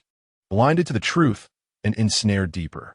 There was a note of gratitude in his voice, but soon he became anxious again. Yet, fourth brother's voice seems to have been harmed. I wonder who the culprit is. If only my sister could enlighten us, for she alone possesses that knowledge. The uncertainty of fate instilled fear within him. Jiang Yinchuan is burdened with worries about his company, consciously avoiding Lin Ye. Surely, he would not let the gaming company go to ruin, would he? Furthermore, the situation at the headquarters, which he once viewed as tranquil, now seems fraught with peril, with adversaries lurking, ready to seize a piece of the pie when one is not vigilant. The fates of his second, third, and fourth brothers, as well as his parents, appear grim, with no superior solutions at hand. The only point of resolution lies with Jiang Nanshu, as foreknowledge of the outcome can help avert disaster. Jiang Yisan leisurely lit a cigarette, the white smoke swirling gracefully into the air. What is the attitude of the fourth and fifth brothers towards Nanshu? He inquired in a calm tone. Jiang Yinchuan paused, recalling Jiang Zhuye's disdainful attitude towards Jiang Nanshu. After a moment of hesitation, he finally replied, It's quite poor. Indeed, would one care for those they despise? Jiang Yisan continued, No. Hence why should she feel obligated to salvage her fates? Merely being privy to her innermost thoughts is already a divine blessing. Instead of contemplating how to treat her better, you only scheme to extract maximum utility from her. Little brother, do not narrow your paths. Jiang Yisan squinted slightly, sensing that what he had heard was merely the tip of the iceberg. Greater secrets surely lay undisclosed, with the Jiang family's honor and disgrace resting solely on Jiang Nanshu's shoulders. He sighed.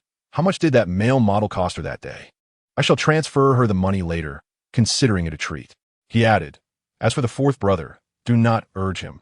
When he comes to terms with matters, he will seek you out. With that, he entered his luxurious vehicle. In that instant, Jiang Yinchuan felt a twinge of shame. No wonder Jiang Nanshu was unwilling to openly disclose the fates of each family member. Indeed, she seemed almost gleeful at the prospect of these events unfolding sooner, relishing their heightened disdain. There were reasons behind it all. Their affection for Jiang Nanshu was anything but pure. Jiang Yisan, ever the astute businessman, remained rational and clear-headed. Jiang Nanshu inhaled deeply, resolving to manage his own affairs. He hoped never to encounter any more female predators apart from Lin Ye. No, I am genuinely terrified. I do not wish to develop a fear of women. Lin Ye was merely a stumbling block on his path to ruin. Meanwhile, she was in the cafeteria, indulging herself, when her phone chimed. Account 6 has transferred 1 million to you. Jiang Nanshu nearly choked on her food. Upon closer inspection, she realized the account belonged to Jiang Yisan.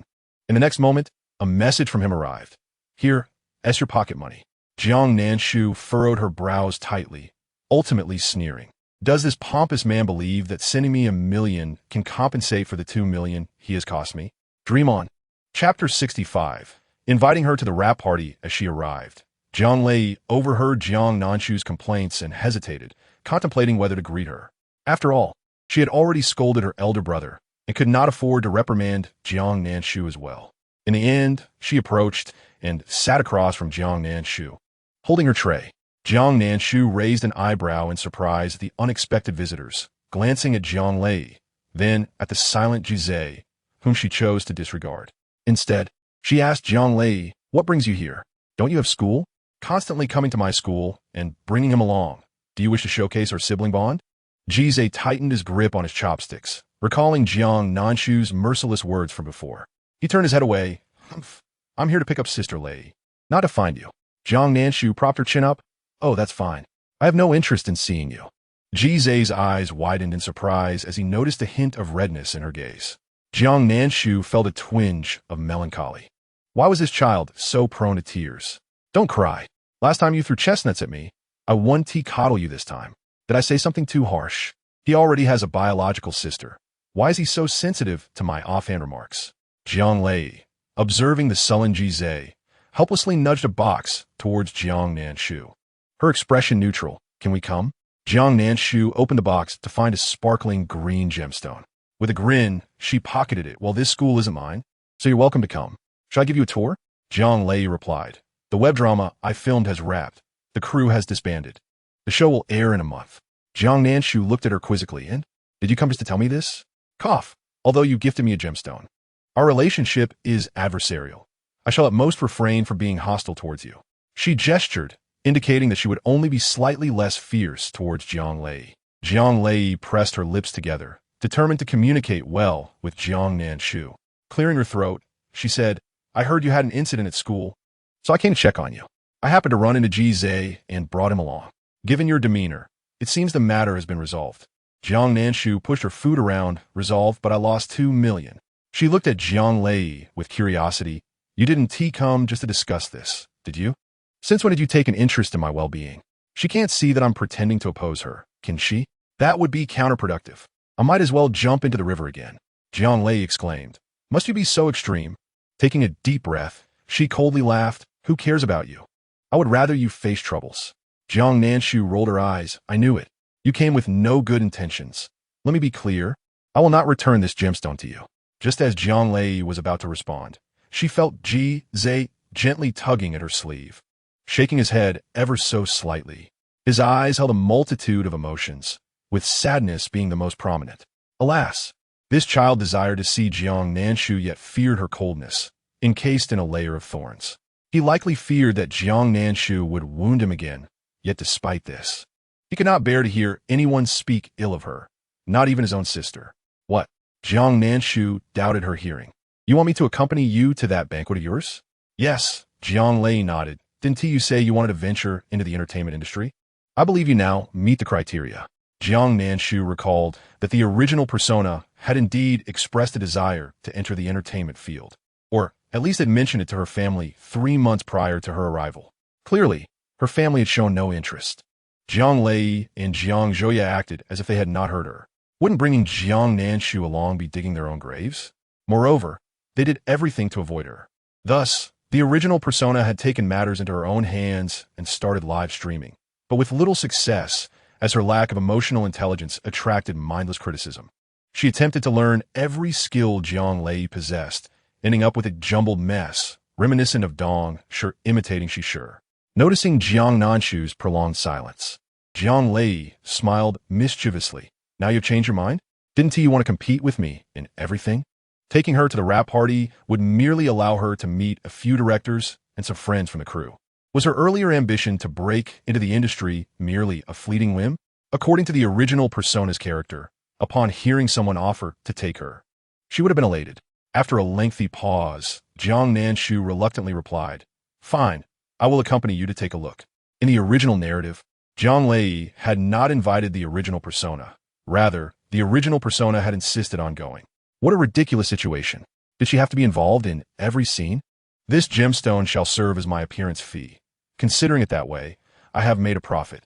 When she lifted her head, she found Ji Zhe stubbornly staring at her. His lips pressed together. She chuckled. "What are you looking at? I have yet to settle the score for you throwing chestnuts at me last time." Ji Zhe wanted to clarify that it was unintentional, but the words that came out were, "Who would want anything from you? You wicked woman." Jiang Nanshu nodded earnestly. "Exactly. Next time you are bullied, I shall not come to your aid." He lowered his head, recalling the events in the alley, the silhouette of Jiang Nanshu blocking his path, biting her lip and speaking in a muffled voice. "Who cares?" Jiang Lai looked at the insincere Ji Zhe with a sense of helplessness. Ultimately, she uttered a single sentence. "Jiang Nanshu, over the years, Xiao Zhe has missed you dearly. You grew up together, no matter what their feelings involved. You should not be so indifferent towards him." Ji Zhe reacted as if someone had stepped on his tail, nearly jumping up, his face flushed. Who would miss her? When she left, my parents didn't even sigh. It's better without her. As soon as the words left his mouth, his complexion paled. He instinctively glanced at Jiang Nanshu, only to find her expression unchanged, still smiling, as if she were unaffected. He stood up and ran out, unwilling to face Jiang Nanshu any longer. Jiang Li also rose. "Xiao Zhe." She turned her head, her gaze earnest. "Jiang Nanshu, Xiao Zhe is not as he appears. 3 years ago, you spread rumors about his adoptive parents, causing him to be isolated at school. He never blamed you. He is simply too sensitive and self-deprecating." Chapter 66. So, is this Jiang Nanshu the original Jiang Nanshu? In his memory, Ji Zhe was a cheerful boy who loved to laugh. Unlike now, shrouded in gloom and silence. Not all resembling a high school student. All of this was attributed to Jiang Nanshu. She raised her eyes slightly. "How he feels about me is of no concern." She sighed inwardly. The original self truly did not choose her actions wisely. No wonder those around her despise her so. "Forget it. I'm not here to win their favor. It is quite bothersome to bear the blame. Why are you looking at me like that? Am I frightening you with my coldness?" Everything is under my control." After finishing her meal, Jiang Nanshu leisurely followed, leaving behind a remark. "Why don't you hurry and chase after that little brat? I don't want any trouble at school." It was only after Jiang Nanshu's figure vanished that Jiang Lai began to process the heartfelt words she had just heard. What is the original self? What does it mean to bear the blame? So within this body, there's truly no longer the former Jiang Nanshu. Instead, who is this wandering spirit? Yet, that cannot be right. If she were indeed an unknown wandering soul, why do her preferences align so closely with those of the Jiang Nanshu from 3 years ago? She has the same fondness for sparkling gems and enjoys eating crispy meat. Jiang Lai felt as if she had stumbled upon a secret that must not be revealed to others. She exited the cafeteria of Jing University, her expression somewhat dazed. Ji Zhe approached her nervously. "Lei, did she bully you again?" Ji Zhe rubbed his eyes, his hands slightly damp. "Is it true? But she said I should just pretend I don't have her as an older sister." Jiang Lai couldn't help but smile. "So, will you truly sever ties with her?" "Xiao Zhe, I know that although you do not say it, you care for her deeply. The bond forged from growing up together is not false." Ji Zhe seemed to recall something and fell silent. As Jiang Li led him out of Jing University, she gradually said, "Tell me about your past stories with her. I am quite eager to understand whether she was the same as now." "Not at all." Ji Zhe quickly retorted this time. "The older sister from before was not like this. She adored me, loved our family, cherished mom's cooking, and enjoyed fishing with dad. She would never let anyone bully me." Ji Zhe was unaware, but Jiang Li knew. The Jiang Nanshu from that time was entirely different from the one who had just arrived. She longed for her family to pay attention to her. So she fabricated a clumsy excuse of being abused by her adoptive parents to elicit sympathy. And what else? Besides this matter, do you think there were any unusual behaviors in her actions? Unusual? Ji Zhe's eyes displayed confusion. After careful thought, he replied, My parents seemed particularly afraid of my sister falling ill, because when she got sick, she would change completely. When she was 6, she had a high fever. And when she woke the next day, she demanded they kill her pet pig that had raised her. My parents, unable to refuse, truly did it. A few days later, she seemed to fall ill again, and upon waking, when she realized her pet pig had died, she cried the entire day without eating. Jize scratched his head.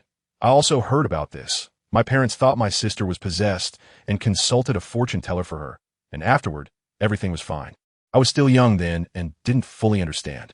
Jize gazed at her reluctantly. All right, Lei, if she bullies you, you must tell me. Jiang Lei waved him off. Go on. Once Jize was gone, Jiang Lei furrowed her brows in contemplation. This matter was too bizarre, exceeding her realm of knowledge. So, is this Jiang Nanshu truly the original Jiang Nanshu? As someone entangled in the entertainment industry, she felt the need to enroll in a metaphysics class. Unable to decipher it, she resolved to put it aside for now. She had something very important to ask Jiang Nanshu for assistance. She was merely someone navigating the entertainment industry. She could not expect every male celebrity to refuse communication. She would see if she could extract some secrets tomorrow to avoid unnecessary detours. At the Liu family's old residence, this grand villa sprawled over a vast area, situated not in the city, but built on the mountainside. A silver luxury car slowly drove into the estate. A well-groomed, unsmiling noblewoman stepped out, dressed in a high-end gown. She was beautiful, yet her cold expression diminished her allure, adding an inexplicable harshness. The servants lining the path paused to greet her, madam. The noblewoman didn't spare them a glance, her high heels clicking sharply against the stones. Upon entering the villa, she found 2 individuals seated inside. One was an elderly man with graying hair but a vibrant demeanor, and the other, despite being middle-aged, retained a strikingly handsome appearance. The man poured tea for the elder, addressing him respectfully. Father, have some tea. The elder, with a stern face, set down his cup upon seeing the noblewoman enter. Shirshu, you have arrived. The noblewoman ignored him, instead fixing her gaze on the middle-aged man, pulling out a stack of photographs from her bag and throwing them onto his face. Lu Tingzhan, take a good look. The illegitimate child you fathered has grown this big. The father's face bore the marks of tension as he was about to erupt in anger, only to catch the latter part of the noblewoman's statement. Swiftly grabbing the photographs, the images included a model screenshot from a video, one bearing a striking resemblance to Lu Qingyan, causing his heart to leap. The boy bore an uncanny likeness to him, even more so than Lu Qingyan. His heart raced with excitement. He had another son lost to the world, and he was not limited to having just Lu Qingyan due to the woman before him. The concealed anguish in the father's expression stabbed at the noblewoman's heart, and she could not restrain herself from slapping his face. You beast! You dare hit me? Shang Shirshu, do not push your luck. Do you truly believe I would hesitate? Ha! I am excessive. The noblewoman bit down hard on her teeth, seemingly wanting to tear the man apart. You fathered such a significant, illegitimate child. It is fortunate I have not killed him, and you still dare call me excessive. You dare. The commotion irritated the elder, causing him to strike the ground with his cane. Enough. If he is indeed a member of the Liu family, there is no reason for him to be lost. However, the rightful heir of the Liu family is only Xiao Yan. After careful consideration, the father finally nodded gently, his tone unexpectedly laced with pity. I have no objections. He has suffered these years wandering outside. The noblewoman clenched her fists tightly. Wandering? Suffering? This child is even a year older than my son. Before I was deceived into marrying and becoming pregnant by Lu Tingzhan, he had already sown his wild oats. The noblewoman felt a wave of nausea wash over her. Her face remained cold and beautiful, her eyes devoid of emotion as she regarded the elder. Father, if you insist on bringing this illegitimate child into the family, do not blame me for being ungracious. I can agree to let him in, but the condition is that Xiao Yan must break off his engagement with that incompetent Jiang family. Disgust was evident in her expression. A country bumpkin from the countryside is unworthy of my son. What is it that a girl should desire? Chapter 67. Freedom is priceless. But lying flat is worth even more. A mother's pride in her son knows no bounds. The heir of the Liu family, cultivated with utmost care to be a gentleman of refined manners, seems utterly mismatched with Jiang Nanshu, akin to a fine cabbage being uprooted by a swine. One cannot fathom what the old Master Liu is clinging to. He even forbids her, as the mother, from intervening in her son's marital affairs. Despite Lu Qingyin's resistance, it is futile. The elder Lu has decreed that if he does not marry Jiang Nanshu, the position of heir to the Lu family will be relinquished to another. Even she cannot comprehend the enchantment Jiang Nanshu has cast upon the elder. This cannot stand. Xiaoyan must marry Nanshu. The elder Lu's rejection leaves no room for negotiation. Lu's mother, incensed, retorts, "Father, even if this is a strategic marriage, it should not be with the Jiang family. Qingyan has silently opposed this countless times. Your obstinacy is unfathomable. If it is due to that monk's words, we can certainly find someone more cultured and refined. There are many more suitable choices than Jiang Nanshu in the capital. I believe the young lady from the Yin family is quite commendable. She has even studied under a master. Even that Su Ran from years past is preferable to Jiang Nanshu. She has protested vigorously over this matter.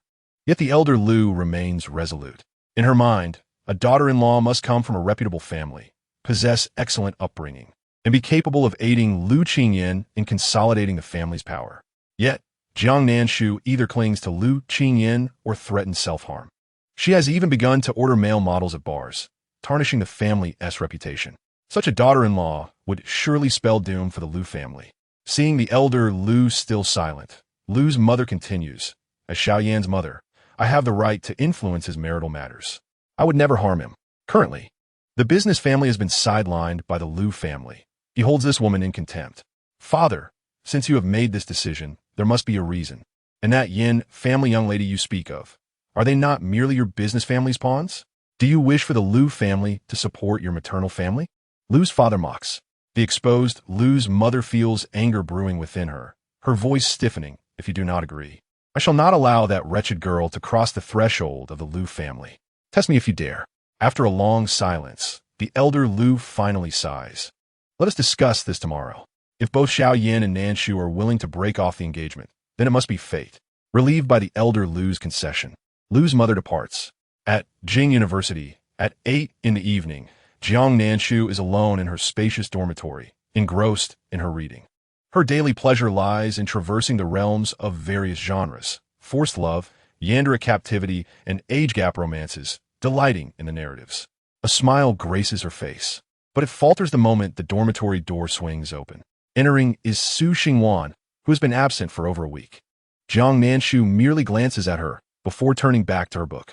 She must sooner or later hang a curtain around her bed to shield her reading passion from distractions. Su Xingwan approaches, pausing before asking, "Where is she?" Jiang Nanshu, not lifting her gaze, replies, "Probably at the hospital. Who knows?" After a moment of contemplation, Su Xingwan's expression shifts, and she quietly says, "Thank you." Jiang Nanshu raises her brows in surprise. For what?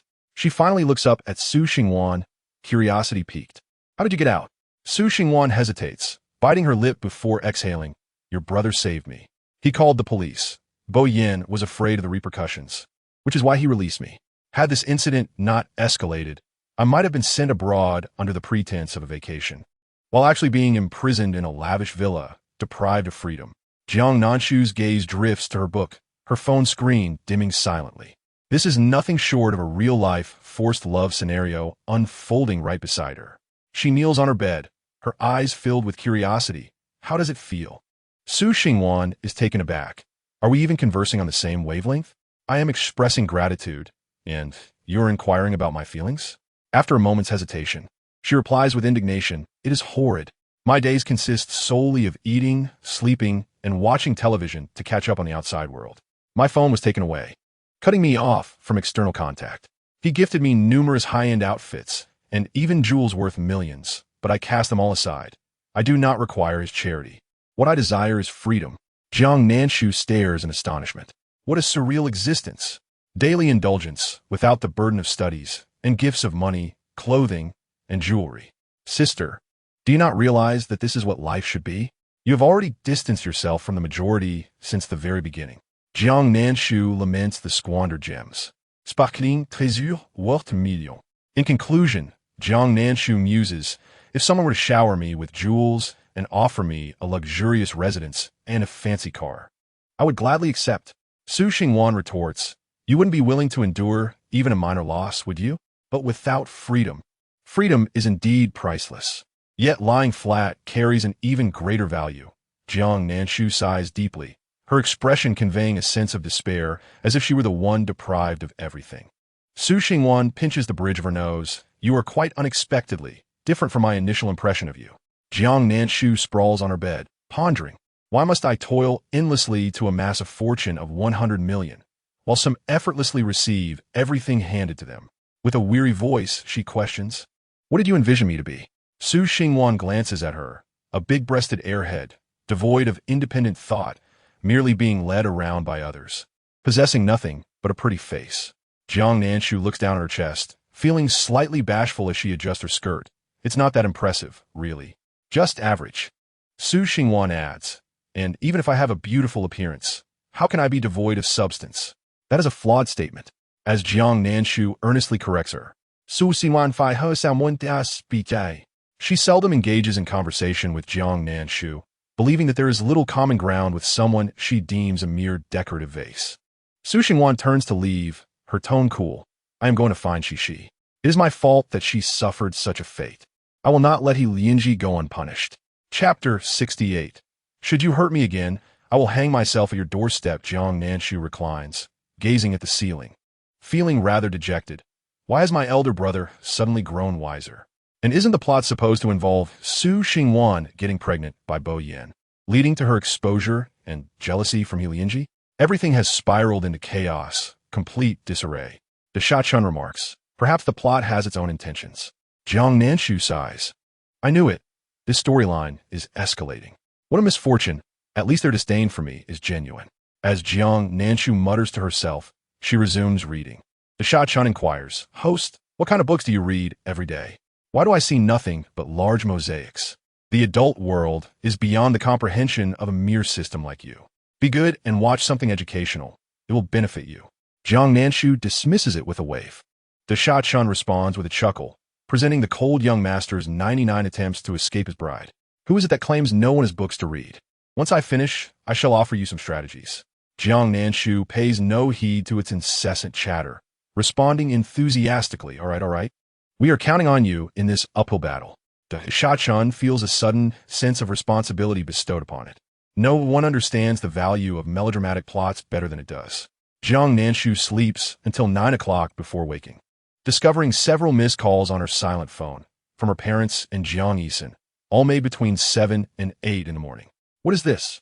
Are they trying to wake her at such an early hour? In the next moment, a notification pops up. The Bo family announces the termination of their engagement with the He family's daughter. Jiang Nanshu pauses, letting out a soft click of her tongue. Bo Yin truly is heartless. Once He Lianji became useless, he promptly discarded her. She pays little attention to the matter. It is not as though she is called off the engagement. Thus, she cannot feel any joy. After tidying up, she continues to carry her few scattered books to school. Upon reaching the entrance of the dormitory building, she is confronted by 2 bodyguards clad in black who block her path. Jiang Nanshu halts, swiftly scanning the 2 men with her gaze, and inquires with curiosity, Who are you? The bodyguards, their expressions cold, but concealing an air of disdain, reply, We are here at the behest of Madame Liu to escort you to the Liu family estate to discuss the matter of your engagement annulment. We kindly ask Miss Jiang to accompany us. What? Jiang Nanshu's voice trembles slightly. Annulment? Are you deceiving me? Observing her stunned expression, the bodyguards scoff, recognizing that their young master is indeed a rare flower amidst the manure. However, it is understandable. Securing a connection with the Liu family is a stroke of fortune she could only dream of, and her unwillingness to let go is quite normal. They anticipate watching Jiang Nanshu weep and lament, clinging desperately to refuse to leave, and are even prepared to forcibly take her away. As Jiang Nanshu remains motionless, their patience begins to wane. With one hand covering her face, her shoulders tremble as she struggles to suppress her laughter. Oh dear, to be annulled. How tragic. I will go with you. I want to see Qingyan Gij one last time. The bodyguards retort, What last time? Can you not speak? Our young master is very much alive. As long as she cooperates, everything will proceed smoothly. But I haven't even requested leave from school. With the grades, does it even matter? Do you think you can still win an award? Jiang Nanshu blinks, her expression one of confusion. Is it so difficult to win an award? The bodyguards exchange glances, both recognizing the mockery in each other's eyes. For others, it may be simple, but for her, it is a far-fetched fantasy. Jiang Nanshu sighs in distress. I wonder if I will have the opportunity to showcase my many skills. Skills? The only skill you possess is the art of self-destruction. And this time, even that will not serve you. Jiang Nanshu. She is on the verge of setting off firecrackers. Once in the Liu family's car. They drive for about an hour until they arrive at the Liu family estate. This is Jiang Nanshu's second visit. In her memory, it was here that the original owner attended her engagement. The magnificent white European-style villa, with its outdoor fountain, artificial lake, and naturally flowing swimming pool, exudes an atmosphere of luxury. The floor is covered in jade-green stone tiles that reflect Jiang Nanshu's shadow. Even the 8-foot chandelier overhead is encrusted with diamonds, shimmering with golden light. Tears involuntarily trickle from the corners of her mouth. This is indeed wealth that rivals nations. Compared to this place, the Jiang family pales in comparison. Jiang Nanshu's wandering gaze catches the eyes of Lu Mu, who observes from the circular crystal staircase. She's truly a girl raised in a small household, utterly unrefined. Suddenly, a feminine voice captures Jiang Nanshu's attention. She turns to see a noble woman radiating classical beauty, every movement exuding elegance. This is Lu Qingyan's mother, whom Jiang Nanshu remembers having seen once, not at the engagement banquet, but at Lu Qingyan's 20th birthday celebration. The original owner had declared her claim over Lu Qingyan, harshly warning the elite girls of the capital attending the banquet that she would ultimately be Lu Qingyan's wife, only to unexpectedly fall into the pool, leaving her in a disheveled state. Lu Mu had mercilessly mocked her, reducing her to a laughingstock in high society. Lu Mu's expression darkens, clearly taken aback by Jiang Nanshu's audacity. Any other girl would have been mortified by such words. She scoffs and instructs the butler nearby. Go summon the old master and young master, and inform them that Jiang Nanshu has arrived. As the butler ascends the stairs, Lu Mu sneers. I will never allow someone like you to step foot into the Liu family. Oh dear, please refrain from uttering such hurtful words. If you continue to harm me, I shall be left with no choice but to hang myself at your doorstep. Jiang Nanshu weeps uncontrollably, her words a barrage of intimidation. Indeed, upon hearing the words hang myself, Lu Mu falls silent, perhaps truly fearing that Jiang Nanshu might lose her mind and take her own life within their home, jeopardizing the estate. Little did they know, I frightened them. Haven Ti, I might just jump into your artificial lake for a refreshing swim, leaving you all in shock. As Lu Qingyan descends the stairs and Jiang's parents hastily arrive at the entrance, they plead, please, don't jump. They are frightened. Little Jiang, is there anyone who isn't a little mad? Everyone else, don't commit suicide. We could discuss everything. Chapter 69. This wretched life has turned its focus on my plight. Jiang father enters, clearing his throat awkwardly. Nanshu, you must not be so impolite to Aunt Lu. Jiang Nanshu turns to find her parents have arrived. She smiles slightly. Oh, you all are here. What impoliteness. We've only just begun. Jiang father's brow twitches violently. Goodness, he wishes he could leave right now. He has a sinking feeling that his daughter is about to stir up trouble. Hesitating, Jiang Nanshu steps forward, grasping their hands and pointing at the Grand Liu villa, scoffing, Mom, Dad, rest assured, once I successfully marry into this family, I will seize this house and gift it to you. Jiang father and Jiang mother nearly collapse in shock. Can one truly say such things? They might think their family is coveting the Liu family's wealth. Jiang father notices Lu Mu's pale expression and grimaces. Nanshu, don't speak recklessly. Do you really think you will need to seize it after marrying into the Liu family? Jiang father is startled by the pinch from Jiang mother at his side, exclaiming in shock, why are you pinching me? Jiang mother, glancing at Lu Mu's furious demeanor, smiles apologetically. My daughter doesn't mean any harm. We have no intention of seizing the Liu family's property. Realizing his misstep, Jiang father falls silent. Yes, once I marry in, everything in the Liu family will be at my disposal. What need is there to seize? I will gift it to you all, whatever you desire. By the way, when I have children, I will have them take the Jiang surname, and we will completely deplete the Liu family's resources. How does that sound, Mom and Dad? Now even Jiang mother has gone pale. Why must you include we? It makes it seem as though we are all accomplices. This is far too reckless. Did you not see how furious Lu Mu looks? She looks ready to devour us whole. It is getting too much for their lungs. If I don't annul the engagement, I shall empty the Liu family to honor you. What wrong have I done? I am merely a naive girl from the countryside, unaware of etiquette. Haha, does Nanshu like this villa? Suddenly, a hearty laughter breaks the tension, and Jiang Nanshu looks up to see an elderly gentleman with graying hair, dressed casually. His typically stern face attempts to break into a warm smile upon seeing Jiang Nanshu, and if one were to describe that smile, it is akin to a bright yellow chrysanthemum in bloom, warm yet oddly unsettling. Jiang Mother quickly grasps Jiang Nanshu's hand and shakes her head, fearful that she might utter another outrageous statement. Jiang Nanshu glances at her mother and nods in understanding. Jiang Mother is still struggling to catch her breath. Everyone thinks, "Oh dear, have we perhaps asked for too much? Is it not presumptuous to demand a house from them?" Jiang Father and Jiang Mother nearly faint on the spot. Such wild fantasies. Is this how the Jiang family raises their daughters? Their upbringing is truly concerning, utterly fearless. Lu Mu's chest heaves with anger, resembling a deflating balloon. Jiang Nanshu furrows her brow, rebellious and visibly displeased. "Aunt Lu, you must not criticize my parents' upbringing. They have taught me to be sincere. Because of my timid nature, they encourage me to express my desires openly. They have raised me so well, and you dare to admonish them. I am indispensable for the annual Top 10 Filial Children Award in Huagua. Truly, filial piety breeds strength. They have offended everyone they ought not to have, and have done so thoroughly." Lu Mother did not expect Jiang Nanshu to actually retort. For just a year ago, she was a timid creature cowering behind Jiang Mother, too afraid to utter a word. A cold smile graced her lips. "Still wishing to reside in the Lu household? Dream on. The purpose of your visit today is to discuss your engagement's dissolution with my son." Lu grandfather's expression darkened, while Lu Qingyan's demeanor remained icy, his deep-set eyes piercing into Jiang Nanshu. Upon hearing the mention of the annulment, Jiang Nanshu pressed her lips tightly together. "Steady, steady, the allure of single life beckons. Remain composed, calm, do not laugh." She took a soft breath, casting a pitiful gaze at the trio before her, theatrically wiping away tears. "I knew it. This wretched life has once again targeted me, the pitiful one. My heart aches." Without Brother Qingyan, even the skies turned gray. She raised her face slightly, reminiscent of a protagonist in a painful coming-of-age novel, on the brink of abandonment. If one were to overlook the upward curve of her lips, Lu Qingyan could easily be deceived by this pretentious woman. Lu grandfather's gentle smile was on the verge of collapse, and he cleared his throat.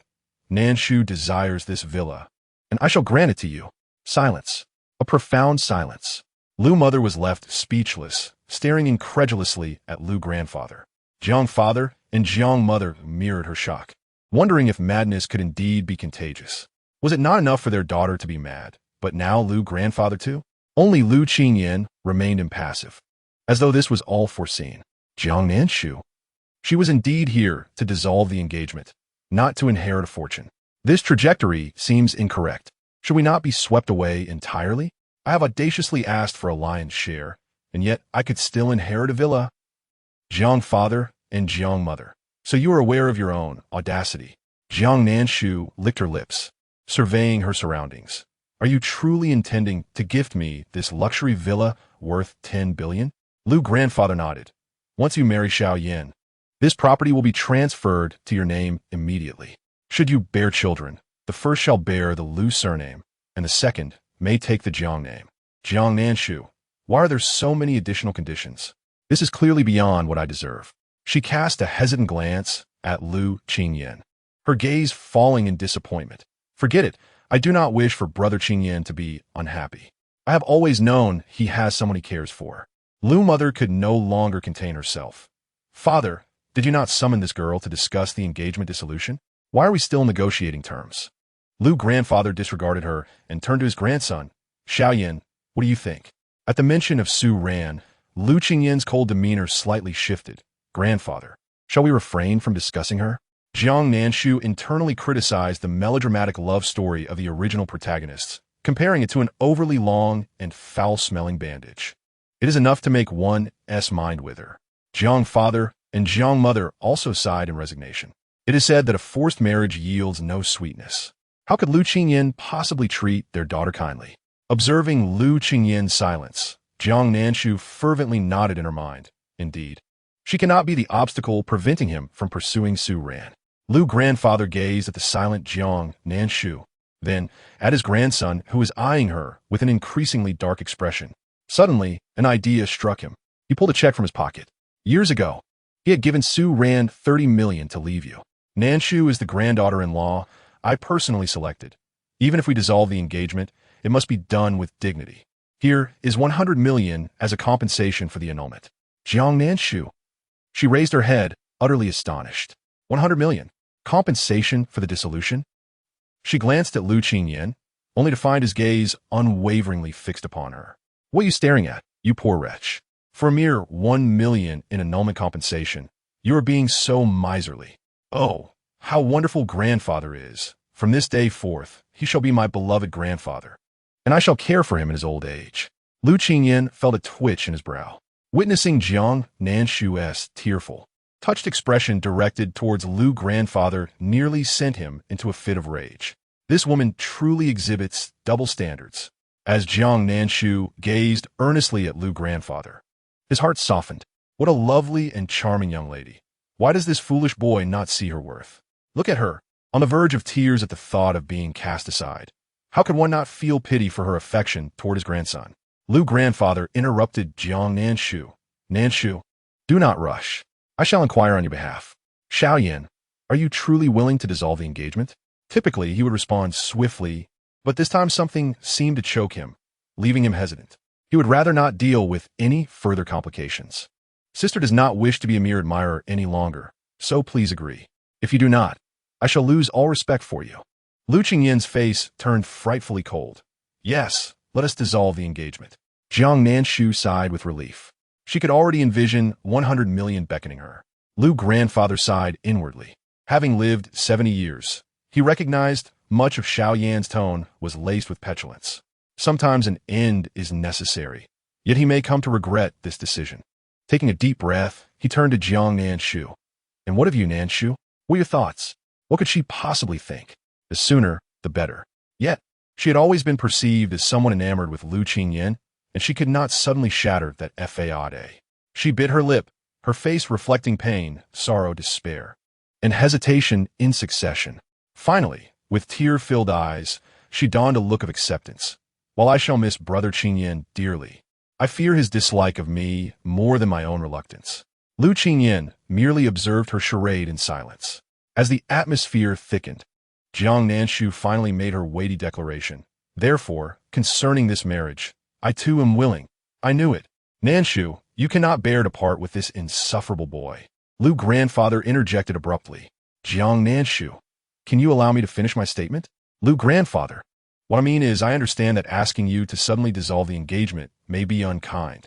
I have heard from your parents that you suffer from severe depression. I do not wish to exacerbate your condition. She is not ill. She is perfectly fine. No, let's postpone the dissolution for now. Lu mother's smile faltered, and Lu grandfather delivered another heavy blow. Father, Xiaoyan has agreed. How can you go back on this? I meant both parties. Did you not notice Nanshu's reluctance? Lu grandfather argued with conviction, ignoring the astonishment in Jiang Nanshu's eyes. This marriage, in his view, was quite favorable. Lu mother, exasperated, could no longer maintain her composure. Father, she is but a girl yet to turn 19, frequenting bars and consorting with male models. If word of this spreads, it would be a disgrace to the Lu family. What of it? Who among us has not indulged in youthful indiscretions? Lu grandfather retorted with vigor. So what if she has entertained 18 male models? She is still young. What is wrong with enjoying the company of handsome men? Your son is so uptight, forbidding her any joy. In my youth, I was far more carefree than these young ladies. Lu mother, Lu Qingyan, this truly is his grandfather. Lu grandfather felt tears welling in his heart. Jiang Nanshu, had I known, I would not have maintained this pretense. This has plunged me into the depths of despair.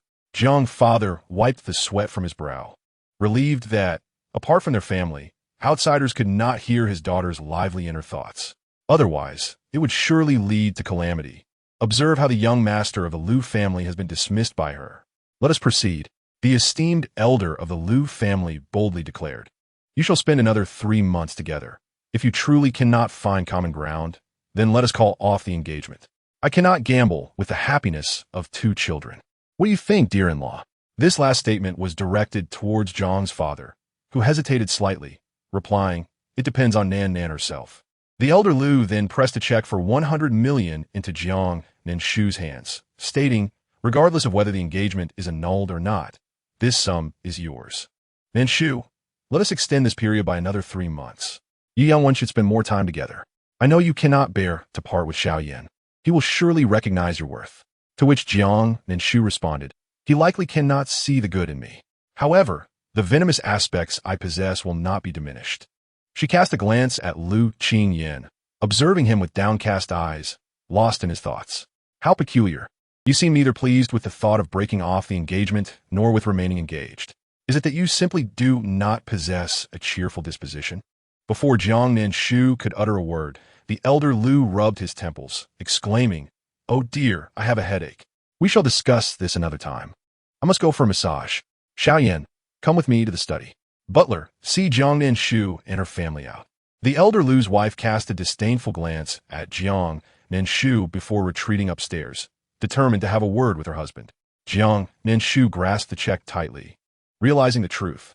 The elder Lu had no intention of allowing them to break off the engagement. The 100 million was merely a means to placate her, to prevent her from overthinking. Truly, he was a kind-hearted elder. As she squeezed the check, a genuine smile appeared on Jiang Nanshu's face. "Though the man may not be mine, the money certainly must be." In the study on the second floor, the elder Lu locked the door behind him, leaving only himself and Lu Qingyan within. With the engagement still intact, Lu Qingyan's previously tense expression softened slightly, though he remained unaware of this change. The elder Lu sighed. "Xiaoyan, speak candidly with your grandfather. Are you still unable to let go of that Su Ran?" After a prolonged silence, Lu Qingyan shook his head, responding, "Grandfather, my decisions have never been influenced by her. She has yet to reach a level where she can disturb my peace. 3 years ago, she saved my life. I promised her one request. She expressed a desire to be with me after graduation." The elder Lu tightened his grip on his cane. "You accepted?" After a moment's contemplation, Lu Qingyan nodded. "I did." Chapter 71. Can the wealth I acquire in this world be taken with me? The elder Lu let out a cold laugh. "Fool. You agreed simply out of gratitude for her saving your life?" Lu Qingyan's expression remained indifferent. "What else was I to do? The Lu family has taught me the importance of keeping promises, understanding propriety, righteousness, and generosity. All must come first if I am to be a worthy heir. My own thoughts are of little consequence." The elder Lu was momentarily taken aback, recalling Lu Qingyan's childhood and the rigorous upbringing enforced by his mother, prompting a sigh. "So, you are rebelling against the family? Or perhaps seeking to defy the family through Su Ran? Do you believe that the Lu family's strictures suppress your true self?" Lu Qingyan's dark eyes dimmed, and he lowered his lashes. "I dare not." The elder Lu felt as though he was striking a pillow with his fist, utterly futile. As the heir to the Lu family, Lu Qingyan was undoubtedly compliant. He was obedient, never stepping out of line, following every command as if a puppet of the family. Even regarding the arranged marriage, rumors suggested he had knelt for days, yet in reality, he had simply acquiesced without a word, indifferent to the appearance or disposition of his intended, passively accepting the arrangement. It was merely Jiang Nanshu's excessive behavior that had driven him to consider annulling the engagement. At times, the elder Lu found it difficult to understand his grandson, leading him to sigh. "Initially, I offered Su Ran 30 million to test her dedication. I warned her that if she insisted on being with Xiaoyan, I would cast her out of the Lu family, denying her any support. She took the money and left. Xiaoyan, you were never truly valued in her eyes. I can see that she has feelings for you, but she harbors her own ambitions." Much was left unsaid. Lu Qingyan's lashes fluttered, and he turned to gaze out the window, just in time to see Jiang Nanshu getting into a car, holding the check and smiling broadly, her joy remarkably simple. What does it matter whether one is valued or not? After all these years, I have managed to survive. Grandfather, please do not mention her again. I do not wish to know. Xiaoyan, I still find it peculiar that she saved your life. You should remain vigilant. Leave now. I need to rest. And do spend more time with that Jiang girl. She is quite charming. Do not let your ignorance lead to regret when the opportunity slips away. The elder Lu waved his hand, dismissing Lu Qingyan. Unfazed, Lu Qingyan resolved not to regret his decisions. Once he exited, he found his mother waiting for him. Lu Qingyan's expression remained unchanged, though his tone softened. Mother, I am aware of your wishes. I will engage with Miss Yin from the Yin family, and I will eventually annul my engagement with Jiang Nanshu. Only by taking control of the Lu family can you assist the Shang family in reviving its fortunes. Do you understand? If not for your father, how would our family have fallen to such depths? His mother lowered her voice, her tone laced with bitterness towards the Lu family. This cage had confined her life, and she loathed all its members, including her own son, merely a tool in her quest for power. Lu Qingyan gently pushed her hand away. You may discuss these matters with grandfather. As long as the engagement remains intact, I will not pursue any Miss Yin. My father is in good health, and the Lu family does not require my oversight. Do you dare defy me? Infuriated, his mother raised her hand as if to strike him, but Lu Qingyan seized her wrist. After a long moment, he smiled gently. Mother, I am no longer a child. I have grown up. His mother's face stiffened as she gazed into Lu Qingyan's dark eyes, feeling a fleeting sense of insecurity, quickly masked by her resentment. This was her son. She would teach him as she saw fit. Forcefully shaking off his hand, she coldly commanded, leave. You must marry the person I have chosen for you. You cannot defy my orders. As he descended the stairs, the Lu family's old butler looked at him with concern. Young master, your mother. Lu Qingyan's cold eyes softened for a moment. Lubo, it is nothing. She will calm down soon. He entered his black Land Rover, closed the door, and lit a cigarette. The next moment, his phone screen lit up with a message from Su Ran, inquiring about his whereabouts as she faced some troubles. With the cigarette between his lips, Lu Qingyan's demeanor turned icy, the warmth fading away, shrouded in smoke. After a while, he typed, location. Su Ran promptly provided her coordinates. Lu Qingyan swiftly relayed them to Chang'an. At Jing University, Jiang Nanshu stood the school gate, waving cheerfully to her parents. Goodbye, Mom and Dad. Let's meet again this weekend. Zhang's mother stumbled slightly, but steadied herself against the car door, forcing a smile. Nan, see you this weekend. She then pulled Zhang's father along. Hurry. We need to get away. Today's events have left me too shaken. Zhang's father waved back at Jiang Nanshu before driving away. Observing her successful maneuvering today, Jiang Nanshu felt a sense of accomplishment. Zhang's mother avoided her like the plague, and Zhang's father was no better. It's just about wanting a house. Look how terrified they are. They are utterly lacking in composure. Next time, I will simply ask for 2 houses. The naive spring. It put down the book it had been reading. Upon reflection, it felt quite exhilarating. Clearing its throat, it remarked, Host, our system is quite humane. If you successfully complete the task, the money you accumulate can indeed be taken back to your original world. Jiang Nanshu's eyes sparkled. She resolved to work even harder to amass wealth. Money was her lifeblood. Isn't it just a matter of bullying me for my lack of funds? The more she contemplated, the more joyous she felt, humming an off-key tune as she attended her afternoon classes, reveling in her happiness. The broadcasting major she was pursuing differed from others, paving the way for a future as a host or voice actress. The upcoming Mid-Autumn Festival Gala will be hosted by the broadcasting department, with Hu Ying being selected, although Jiang Nanshu was not considered for the role. Chapter 72. Is there a need for extra tongues? Jiang Nanshu regarded Hu Ying earnestly, who was flanked by a few sycophants with similar features. She felt a peculiar admiration for their unwavering dedication to this malicious supporting character. Propping her chin on her hand, she remarked, Yes, we are prepared. Rest assured, we shall not disgrace our department.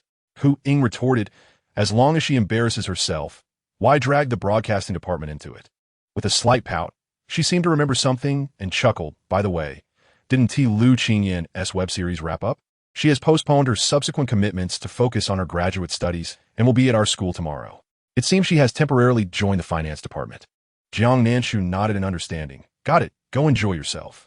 Hu Ying's fair complexion flushed with indignation. What? Do they treat her like a dog? How can she appear so unbothered? It was rumored that she was taken away by the Lu family today. Hu Ying maintained her composure, sneering. Did you get dumped today? It's only fitting, considering you are unworthy of Lu Qingyan. Jiang Nanshu countered by producing a 100 million yuan check, feigning shyness. Who told you that?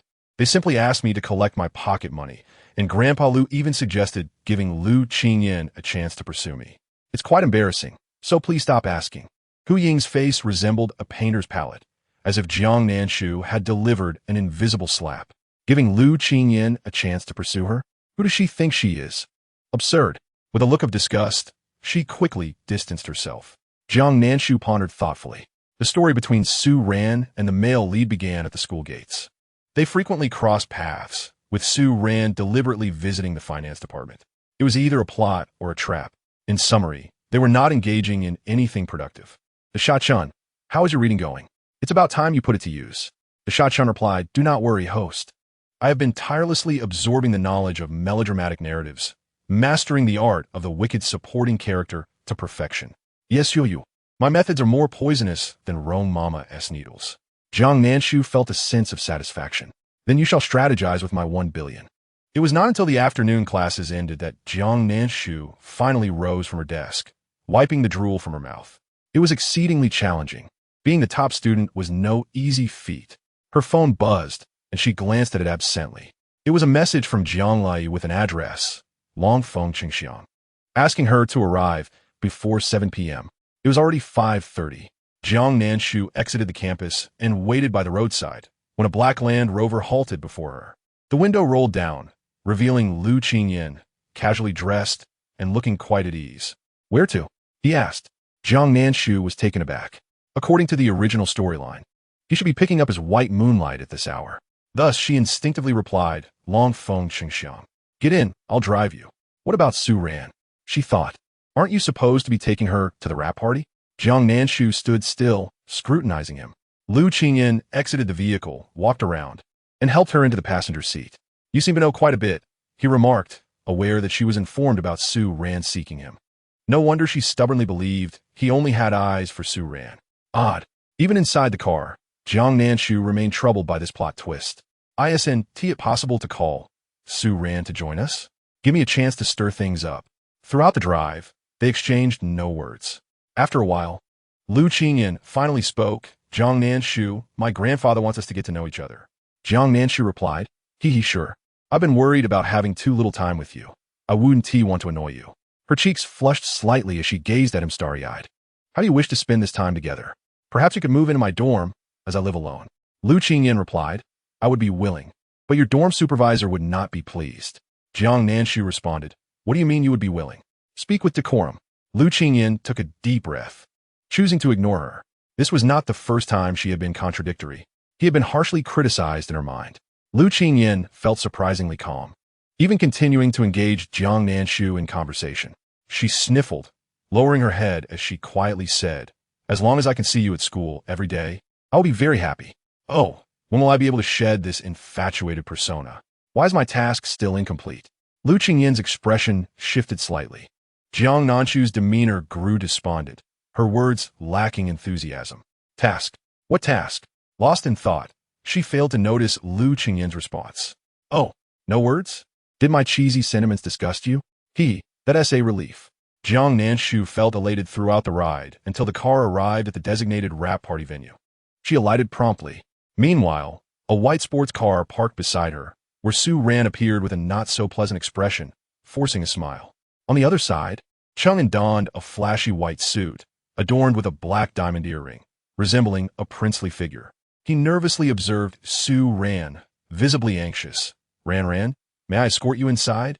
Su Ran glanced at him, her expression complex, about to decline, when she noticed Jiang Nanshu watching from a distance. Her expression shifted subtly. Chang'an, upon spotting Jiang Nanshu, instinctively positioned himself protectively in front of Su Ran, as though Jiang Nanshu were a formidable threat. Jiang Nanshu, what are you doing here? Are you stalking us to cause harm? How can a vile woman like you be so malicious? Jiang Nanshu replied, excuse me, I haven't done anything to warrant this hostility. Damn it, I haven't even mentioned how you both are bad luck for me. Jiang Nanshu rubbed her ears, her gaze slightly raised, appearing languid. Why are you barking like a dog? Chang'an was taken aback, and then his anger flared. He had just been insulted. If you weren't stalking, why are you here? How does someone with such malicious intent manage to get by? Jiang Nanshu was nearly losing her composure, unable to hold back any longer. Are you a fool? Don't project your issues onto others. Is there a need for extra tongues? Meanwhile, Lu Qingyin exited the vehicle, closing the door, his cold gaze sweeping over the flabbergasted Su Ran and Chang'an. He spoke nonchalantly. Do you need me to personally explain how I can tolerate her? Chapter 73. Am I your father? What the hell? My delicate persona is crumbling. Why am I so easily rattled?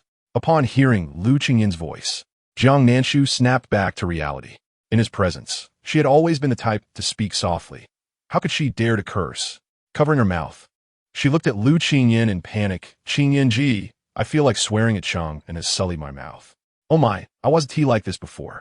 Lu Qingyin remarked, while Cheng'an looked at the overly dramatic Jiang Nanshu, unable to resist mocking her. Is that so? Who can outdo you in acting? Cheng'an was nearly driven to madness by this sarcastic woman.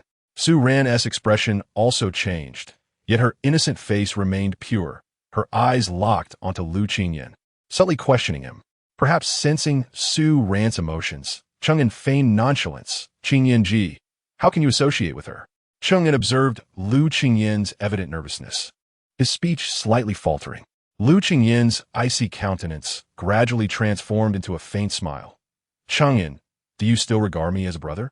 Cheng'an's expression shifted, realizing Lu Qingyin was inquiring about the video incident. For the past few days, he had avoided confronting him, yet he had inadvertently aided him. Unable to annul his own engagement, he had stoked the flames for Lu Qingyin. Ah, this infatuation is truly hopeless. Clearly enamored yet too timid to confess. All the while masquerading his actions under the guise of concern for Su Ran, incessantly orbiting around her while eagerly pushing her towards others. Will he even prepare 2 breakfasts for her in the future? The moment Jiang Nanshu's inner musings reached Lu Qingyin, he cast a glance at her, and coincidentally, Jiang Nanshu met his gaze, blinking in sudden understanding. Oh dear, must I bear the brunt of this animosity? What kind of fiancé acts so pitiably? Lu Qingyin retorted. That was not my intention. I merely wanted to glance at her. His typically gentle, peach blossom eyes narrowed coldly. I truly have no time. I am here to escort my fiancé, E. And by the way, there has been no annulment, so refrain from spreading rumors. At that moment, Su Ran's complexion changed dramatically. Her fingers trembled at her side as she hastily lowered her head, terrified that Lu Qingyin might perceive her crumbling vulnerability. Cheng'an wished to offer comfort, but was at a loss for words. His gaze shifted back to Jiang Nanshu, as if she were the root cause of all this turmoil. Am I your father? Must you glance at me every time you speak? How can you not know how to continue a conversation without me? Lu Qingyin remarked. He will endure a little longer. He will leave soon. Jiang Nanshu sighed. Forget it. Forget it. It has reached this level of torment. If I do not intervene now, it would be unreasonable. The drama unfolds, and here I am, suffering while you two engage in romance. Cheng'an's expression turned grave as he anxiously looked at Lu Qingyin. What? This is too much assistance. The male model I mentioned, Liang Ziqiu, is the eldest son of your father. Henceforth, the Lu family will not have only Lu Qingyin as its heir. How can you treat him so harshly and still have the audacity to call out to him? This revelation left not only Cheng'an astounded, but also infused Su Ran's expression with incredulity. Liang Ziqiu was a child of the Lu family? He belonged to the Lu family? She had never known that he bore such lineage. Liang Ziqiu had never disclosed this to her. All she knew was that he worked as a male model to make ends meet, and she felt pity for his struggles. Yet he possessed another layer of identity. At this moment, she could hardly care about Lu Qingyin's ruthless demeanor. She simply wished to confront Liang Ziqiu and demand an explanation for his deception. A single remark from Jiang Nanshu threw both individuals into confusion. Oh, Liang Ziqiu, Cheng'an, I almost forgot. My elder brother is also a guest of Su Ran. There are countless others, truly countless. Is this the essence of melodrama? Jiang Nanshu recalled Jiang Yisan, nearly forgetting him entirely. In the narrative, when he first encountered Su Ran, he was captivated by her pure and pristine beauty. He invested numerous resources into her career, elevating her from an emerging star to a leading actress. However, Su Ran was not one to dwell on old favors. She believed her ascent was solely due to her efforts, unrelated to anyone else. She was always fiercely independent, ambitious, and adept at leveraging her advantages, compelling numerous men to vie for her affection. How could Jiang Yisan ever compete for the affections of the Lu family's crown prince? The two families nearly fell into enmity, culminating in Su Ran accusing Jiang Yisan of harassment, which ultimately led to his tragic demise. With no one left to claim his body, lost in her thoughts, Jiang Nanshu noted the deepening shadows in Lu Qingyin's eyes. So was him, desperately trying to push Jiang Nanshu aside to make room for Su Ran, inadvertently exposing Lu Qingyin's half-brother. This was a brother, older than Lu Qingyin, a humiliation for anyone involved. Lu Qingyin chuckled softly. You would not comprehend. You only pursue your desires to achieve your goals, oblivious to the consequences for others. Cheng, and what can I possibly say to you? Cheng, Anne's complexion paled. The Cheng family had always depended on the Lu family for survival. He had been Lu Qingyin's shadow since childhood, and although he had envied Lu Qingyin's privileged birth, it was the warmth of his character and his consistent academic excellence that he admired. From childhood to the present, Lu Qingyin had remained atop the academic hierarchy, effortlessly adored by countless admirers. Meanwhile, he felt like the most inconspicuous speck of dust in Lu Qingyin's vicinity. Suddenly, Lu Qingyin grasped Jiang Nanshu's wrist with surprising force, causing her to gasp in surprise, her eyes glistening with unshed tears as she looked at him, her voice soft. Qingyin Gij, you're hurting me. Chapter 74. Such a way with words. Have you considered starting a class? Her demeanor was innocent, her reddened eyes as enchanting as a rose poised to bloom. The beauty mark at the corner of her eye captivating. Realizing he had lost his composure, Lu Qingyin quickly released her. I apologize. Jiang Nanshu glanced down at her reddened wrist, her lips parting. It's all right. You must be upset about Liang Xiqiu, right? Qingyin Gij, he cannot compare to you. Compare? Would she truly go to such lengths to bring Liang Xiqiu into the Lu family? Lu Qingyin suddenly realized that they were all merely following the strings Jiang Nanshu had pulled. Was it not evident that Liang Xiqiu and he shared an irreconcilable relationship? Regardless of Cheng An's presence, would she still behave in such a manner? Substitute? Who was the substitute for whom? Was he Liang Xiqiu's? Lu Qingyin felt devoid of any affection from Jiang Nanshu. She was entirely unlike the girl he once knew. In that moment, he felt an unsettling heaviness in his heart. Someone like Jiang Nanshu should either be quashed before she could take root or could lead him into an inescapable abyss. Suddenly, Jiang Nanshu leaped into his embrace, standing on tiptoe to plant a gentle kiss on his cheek, her eyes brimming with affection. Qingyin Gij, I swear I will no longer contact Liang Xiqiu. I only love you. Lu Qingyin was taken aback by her unexpected gesture, disrupting his thoughts, leaving all three momentarily stunned. Su Ran appeared as if she might faint at any moment. What could be more excruciating than witnessing the one you cherish being embraced by another, indulging in intimacy and kisses? The most striking aspect was that Lu Qingyin did not push her away. He did not reject her. His expression was one of sheer bewilderment. For unbeknownst to him, he had begun to accept Jiang Nanshu's presence, his initial resistance fading into acceptance within a mere fortnight. Lu Qingyin fixed his gaze upon her, attempting to discern her true thoughts. There was nothing to be found.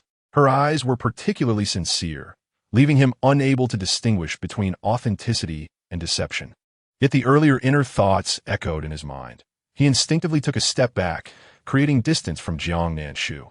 Her eyes, wounded, watched him intently. Suddenly, a firm hand grasped Jiang Nanshu's arm, pulling her behind him. Due to Jiang Nanshu's fair complexion, the marks on her wrist were glaringly evident. Even if she felt no pain, they remained conspicuous.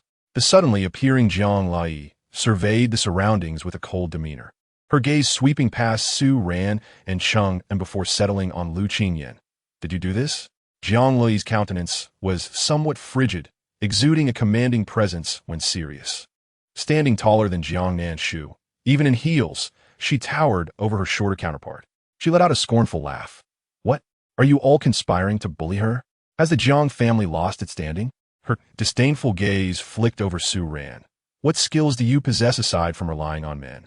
Do you truly believe you are the protagonist of this narrative, robbing others of their resources, and that your tenacity has earned you this? Surrounded by so many men, why bother with acting? It would be much better to find someone to marry, and then I wouldn't have to accompany the director for drinks. A hint of embarrassment flickered across Su Ran's face as she pressed her lips tightly together, her eyes reddening. Cheng stood before her, unable to bear seeing Su Ran in distress, and thus he mocked her coldly. What business do you have here, you pretender? After occupying the position of the eldest daughter of the Jiang family for so long, don't you feel any shame? If I were you, I would have rolled away from the capital long ago, yet you still consider yourself a lady of the elite. Without the Jiang family's resources, you're hardly fit to even carry Su Ran's shoes. Jiang Lu let out a cold smile. The crowd assumed she had been abandoned by the Jiang family. In truth, she had no desire to rely on their power. She was here to hone her skills, not to indulge in frivolities. Thus, she worked harder than anyone else. Yet the leading role in the web series they had agreed upon was snatched away by the inexplicably parachuted Su Ran, leaving her with no choice but to play the role of the malicious third female lead. Even now, the sight of Su Ran filled her with visceral disdain. Upholding her resilient persona, what nonsense was she engaged in? Why not ask Su Ran if she would let you carry her shoes? Chung'an, don't be so foolish. We all come from prominent families, yet here you are, lacking any sense. Jiang Nanshu silently gave Jiang Lu a thumbs up. Impressive, my sister, such sharp wit. Have you considered starting a class? I will be the first to enroll. Jiang Luyi's serious expression nearly faltered, her lips twitching. Chung'an's face flushed red from being scolded first by Jiang Nanshu and then by Jiang Lu. Was it his fate to endure 2 rounds of scorn today? Just as he was about to speak, Su Ran grasped his arm, calmly interjecting, I may not measure up to your elite status, but I have neither stolen nor cheated. This role was earned through my own abilities. Jiang Lu, you need not continually target me over this trivial matter. Furthermore, I have not bullied Jiang Nanshu. She has been the one seeking trouble with me from the start, and I have not provoked her. Humph. Jiang Lu scoffed disdainfully. True, you Haven-T sought her out, but why pursue her fiancé? What? Do you wish to relive your past from 3 years ago? The moment you see Lu Qingyan, your eyes turn red as if someone has wronged you. You seem to relish being protected by man. Should I give you a box of blue umbrellas for protection? Su Ran's face turned pale. Yet Chung'an, still drenched in Jiang Luyi's scorn, could hardly pay her any mind. The current state of affairs was such that even passers-by would receive a few harsh words from Jiang Lu. Uffed. Jiang Nanshu could not suppress her laughter. She cleared her throat and, under Jiang Luyi's intense gaze, awkwardly said, Please continue, I just choked a bit. I will visit second brother at the hospital for some medicine another day. The crowd, Lu Qingyan remained indifferent. Jiang Nanshu, with a playful tone, added, That one do. Even if I have countless choices, Brother Qingyan will always be my number one. Jiang Lu looked at her with a face that seemed to have tasted something unpleasant. Jiang Nanshu innocently sniffed. I am a top-tier romantic. I can serve to irritate at crucial moments. Well, it must be said, if one could not hear her inner thoughts, she indeed could be quite exasperating. Jiang Luyi's gaze softened slightly as she turned sharply to Lu Qingyan. If you cannot resolve the troublesome romantic entanglements around you, do not disturb Jiang Nanshu. Lu Qingyan, with his striking features and indifferent demeanor, cast a brief glance at the two before silently walking away. The rap party is about to begin. Let's head inside. Jiang Lu finally turned to the young man who had suddenly spoken from a distance, her previously stern face breaking into a smile. You on phone? I'll be there shortly. You on phone? How fortuitous. If I recall correctly, you're the scoundrel who needed her blood donation to save his beloved, right? From now on, you'll be treated as a mobile blood bank. How tragic. Today, Yi's aura was fully unleashed. Chapter 75, Zhang's Rules for Saving Money. Always serve the boss with a strong sense of capitalism. Zhang Yi smiled abruptly fractured. The last male actor she had severed ties with, due to Jiang Nanshu's comment about him being her future husband, regardless of its veracity. She chose to keep her distance. It was best to treat him like a friend. Yet, he too had ulterior motives. Seeing Jiang Lu stop in her tracks, Jiang Nanshu leisurely inquired, Your friend is calling you. Aren't you going? Jiang Lu took a deep breath. Let us go. Su Ran also declined Chung'an's offer to escort her inside, as it would not look good if others saw them together. In the entertainment industry, being seen with a wealthy scion could lead to rumors of gold digging, tarnishing both their reputations. Chung'an felt somewhat dejected, but did not wish to put Su Ran in a difficult position. He glanced at the retreating Jiang Nanshu, a glint of determination flashing in his eyes. If it weren't for Jiang Nanshu, none of this would have happened. He would not have been driven by anger to expose Lu's illegitimate son, causing Lu Qingyan embarrassment, nor would his brotherly bond with Lu Qingyan have reached such a freezing point. If only she could disappear, then Su Ran would achieve her wishes. All he wanted was her happiness. Yuan Feng sensed Jiang Li's sudden, cold demeanor after she had smiled at him just moments ago, leaving him somewhat bewildered. Upon reflection, he couldn't recall having offended her in any way. He was unsure when Jiang Li had begun to keep her distance from men. He had exerted considerable effort to earn her trust and manage a conversation with her. His status was higher than Jiang Li's. He was at least a third or fourth tier star, playing the male lead's second in the drama, and was the object of affection for the third female lead. So their roles had significant interaction. Thus, feigning ignorance of Jiang Li's mood, he presented a clean visage adorned with a gentle smile. Addressing Jiang Nanshu, "May I ask who this is?" Jiang Nanshu smiled politely. "Hello, I am Jiang Nanshu, and Jiang Li is like a half-sister to me. I'm here to accompany her to the rap party." Yuan Feng observed the subtle dynamics between them and turned back to Jiang Li. Jiang Li, with a cold expression, nodded. "Yes, that is exactly as she said." Yuan Feng had never heard Jiang Li mention she had a sister, so he treated Jiang Nanshu with a bit more courtesy. "Hello? It's a pleasure to meet you, though the circumstances are somewhat hasty. Perhaps next time I can treat you both to a meal." Jiang Yi hesitated. Let us eat. The more you eat, the more you can replenish your blood and transform into a human blood bank. If all goes well, he already knows you have a rare blood type, and the next step will be to invite you for a medical checkup. Jiang Li's face turned ashen. Stepping back from Yuan Feng, "No, after this drama wraps up, my schedule will be very busy, and I may not have the time." Nanshu also has to attend classes. She just started her freshman year. She spoke as though she were not a freshman herself. And considering he was an 18-line minor star, what could he possibly be busy with? Jiang Nanshu continued to undermine her. Jiang Lu expressionlessly pulled a small diamond from her bag and handed it to her. Jiang Nanshu, laughing awkwardly, accepted it with a complete change in demeanor, cheerfully addressing Yuan Feng. "Apologies, my sister is indeed very busy. She truly has no time." "She is right. My studies are demanding, and I'm afraid I can't spare time for a meal." Yuan Feng, quite impressive. Immediately, Jiang Li pulled out a round piece of blue jade for her. "When we go in, can you act like we share sisterly affection? I don't want others to see me as having a sister who is constantly at odds with me." Ahem. Jiang Nanshu affectionately patted her hand like a good sister, pocketing the jade, and sweetly replied, "What are you talking about, sister? When have we ever had any issues? We're the best of friends." Zhang's rules for saving money: always serve the boss with a strong sense of capitalism. Is she Doraemon? Why does she have so many sparkling items in her bag? Love it. Jiang Li sighed in relief. Jiang Nanshu was easily appeased, a mere small gem sufficing to win her over. Yuan Feng, feeling slightly dissatisfied, continued, "That is all right. We can schedule a more relaxed time to gather. I can wait." Jiang Nanshu, with a teasing glance, replied, "Didn't you hear her say she has no time?" Yuan Feng stood still, a sudden warmth flushing his face. He was not one to enjoy the feeling of being rebuffed, yet the person he cherished could not afford to wait. He urgently required Jiang Li's blood type, for only she could save her. With an air of nonchalance, he forced a smile and continued the conversation. "By the way, in a few days the production team is arranging a free health check for each of us. You should join us. Health is paramount." Jiang Li looked at him as if she had seen a ghost. Damn it, Jiang Nanshu was right. This fellow truly intended to invite her to the hospital. How ridiculous. "Oh, health is so important," he mused, but it was really his beloved's health that mattered, wasn't it? If Jiang Li were in good health, the next step would be to play the tragic hero, hoping she would soften and donate blood to his cherished one. This donation would be monumental, while his beloved thrived. Jiang Li would be left sacrificing her own well-being. The more she listened, the more stunned Jiang Li became. Could she truly be so irrational as to go to such lengths for a man?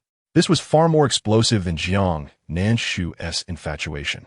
Jiang Nanshu awaited Jiang Li's response. In the original storyline, she had complied and agreed to donate blood. Jiang Nanshu? Seriously? What about his beloved? Jiang Li's temples throbbed. She couldn't care less about their affairs. Grabbing Jiang Nanshu, she headed inside. Yuan Feng stood still, watching their figures fade into the distance. Su Ran observed for a long time before stepping forward. "Teacher Yuan, have you encountered some trouble? May I assist you?" Su Ran's tone was earnest, her demeanor humble. At 25, Yuan Feng had entered the entertainment industry 3 years earlier than they had, maintaining a low profile. Thus, he was considered senior. Yuan Feng maintained a polite smile, It's nothing. I merely wish to invite Yi to dinner. If she's busy, that's fine. Su Ran's expression shifted to one of surprise. In the entire production team, I see she only speaks to you, remaining indifferent to the rest of us. Perhaps this is just her nature. Please don't hold it against her, Teacher Yuan. Yuan Feng felt vexed, uncertain where the issue lay. He was perplexed. I just overheard your conversation about the health check. Teacher Yuan, are you feeling unwell? Su Ran pressed on, eager to garner Yuan Feng's favor. Chapter 76. My dream is to become a top star in Huawei. The entire production team treated her well, yet Yuan Feng showed particular favor to Jiang Nanshu, maintaining a detached demeanor towards everyone else. Su Ran thought simply, the more friends, the more opportunities. They were currently not very prominent. But if any of them were to achieve success in the future, perhaps they could extend a hand based on their past camaraderie. Yuan Feng had initially intended to ignore her, but seeing her persistent approach, he responded mildly. The production team is covering the cost of a health check for each of us. He mentioned she had already undergone one, so she wanted to attend. By the way, Su Ran, what is your blood type?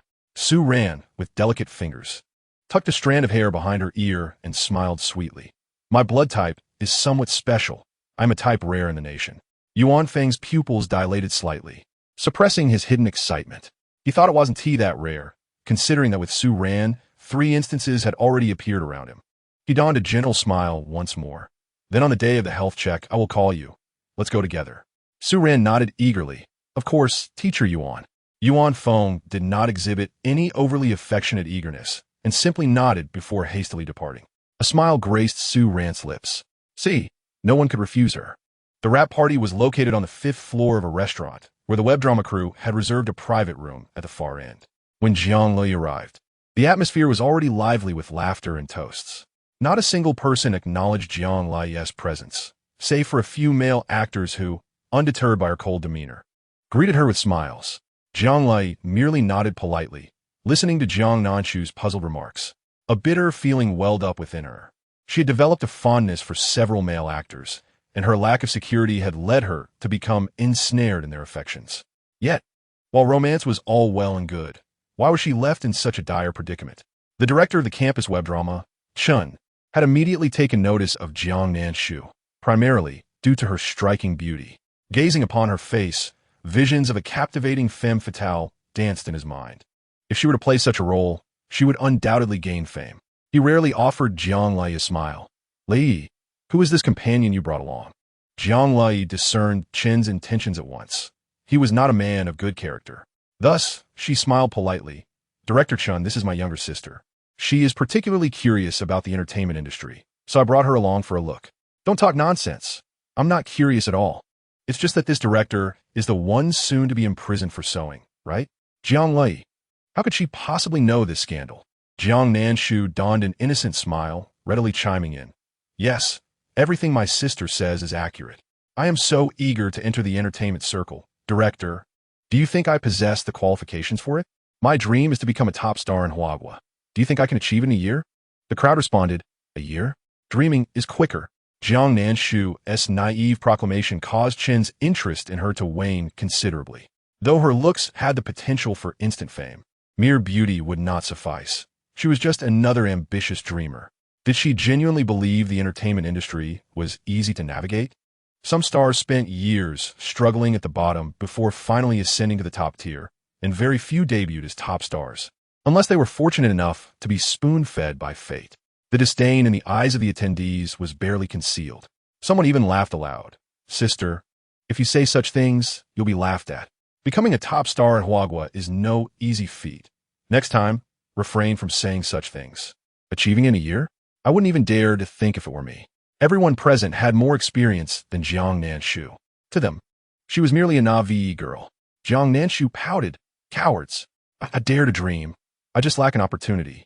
If only I had known, I would have dropped out of school. It hinders my path to fame.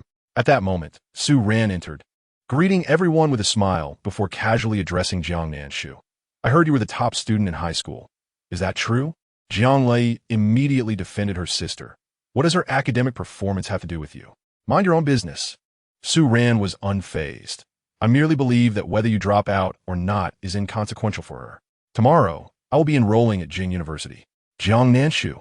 I hope your capabilities match your words. Jiang Li was at a loss for words. What was the point of highlighting Jiang Nanshu's shortcomings?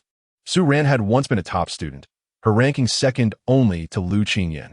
Had she not suddenly gone abroad, she might have attended university alongside Lu Qingyan, and perhaps they would have married and started a family right after graduation.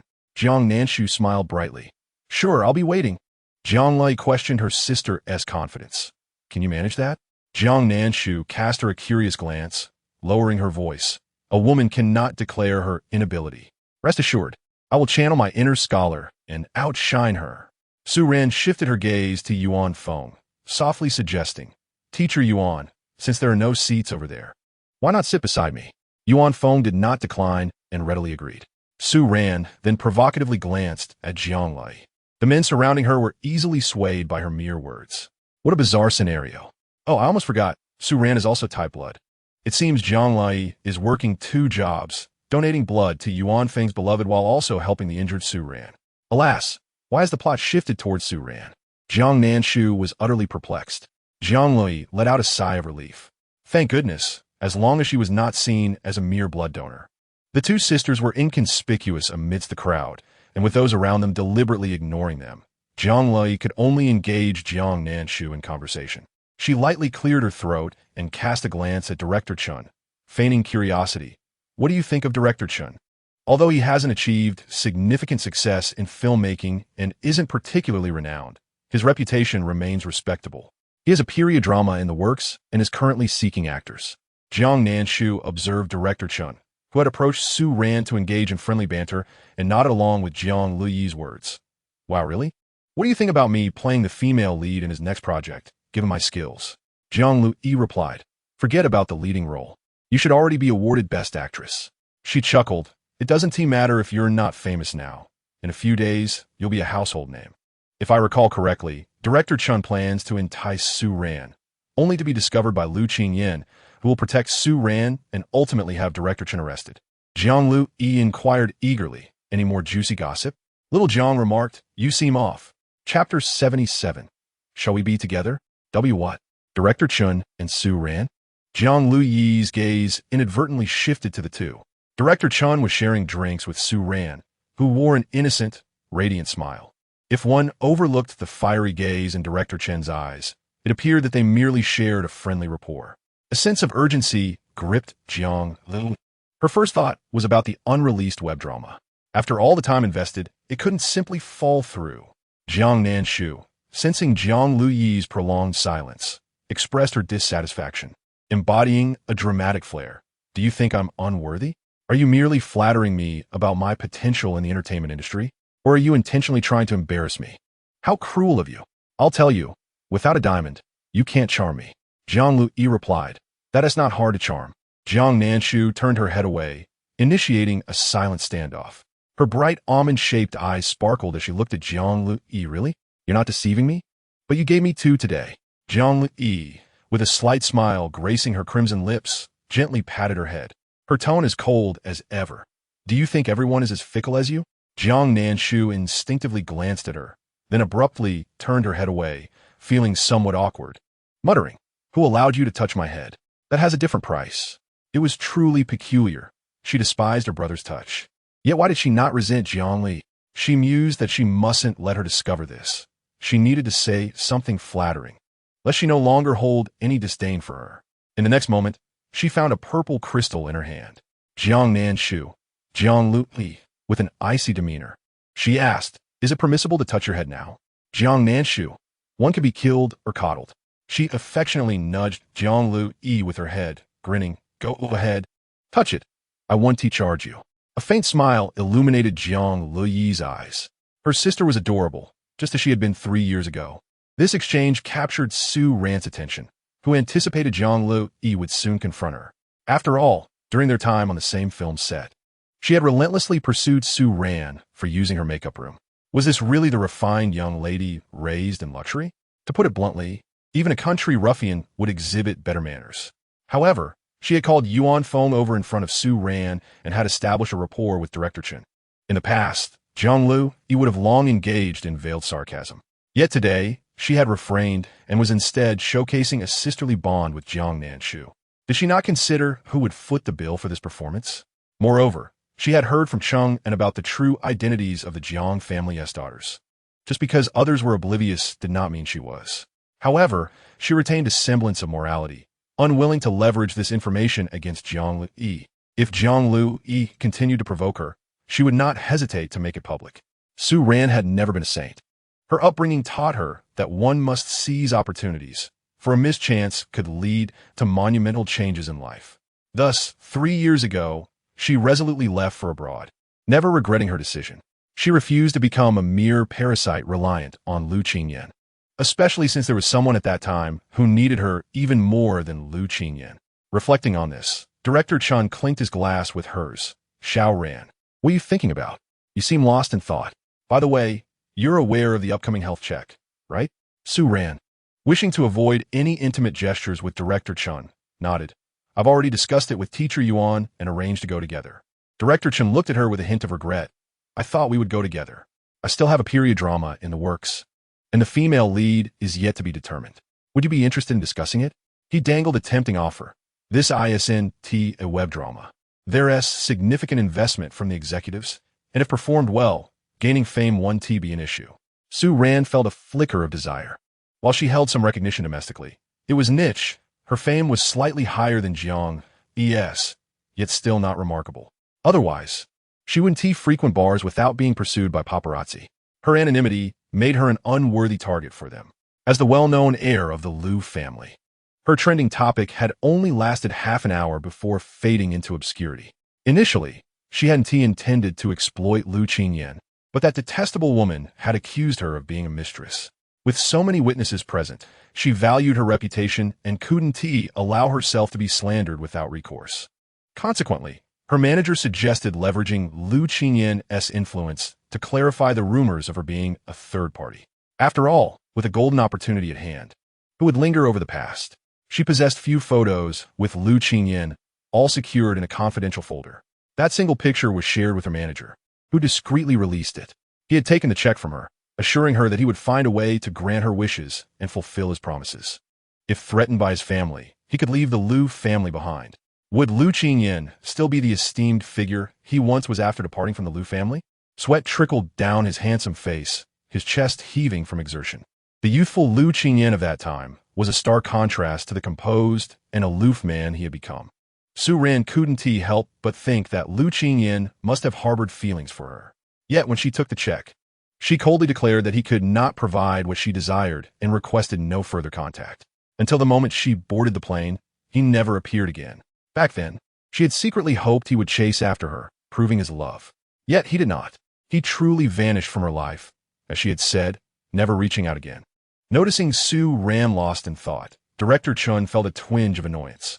He was conversing with her, yet her mind seemed elsewhere. Xiao Ran, what do you think? Are you interested? I'm not looking for lesser-known actresses for this project. Considering your diligence, I'm giving you an audition opportunity. She gritted her teeth. Director, please grant me a chance to audition. I promise I won't disappoint you. Director Chun finally smiled with satisfaction. We'll discuss this privately later. This isn't the right occasion. I'll message you. Chapter 78. Truly, those of the same family do not enter the same door. Su Ran didn't ponder further and nodded eagerly, seizing this opportunity. Meanwhile, Jiang Lui was still probing for information. Jiang Nanshu, what do you think of my web drama? How will it be received once released? Jiang Nanshu, buoyed by the gems received, answered Jiang Lui without hesitation. Her flattery unrestrained. Your acting is superb. Once it airs, you'll definitely gain fame. You ought to be the lead. It was certain it would air. After all, Director Chin's troubles had been suppressed, and only after the drama's hype had faded was the news released, leading to its shelving. By then, Su Ran would be a star, and who would care about a web drama? For Jiang Lui, however, she remained an underdog, struggling against the radiance of the leading lady. It was best to accept her fate as a supporting character. What do you mean? Jean Lui inquired, feeling as though her role in the drama lacked any spark of its own. Although Su Ran is the female lead in the drama, her aura does not shine as brightly as one might expect. She is not merely a background character. She holds the position of the third female lead, which indeed gives her some significance. Jiang Lai felt a pang of frustration as her gaze flitted over the male actors who were secretly scrutinizing her. She pointed towards the actor who had been rebuffed by her when he requested breakfast, Xie Zimiao, the male lead of the show. What do you think of him? Jiang Nanshu had already begun her meal and glanced up at the youthful man, who, while undeniably young, did not possess exceptional looks. She looked at Jiang Lai with confusion. Why do you ask me this? Then, as if struck by a revelation, she realized, oh, I see. You're interested in dating, aren't you? Jiang Lai responded affirmatively. Though she could not voice her thoughts. With a stoic expression, she nodded slightly, admitting, I am somewhat inclined towards dating. Jiang Nanshu put down her chopsticks and wiped her mouth with a napkin, her mind swirling with thoughts. How should I respond? If I speak ill of the person she fancies, will she withhold gems from me in the future? Oh dear, must I force myself to compliment him? After much internal deliberation, Jiang Nanshu resolved that no matter whom Jiang Lai was enamored with, she would speak positively about them. Fairness was her guiding principle. Thus, she nodded, You have quite the discerning eye. His not-so-pleasing appearance suggests he will be particularly devoted to his partner. How about him? He has borrowed money and failed to return it. He builds a relationship with you as your first husband, only to later file for divorce and drag you to court, leaving you with a 2 million compensation for emotional distress. Jiang Li interjected, Could you at least mask that blatant disdain on your face before showering compliments? However, it was true that he had borrowed money from her, 20,000 for an urgent situation, and she possessed a promissory note, ensuring that this marriage would not come to fruition. Regarding the debt, she could take action first. Then she pointed to the man beside Xie Zimiao. What about him? He plays the third male lead in this drama and is like a younger brother to me. Wow, what an adorable little puppy. I can't find words to describe him. He is simply too handsome, Jiang Nanshu exclaimed. Oh, this one seems to have a propensity for violence. Those who are fond of him may be in for trouble. But you don't have any connections with him. Jiang Li exhaled in relief. She pointed out several more candidates, all of whom were either mama's boys or dependent on wealthy women. Jiang Nanshu's expression turned peculiar as she remarked, You have a liking for so many? Jiang Li, unfazed, replied, Is it wrong for me to be selective? With a chuckle, Jiang Nanshu continued her praise. Indeed, you have exquisite taste. Each one appears to be a paragon of beauty, truly worthy of your affection. You have quite the knack for selection. They're all scoundrels. Are you perhaps a magnet for such men? Jiang Li pulled out her phone and promptly blacklisted all these individuals from her WeChat. What a relief. Jiang Nanshu shot her a sidelong glance, her tone cool. If you don't wish to go, that's your choice. They are your childhood friends, not mine. Jiang Li's expression stiffened. Deep down, she harbored doubts. She had few female friends, and only Chu Mushi was deserving of her heartfelt trust. Although they referred to each other as childhood friends, they were as close as family. Her mother is preoccupied with her husband, while the daughter is fixated on my fiancé.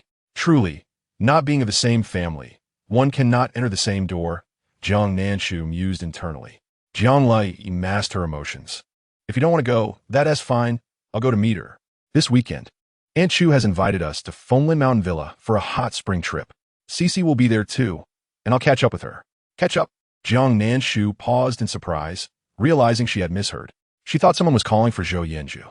Jiang Li gave her a quizzical look, bemused by her reaction. Yes, I meant to catch up on old times. What did you think I meant? You should come along too. Jiang Nanshu agreed. All right. The atmosphere remained lively, yet she suddenly lost interest, saying, The rap party I senti enjoyable. I'll take my leave. She stood up, disregarding whether Jiang Li would object, and walked away. As she exited, the sky had already darkened. The capital was enveloped in the glow of neon lights, exuding a hazy, surreal opulence. It had been a long time since she last thought of Zhou Yanzhu, 7 years, or perhaps 8. The memory was unclear. She had even forgotten his appearance, only recalling that he was an exceptionally gentle person who had tenderly rescued the 8-year-old her, enduring all hardships silently while remaining kind and hopeful towards the world. I truly have no conscience. I forgot my savior so easily, Jiang Nanshu murmured, her tone nonchalant. De Shachun felt a twinge of sympathy for her. After a while, Jiang Nanshu chuckled softly, her pupils darker than the night itself. Revenge? I would never stoop to avenge such a coward. I act solely for myself. He has bequeathed his entire fortune to me. Therefore, that vast estate rightfully belongs to me. Whatever they have consumed must be repaid in double. My possessions can only be relinquished by me. At no time shall others dare to covet them, lest I sever their hands. She whispered twice, her voice dissipating into the wind. The following day, the atmosphere at Jiang University buzzed with excitement, for Su Ran had arrived. The entire campus was abuzz with anticipation at the prospect of encountering such a grounded celebrity, especially since she was the white moonlight of Lu Qingyan, his first love during his youth. Jiang Yinchuan was playing basketball in the field when he noticed Su Ran entering, surrounded by admirers and signing autographs. Unable to contain himself, he muttered under his breath, "Is this commotion really necessary for a graduate school entrance exam? One would think she was here for a fan meeting." Yang Jiashu wiped his brow and smiled. "Looks like our school is in for some excitement. I suspect her motives extend beyond mere academics." With his sister, Su Ran, and Lu Qingyan all converging, the school was bound to erupt. He felt a headache coming on. After making a three-point shot, he decided to check on Jiang Nanshu. His eyes caught sight of a tall, slender man cautiously weaving through the crowd, bundled up tightly and scanning the area. He blinked in surprise. Upon closer inspection, he recognized it was his older brother, Jiang Zhouye. What brought him to Jing University? Didn't he expect this, did you? I'm the heir to a fortune of billions. Jiang Yinchuan tossed the basketball to Yang Jiashu. I'll be right back. You can carry on. Yang Jiashu shrugged as several boys nearby shouted, Yang Xiao, want to join us?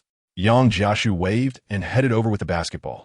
Jiang Yinchuan approached and pulled his older brother, wrapped in layers, away from the crowd. Jiang Zhouye jumped in surprise, fearing he had been exposed, but relaxed upon seeing it was his younger brother. Fortunately, a celebrity had drawn attention away, or his identity would have been revealed, making the school a veritable fortress against him. Brother, what brings you here? Jiang Yinchuan asked, puzzled. Should you be resting your voice at home instead of wandering about? If your identity gets revealed, we won't even be able to attend classes. Jiang Zhouye's popularity was undeniable. Wherever he went, crowds followed. As a new generation singer and dancer, his striking looks had garnered him countless fans. Due to throat issues, he had been unable to tour with his team and had stayed home for over a week. Being forbidden from singing felt worse than death. Singing on stage was his passion, and his dream was to win gold awards for every song he produced, achieving timeless classics. Thus, on the day his throat was injured, he had posted on Weibo, announcing he would take a month off. The comments were filled with well wishes for his recovery. To prevent any issues during the tour, he even contacted the new team member who would be replacing him. In just a few days, a large portion of his fans had gravitated towards this new member, comparing everything from looks to vocal talent, only to find that the new singer had an even better voice. This utterly negates all his efforts over the past 3 years.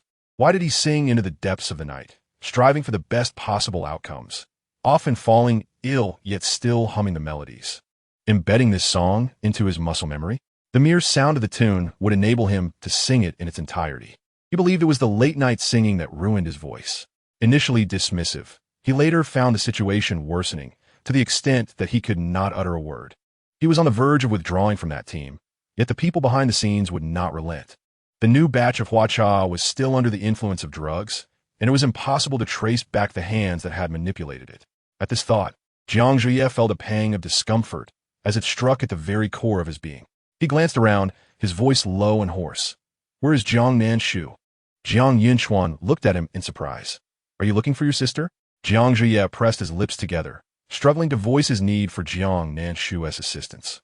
Fearing it would render him too despicable for seeking help from the sister he despised the most. However, he could not hide from this calamity forever. He could not live in constant vigilance against those who sought to harm him, nor could he allow his nerves to fray completely unless he exited their 7-member ensemble.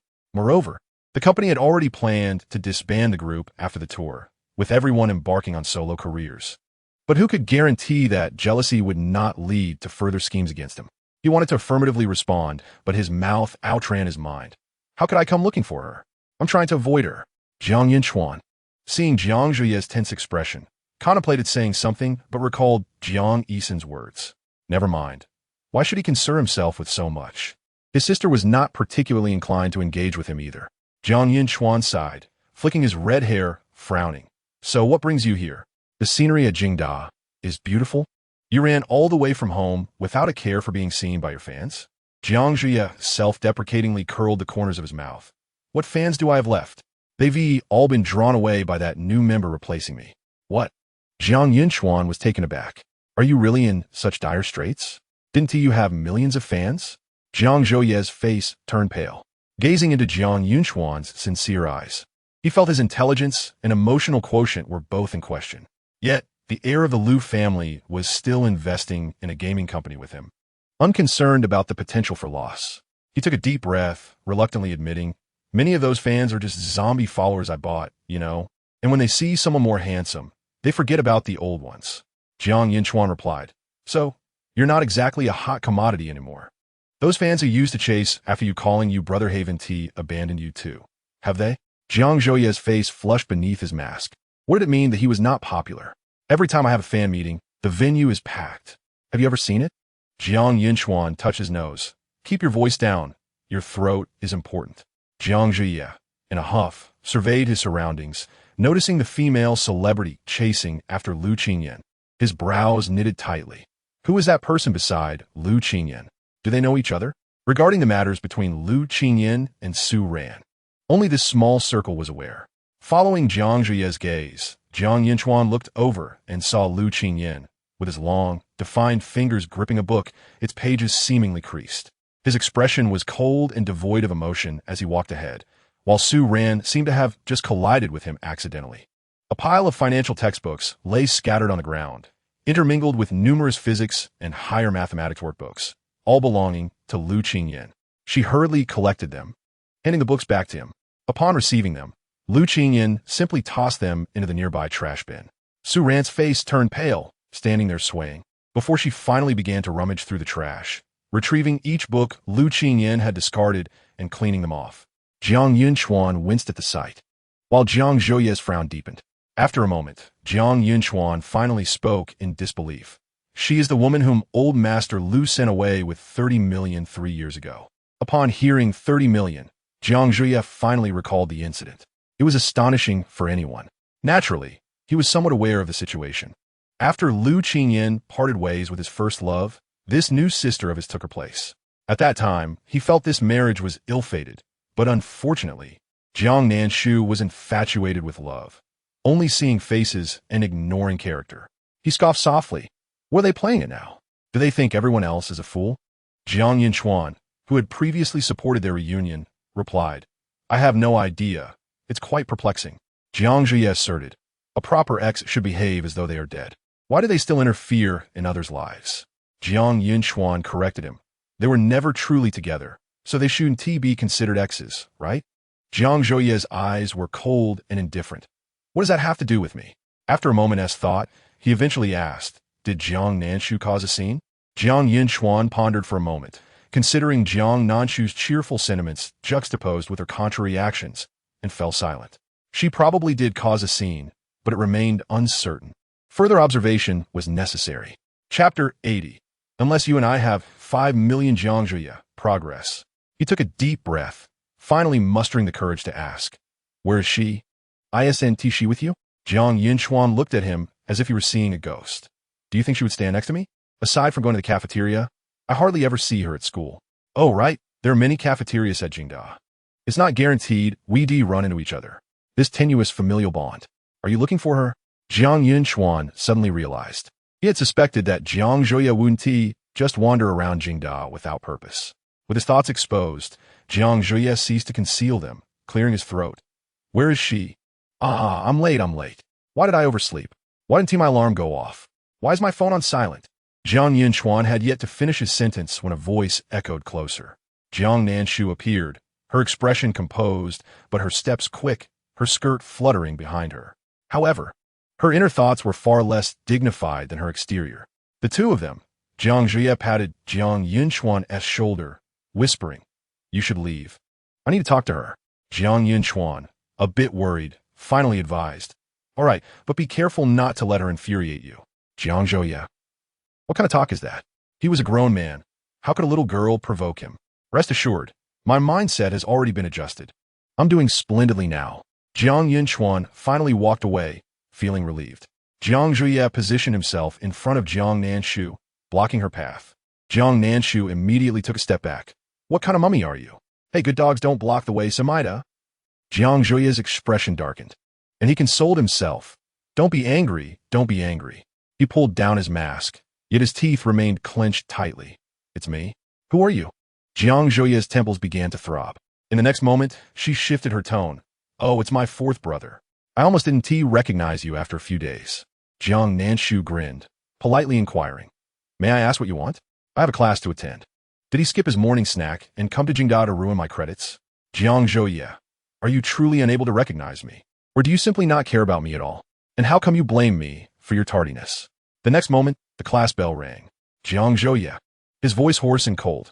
There's no need to attend now. Class is over. Jiang Nanshu felt like crying, her resentment heavier than that of a ghost. It was particularly frustrating that Jiang Zhuya had blocked her path, causing her to be genuinely late. Jiang Zhuya took a deep breath before saying, My boy band's final tour will be held in the capital. Haven't you always wanted to see my concert? I'll take you next week. Jiang Nanshu. I wonder how much it would cost to summon a ghost-banishing master from the temple on the mountain.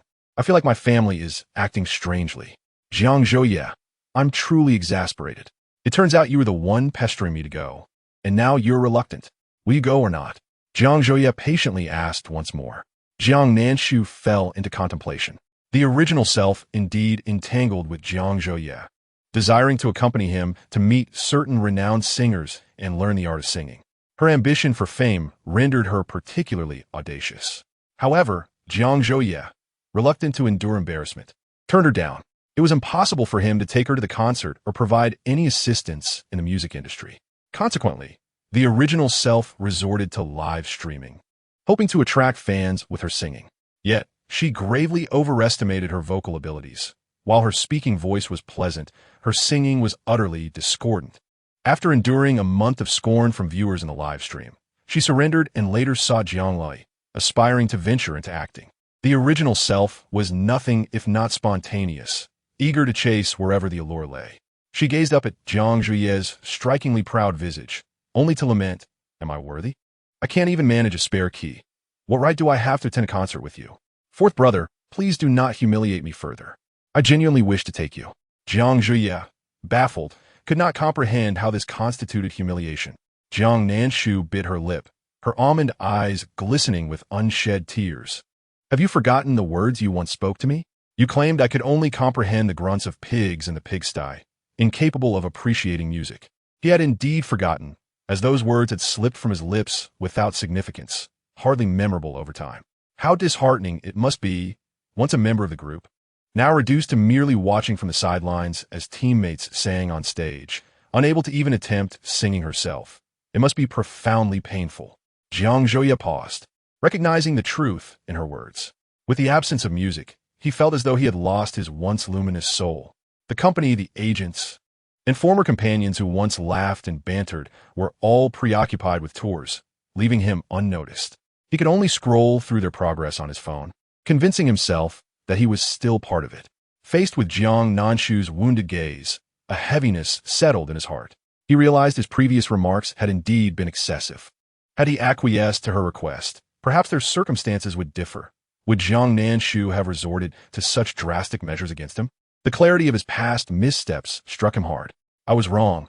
My words were indeed too harsh, Jiang Zhuya managed to articulate, surprised to find that apologizing was not as daunting as he had imagined. Relaxing slightly, he continued, That was our boy band's final performance. After that, we disband. I wish to be there and would like to take you along to meet them. Would you agree? Without a moment's hesitation, Jiang Nanshu declined. Not unless you pay me 5 million. Laughter bubbled within her as she thought, Oh, how amusing. I won't divulge that they won't disband, and you will be expelled from the group. A singer who has lost their voice is of no use to the company. Just wait for the last day of the tour. They'll announce your departure due to worsening health, and a new recruit will take your place. You may never discover who plotted against you. How exhilarating. Jiang Nanshu savored the prospect of witnessing Jiang Zhuya's disarray and relished the idea of mocking him at just the right moment. Life's monotony needed a dash of flavor. Meanwhile, Jiang Zhuya's face turned pale as he absorbed her words, momentarily forgetting to respond. Was everyone in the company and the team deceiving him? Suddenly, Jiang Zhuya seized her arm, his once lively eyes now void of expression, and hoarsely stated, You will accompany me if I give you 5 million, correct? Jiang Nanshu replied, Are you serious? Of course, no one would refuse money. Come, let me see your skills. She flashed a bright smile, her tone resolute. Yes, 5 million. I shall be at your beck and call. If you need me to build a stage ladder for you, I can manage that too. Jiang Nanshu found himself at a loss for words, not necessary. He reached into his pocket, his expression laden with distress. 5 million. That was the entirety of his savings. This girl was truly audacious, demanding all he had. Taking a deep breath, he resolved to sacrifice for his future. In the next moment, Jiang Nanshu's phone vibrated, revealing a message. Account 62 has transferred 5 million to you. Jiang Nanshu rubbed her thumb across her phone screen, tears welling as she beheld the string of numbers in her account. This money is so easy to earn. Why should I attend classes? If I accompany him to 2 concerts, I'd have earned 10 million. What luck! I am truly a fortune bringer. Jiang Nanshu felt his lips twitch. Did she expect to earn another 5 million on a second outing? Dream on. Next week, he would uncover the person behind all this. Once the money is in, do not let me down, he reiterated. Jiang Nanshu nodded. Rest assured, even if I must skip class, I will accompany you. She spoke as if she were heading to hell, but it was hardly that dramatic. Next Saturday will be perfect. We won't have classes. A fleeting shadow of disappointment crossed Jiang Nanshu's face. Alas, I still need to attend classes. Darn it, my plan to skip has failed. I must head to the classroom. Otherwise, the teacher will call my dad and report me missing, Jiang Nanshu declared before departing. Jiang Nanshu, contemplating, retrieved a packet of herbal tea from his pocket. Deciding to offer it to her, here, drink this, it will soothe your throat. Jiang Nanshu glanced at him. You little rascal, are you trying to poison me? Jiang Nanshu awkwardly added, I bought this myself. The ingredients are safe. I've been drinking it too. It works well. Jiang Nanshu suddenly looked at him with a heart-wrenching expression. Fourth brother, thank you for caring so much about me, but how can I drink your throat tea? You would make me feel guilty enough to lose my appetite. You must drink it. This poison tea is meant for you, and it truly works quickly. Now go away. Jiang Nanshu retorted, exasperated. This tea was procured through Jiang Jingchen, and there was nothing wrong with it. He had merely wished to bridge the gap between them by presenting it. How could she misconstrue his intentions? Unable to contain a laugh, he replied coolly, What? Are you afraid I'll poison you? Why the resistance? Jiang Nanshu feigned innocence. Fourth brother, what are you saying? I do not mean to disdain you. Just keep it for yourself. My throat is just fine. I could recite a 3,000-word essay without even getting hoarse. Oh, so the truth emerges. You truly wish to poison me out of jealousy for my melodious voice. Upon realizing this, she took a step back, instinctively raising a barrier. Jiang Nanshu, infuriated, almost tossed his thermos aside. If it weren't for the need to conceal his ability to hear her thoughts, he would have pried open her head, see how she could overthink so much. Furthermore, if they were truly connected, why the excessive caution? His previously maintained good humor vanished in an instant. He had assumed Jiang Nanshu might feel a tinge of remorse. However, to his surprise, she visibly sighed in relief. Thank goodness. It would have been quite disheartening if you had seen me throw my trash away. Yet, she wore a facade of concern, smiling appreciatively. Fourth brother, you need not worry about me. Take good care of your health. If your throat remains unwell, I would be quite heartbroken. In this household, your kindness toward me is truly remarkable. Despite my numerous misdeeds, you never reported me to our parents, and I nearly faced expulsion from our home. Fortunately, you were there for me. Jiang Nanshu, must you bring up this matter to pierce his heart? He had almost forgotten that humiliating incident. Perhaps it was indeed a psychological effect, for at that moment, his stomach began to ache. He stared at the floral tea, cursing inwardly. Could it possibly be toxic? Why did it make him feel such urgency? A flush of embarrassment crept onto his fair cheeks. Glancing around, he realized there were numerous teaching buildings at Jingda, none of which he had ever visited, and he had no idea where the restroom was located. Finally, he cast a desperate look towards Jiang Nanshu and awkwardly inquired, Jiang Nanshu, where's the restroom at Jingda? Jiang Nanshu immediately glanced at his thermos with a knowing expression. See, the poison has taken effect. This tea is indeed potent, not only harming the throat, but also causing urgency. Jiang Nanshu, damn, had I known, I wouldn't have asked Jiang Nanshu anything. Jiang Nanshu, his phoenix-like eyes brimmed with fury. Tell me, how can one endure this? Yet, Jiang Nanshu maintained a benevolent expression. I cannot bear to see you in distress. Alas, you even locked the door when you used the restroom. fearing it might be lost. And if you were to relieve yourself outside, you would be utterly heartbroken. Can you bear to witness such shame? Jiang Nanshu, with a blank expression. He turned and walked away. He vowed not to utter another word to Jiang Nanshu before the concert. Seeing him leave, Jiang Nanshu felt a sense of satisfaction. He was someone who listened to advice. How wonderful it was to have guided another soul who was on the brink of straying. After her demise, she would undoubtedly accrue immeasurable merits. The Sha-chun. This is the most unscrupulous host it has ever brought. Even the discerning can see that Jiang Nanshu was driven away by anger, right? Oh, I forgot she's blind to it. It felt as though it was transitioning from a cold demeanor to a madcap one, oscillating between pity for her and exasperation. Host.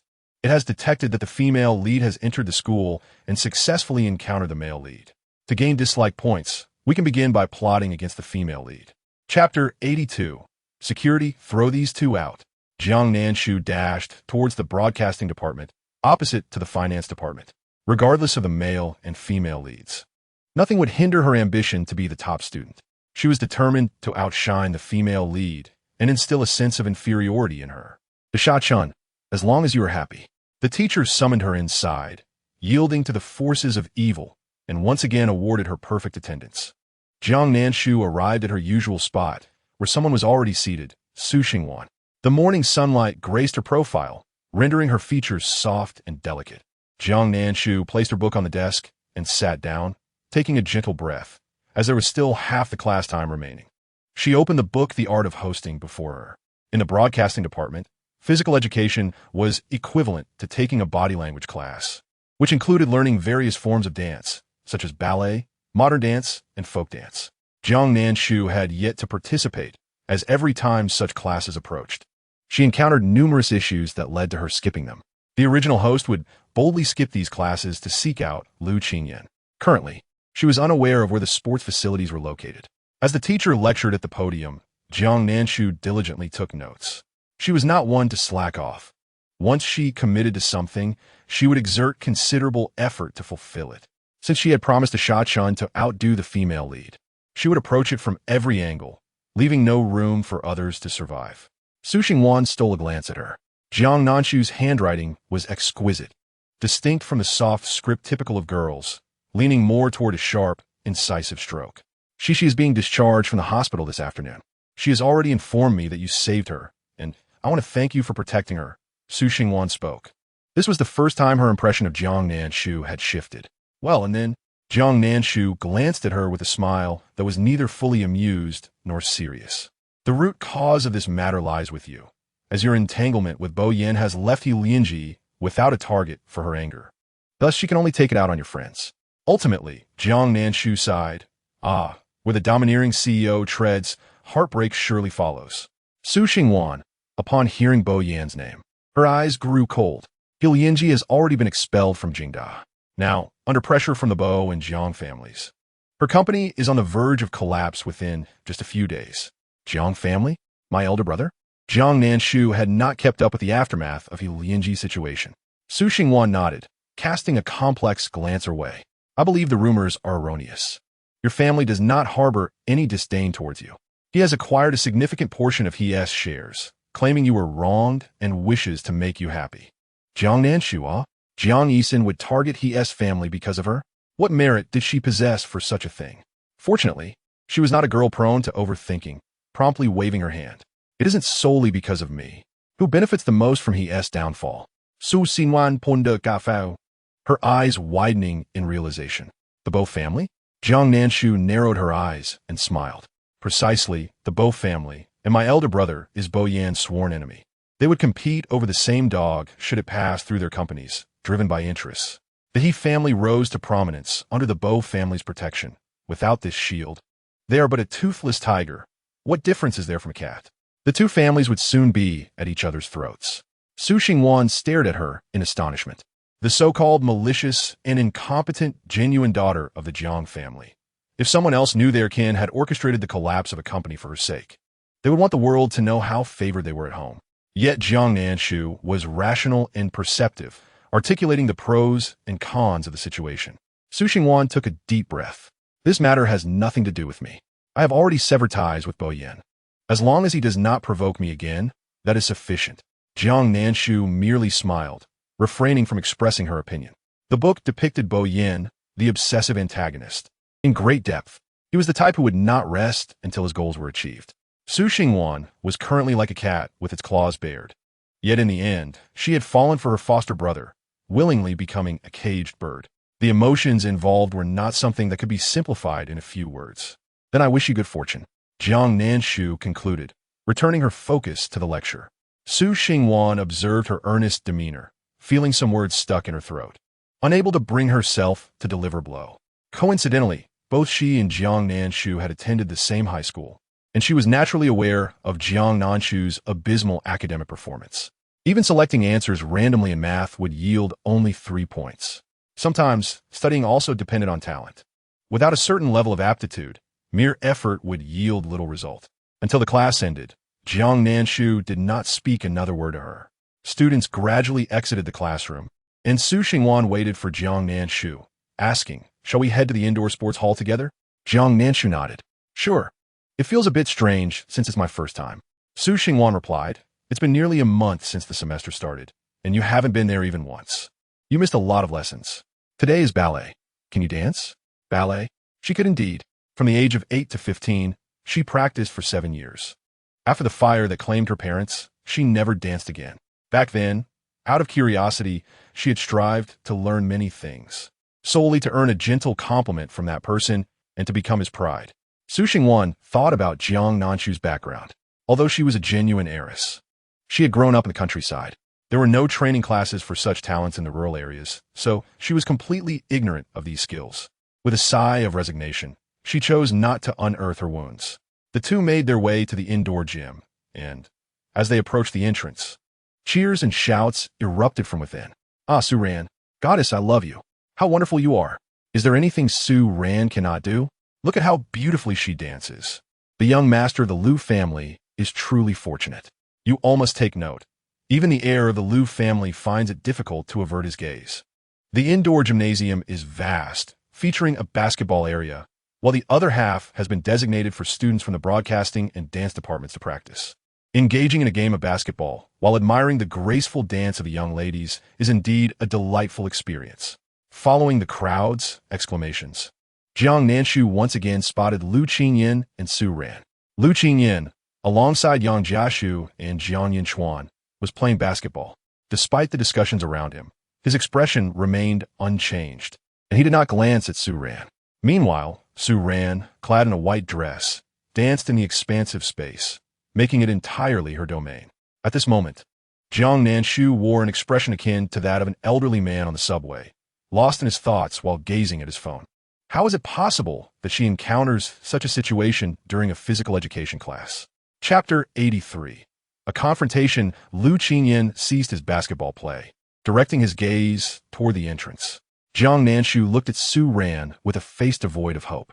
Upon noticing her gaze shifting, Lu Qingyin quickly averted his eyes. "Yinchuan, your sister is here." Yang Jiashu nudged Jiang Yinchuan with his elbow. Jiang Yinchuan had already been aware. He noticed his sister's sentiments before hearing them. He looked at Su Ran, who appeared as pure as a goddess, unable to suppress a twitch at the corner of his mouth. Since Su Ran had joined the finance department, Lu Qingyin had not picked up any of the books she had accidentally knocked over that morning. Wishing to avoid further encounters with Su Ran, he had invited his companions to the gymnasium for a game, only to find that within half an hour, she had entered, surrounded by admirers, with Cheng and acting as a devoted protector.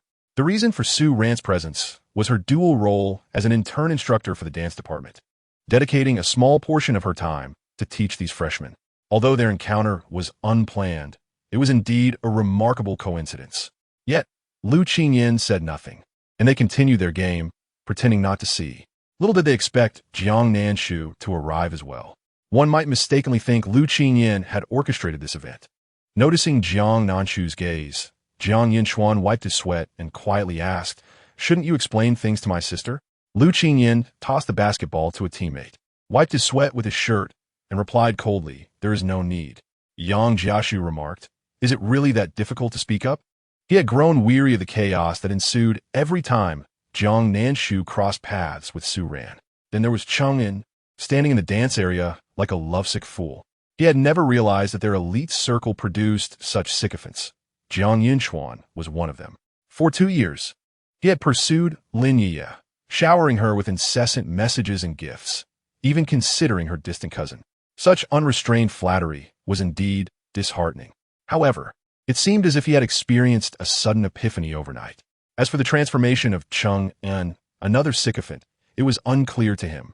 3 years ago, during their high school days, the signs were less evident. He merely doted on Su Ran under the pretense of caring for his sister-in-law. In their social circle, Su Ran and Lu Qingyan were long regarded as a couple. After their separation, Cheng En had sulked for a while. The following day, Jiang Nanshu attempted suicide by jumping into the river. Yang Jiashu tossed aside the basketball, watching as Jiang Nanshu headed directly towards Su Ran, feeling a twinge of concern. Yinchuan, if your sister gets hurt again, do you think she might try to take her life? Jiang Yinchuan responded, that is unlikely. Who could possibly affect her? Just like now. Should I go and tackle her? Forget it. Falling would surely hurt, and I fear pain. Jiang Yinchuan observed her fearlessness and how she seemed eager for action.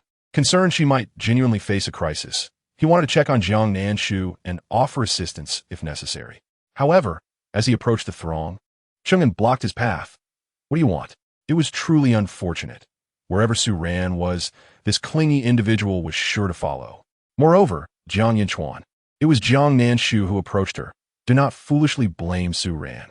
Jiang Yinchuan replied, nothing has even happened yet, and you are already so protective. He furrowed his brow. Cheng En, I have yet to settle the score with you for that video you posted, and you still have the audacity to appear. Cheng En's tone dripped with satisfaction. He was never a paragon of virtue. He relished the thought of causing harm to those he loathed. Jiang Yinchuan, his eyes ablaze with anger, could not restrain himself and landed a punch on Cheng En's face. Cheng En fell to the ground with a loud thud, drawing the attention of everyone present. How could you be so despicable? Even if you are reckless, there should be some limits. My sister is a girl, not yet 19. How could you treat her this way? Jiang Yinchuan lunged at Cheng En. Initially, Cheng En defended himself, but soon retaliated. Jiang Nanshu, caught up in her own schemes, had forgotten about confronting Su Ran. Just moments ago, a foolish idea had crossed her mind, to accidentally push Su Ran down and then feign ignorance, which would surely provoke others' disdain. Yet before she could act, a fight erupted. Su Ran was swifter than her. She pushed Jiang Yinchuan aside to help Cheng En up, her beautiful eyes blazing with anger. Yinchuan, why are you hitting Cheng En? What about your years of friendship? Jiang Yinchuan, aided by Yang Jiashu, wiped the blood from his split lip and disdainfully retorted, friendship? What kind of friendship exists between us? His so-called friendship allows him to betray his brothers for a woman. What use is this friendship to me? What if he stabs me in the back, leaving me feeling revolted?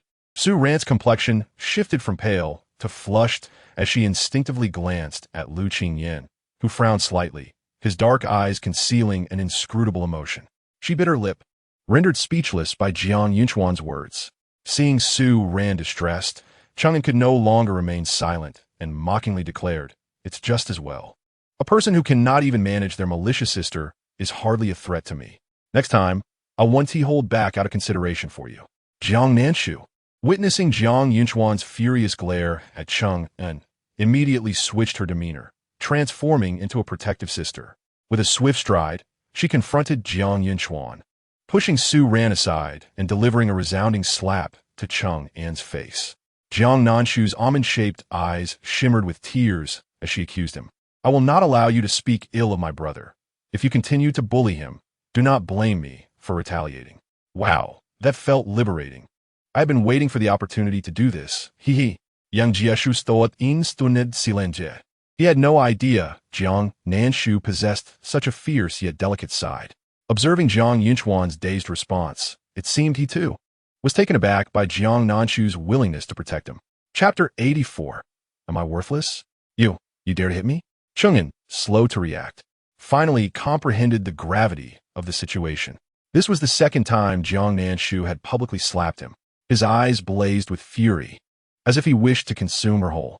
Rising swiftly, he intended to seize Jiang Nanshu, only to be halted by Jiang Yinchuan. What do you intend to do? Are you blind? Did you not see your sister strike me? Will you not defend me? Jiang Yinchuan coldly laughed, returning Cheng En's earlier words. This friendship is indeed better off non-existent. Otherwise, if my sister were to hit someone, I would have to consider past sentiments. Thankfully, I need not do so now. Chang'an had not anticipated that retribution would come so swiftly.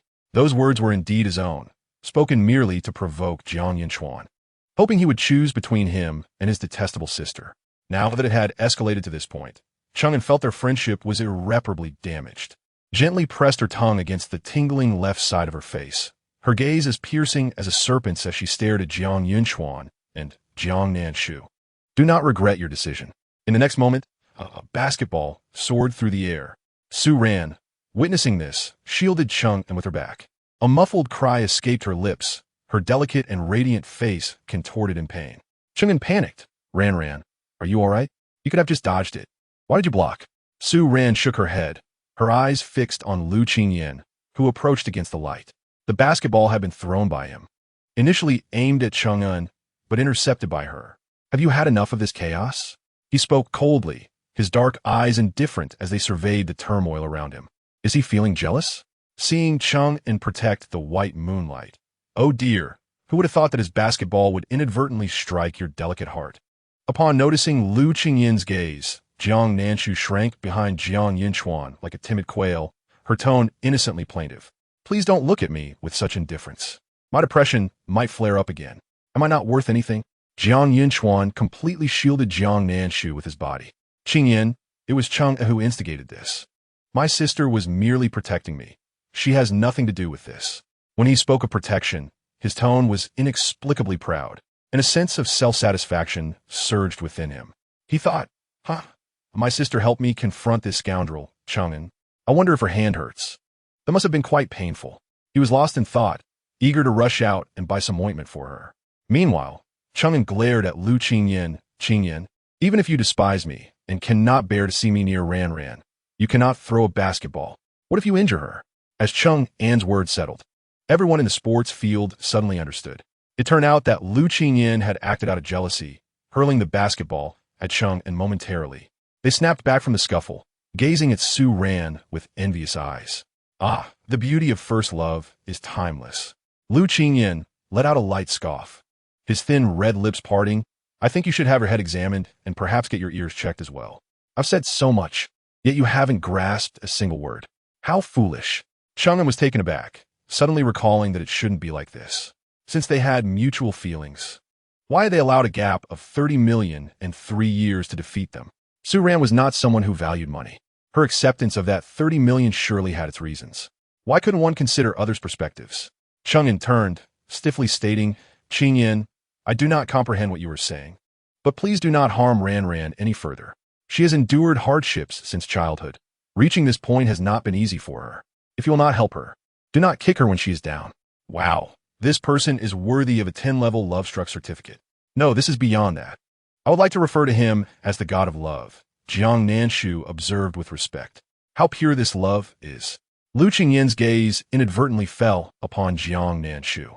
She instinctively met his gaze. What are you looking at? Are you waiting for me to deliver lines? Should I write you a script? Lu Qingyan remained silent. Suddenly, Jiang Nanshu, with a stroke of inspiration, emerged from behind Jiang Nanshu, signed dramatically, yes, she's the most miserable in the world, the most suffering, the one who needs protection. She's a treasure, while others are merely weeds by the roadside. My life is so hard, having done nothing yet still bearing the blame. And your words are truly amusing. Why should my fiancé help her? I might as well die. The crowd reacted with laughter, and Su Ran felt a flutter of her eyelashes, her back burning with pain. If this had been in the past, Lu Qingyan would not have treated her this way. He would have gently inquired about her well-being and taken her to the infirmary, sitting with her there while she basked in the afternoon sun, the atmosphere serene and beautiful, each absorbed in their own activities. Her throat tightened as she fought back tears, suddenly regretting how things had turned out. Perhaps the conclusion could have been different. Ultimately, she took a deep breath, her gaze towards Lu Qingyan and Jiang Nanshu turning cold. Chang'an, do not speak such words again. I do not wish to trouble someone else's fiancé. She let out a mocking laugh. I do not want to be the third wheel. Chang'an, you should leave. I need to teach them how to dance. But Ran, you're back. Chang'an's tone was filled with concern. Su Ran forced a smile. It's not painful. I'm Yufina. With that, she limped away from the encirclement. What a brilliant retreat. Should I push her a bit to foster the relationship between Lu Qingyan and her? Jiang Nanshu pondered. Lu Qingyan departed in silence. Hey, why are you leaving? I have yet to make my move. Jiang Yunchuan gazed at her with a complex expression, ultimately refraining from intervening in Jiang Nanshu's intentions, convincing himself that he would clean up afterward. He thought, if it must be malicious, let it be so. At the very least, being a bit cruel will prevent being bullied. Jiang Yunchuan reassured himself and told Jiang Nanshu, wait for me here. I will be back shortly. As everyone departed, Jiang Nanshu brushed aside Jiang Yunchuan's words. Why was he taking his time? This incident was merely a small interlude. Su Ran endured the pain to teach ballet to the dance department, her indomitable spirit instantly winning admiration. To the onlookers, Jiang Nanshu, seemingly unaffected, appeared somewhat smug, causing them to involuntarily sneer. Has this marriage not been annulled yet? She truly is a resilient little cockroach. Jiang Nanshu glanced towards the source of the voice. A girl in a super short skirt with a bun hairstyle. She did not seem to be a freshman, and Jiang Nanshu did not recognize her. Ting Ting, please do not speak so. Since Miss Jiang Air can catch the eye of the Liu family, she must possess exceptional qualities. Do not judge solely by appearance. Su Ran interjected calmly, devoid of anger, merely stating the facts. Huang Ruanting dismissively curled her lips. How ridiculous. What exceptional qualities could she possibly have to humiliate herself in the gym? With her skills, she could hardly dance. If she can dance, I might as well live stream eating feces in a restroom. Huang Ruanting's words elicited laughter from the surrounding crowd. Someone further mocked. I was in the same high school as her. I heard she signed up for a dance at the school's cultural evening and practiced for 2 months in advance, only to perform like a complete disaster. If she could dance, then even a sow could climb a tree. Su Ran danced so beautifully. If only she could secure an audition for the Coral Sea dance endorsement, I would love to see her shine on stage. There's an opportunity. I heard the representative for the Coral Sea Perfume Project will visit our school to select newcomers alongside the neighboring media school, seeking that pure first love vibe like freshly fallen snow. I believe Su Ran fits this image perfectly. The crowd whispered amongst themselves, but Jiang Nanshu hardly paid attention. However, she did catch the mention of Coral Sea. In the book, this perfume endorsement was indeed secured by Su Ran. Her appearance and qualities were entirely suitable. With the new drama and the Coral Sea advertisement endorsement, she successfully caught Jiang Yisen's eye. Jiang Nanshu remembered that in the book, their first encounter was at a soiree, and the advertisement did not generate any sales on its first day. Yet, Su Ran, who captivated Jiang Yisen at first sight, led him to invest heavily, increasing her popularity and earning her the title of the nation's first love. Huang Ruanting had been a good friend of Su Ran's since high school, contributing significantly to her acting career. As a second-generation rich kid, she ultimately became Su Ran's biggest supporter, reaping substantial rewards. Seeing Jiang Nanshu standing silently, Huang Ruanting assumed she had struck a nerve and felt a sense of triumph. Have you run out of things to say? You can only rely on others for protection. In reality, you are worthless. Jiang Nanshu raised her eyes, a gentle smile blooming across her face. What did you just say? Could you repeat that? Huang Ruanting scoffed, a cold smile on her lips. I said that if you could dance, I would live stream eating feces. Do you not understand? Jiang Nanshu shook her phone, replaying the recording of Huang Ruanting's earlier words. The sound resonated loudly enough for the entire stadium to hear. She smacked her lips, feeling quite satisfied. A piece of evidence, an opportunity to broadcast an embarrassing moment later. Huang Ruanting, taken aback, walked away. Assuming Jiang Nanshu was merely making empty threats, she scoffed and dismissed her, turning instead to Su Ran. Ran. Hurry and teach the freshman ballet. It's your forte, and it will show some short-sighted individuals what true dancing is. Su Ran, donned in ballet shoes and an immaculate white dress, began to dance gracefully as the music from Swan Lake softly filled the air. Her movements were fluid and elegant, leaving the freshmen in awe, captivated by her artistry that could only be honed through years of practice. By the large window of the gymnasium, the president of Jing University arrived alongside a sharply dressed man. They paused to listen to the exquisite music and admire the flawless ballet, where Su Ran's every motion embodied the grace of a swan, evoking admiration in the president's eyes. Mr. Fong, our dance students often practice here, and this ballet is truly beautiful. The young man named Fong turned his gaze inward. The white dress, paired with her elegant performance, radiated like moonlight, reminiscent of a beautiful first love. He nodded slightly, as it perfectly aligned with the image of his newly launched Coral Sea series. As the performance concluded, he had already formed an idea in his mind. Noticing the satisfaction on Fong's face, the president felt assured he had made the right choice. Though Su Ran was a newcomer, she was still a student of their school, contributing to its glory. Just as the president was about to lead Fong away, his phone rang. He smiled apologetically. "Mr. Fong, please wait a moment while I take this call." Fong Mingyi gestured for him to proceed. The president stepped aside to answer the call. She possessed a striking beauty, even without makeup, reaching the pinnacle of allure among those he had encountered. He noticed the surrounding individuals viewing her with disdain, as if she were a clown seeking attention. Yet, the girl in the red dress remained unperturbed, bowing gracefully as if thanking the audience present. In the next moment, the crown waltz began to play. It was a rare sight on stage. Fong Mingyi's initially casual demeanor transformed into one of astonishment. She was truly stunning. He had never seen anyone execute ballet with such breathtaking intensity. It felt as if the venue, bustling with activity, had transformed into her personal garden for dance. The flamboyant red dress resembled a blooming rose, exuding passion. She was not merely a first love, but a captivating mandrake, luring one into temptation. She was a natural dancer. He felt a surge of excitement, convinced he must have her as a spokesperson, despite her image contrasting with the pure intent of the Coral Sea series. Who could say that a first love could not be passionate and unforgettable?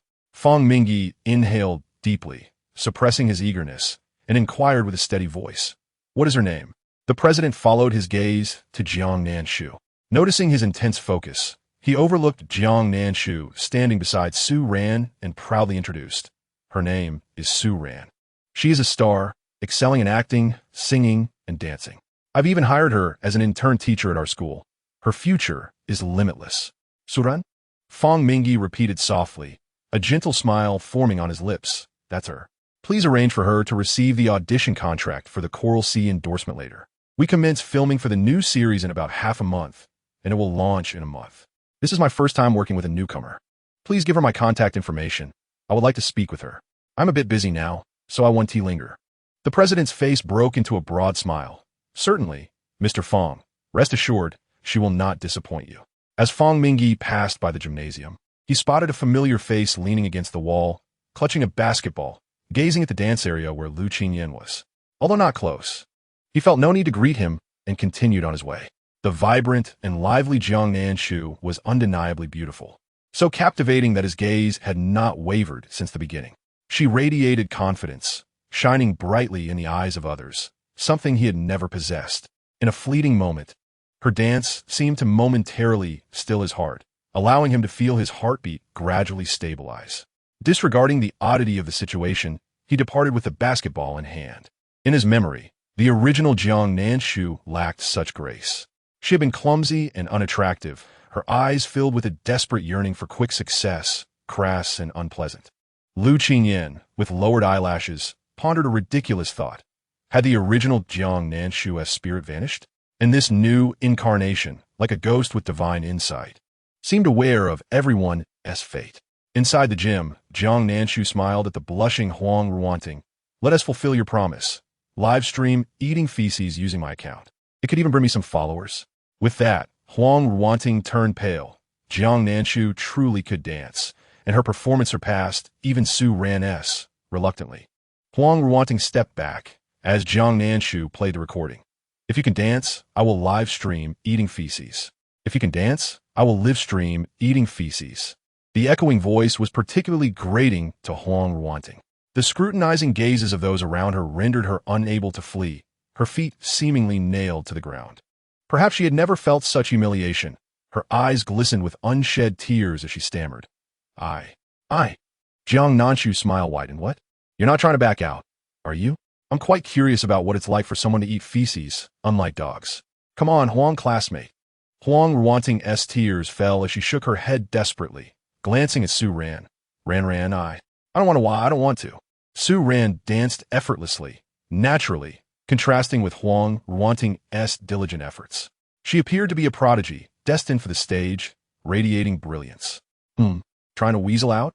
Those are your words, just as empty as flatulence. How about this? You don't have to eat feces, just bow and apologize. And I'll let you off the hook. Jiang Nanshu spoke lazily, as if commenting on the pleasant weather. Su Ran immediately stepped in front of Huang, wanting enough. Is there no decency in how you humiliate others? Eating feces and kneeling. Do you think this school is a gang? Jiang Nanshu, Wanting hasn't said anything too outrageous. You need not be so aggressive. Huang Wanting felt deeply touched by Su Ran's protection, shrinking behind her in tears, grateful for Su Ran's timely intervention. Jiang Nanshu's smile gradually faded. She truly did not wish to force Huang Wanting's head to the ground in front of everyone. How could one be so untrustworthy? Uttering words they could not uphold? That was no different from walking a dog. Just the thought of it made her fingers twitch, nearly unable to control the burgeoning violent impulses within her. Ah, Su Ran, I have always regarded you as kind and righteous. Who knew you would shield her simply because she is your friend? Is there no sense of double standards? Su Xingwan, who had remained silent, finally spoke up.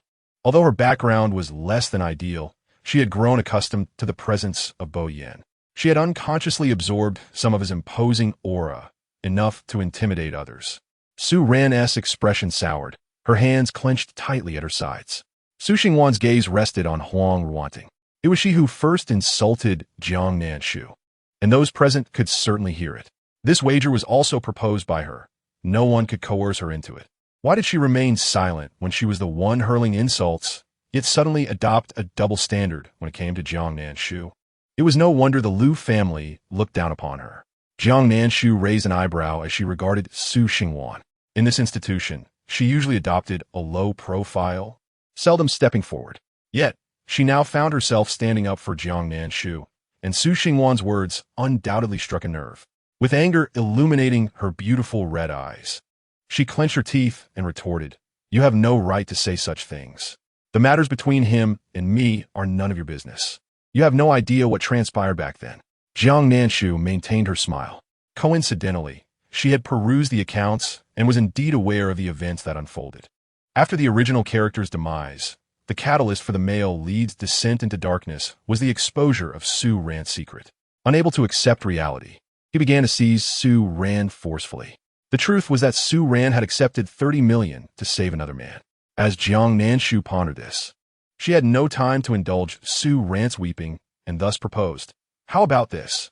Since you are so eager to assist your dear friend, you could kneel on her behalf, and we shall consider this matter resolved. Otherwise, I will have to inform my elder brother that I am being bullied at school." Upon hearing Jiang Yisan's name, Huang Wanting's expression changed dramatically, her eyes flashing with fear. The fate of the He family was well known within their circle. Jiang Yisan, being rather ostentatious, had declared that he would bring down the He family because his sister was bullied, seeking revenge for her.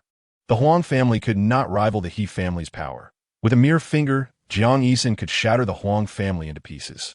Tears welled in Huang Wanting's eyes as she choked out, Ran, what should I do? I cannot endanger my family." Su Ran cast a resentful glance at the undaunted Jiang Nanshu. It was the first time she truly understood the class divide between the affluent and the commoners. If she were also a daughter of a wealthy family, would she be subjected to such mistreatment? With all eyes upon her, Su Ran ultimately lowered her head and acquiesced. "Fine, as you wish, I shall kneel for Tingting." Huang Wanting hurriedly grasped Su Ran's arm, her voice filled with urgency. Ran. Su Ran gently patted her hand, her voice trembling with humiliation. "It's all right, Tingting, as long as you are safe." Under Jiang Nanshu's mocking gaze, Su Ran knelt, her delicate leg striking the ground with a crisp sound. Her nails dug into her palm, and she could not hold back the tears that fell onto the floor. This was the most humiliating moment of her 21 years of life. A figure rushed over, grabbing Su Ran before she could completely kneel, anxiety lacing their voice. Ran, are you all right?" Upon recognizing the visitor, Su Ran broke down in tears and threw herself into his embrace. Siqi Gij. Chapter 87. She only wanted to slap them. Liang Siqi's appearance was sudden, even catching Jiang Nanshu off guard. She had no idea why he was present at Jing University, and coincidentally at the moment Su Ran was about to apologize on behalf of her friend. At this moment, Jiang Nanshu could not help but marvel at the power of the narrative.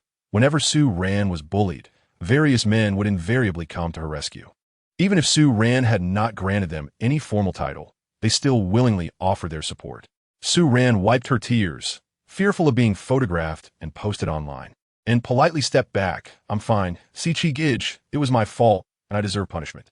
Liang Si-Chi turned to Jiang Nanshu, who was also regarding him with a hint of amusement in her gaze. He stiffened.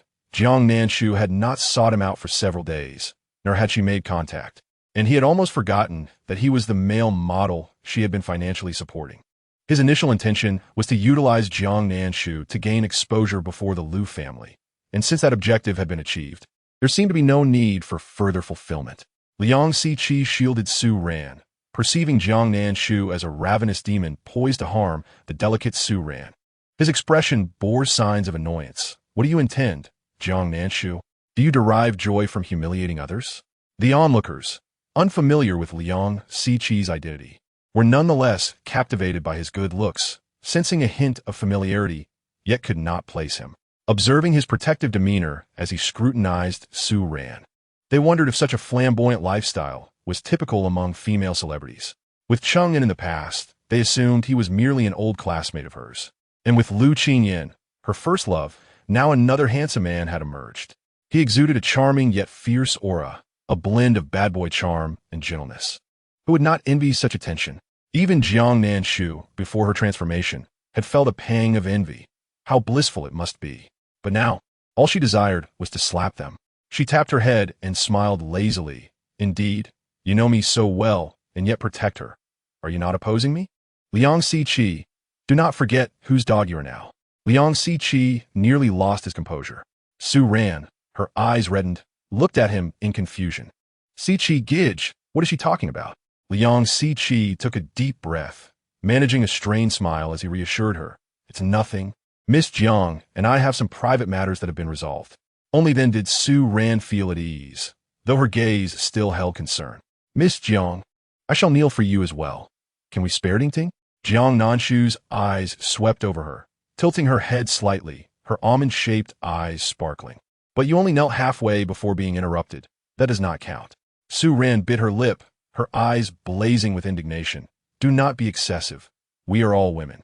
Why must you be so unforgiving? You said oneself must be reasonable to be forgiven, but I have not wronged you. Look, your Si-Chi Gij thinks I bullied you.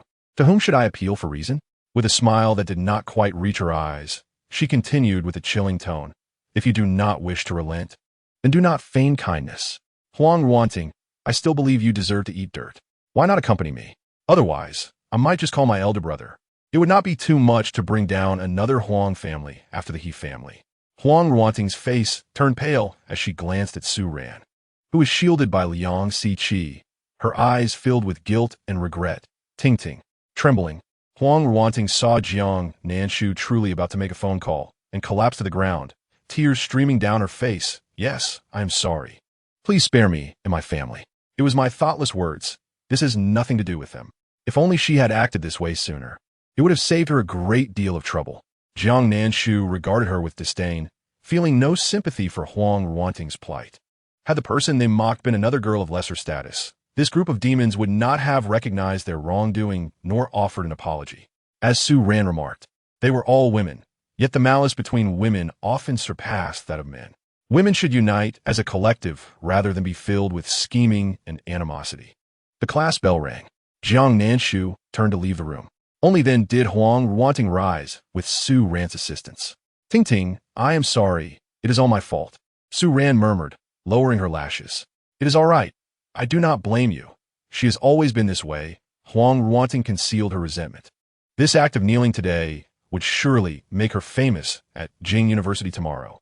The notion of losing a chicken and losing rice was manifested vividly in her experience. Yet she could no longer target Jiang Nanshu.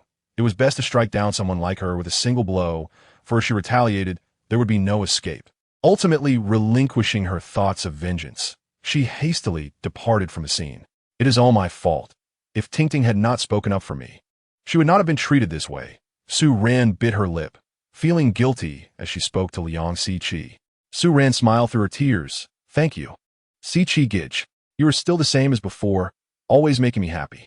By the way, what brings you to Jing University?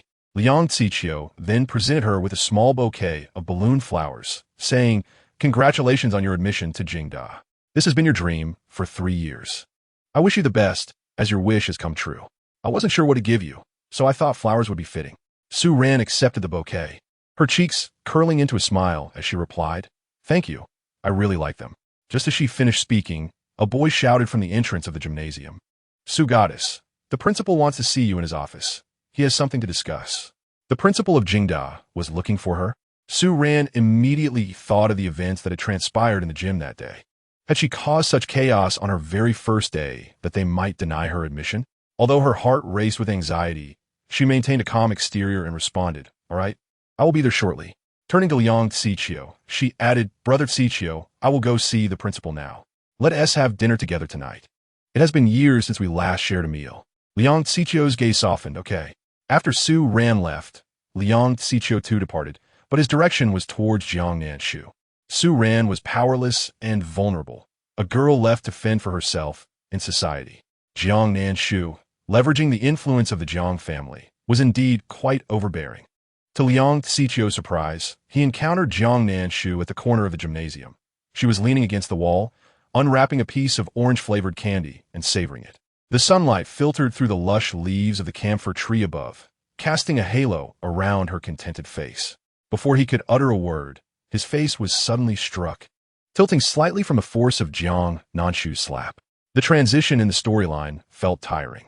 Chapter 88. How can you accuse me of being excessive? The sweet scent of oranges lingered at his nose. Despite the delightful aroma, Liang Ziqiu felt the sting of the slap redden his cheek even more. His slightly long black hair obscured his left eye, and his gaze, as cold as a deep pool, fixated on Jiang Nanshu. "Do you dare to hit me?" He raised his hand, but hesitated, unable to bring himself to strike Jiang Nanshu, whose radiant smile seemed to paralyze him. The memories of that night flooded his mind, relentless and haunting. Although Jiang Nanshu had done nothing wrong, she was unforgettable, invading his dreams night after night. His chest heaved slightly as he stared at her.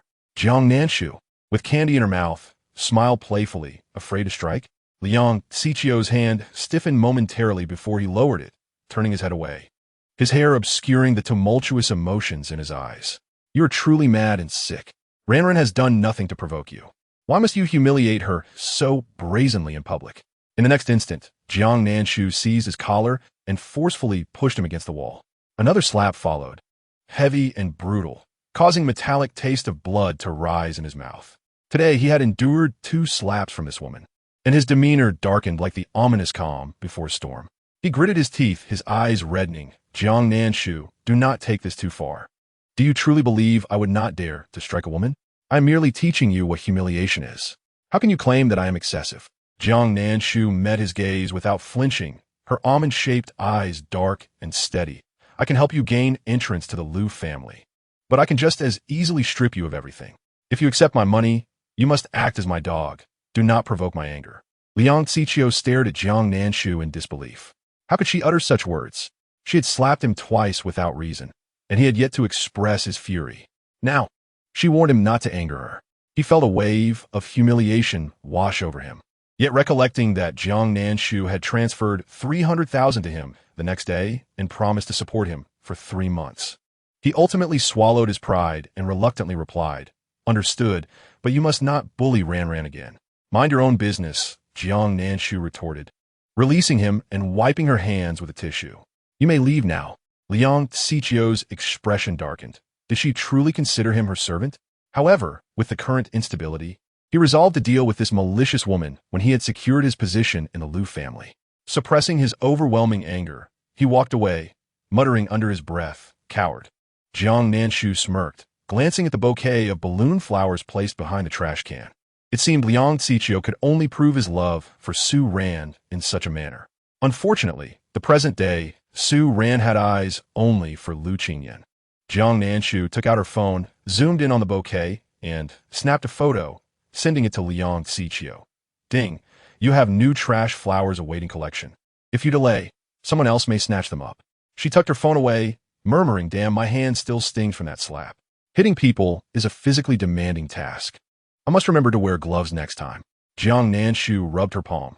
feeling a mix of satisfaction and discomfort.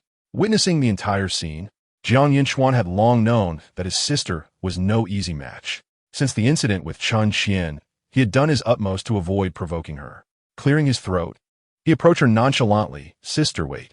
Hearing his voice, Jiang Nanshu halted. Jiang Nanshu awkwardly produced the ointment he had just purchased, mustering the courage to say, "You hit Cheng and so hard. Your hand must be swollen and painful." I bought you some ointment." He scrutinized her hands, afraid she might take offense and retaliate. "How considerate. Next time I need to slap someone, I will let you do it lightly," Jiang Nanshu teased. "No need, thank you," Jiang Nanshu stammered. Jiang Nanshu flashed her signature sweet smile. "Thank you, fifth brother. You are so kind to me. I am truly touched." Snatching the ointment, she applied it to her hand, feeling the warmth dissipate, replaced by a refreshing coolness. The effect was marvelous. The pain subsided. Jiang Nanshu's smile faltered. "As long as you are happy, I will take my leave now." With that, he hurriedly fled. Meanwhile, in the Jingda principal's office, Su Ran arrived with a racing heart, envisioning various scenarios. She regretted not having restrained herself during the confrontation with Jiang Nanshu. However, she could not help it. Why should someone like Jiang Nanshu earn the favor of the Liu family? Even if someone was more cultured and accomplished than Jiang Nanshu, she would have no complaints. Yet Jiang Nanshu was an uneducated, malicious individual, relying entirely on her family's donations to gain admission to university. It stung to think that someone so inferior was favored by the Liu family, suggesting that the elder Liu did not prioritize superficial qualities in selecting a granddaughter-in-law, thus rendering her less worthy than Jiang Nanshu. This could only mean that the Liu family looked down upon her. She had to prove her worth and demonstrate that the elder Liu was blind. Su Ran knocked on the door, determined not to leave Jingda. "Principal, you wanted to see me?" "Ah, you're here. Cool. As Su Ran entered, she took a deep breath and put on a smile. "Principal, is there something you need?" The Jingda principal, his complexion rosy, beckoned her closer. "Come here, I have something wonderful to show you." Upon hearing that it was not related to the gymnasium incident, Su Ran relaxed. "What is it?" The principal beamed as he presented her with an opportunity to audition for a campaign with the Fong Corporation. "Congratulations. You have caught the eye of President Fong, who wishes for you to be the spokesperson for the new Coral Sea series. I brought him to the gym today to watch you dance, and he was very pleased with your image, so he asked me to give you this opportunity." Su Ran felt dazed, staring at the gilded letters spelling Coral Sea. Trembling, she flipped through the pages. This was indeed an invitation from the Fong Corporation. The Fong family had always maintained a low profile in the capital, and their leader rarely made public appearances. Unlike the Jiang family president, who had a carefree demeanor, or the Bo family patriarch, who frequently attended high-profile events, the Fong family leader focused solely on managing their business and had no other scandals. He was a clean-cut individual. A wave of warmth surged through Su Ran. If she seized this opportunity, she could envision a bright future ahead. Who would have thought that the Fong family would select a newcomer as their spokesperson? Su Ran clutched the invitation tightly, her excitement bubbling over. "Principal, thank you. You are my benefactor." The principal, dismissively waving his hand, passed over a contact number. "President Fong is somewhat occupied. He wanted me to give you his contact information as he wishes to have a conversation with you." Su Ran accepted it, her eyes sparkling as she pressed her lips together in a faint smile. "I will certainly not disappoint his expectations." In the comments section, there was a character portrayal of Jiang, part of the Human Wellflower series, Chapter 89. "That time you pressed against my chest." After Su Ran exited the office, she hurried over to embrace someone, preparing to take a selfie to send to Liang Xiao, only to notice Lu Qingyan and Yang Jiashu holding books, heading towards the library. Yang Jiashu, spotting her, greeted her. "Su Ran, someone sent you flowers?" Seeing Lu Qingyan's gaze shift towards her, she tightened her grip on the flowers and, after a moment, smiled gracefully. "Yes, a male friend sent them to congratulate me on entering Beijing University." She attempted to discern any subtle change in Lu Qingyan's expression, but he did not spare her a glance and walked away. Yang Jiashu quickly followed. "Hey, Yinggu, wait for me. Shall we invite Yin Chuan to play video games later?" "Whatever," Su Ran replied, staring blankly at his retreating figure. A lump forming in her throat, her interest in the flowers waning. She snapped a photo of the flowers and sent it to Liang Xiao. "The flowers are still here. I'll treat you to dinner tonight." Upon receiving the message, Liang Xiao Xiu finally felt a sense of relief. After all, the packaging of such flowers was not unique to him. Perhaps a student from Beijing University had simply misplaced them? Jiang Nanshu was indeed skilled at sowing discord, but thankfully he did not fall for it. Soon, he would grow to be worthy of Su Ran. How delightful it was, each day filled with anticipation. As soon as she opened the door, a figure rushed towards her and enveloped her in an embrace. Jiang Nanshu was taken aback, caught in a warm hug.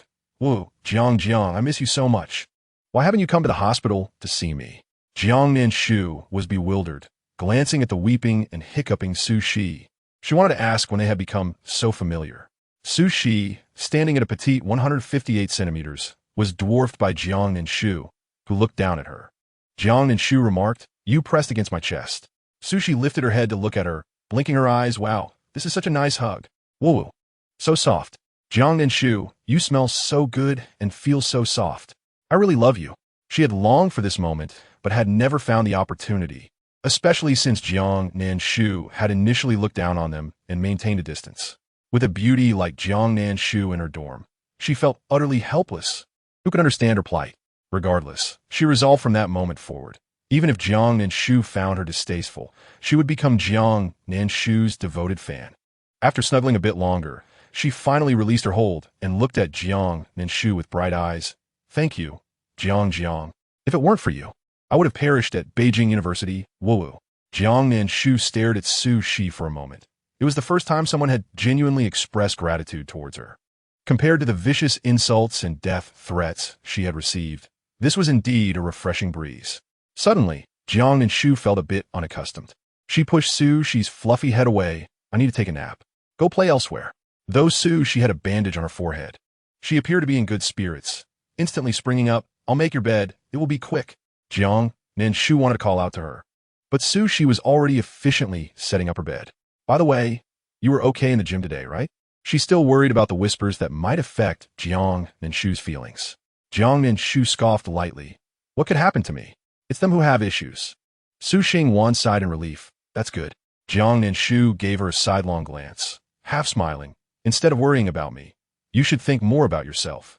If he cares for you once, he can do it again." Su Xingwan knew that the he Jiang Nanshu referred to as Bo Yan. Her feelings were complicated. She both yearned for and feared him. He had raised her since childhood. Without this twisted affection, they would have made excellent siblings. She truly regarded him as her best brother. This sentiment abruptly ceased when she turned 16 and began to understand love. Su Xingwan took a deep breath. He wouldn't dare. That would be illegal. Jiang Nanshu shrugged it off. Just look at the CEOs in these melodramas. How many are not lawbreakers? Including Jiang Yi Senator thinking of Jiang Yi Sun. Jiang Nanshu twitched her lips. In front of Su Ran, he was nothing but a fool. Jiang, how do you like my bed-making?" Su Shi stood by Jiang Nanshu's bed, like a waiting child eager for praise. Jiang Nanshu surveyed her neat bed and finally nodded. "Not bad. Next time, I'll do even better." Su Si et Galim et Si Ten Li. Jiang Nanshu and Su Xingwan exchanged glances, suddenly feeling a twinge of jealousy. How much love must one have to find joy in something as simple as making a bed? Su Xingwan Sayin Wa Li, realizing it was because of her that Su Shi had to endure so much hardship. With a smile, Su Xingwan suddenly felt that the atmosphere in the dormitory was quite pleasant. It would be nice if it could remain like this. Jiang Nanshu sat at the edge of her bed, unable to voice any disparaging remarks in response to Su Shi's enthusiasm. She had never experienced friendship. No one would wish to befriend her. In her previous life, at the age of 15, she had burned her parents alive. Under her acting, the police deemed it an accident, but her younger brother, 2 years her junior, accused her of being a murderous demon. He claimed to have witnessed her locking their parents in the house and watching them burn alive without uttering a sound before turning away. She was taken away by the police and, after her release, personally sent her brother to a mental institution. Who would believe the words of a madman? Consequently, those around her feared her. After a long pause, Jiang Nanshu nodded in acknowledgement, casually stating, "Then I'll rely on you for my bed-making in the future." Jiang Nanshu dismissed the notion, tossing the blanket aside and falling asleep instantly. "You should look after yourself first, you weakling," Su Shi remarked. "It's time for me to sign up for a martial arts class." Seeing Jiang Nanshu fall asleep in an instant, Su Shi tiptoed away, fearing to disturb her. Su Xingwan watched with a twitching mouth. Why are you suddenly so concerned about her? Hush! Don't wake Jiang. Sushi sat on her bed, whispering. I owe her my life. I would dedicate myself to her if I could, but alas, I'm a girl. Otherwise, I would have sacrificed myself for her. Thus, Sushi gained herself a small follower. Chapter 90. Exploring swimming and fitness, Su Xingwan remarked, it seems you truly regret not being able to do so. Sushi propped her head up with her hand, smiling. I want to learn about her from others' mouths. Jiang is just Jiang. She is not the way others deliberately slander her.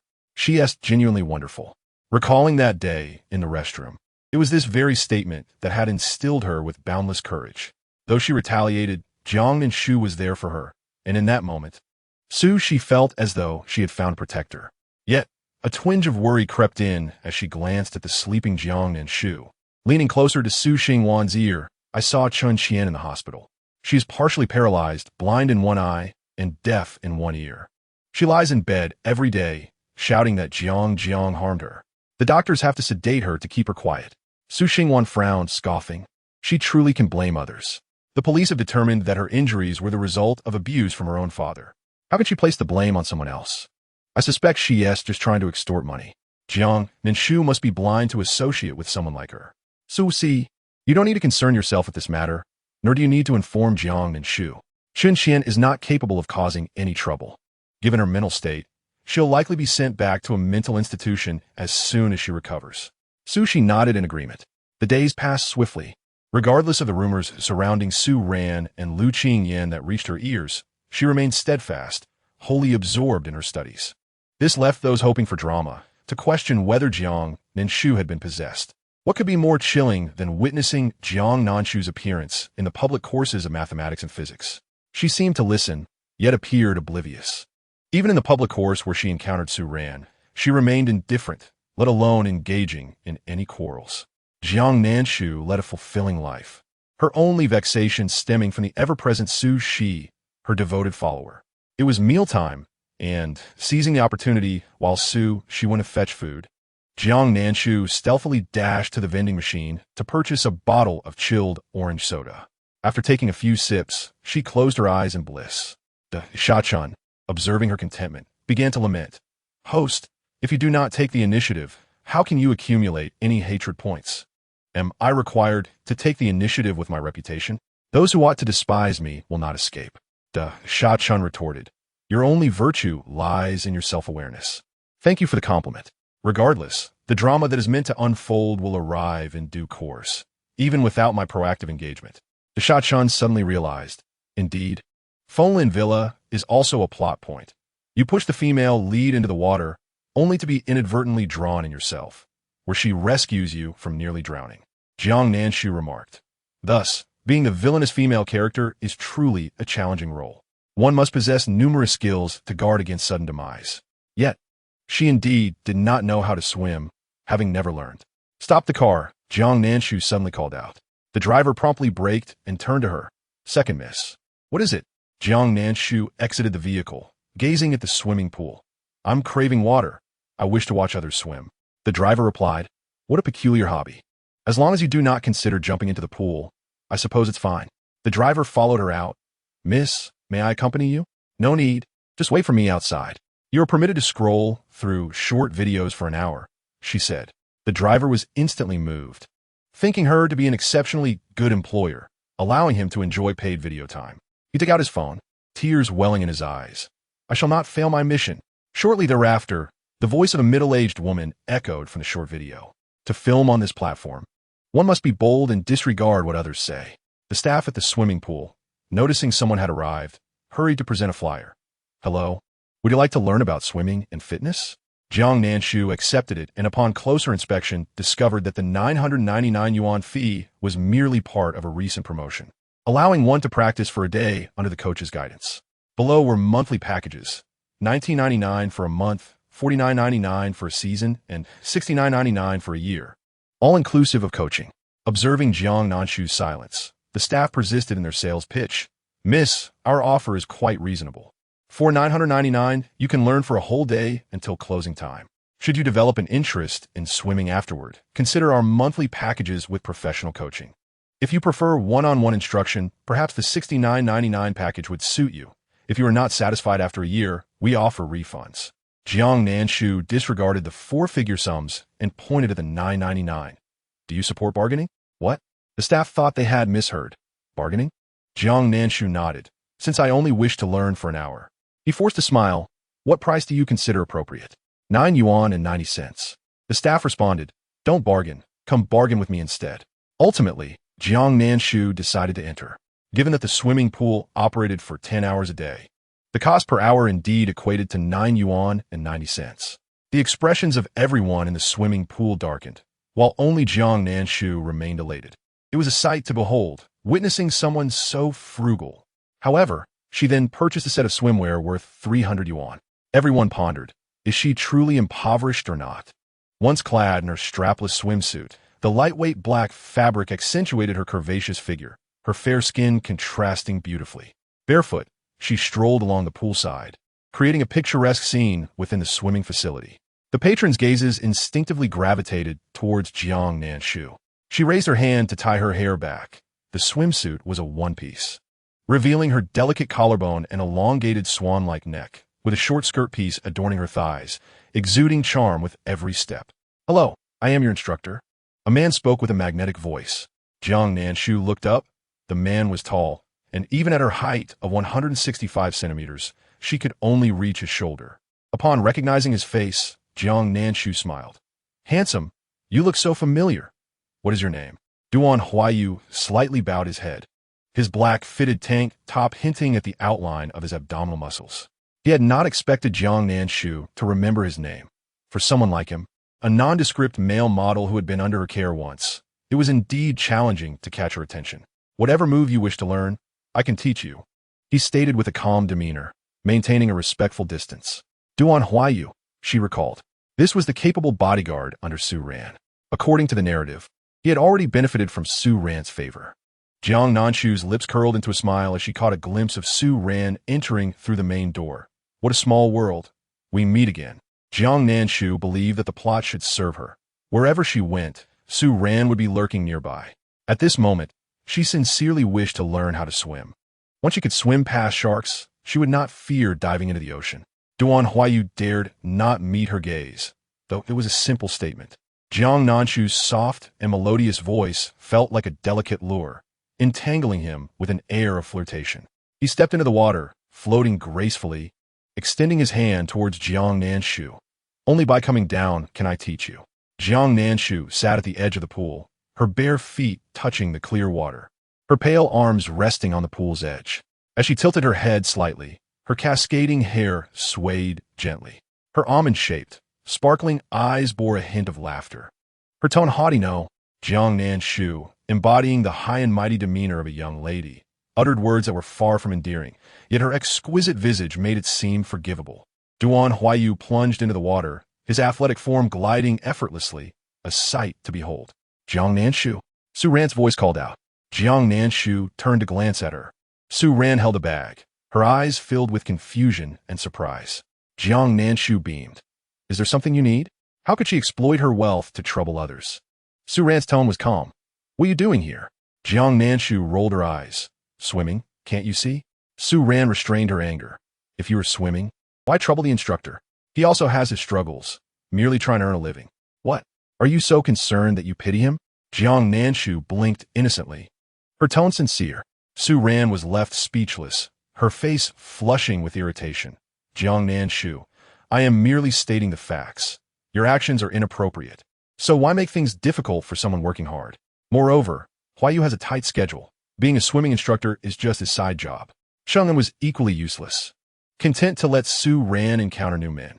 Duan Huayu surfaced from the water, shaking his damp hair, momentarily startled upon seeing Su Ran. Miss Su? What brings you here? Duan Huayu's rugged features broke into a faint smile. Miss Su, thank you. If my mother knew you were so concerned about her, she would be very pleased. Su Ran smiled lightly. It's no trouble. I'm just glad to help you. Jiang Nanshu narrowed her eyes, the plot she had witnessed replaying vividly in her mind. Duan Huayu hailed from a humble background, with a mother who had suffered a catastrophic injury from a fall.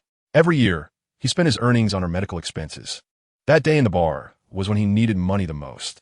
The original plot had Su Ran seeking solace in alcohol and calling Lu Qingyan. Lu Qingyan departed, and the original persona received a message from her close friend Qin Qian. In a fit of anger, she rushed to catch them in the act. Just as Lu Qingyan had placed Su Ran upon the bed, with Su Ran clinging tightly to him, the original persona arrived, thwarting any illicit encounter. She reported Lu Qingyan's actions to the Lu family, resulting in him being forcibly taken away by his relatives. In this scenario, the original persona appeared to have triumphed, yet she ultimately faced a loss. However, the plot veered into absurdity from the outset. Qin Qian, having been ensnared in her scheme, naturally refrained from divulging any information.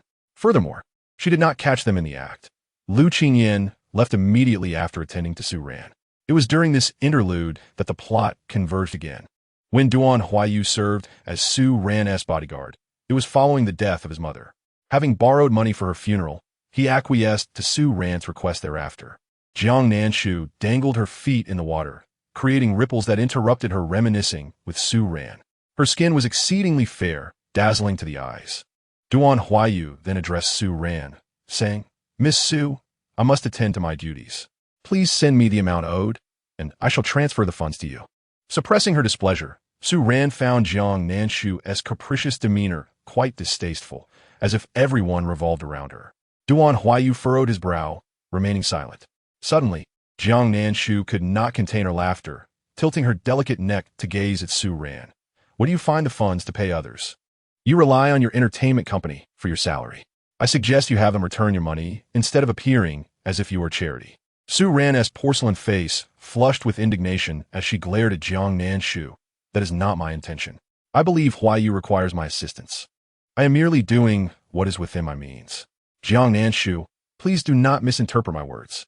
Jiang Nanshu rubbed her ears. "Oh, take your time. No need to rush.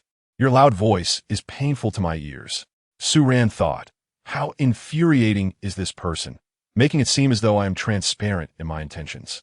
Her patience was waning, and she felt exasperated by Jiang Nanshu's presence. Why must she encounter her everywhere? Ultimately, Duan Huayu nodded. "Miss Su, I appreciate your kindness. I shall take it to heart." He then turned to Jiang Nanshu, extending his hand once more. "Miss, please step down." Chapter 92. The maniac enters the house. Jiang Nanshu evaded his hand, confident in her ability to descend unaided. However, as she attempted to land gracefully, her foot slipped, and she fell into the water with a splash. Gurgling for help, Jiang Nanshu thrashed about in the water. Duan Huayu reached out, grasping her slender arm, and pulled her from the depths. He then fitted her with a small yellow duck flotation device, allowing her to float on the surface. Resuming his role as a coach, Duan Huayu instructed Jiang Nanshu on proper swimming techniques, ensuring she understood not to thrash about aimlessly after unexpected immersion. He guided her toward the center of the pool using the flotation device. Captivated by this scene, Jiang Nanshu inadvertently captured a photograph. Realizing what she had done, she hesitated to delete it, her finger refusing to press the button. Maintain composure. Swimming is not difficult. If your legs go numb, speak up to prevent cramps. He reassured her. Yet Su Ran felt as if Jiang Nanshu were vying for something from her. Placing her medication on a bench, she turned to leave. Upon exiting, she spotted the photograph and felt her heart race. She promptly located Chung and chat and sent it, questioning how she could engage in such behavior. Before decisively deleting the photo, Jiang Nanshu's personal affairs were of no concern to her. Why should she fret when Lu Qingyan did not? However, it was too late. Chung had sent her a question mark. Ran, who is Jiang Nanshu with? She truly has no shame, flirting with everyone. Through the screen, Su Ran's expression grew somewhat unnatural, feeling as if she had committed a transgression. She quickly clarified, "Anzi, it is not as you think. I merely ran into her. She is learning to swim at this facility. Please do not spread this information. I unintentionally captured her in a moment of coincidence." With a sigh of relief, she rubbed her cheeks, reminding herself not to engage in such actions again. Meanwhile, Chung gazed at the saved photograph, having set special notifications for Su Ran's messages, and he saw it immediately. Recognizing the image, he swiftly saved it. Harlot, don't think I'm unaware of who this coach is. Truly, she had not disappointed him. Meeting her lover at a swimming facility, he recalled the male model she had summoned at the bar, and now they were flirting in the pool. Chung smiled coldly. wishing for Jiang Nanshu's disgrace. It would also serve to show Lu Qingyan that the woman he was reluctant to sever ties with was merely a plaything for many. He promptly forwarded the image to Lu Qingyan. After sending it, he felt a sense of satisfaction, indifferent to whether Lu Qingyan would see it. As he focused on his game console, cigarette in mouth. An hour later, within the swimming facility, Jiang Nanshu had mastered swimming, even learning several strokes: breaststroke, freestyle, dog paddle, and backstroke. Duan Huaiyu regarded her with admiration, recognizing her as the most talented student he had ever taught. With minimal guidance, Jiang Nanshu grasped the techniques effortlessly, making his teaching experience immensely gratifying, allowing him the prospect of an early departure. Jiang Nanshu swam to the side, climbed the submerged stairs, and retrieved a clean towel from a nearby chair, drying her damp hair. Duan Huaiyu followed suit, using a towel to dry off. His expression stern as he changed into clean clothes, preparing to leave. He paused, maintaining a distance of 2 steps from Jiang Nanshu, bar work, part-time. Jiang Nanshu draped the towel over her shoulder, raising an eyebrow. Swimming during the day and modeling at night? How do you maintain such vigor? For survival, he replied after a moment's silence.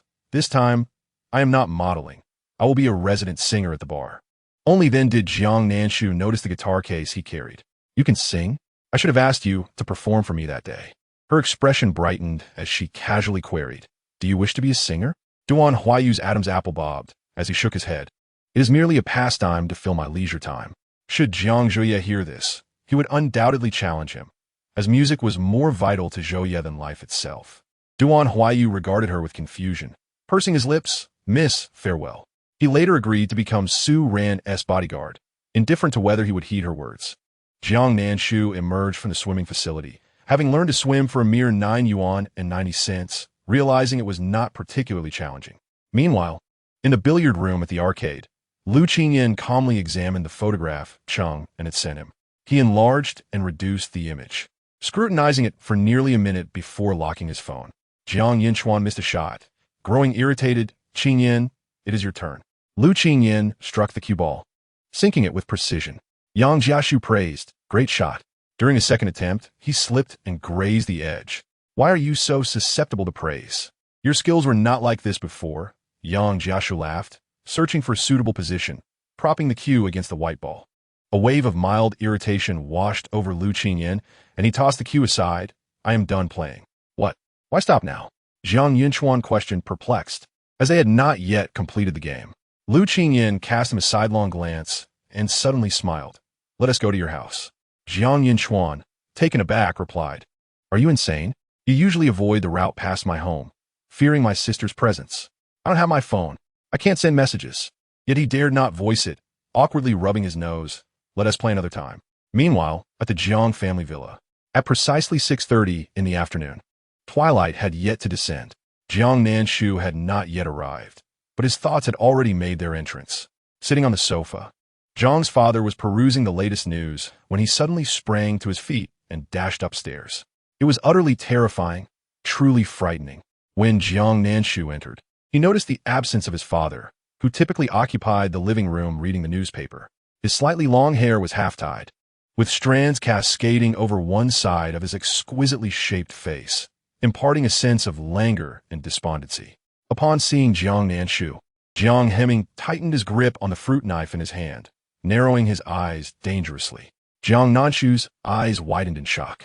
Oh my goodness, I can't believe it. Why is third brother at home? Jiang Hemming slightly lifted his eyelids and approached Jiang Nanshu with a knife. In a flash, Jiang Nanshu sprinted upstairs with legs spinning like a whirlwind. Help!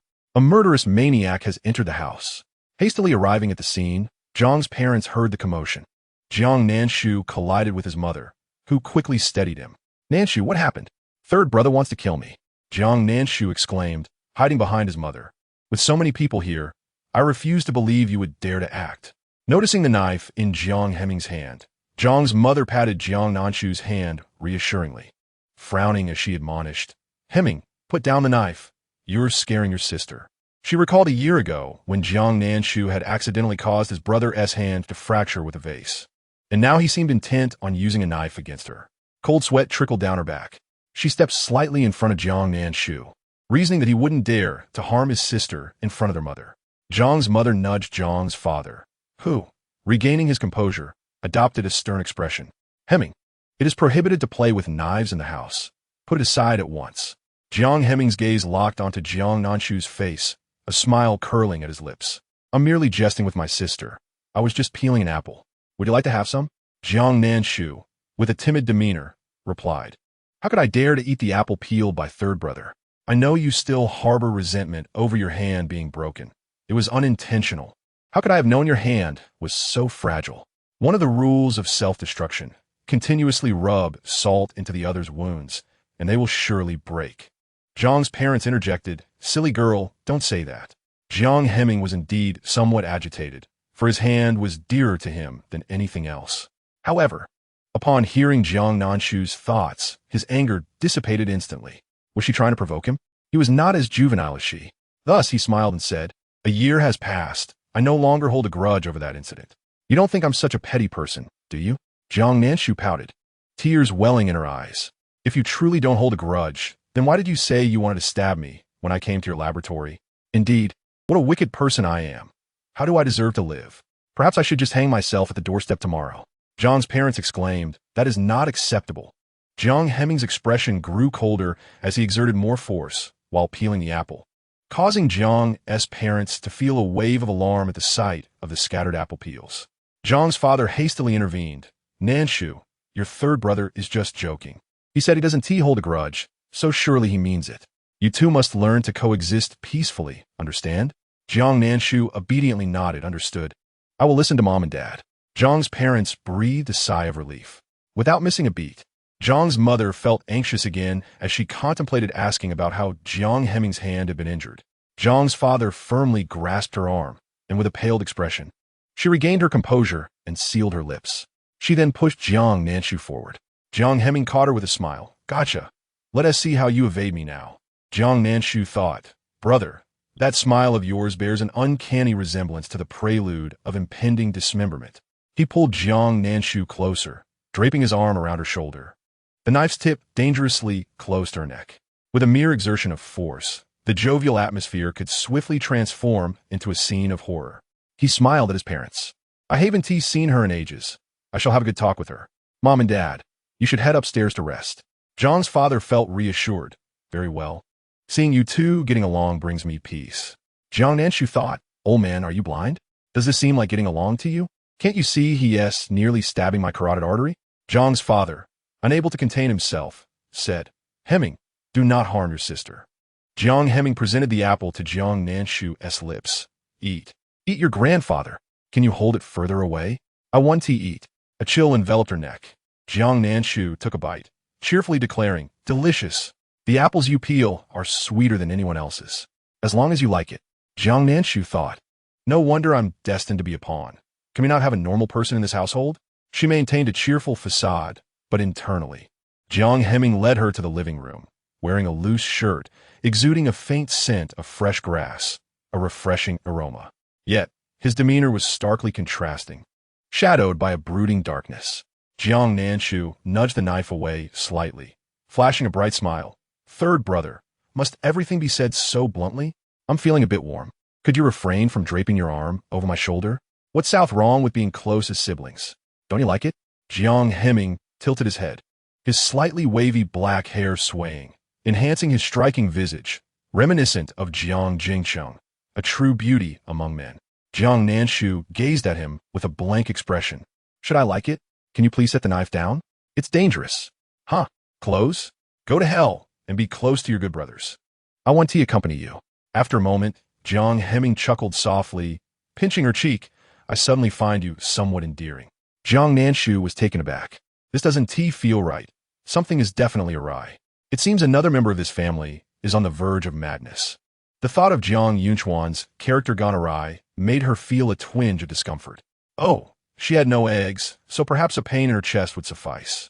She forced a smile. Third brother, you truly possess discerning eyes. After a year, you finally recognized my brilliance. Shall we erase the grievances of the past? Jiang Hemming's phoenix-like eyes narrowed slightly, his tone icy. Not so fast. My hand still aches. What do you think we should do about that? How to resolve it? Perhaps a cold dish with scrambled eggs? Are you trying to extort money from me? Yet, she feigned a pitiful demeanor, her voice soft and delicate. I'm sorry. Third brother, how about I blow on it so it doesn't hurt anymore? Jiang Hemming. Jiang Nanshu blinked her sincere eyes, filled with anticipation. Oh, just wait. I'll spit on your hand directly. One tea that disgusts you? Jiang Hemming, unable to accept the possibility of Jiang Nanshu spitting, released her. No need. Once I think a way to settle our scores, I will let you know. Jiang Nanshu twitched her lips. Will I even see that day? Your hand will be gone in a month. Jiang Hemming, my sister is truly adorable. Just put down the knife before saying such things. Jiang Hemming lightly bit into the other side of the apple that Jiang Nanshu hadn't spoiled, his eyes clouded with emotion. A month? Would his hand still be broken? What could have led to such an unfortunate event? It was evident that the unknown incited anxiety and fear. His sister seemed to possess knowledge of many secrets. As he pondered, a hoarse voice interrupted his thoughts from the circular staircase. Jiang Hemming looked up to see Jiang Zhuye descending with an impassive expression. Jiang Nanshu glanced over and saw him holding a cup, offering a sweet smile. Fourth brother, are you drinking flower tea? Jiang Zhuye shot her a cold glance. But Jiang Nanshu remained unfazed, continuing to poke at his heart. With a look of guilt, she asked, by the way, the other day when you came to my school, you had a stomachache. Did you find a restroom? Jiang Zhuye replied, why bring up that particular topic? Jiang Hemian raised an eyebrow, a hint of interest appearing in his eyes as he awaited Jiang Zhuye's response. Jiang Zhuye felt his face flush, took a deep breath, and replied, thank you for your concern. I found a public restroom. Jiang Nanshu visibly relaxed, thinking that's good. But internally, she felt immensely disappointed, lamenting. I told you not to let it slip out. Frustration welled up within him. He truly could not endure this family any longer. With a dark expression, Jiang Zhuye fetched himself a cup of hot water.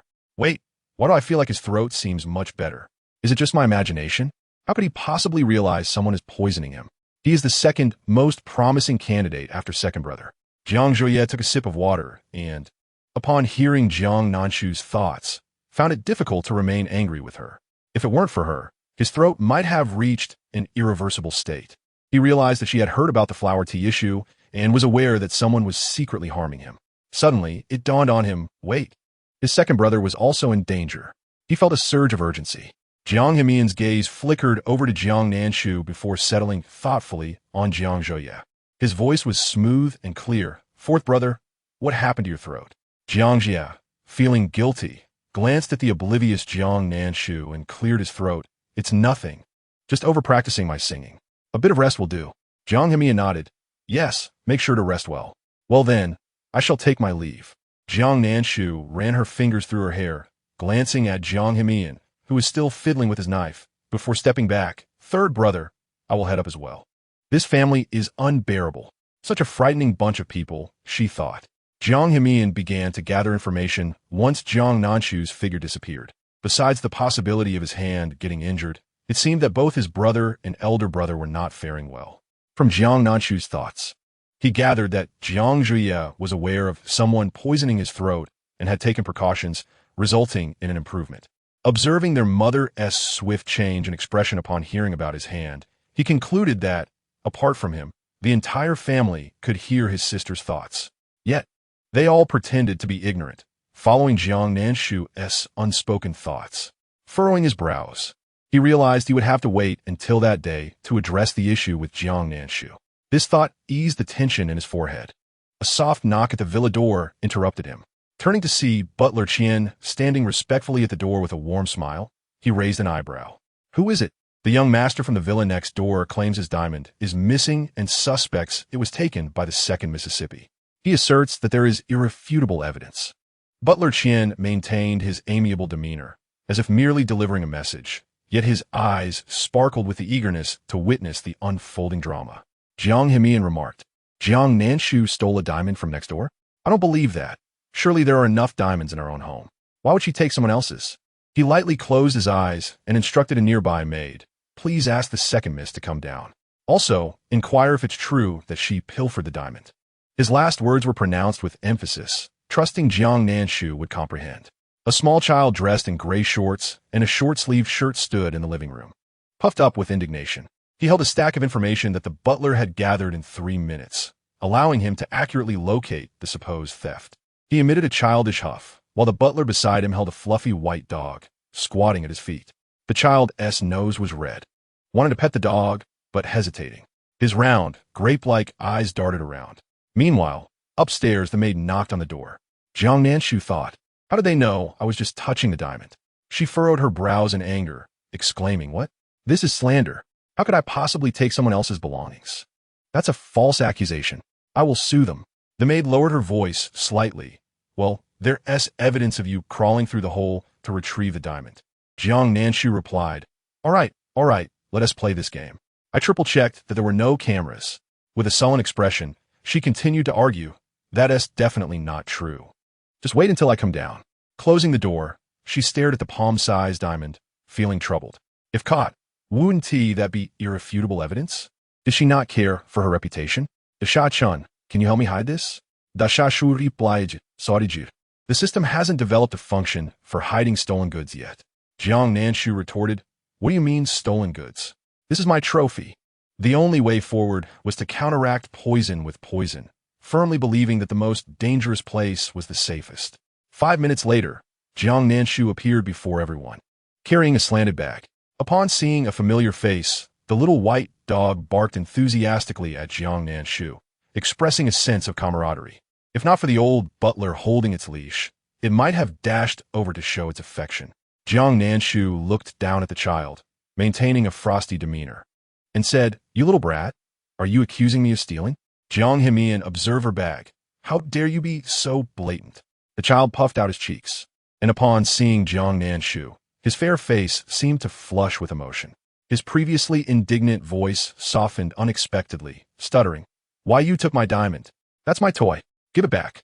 Jiang Nanshu felt tears welling up with envy. What kind of family was this? To consider such a large diamond a toy. She never imagined she would one day bully a child. It wasn't me. Jiang Nanshu insisted on her innocence. The child's dark, grape-like eyes glistened with tears. Wanted to cry, but holding back. Jiang Nanshu suggested, perhaps we should return it now? Just as the thought crossed her mind, the voice of Lu Qingyan, cool and calm, interrupted. The two walked towards the door when suddenly the little boy burst into a loud wail, rushing towards Lu Qingyan. Wah! Uncle, this bad woman stole my toy. In a playful moment, Jiang Nanshu exclaimed, this is slander. I did not take the diamond. In the next instant, the diamond sparkled with a kaleidoscope of colors. Jiang Nanshu thought, how marvelous. Chapter 95. Speak with restraint, so we may meet again. Uncle? Lu Qingyan. The little boy clung to Lu Qingyan's leg, his eyes red and tears streaming down his face, hiccuping as he pointed at Jiang Nanshu. It's her. She bullied a child. Lu Qingyan followed the direction of the child's finger and spotted Jiang Nanshu. Why are you still complaining? She coughed lightly, feigning innocence, though lacking conviction. I truly did not take it. My third brother can vouch for me, right, brother? Jiang Hemian replied, that is not a guarantee. He chose silence. How absurd. In a critical moment, he can neglect his sister and still expect peaceful coexistence. I'll just take a cup and smash his hand again. Jiang Hemian's brow twitched as he felt a sudden pain in his hand. For the first time in his life, he compromised his principles. I believe her. Well, that is more like it, Lu Qingyan remarked. The child, still teary-eyed and speaking with a babyish yet clear tone, added, she took my toy. That was a gift from you, and I cherish it. Huh, even a little child can lie. If you truly cherished it, why would you throw it out the window in the middle of the night? If it weren't for the glaring brightness that dazzles my eyes and tempts me to commit a crime, I would have picked it up. Moreover, I granted you an entire night plus a morning's opportunity. How could I bear to let my precious one endure the sun and rain outside? I simply cannot do it. Lu Qingyan. So you really took it? Wrongfully accused? Upset? Jiang Heman. Jiang Yinchuan. Lu Qingyan. Among those present, she is the least qualified to utter such words. Shang Su's eyes widened in astonishment, and with childlike innocence, he exclaimed, Uncle, is this the aunt you despise the most? Jiang Nanshu glanced at Lu Qingyan. Her eyes slightly narrowed. Very well, it seems even the little ones are aware. For the sake of Grandpa, lose 100 million. I shall temporarily endure you for 3 months, after which I will directly call off the engagement, leaving no room for negotiation. Lu Qingyan's expression remained unaltered as he lightly tapped Shang Su's forehead and replied coldly, Do not speak nonsense. Jiang Yinchuan looked at Lu Qingyan with a pitiful gaze. Thankfully, he couldn't hear.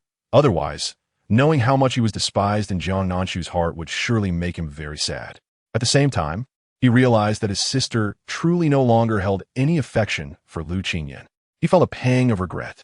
The Jiang Nanshu who once was so infatuated with him seemed to have washed away her infatuation entirely. Jiang Heman was also somewhat surprised. He had heard whispers about his sister's relationship with the heir of the Lu family, but never imagined it would escalate to the point of calling off the engagement. Moreover, it appeared that the Lu family was merely stalling her from doing so. In this light, the previously desperate Jiang Nanshu seemed much more agreeable to him. Jiang Nanshu lowered her eyelids, her tone melancholic. What am I still holding on for, when even if Grandpa Lu gives you 3 years, you would never come to like me? I feel like a thief, stealing this fleeting happiness. Jiang Yinchuan, you've overacted. How do we suddenly switch to a tragic channel? Jiang Heman put down the fruit knife and smiled with interest. Third brother will find you someone better. You can choose from 10 or 8. Lounging on a handsome man's abs. Shall we forget about him? Jiang Nanshu. She stared blankly at the intruding Jiang Heman. He even raised an eyebrow at her, his gaze mischievous. You're in the wrong channel. How am I supposed to respond to that? Although I truly want to cough, this is inappropriate. Keep it steady. She smacked her lips, hesitating. This isn't good. The entire circle of Beijing knows I only love Brother Qingyan. Let us discuss this matter later. One must leave a line for future encounters. This is Jiang Nanshu's principle in life. Hey, one must not speak too definitively. Jiang Heman smiled knowingly. You hesitated. Jiang Nanshu, if you can't speak, then keep your mouth shut. From now on, I shall not utter another word. My sincerity, as the sun and moon can attest, shall remain unspoken. She said this with utmost seriousness, a hint of anger lurking beneath. With this naive and foolish image of a lovesick girl. Which man could ever come to like me? Lu Qingyan's gaze traversed her vibrant face. She had indeed been rather off-putting in the past. He couldn't help but wonder. If he were oblivious to Jiang Nanshu's true feelings, would he waver? The answer was no. He despised being entangled or entangling others. He had always been rational, the only irrationality being his failure to call off the engagement with Jiang Nanshu, prompted by seeing that intimate photo which drove him to the Jiang residence. What was he doing there? Even he himself did not know. Uncertain if he was angry, he took a deep breath to suppress the agitation within. My toy little uncle. Help me, hiccup, bring the fat one. Shang Su pouted, tears tracing the chubby cheeks, his long, dark lashes glistening with droplets. No. Shang Su turned to Jiang Nanshu, his small hand pointing at her bag. The toy is in her bag. Everyone, Jiang Nanshu. She widened her almond-shaped eyes, standing as if in punishment. How did this little brat figure it out? Is it that obvious? Oh no, oh no, oh no. Everyone, Jiang Nanshu smiled at Shang Su. What if there isn't any? Shang Su stared blankly at Jiang Nanshu, confused about why his uncle despised this ant. But, to him, the ant was as beautiful as a fairy. Yet he would not voice this, for the television dramas taught him that successful individuals must remain stern. Shang Su put on a serious face, glancing around but daring not to look at Jiang Nanshu, sniffing his little nose. If there isn't any, then I want it. If there is, he looked down at the dog a meter away, eyes brimming with tears. Then you must come help me take care of little Ha. Jiang Nanshu followed his gaze toward the dog. The pure-hearted Samoyed barked a couple of times. Jiang Nanshu twitched her lips in response. No problem. It is impossible to care for a dog, and I ended up getting a diamond for free. How clever of me to think carrying such a large bag would not attract attention. Hee, foolish child. Chapter 96. Do you wish to assist the rogue boss in stealing the delicious crab burger? Oh, is there a twist? Even Jiang Heman was curious. Jiang Nanshu had clearly stated that the diamond was in her bag, yet her demeanor suggested it was quite the challenge to find it. Where could she have hidden it? Jiang Nanshu opened her bag, dumping its contents onto the table. Wallet, small mirror, lipstick, tissues, and a small umbrella, her daily essentials. She even opened the bag's mouth, revealing its cleanliness, and ensured no items were hidden in any of the zippers. Seeing the confusion in Shang Su's eyes, she smiled confidently. I told you there's nothing. Yet you still don't believe me. His finely sculpted face took on a serious expression, resembling that of a small adult. He pulled out a small remote control from his pocket. There was no other choice. This was the only trick left. Jiang Nanshu didn't understand why he was pulling out a remote control. The next moment, her bag lit up with a dazzling array of colors, truly eye-catching. She glanced down, realizing that because her bag was white, the light was even more pronounced. Could a professional explain to me why diamonds sparkle? Jiang Heman. So it was still hidden in the bag after all. He turned away, unable to watch, leaving Jiang Nanshu to explain herself. They could offer no assistance. However, no one informed her that this diamond could also make sounds. Yes, the diamond was speaking. It incessantly called out in the voice of Mr. Krabs. Do you want to help the rogue boss steal the delicious crab burger? Rogue boss, return the secret recipe for the delicious crab burger to me. Jiang Nanshu. She was at a loss as to what expression to adopt at that moment. For everyone was staring at her. Oh no, they were staring at her bag. Aside from the diamond making a ruckus, the villa was eerily silent. Jiang Yinchuan's mouth was agape, capable of holding an egg. Noticing Jiang Nanshu's complexion turning slightly pale, he rubbed his nose and averted his gaze. Blind, how wonderfully blind. Jiang Nanshu picked up the fruit knife and sliced at the seam at the bottom of her bag, revealing the diamond. It sparkled with a kaleidoscope of colors, nearly blinding Jiang Nanshu. This is truly a toy. It's a fake diamond. Shang Su hummed in delight. See, I told you it's here. He blinked his grape-like eyes, his tone innocent. Aunt, let me show you how the diamond can transform. Jiang Nanshu, you got the name wrong. Your aunt is someone else. Furthermore, thank you, but I have no desire to see. Shang Su pressed the remote. And the next moment, the diamond split in two, revealing a rolled-up piece of paper that fell out. It contained the secret recipe for the delicious crab burger. Huh, is there really a crack in the ground? I'm tired. I want to burrow in and lie down. After a long moment, Jiang Nanshu awkwardly said, Do you believe me? The road boss sent me a dream to steal the recipe. Everyone, in the end, Jiang Nanshu resigned herself to squatting beside Little Ha's doghouse. Just moments ago, under the urging of Shang Su, she ventured next door to feed the dog. It was then that she realized this was a villa purchased by the Shang family, and Shang Su was sent here to reside by his mother, though the specifics of the situation remained a mystery to her. However, it was quite surprising to discover that this little brat was actually allergic to dog fur. No wonder he had been crying and sneezing the other day. Despite this, he remained fond of the dog, which spoke volumes about the depth of his affection. Jiang Nanshu, feeling somewhat disenchanted, scooped a handful of dog food into the bowl, announcing, Young master dog, it's time to eat. Little Ha scampered over, nuzzling Jiang Nanshu's small leather shoes, as if to say he remembered the treats. Jiang Nanshu reached out to pat the dog's head, smiling, You truly hold no grudges. Last week, I nearly buried you alive. As shadows crossed her face, Jiang Nanshu looked up to find Lu Qingyan observing her from above. What are you staring at? Haven't you seen someone feed a dog before? But since I've been bullying your nephew and spinning tales, I suppose I'll be disliked for a while. How delightful. Jiang Nanshu rose, taking a step back, feigning innocence. Brother Qingyan, I did not mean to lie. I simply fell in love with that diamond. You know, I come from the countryside with a narrow perspective, and I haven't encountered many fine things. Jiang Nanshu displayed her hypocritical greed with great flair. She even briefly imagined the situation from Lu Qingyan's perspective. Ah, the disdain was palpable. After a moment, Lu Qingyan spoke softly. It's all right. Everyone makes mistakes. What matters is making amends. Jiang Nanshu thought, Am I really on the verge of becoming the villain here? While you preach morality and law. After a pause, she managed to respond, Yes, you're right, Brother Qingyan. You are truly kind. Suddenly looking up, she found herself lost in Lu Qingyan's warm gaze, and she smiled. Are you this kind to everyone? What? Lu Qingyan was momentarily taken aback. Jiang Nanshu smiled slightly. I mean, Brother Qingyan, you're so gentle. It pains me to think how Su Ran hurt you back then. Yet, that seemed of little consequence. After all, Brother Qingyan had such a good nature that even after being hurt, he would still go to her at the slightest call. After a lengthy silence, Lu Qingyan replied, She did not harm me back then.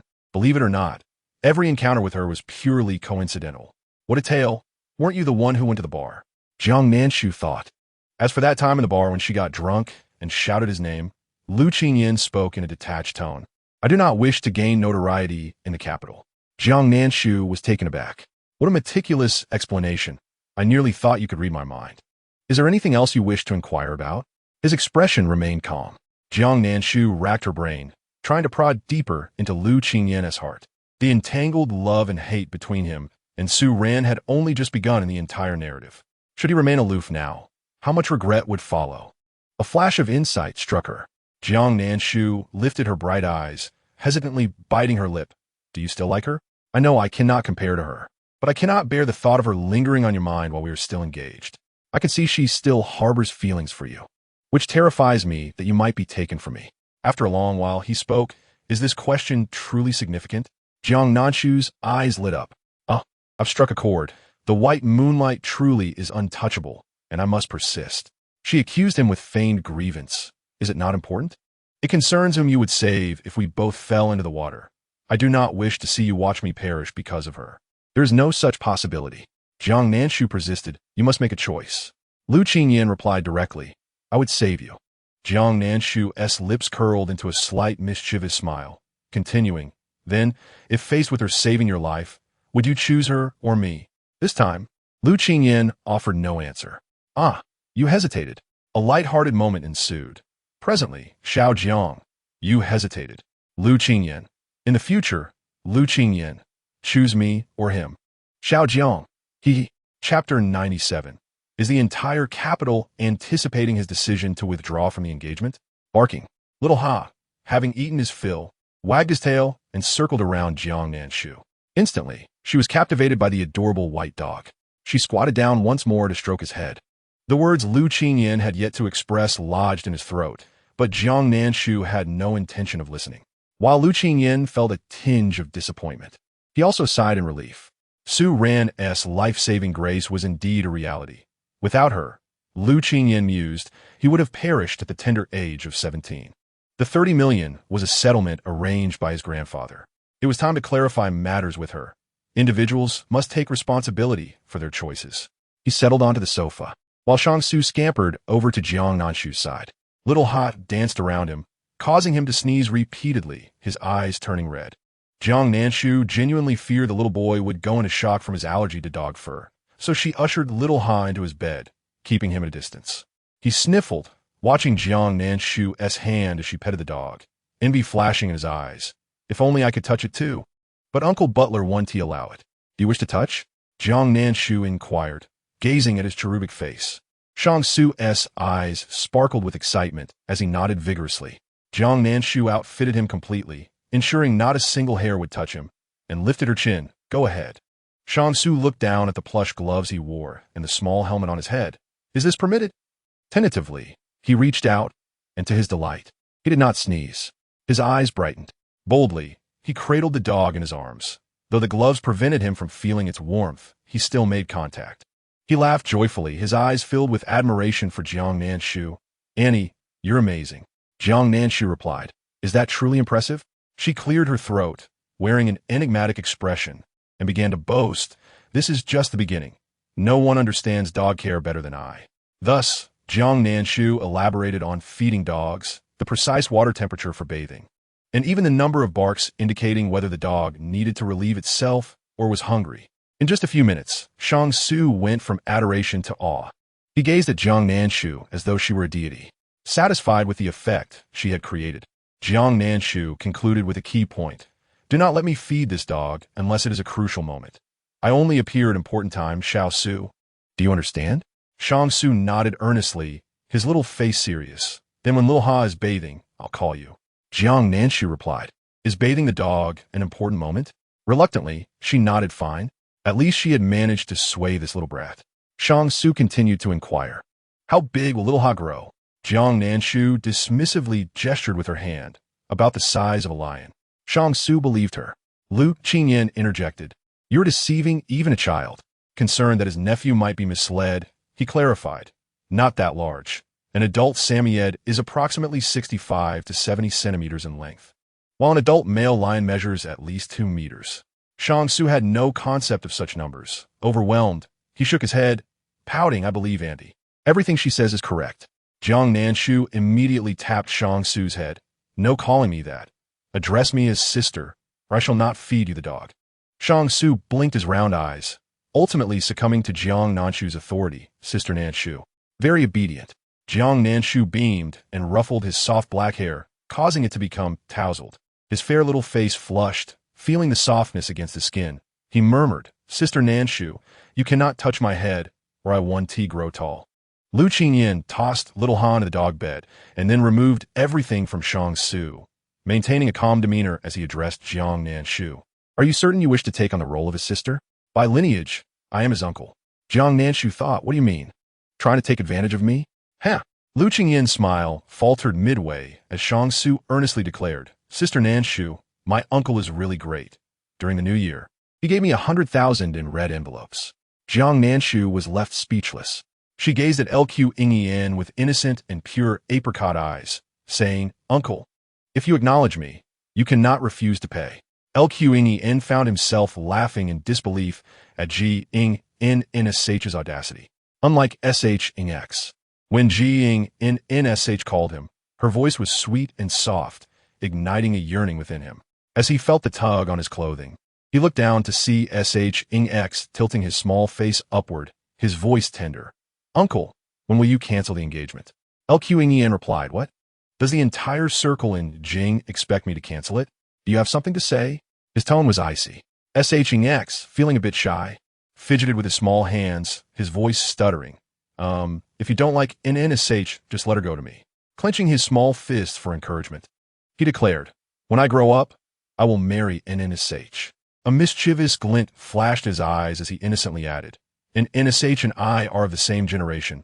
We can get married. Uncle, you should back off. LQ Ingyin found it hard to express himself.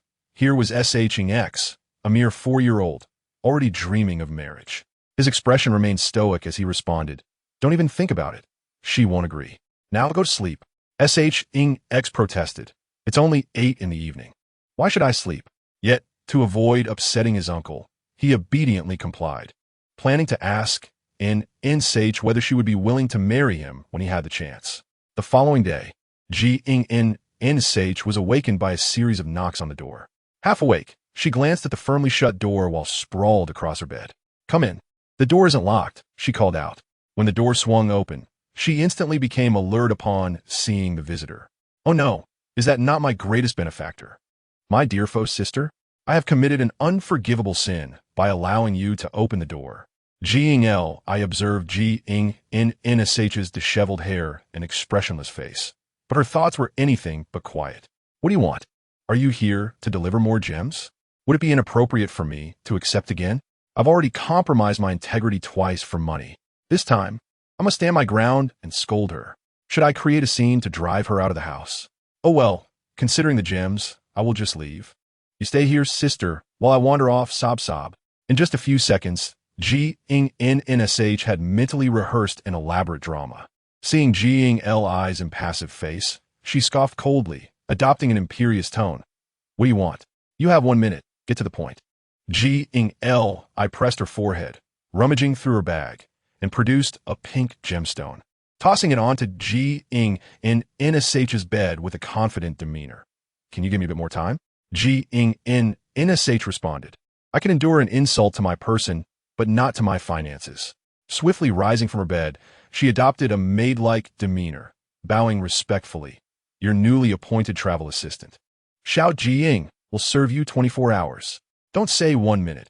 Even if you recited calming mantras in my ear for 100 hours, I would accept. Ji Ing I threw the bag at her. Put this on. I'm taking you somewhere. Ji Ing NSH, perplexed, pulled out a light blue dress from the bag. Unlike her usual flamboyant style, this dress was quite refreshing. After changing, she styled her long black hair into a fishtail braid draping down her chest, adorned with a khaki hat and a fresh daisy at the end of her braid. Turning to admire herself in the mirror, she felt satisfied. Descending the stairs, she noticed that apart from Jiang F, the rest of her family was present. While most appeared normal, Jiang M's expression was notably sour, indicating trouble was brewing. Standing on the staircase, Jiang and NSH narrowed her eyes. What is going on? Are you secretly holding meetings without me? Engaging in collective cold violence, are we? Jiang Wine Chuin, fearing his sensitive sister's overthinking, quickly clarified. No. We were discussing a trip to FNGL in Mountain Villa for hot springs. Jiang NSH understood immediately. What is there to discuss? Just facilitate the old man's union with CHXN when the time comes. In a year, after the stepmother passes, we can welcome the new one. Ji Ing Wine Chen, Ji Ing's Huy, Ji Ing Li, and Ji Ing M were all taken aback, their faces turning pale with anger. Ji Ing M, desperately trying to remain calm, began to question whether her breast cancer was provoked by CHXN, intending to clear the way for her after her demise. Ji Ing NSH smiled sweetly. I'm so looking forward to gathering with Aunt CH. I hope CHG can like me. Hee, dare to scheme against me? I will make sure she regrets it.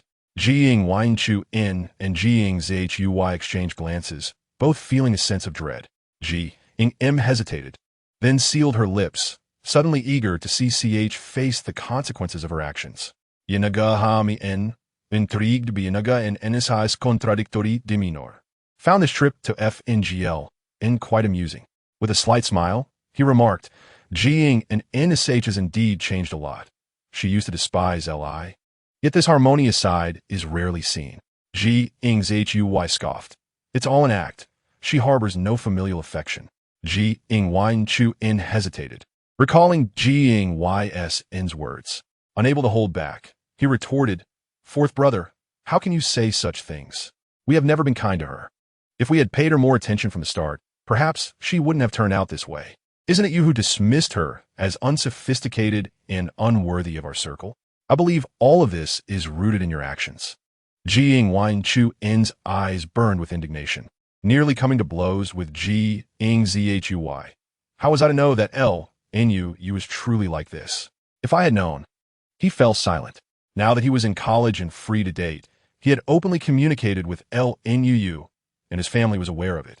They neither supported nor opposed his pursuits. He wanted to be the exception, proving that true love could exist even in affluent families. He had genuinely wanted to marry LNU. Just as he was feeling enthusiastic, Ji Ing in NSH suddenly appeared, claiming that LNU was deceiving him. How could he accept that? In a fit of rage, he had locked Ji Ing in NSH outside, intending to teach her a lesson for a couple of hours, only to forget about her in his conversation with LNU.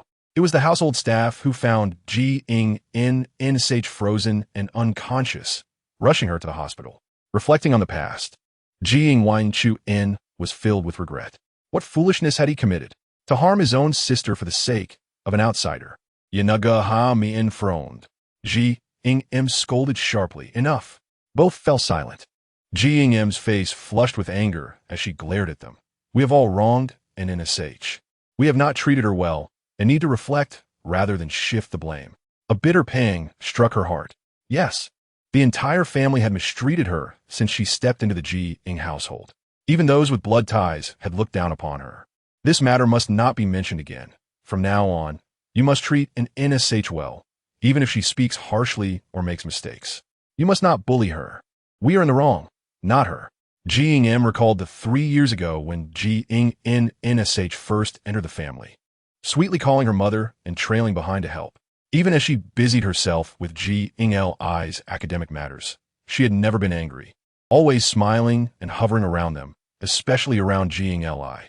It is truly impossible to maintain an equal balance. From the depths of her heart, she favored her own beloved Ji Ing Li, whom she had nurtured herself. Ji Ing M, feeling somewhat fatigued, waved her hand. Pack up your things. We will go over in the afternoon. I shall retire upstairs for a rest. The three brothers fell into silence. After Ji Ing M departed, Ji Ing H Mi An remarked, You, the fourth, still do not know how to be a good older brother. Ji Ing ZH Oi's face turned pale. At the CH family estate, the driver escorted the two to the entrance. Ji Ing and NSH gazed at the grand CH family villa, her face filled with envy. Wow, CHGG's home is so beautiful. Such opulence must have attracted considerable investment from the Ji Ing family. Yet they ended up raising a den of ingrates. I wonder how she would feel if she knew that the first scoundrel she encountered was intentionally orchestrated by her dear friend. In Chapter 99, Ji Ing I tightly pursed her lips, her gaze cast downward, suppressing the tumult within. How could it be that Shizimi was summoned by CHMX? Each time he brought some, claiming it was for his assistant, as he also fancied that old brand. Over time, Ji Ing I quickly developed a fondness for him. Unless it was with her closest friends, she rarely disclosed her feelings. In the entire capital, she was closest to CHMX, to the point of having no secrets between them. But why would CHMX wish her harm? Were they not each other's best friends? Jiang Li's mind was a tangled mess. A gentle voice broke through her thoughts, accompanied by a faint smile. Come in. Why are you standing at the door? Jiang Nsh looked up to see a woman clad in a pale yellow dress, her complexion nearly translucent, revealing the faint veins beneath her skin. Her features were delicate and refined, exuding an air of gentility. Her long hair was held back with a matching headband, fresh and radiant. She was none other than CHMX, the hidden antagonist in the novel who clashed with SRN. Her malice operated in the shadows, leaving those around her ensnared and utterly oblivious. I had been reduced to a mere pawn for her benefit, ultimately leading to a Nagahami and his tragic fate. Such a venomous serpent cloaked in gentility. It is no wonder she has navigated her way through the intricacies of society, even managing to orchestrate the downfall of the third brother. Nsh couldn't help but lament. Jiang had fallen from grace 6 months earlier than her. While the original character was the last to descend from the Jiang family, perhaps her role as the nefarious antagonist granted her ample screen time. Jiang Li's hands, which hung at her sides, tightened and then relaxed. Under CHMX's increasingly scrutinizing gaze, she managed to smile. I wanted to show my sister around outside your house. She has never been here before. Only then did CHMX turn her attention to Jiang Nsh. Jiang Nsh's eyes sparkled with evident greed, embodying the essence of a country bumpkin entering the city. She gazed at the vibrant chrysanthemums blooming outside the villa and pointed at the precious variety. JNZHNYNTI. CHGG. Your flowers are so beautiful. I don't have any like them at home. Could you spare me a pot? This was CHMX's first encounter with someone so unabashedly asking for gifts at another's residence. Her smile remained unchanged, her eyes soft. Of course. I can give you anything you like. After all, you are YY's sister, and I will treat you just as kindly. Jiang raised an eyebrow, feigning disinterest in Jiang. What good things could she say about me? Is she not cursing me behind my back? Surprised, smiled again. No, she praised you for being adorable. YY has long wished for a sister, and from the first day you arrived, she took a particular liking to you, even gifting you her favorite teddy bear. She rarely mentions you afterward. I thought you two might have had a falling out, but seeing you together, it seems all is well. Her eyes sparkling as she linked arms with Jiang. So you really did compliment me? Rather than disparaging me behind my back. Jiang, I scoffed lightly, not shaking off Jiang touch, but shyly averting her gaze. Do you think everyone is like you? Harboring resentment, as if the world owes them something? Jiang, I felt her cheeks growing warmer. She pulled out a small mirror from her bag and calmly remarked, I seem to have applied too much blush today. CHMX's smile remained unwavering, her eyes slightly squinting, resembling a friendly neighbor. Let's go inside. We must depart for FNGL NSH Nzu this afternoon. As she spoke, she stepped forward, linking arms with Jiang NSH. You are YY's sister, and therefore my sister as well. I will treat you with the same kindness I show her. Jiang NSH's smile deepened, her expression one of gratitude. Thank you, CHGG. Are we playing a game, then? I shall outsmart you. Jiang, I thought to herself, perplexed. With no visible flaws in her facade, it is no wonder she has managed to navigate her way through the Jiang family's downfall and remain unscathed. Such cunning and depth of character would outweigh even my sister tenfold. Jiang's expression darkened. Am I truly so foolish? I simply place more value on emotions. Otherwise, why would I remember Jiang Nsh's gentle demeanor from 3 years ago? In truth, Jiang Nsh had long discarded their fleeting bond when she embarked on foolish antics. In the realm of the affluent, sincerity is eclipsed by self-interest. Yet CHMX appeared entirely oblivious to this reality. She, despite her delicate appearance, had a complexion fairer than most due to long-term medication. In Jiang, I had always cared for her tenderly. Meanwhile, Jiang Nsh observed CHMX's emotions closely, even when she requested an antique worth over 100,000, responding with a smile of agreement. allowing the household staff to package it for Jiang Nanshu as if she were a devoted sister. Not a trace of anger was visible. This is becoming increasingly difficult. Even if I locate Chen to identify X's malicious intent toward my reputation, resulting in the L family severing the engagement, her meticulousness would likely have erased any evidence. Jiang Nanshu's thoughts swirled. While I glanced at her, feeling her teeth clench with tension. Malicious intent against my reputation? Jiang Nanshu had never uttered such words. That time was merely to inquire whether her limited edition bag still existed. It was likely that her family remained unaware of the burdens she bore in silence. As she resolved these matters alone, the villa offered a cooler respite. Jiang's eyelashes fluttered slightly, and she nodded. Indeed, it is a bit chilly. The air conditioning is quite strong. She glanced at Jiang Nanshu, who wore a light blue dress adorned with fresh white flowers. This dress had caught her eye while passing a brand store, and she had thought immediately it would look lovely on Jiang Nanshu. On a whim, she had purchased it. As expected, Jiang Nanshu's beauty was versatile, effortlessly carrying both vibrant and delicate styles. Unlike the assertive red dress, this gown accentuated her gentility and grace. I licked her slightly dry lips, her voice subdued. Do you like the dress? To prevent any misunderstanding, she added nonchalantly, I just picked it up casually. Jiang Nanshu glanced down, recognizing that it was not her usual style, yet it fit her beautifully. Whether due to the gemstones or Jiang's clumsy expression of concern, Jiang Nanshu thought to herself that she ought to compliment her benefactor. Thus, she nodded. I like it. It is lovely. Jiang, today is yet another day of secretly being good to my sister, unbeknownst to her. Little Jiang, I have long been aware. In chapter 100, Jiang's tense form finally relaxed. As long as you like it. CHMX turned her head, contemplating the two with a faint smile before shifting her gaze. Why? I brought some clothes from the country for you. Later, you and an Nanshu can choose together and see if there is anything you like. Jiang's smile dimmed considerably, and she replied softly, All right. Playing the long game, is she? It is no wonder I was led astray, ultimately suffering such a tragic end. She is inextricably linked to it. What should I do to reveal her true nature? The group made their way to CHMX's room. Jiang Nanshu's heart was exceedingly restless. Even Jiang Lai, who regarded the seemingly harmless Chu Mushi, was startled to find that her demeanor appeared altered, and her gentle gaze now concealed ulterior motives. Suppressing this fleeting illusion, Jiang Lai remained steadfast in her belief that facts spoke louder than words. This was because that bag had surfaced in the possession of her classmate, Chen Xian.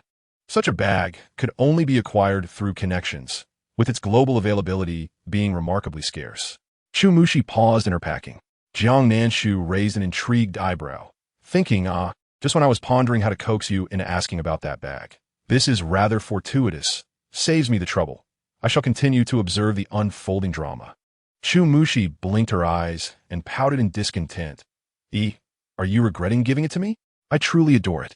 Jiang Li chuckled in response, I know. Otherwise I wouldn't have given it to you so readily. I had to wait 3 months to acquire that bag, and having only worn it once, I hadn't quite savored it yet. Is the bag still here? Jiang Li maintained a composed facade, smiling as she awaited Chu Mushi's search for the bag.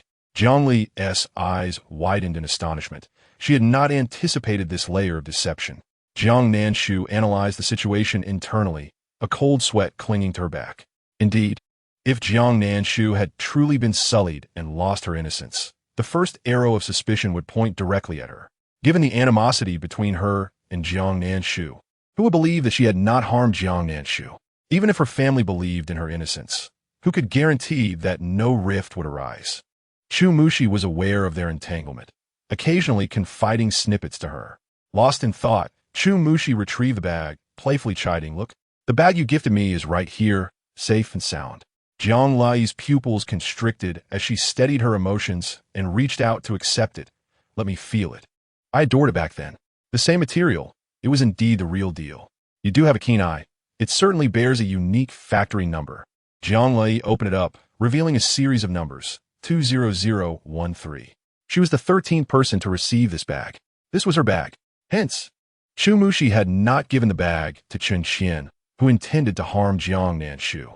No wonder the elite women of the high society adored her.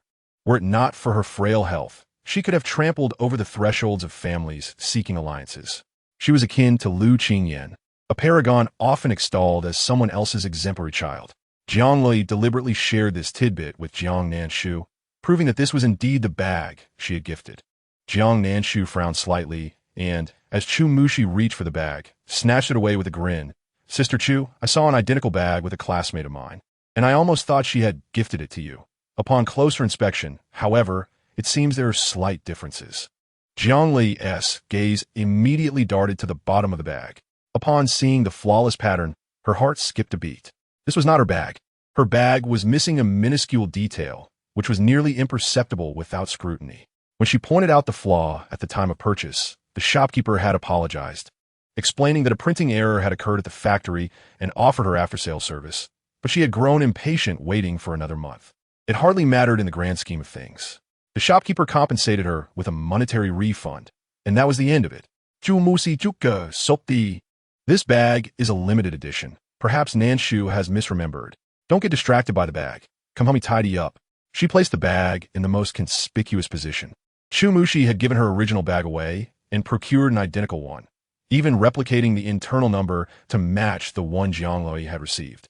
After a convoluted chain of events, Jiang Lei's heart felt as if it had been submerged in icy water. What could be more disheartening than being betrayed by a childhood friend? Jiang Lei could not fathom why Chu Mushi would wish her harm, until Jiang Nanshu, arms laden with treasures, greeted Chu Mushi with a cheerful smile. "Sister Chu, we are leaving now. Thank you for your hospitality. I shall return again." Observing her carefree demeanor, Jiang Lei found herself utterly devoid of joy. Chu Mushi nodded with a smile. "You're always welcome to return, but we shall see each other again this evening." "I eagerly anticipate it." Jiang Nanshu grinned widely. "So do I. No wonder my sister adores you. Sister Chu, you are a truly wonderful person." After seeing the two depart, Chu Mushi's smile faded in an instant. She stood in the shadows, where even the sunlight could not reach her. Illness had rendered her complexion ghostly pale, and in contrast to her dark hair, she appeared somewhat unsettling. The passing servants dared not breathe. She cast the bag onto the ground, her foot coming down upon it, her gentle visage contorting in anguish. If they were true friends, why would they suspect her? Jiang Lei, it mattered not. She would personally eliminate any obstacles in her path. Jiang Lei remained silent throughout their journey. Jiang Nanshu excitedly rummaged through her acquired treasures. "Wow, this antique is worth a fortune. Sell it. TSK, TSK. This stone is as big as my head. It must contain jade, right? Sell it. Let me check online the price of these potted chrysanthemums. Oh my. One pot could be worth up to 100,000. Sell, sell, sell." Jiang Lei thought, knowing full well that the one who wished her harm was right before her. How could she remain so composed? Upon arriving, they encountered Jiang Mu, who hurriedly approached with Jiang Hemyan and his brothers. Jiang Li quickly intercepted them. "Mom, what is happening? Why are you all in such a rush?" Jiang Mu was nearly in tears, her words coming out in a jumble. Jiang Hemyan directly stated, "We just received news that second brother was stabbed in the hospital." Jiang Nanshu, shocked, lifted her head from the treasures, and according to the unfolding narrative, Jiang Jingsheng had finally encountered trouble. How splendid. The plot was not veering too far off course. She hastily tucked the remaining few white daisies into her fishbone braid, gazing sorrowfully at everyone, her voice trembling. "Then let us hurry. Second brother. Oh no, thinking of him in danger makes me wish to accompany him to the afterlife. Oh, hurry to the hospital. What are we waiting for? We must go." Chapter 101. The Veteran Contestant. The crowd pondered. Do they trust Jiang Nanshu's concern for Jiang Jingsheng or believe that Qin Shi Huang is still alive? Were it not for this urgent sentiment, they might have assumed Jiang Nanshu was even more anxious than they were. Yet at that moment, they could think of nothing else.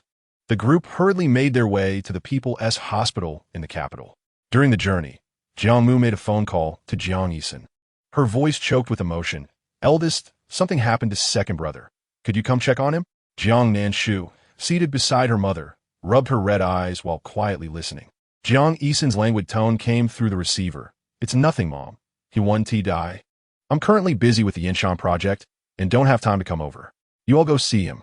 Jiang Yisen's words were indeed somewhat cold-hearted. The injured person in the hospital was his own brother, yet he seemed apathetic.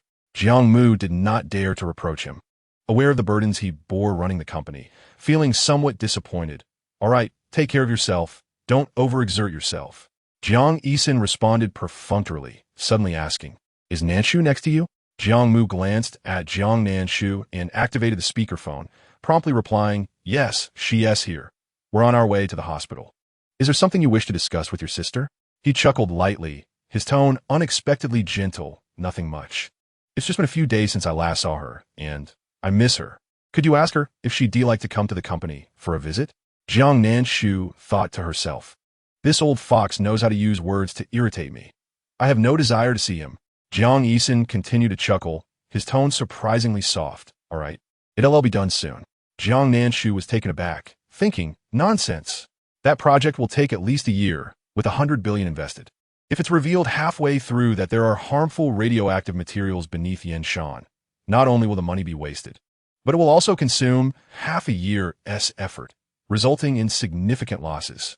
I certainly want to tell you which project is worth investing in." As you await the day when your family drives you to bankruptcy, Mother Jiang gasped in horror. "Goodness, this is absolutely terrifying." Jiang Nanshu smacked her lips in satisfaction. Just by suggesting more investment, when Jiang Yisen faces ruin, won't the resentment inevitably shift towards her?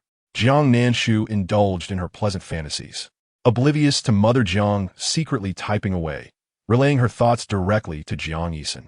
At this moment, she could not afford to reveal any vulnerabilities.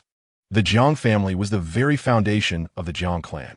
If the roots were shaken, they would become mere prey, surrounded by ravenous wolves, each vying for a bite of the spoils.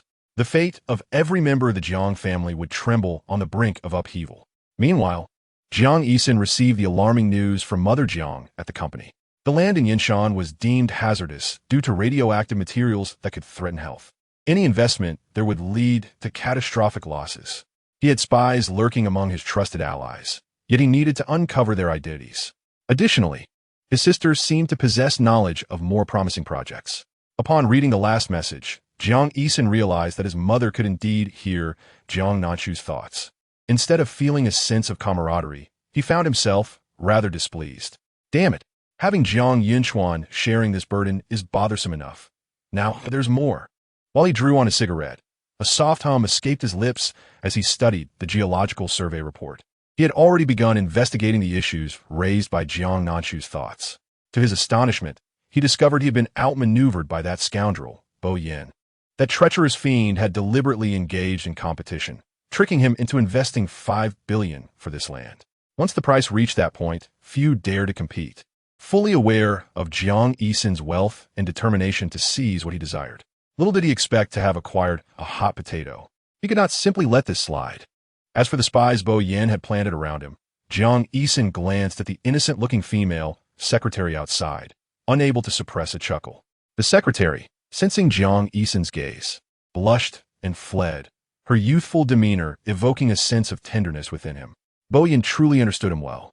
Despite his outward preference for flamboyant women, he secretly favored the pure and innocent, particularly those whose cheeks flushed at the slightest tease, igniting a yearning within him. Yet now, his heart remained as cold as ice, devoid of any ripples of desire. His fondness for beauty was indeed his Achilles' heel.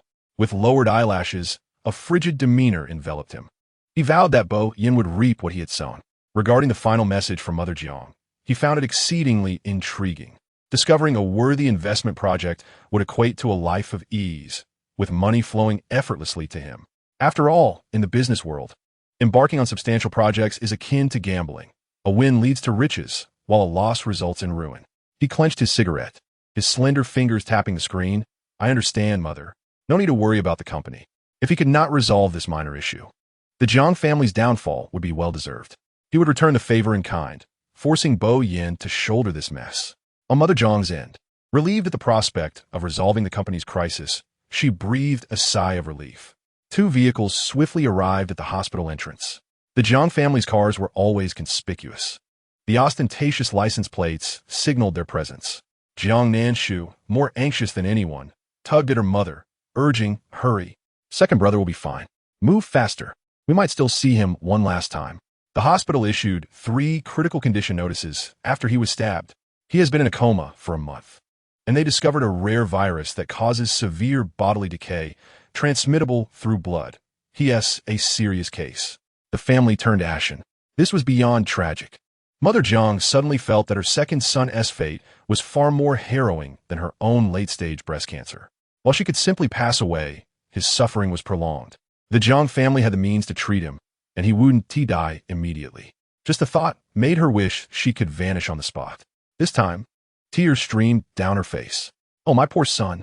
Jiang Nanshu mirrored her emotions, crying even louder than Mother Jiang, her anguish sincere. Oh, second brother, I'll come to see you. I'll return the intimate photos hidden in the encrypted files. Just don't die on me.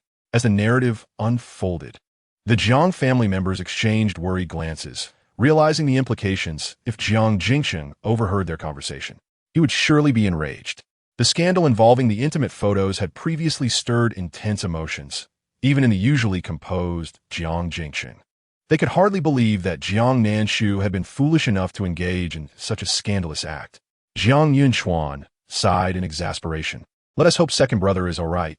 This is too tragic. Oh wait, it's not just him. I'm in a bad situation too. If I end up in bed with Lin Ye, entangled further, who knows what risks I might face. It's terrifying to imagine being gone in 2 years. The group arrived at the operating room, where the glaring red light was blinding. Mother Jiang nearly faltered, but Jiang Yunchuan was quick to steady her. Jiang Zhuye glanced at Jiang Nanshu before turning away to speak in a hoarse tone. Don't worry, second brother will be fine. A nurse, though confused, felt deeply moved by their concern for family during such a critical moment. After approximately half an hour, the operating room door swung open, revealing a patient covered in a white blanket being wheeled out. Jiang Nanshu rushed forward, tearfully exclaiming, second brother, please don't leave us. I can't bear the thought of such cruel fate befalling you. Perhaps it was Jiang Nanshu's heart-wrenching cries that drew sympathy from those around them, prompting some to offer words of comfort. Dear girl, if he passes, you must carry on. You need to be strong. Just as Jiang Nanshu was about to respond, Jiang Jingsheng emerged from the surgical attire, casting a cold gaze at her shocked expression, a faint smile gracing his lips. You seem quite concerned for me. If I were to die, would you truly lose your mind? Jiang Nanshu gasped. Why are you perfectly fine? Did you simply transfer your injuries? I thought you were stabbed. Why are you standing here unharmed? This is maddening. Jiang Jingsheng continued. You should let go. Dr. Wu is still in danger, and we cannot delay. Only then did Jiang Nanshu realize that it was Dr. Wu who had been infected with the virus and was seriously injured due to the patient's family's actions. At that moment, his pallid complexion and feeble state on the hospital bed became evident. The nurse swiftly wheeled him away, seeing Jiang Jingsheng unscathed. Mother Jiang felt a weight lift from her heart. It's a relief you're okay. We were so worried when we heard you were stabbed. Jiang Jingsheng's expression softened slightly. It was likely a case of mistaken identity amidst the chaos. The patient's family mistook me for someone else. His demeanor remained flat, devoid of fluctuation. There's a root cause to every grievance. It was Wu Gua's mistake that led to tragedy. He cannot blame anyone else. Jiang Nanshu felt a mix of emotions. Shouldn't he be taking the blame for Wu Gua, since he misled the family, resulting in the chaos that left you injured? You seem off. At that moment, Jiang Nanshu truly wished to ask the foolish spring. Was she not reading the same book? Why was the plot diverging so drastically? Had she, indeed, entered the wrong story? In that moment, she found herself engulfed in deep suspicion. Jiang Jingsheng regarded the long string of white daisies adorning her braid. Recognizing it was her way of mourning him, he adjusted the misaligned clip in her hair, advising, next time, don't be so flustered, I want to die. Jiang Nanshu lamented, the very scenario I feared has come to fruition. I don't wish to engage with your words. This narrative is indeed cruel. She was sulking and began to reflect on the problem. A faint smile flickered in Jiang Jingsheng's eyes. He was grateful to his sister for helping him evade this dire fate. In the next moment, a doctor clad in a white coat rushed towards Jiang Jingsheng, followed by a throng of people. Jiang Jingsheng, how could your heart be so cruel? How dare you harm my son? Do you have any idea how helpless he was when he was stabbed? You even guided the family of that deceased patient. As a result, my son is still in danger. The leading doctor's face turned red with anger, and if it weren't for the crowd, he might have confronted Jiang Jingxing physically. Jiang Jingxing's gaze suddenly turned cold. Director Wu, from the beginning, this incident was entirely your son's fault. I have long stated that with his qualifications, he was unworthy of entering the Beijing People's Hospital, yet you still opened doors for him. Whenever I noticed him prescribing the wrong medication, I would help him correct it. After all, a life is at stake. I did not wish for a patient to die due to his negligence. However, he resents my guidance, and, this time, his error led to a patient's death, which is fundamentally his responsibility. Yet, he deceived the deceased family by claiming I prescribed the medication. If I hadn't provided evidence to explain, that knife could have been thrust into my back. Wu Guo reaped what he sowed. He harmed others only to harm himself. And his demise was no great loss. After Jiang Jingxing spoke, Director Wu, with reddened eyes, attempted to strangle him, but was abruptly stopped by Jiang Heimu, who swiftly pushed him aside. Adjusting his golden-rimmed glasses to conceal the cold glint in his phoenix-like eyes, he smirked and said, "Let's keep our words verbal. Do not resort to violence, or I may not know where my knife might land." Jiang Nanshu glanced at the fruit knife in his hand. "What? Can you not live without that knife? Do you take it everywhere?" The unfolding drama caused her blood to surge. She decided it was best not to intervene and to decide to watch. Director Wu was intimidated by the knife and dared not approach. But as he thought of his son, whose fate remained unknown, despair engulfed him. He had only one son. Losing him would indeed cost him his life. He gritted his teeth. "Could you not lead somewhere else? Why did you have to lead to my son's office? A person with such ulterior motives deserves to be fired from the hospital. You are unworthy of being a doctor."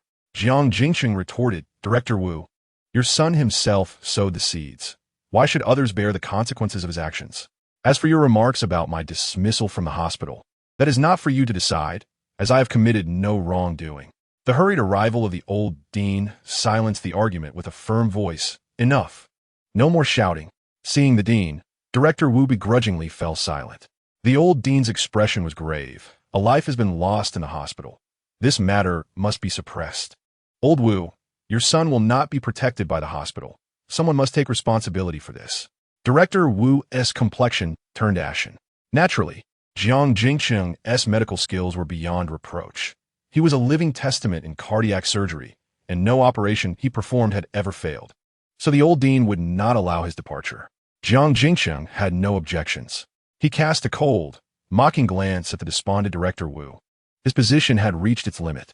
Jiang Nanshu sat slumped in the back seat, feeling utterly disheartened. "Let all be destroyed." Jiang Jingxing settled into the passenger seat and asked slowly, "I heard you're going to Follow Mountain Villa today?"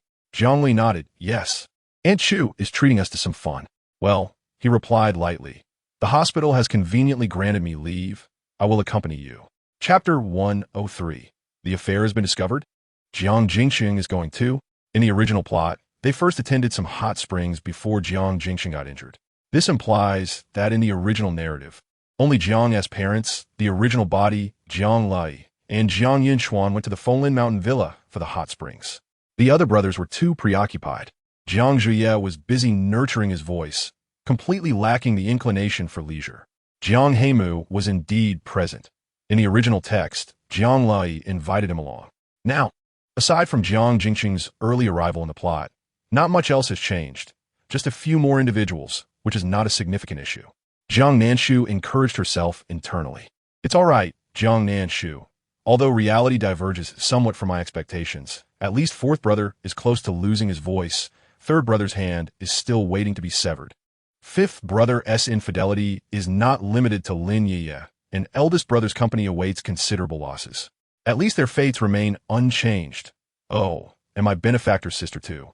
Upon thinking of this, Jiang Nanshu looked up to find Jiang Li staring intently at her, as if Cao Cao has arrived. Cao Cao is indeed watching me. Did a fight. Jiang Li exclaimed, "Why aren't you speaking? What will happen to me?" Speaking halfway drives one mad. At that moment, she felt an overwhelming itch, gnawing at her heart. She had already blacklisted the scoundrel and severed ties with Yuan Feng. Not to mention, she had yet to escape the fate of being married off. Still living as a mobile blood bank, Jiang Nanshu, observing Jiang Lai's eager gaze, cautiously distanced herself, pressing tightly against Jiang Yinchuan. Turning her head, she found Jiang Yinchuan also staring at her, his expression dark. "Damn, besides Lin Yiye, Does he have more trials to endure? Is his life destined to be one of betrayal? Who is that woman? What is her name? I assure you I will keep my distance. He thought it unacceptable to remain loveless. In his youth, brimming with promise, not dating was akin to death. Jiang Nanshu, caught in the middle and unable to move, thought, I've never felt this speechless in my life. It felt as though she were a piece of meat, with both of them eager to take a bite. Jiang Nanshu curled up, arms crossed, appearing weak, pitiable, and helpless, her voice trembling. Please, don't look at me like that. I really don't taste good. My flesh is very tough. Jiang Lai, Jiang Yunchuan, Jiang Heimu, focusing on driving, could not suppress a light laugh, his voice melodious. Speaking of meat, my knife skills are quite good. I originally pursued a medical path, but due to my precise dissection of animal bones, I was forced to switch majors. My knife skills have no outlet. I can completely separate a person's meridians. Everyone in the car, Jiang Nanshu felt even more helpless, clutching herself tighter, indeed. Among the Jiang family, you're the most twisted. How else could you use prosthetics to dismember people? Jiang Lai, Jiang Yunchuan, this is explosive. So there's a hidden murderer among us? The two subconsciously huddled closer to Jiang Nanshu, equally helpless. Jiang Heimu asked, Is he going to kill someone? How come I didn't know? Jiang Jingcheng's expression remained unchanged as he calmly remarked, In the end, this is still your own issue. If it weren't for medical students simulating surgery, how could you have extracted the organs from the mannequins intact? The school wouldn't have allowed you to switch majors. Jiang Heimu chuckled dismissively. I pursue perfection. A disordered arrangement affects the aesthetic. Jiang Jingcheng replied, You need treatment. The three in the back felt it made sense yet dared not voice their thoughts. Jiang Heimu, one hand on the steering wheel, glanced at the curled-up Jiang Nanshu in the rearview mirror. Her face bore a look of grievance and confusion. She clearly did not understand why, in such hot weather, they insisted on crowding around her. I get it. You both want to heat me to death and then crush me. What a wicked heart you have. She dazedly lifted her head and caught Jiang Heimu's gaze through the rearview mirror. His eyes, concealed behind gold-rimmed glasses, were cold and heavy. Jiang Nanshu whimpered, Oh heavens, save me. I want to get out of the car. Third brother's going to kill me. This is a calamity. Don't look at me. I have depression. I might go mad. Kill others. Kill that fool who caused your injury, but spare me. The others felt their ears nearly deafened. It was unbearably noisy. Jiang Jingcheng stared silently at Jiang Heimu for a second. He silently mouthed, I'm just teasing her. Jiang Jingcheng deciphered his lip movements and coldly retorted, You're insane. The child is utterly terrified. If he could truly uncover the reason behind the severed hand, he would not hesitate to eliminate that individual. The car approached the fountain beside the Jiang family villa, where Jiang Mu had arrived ahead of them. With a frosty demeanor, she answered the phone, Yes. I'll be there shortly once my children tidy up. Please do not rush me. After concluding the call, she hung up abruptly. Jiang Fu observed her with a smile. Why the glum face when meeting a friend? This is unlike you. You used to be so cheerful when speaking with Chu Xin. Jiang Mu retorted. Chu Xin is coming to vie for her husband. How could I possibly be happy? Just the thought of her possibly meeting an untimely end, only to have Chu Xin enter her home and be called mother by her children, was enough to infuriate her to the point of hypertension. Are you pleased? Jiang Mu's voice turned icy. Jiang Fu replied, Shouldn't I be pleased? Going out to play with her family sounds quite nice. Jiang Mu thought to herself that she would love to slap this old fool. After a moment, Jiang Fu added with a chuckle, Chu Xin is rather warm towards me. For someone like me, once I start chatting, it becomes lively. Jiang Mu could no longer contain her irritation and slapped him hard across the face. Her cheeks flushed with anger. How dare you? As the five of them entered, Jiang Nanshu mused. What on earth has the old man done to provoke mother? The epitome of grace, to curse? Jiang Fu, feeling wrong, covered his face. What fault lay in being reticent? He wanted to inquire what exactly was wrong. Was it necessary to slap him? Dear, you must have a reason for hitting me, right? Do I not deserve some dignity? Jiang Fu summoned his courage to protest. Well, had he ever gotten close to Chu Xin? If it weren't for her, he wouldn't even want to leave the house. Staying home with his newspaper was far more pleasurable. Jiang Fu fumed in place, while Jiang Mu ascended the stairs. Pausing midway on the spiral staircase to glare down at him. Hurry up and help me move things. We will be spending the night at Fenglin Mountain Villa. Jiang Fu sensed the atmosphere was off. Jiang Nanshu blinked and accurately pierced Jiang Mu's heart with her words. "What is up, Dad? Caught cheating?" Little Jiang chimed in. "The old man has cheated." Jiang Fu lamented. "This is a grave injustice. An egregious misunderstanding. I am innocent." His face flushed as he declared, "I have not." Jiang Mu's eyes nearly shot daggers. Under the chilling atmosphere of the Jiang villa, Jiang Fu was practically drenched in sweat. He laughed awkwardly. Children speak without thinking. "I haven't cheated. I'll come help you right away." He could hardly bear to remain in the living room, fearing that Jiang Nanshu, the little demon, might utter something outrageous, making it impossible for him to explain later. Jiang Mian headed to the kitchen to select the utensils, insisting he could not adjust to using outside knives for fruit. Home knives, he claimed, were much more comfortable. Previously, he had never thought this sentiment was peculiar, as everyone has their own tastes. However, after Jiang Nanshu's candid remarks, it appeared rather disturbing. Jiang Nanshu regarded a pile of gemstones before her. It seemed her only possessions were gems, with nothing else of worth to bring. Jiang Yinchuan had packed a gaming console, as he was a game developer and quite addicted to gaming. After everyone finished packing, Jiang Nanshu emerged, carrying a large bag filled with sparkling gemstones. Jiang Zhouyi, with a twitching mouth akin to someone with Parkinson's, inquired, "What do you need these for? Are you afraid they will be stolen at home?"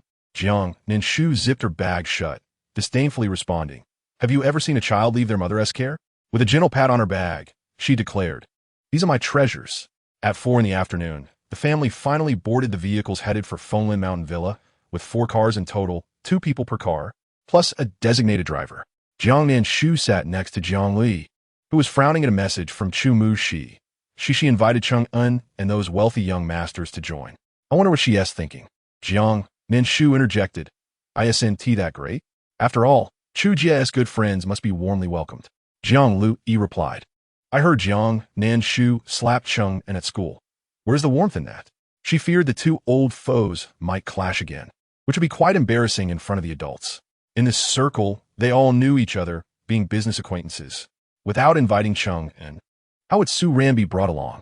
If Su Ran doesn't come, how could Lu Qingyin be present? Everything has been meticulously planned. This dramatic love triangle. Lu Qingyin and Su Ran. Jiang Lu Yi recalled that he hadn't even broken off his engagement with her sister. Surely, he would avoid such a situation. The 2 mingling together would reflect poorly on both the Lu and Jiang families. Yet, she was taken aback when Lu Qingyin truly appeared alongside Su Ran, with the infatuated Cheng and trailing behind. Jiang Li gazed at Jiang Nanshu in admiration, acknowledging her uncanny foresight. However, this development left her feeling quite uneasy, as her perception of Lu Qingyin soured. Jiang Nanshu remained remarkably composed about this outcome, noting the magnetic pull between the protagonists in the story was undeniable.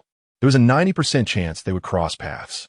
"See, I told you, those 2 are bound to be a pair. Handsome men and beautiful women are indeed eye-catching." Lu Qingyin glanced up at the newly arrived Jiang Nanshu, pursing his lips as he looked at Su Ran beside him. Suddenly, a small figure dashed out, pushing Su Ran aside, with an indignant expression. "You're the wicked woman who abandoned Uncle Hua? Do not approach him." Cheng En hurriedly rushed forward to catch the nearly toppled Su Ran, his face contorted with barely concealed rage. If not for the fact that this child belonged to a business family, he would have wanted to teach the little one a lesson. Lu Qingyin seized Shang Su's collar, his expression frostier than ever. "Little Su, do not be so rude." Shang Su wriggled free from Lu Qingyin's grasp. Pouting, "Bad uncle, I want to talk to you. I'm going to find Sister Nanshu." With that, he dashed away, a small white dog trailing closely behind. Both headed for Jiang Nanshu. "Oh no, why is this little rascal and a dog here? Don't tell me I have to feed a dog while on vacation. I might just eat the child." But it was too late.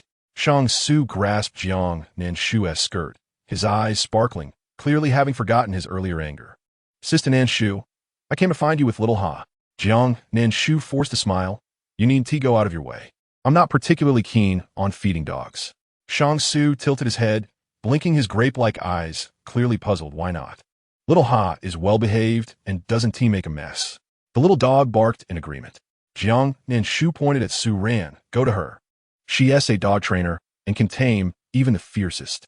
Jiang Lu Yi instinctively glanced at Cheng En. unable to suppress her laughter at Jiang Nanshu's clever insinuation. However, they were far enough apart that Cheng En was oblivious to the reason behind Jiang Nanshu's mirth. Cheng En, on the other hand, was thoroughly displeased upon seeing Jiang Nanshu. He scowled. Ran, let us head inside. You're with me, so don't mind these people. Su Ran lowered her gaze, clearly hurt by Shang Su's words. Her lips moved, yet recalling Huang Wanting's advice to speak up and unveil the truth of the past. She felt uncertain about how to begin. She could only utter, Lu Qingyin, whether you believe it or not, I truly did not abandon you for that money. Then, feigning nonchalance, she continued, do you remember the promise you made to me before our high school graduation? At that time, Su Ran, with her high ponytail and youthful, innocent features, smiled vibrantly in the setting sun as they walked side by side along the tree-lined avenue. Playfully, she teased, Qingyan, have you thought about how you will repay me for my life-saving grace? Su Ran flashed a mischievous smile, her beautiful eyes fixed on Lu Qingyan's serene and handsome visage. He looked exceptionally captivating, bathed in the golden light of dusk, his delicate features rendering the scenery of the shaded campus a mere backdrop to his allure. After graduation, you should be my boyfriend. I wish to be with you, she declared. After a long pause, he finally replied with a simple, all right. Heaven knows, that night she was so exhilarated that she could not sleep. This flower, admired by countless admirers, had finally been plucked by her. Had it not been for unforeseen circumstances, they would have surely made a blissful couple, wouldn't they? A sharp pang gripped her heart. Why must one only regret upon losing something? Su Ran had always believed that as long as she explained herself, there would still be room for reconciliation between them. Yet, in her ears, Lu Qingyan's cold voice, devoid of any emotion, echoed, Su Ran, that request is null and void.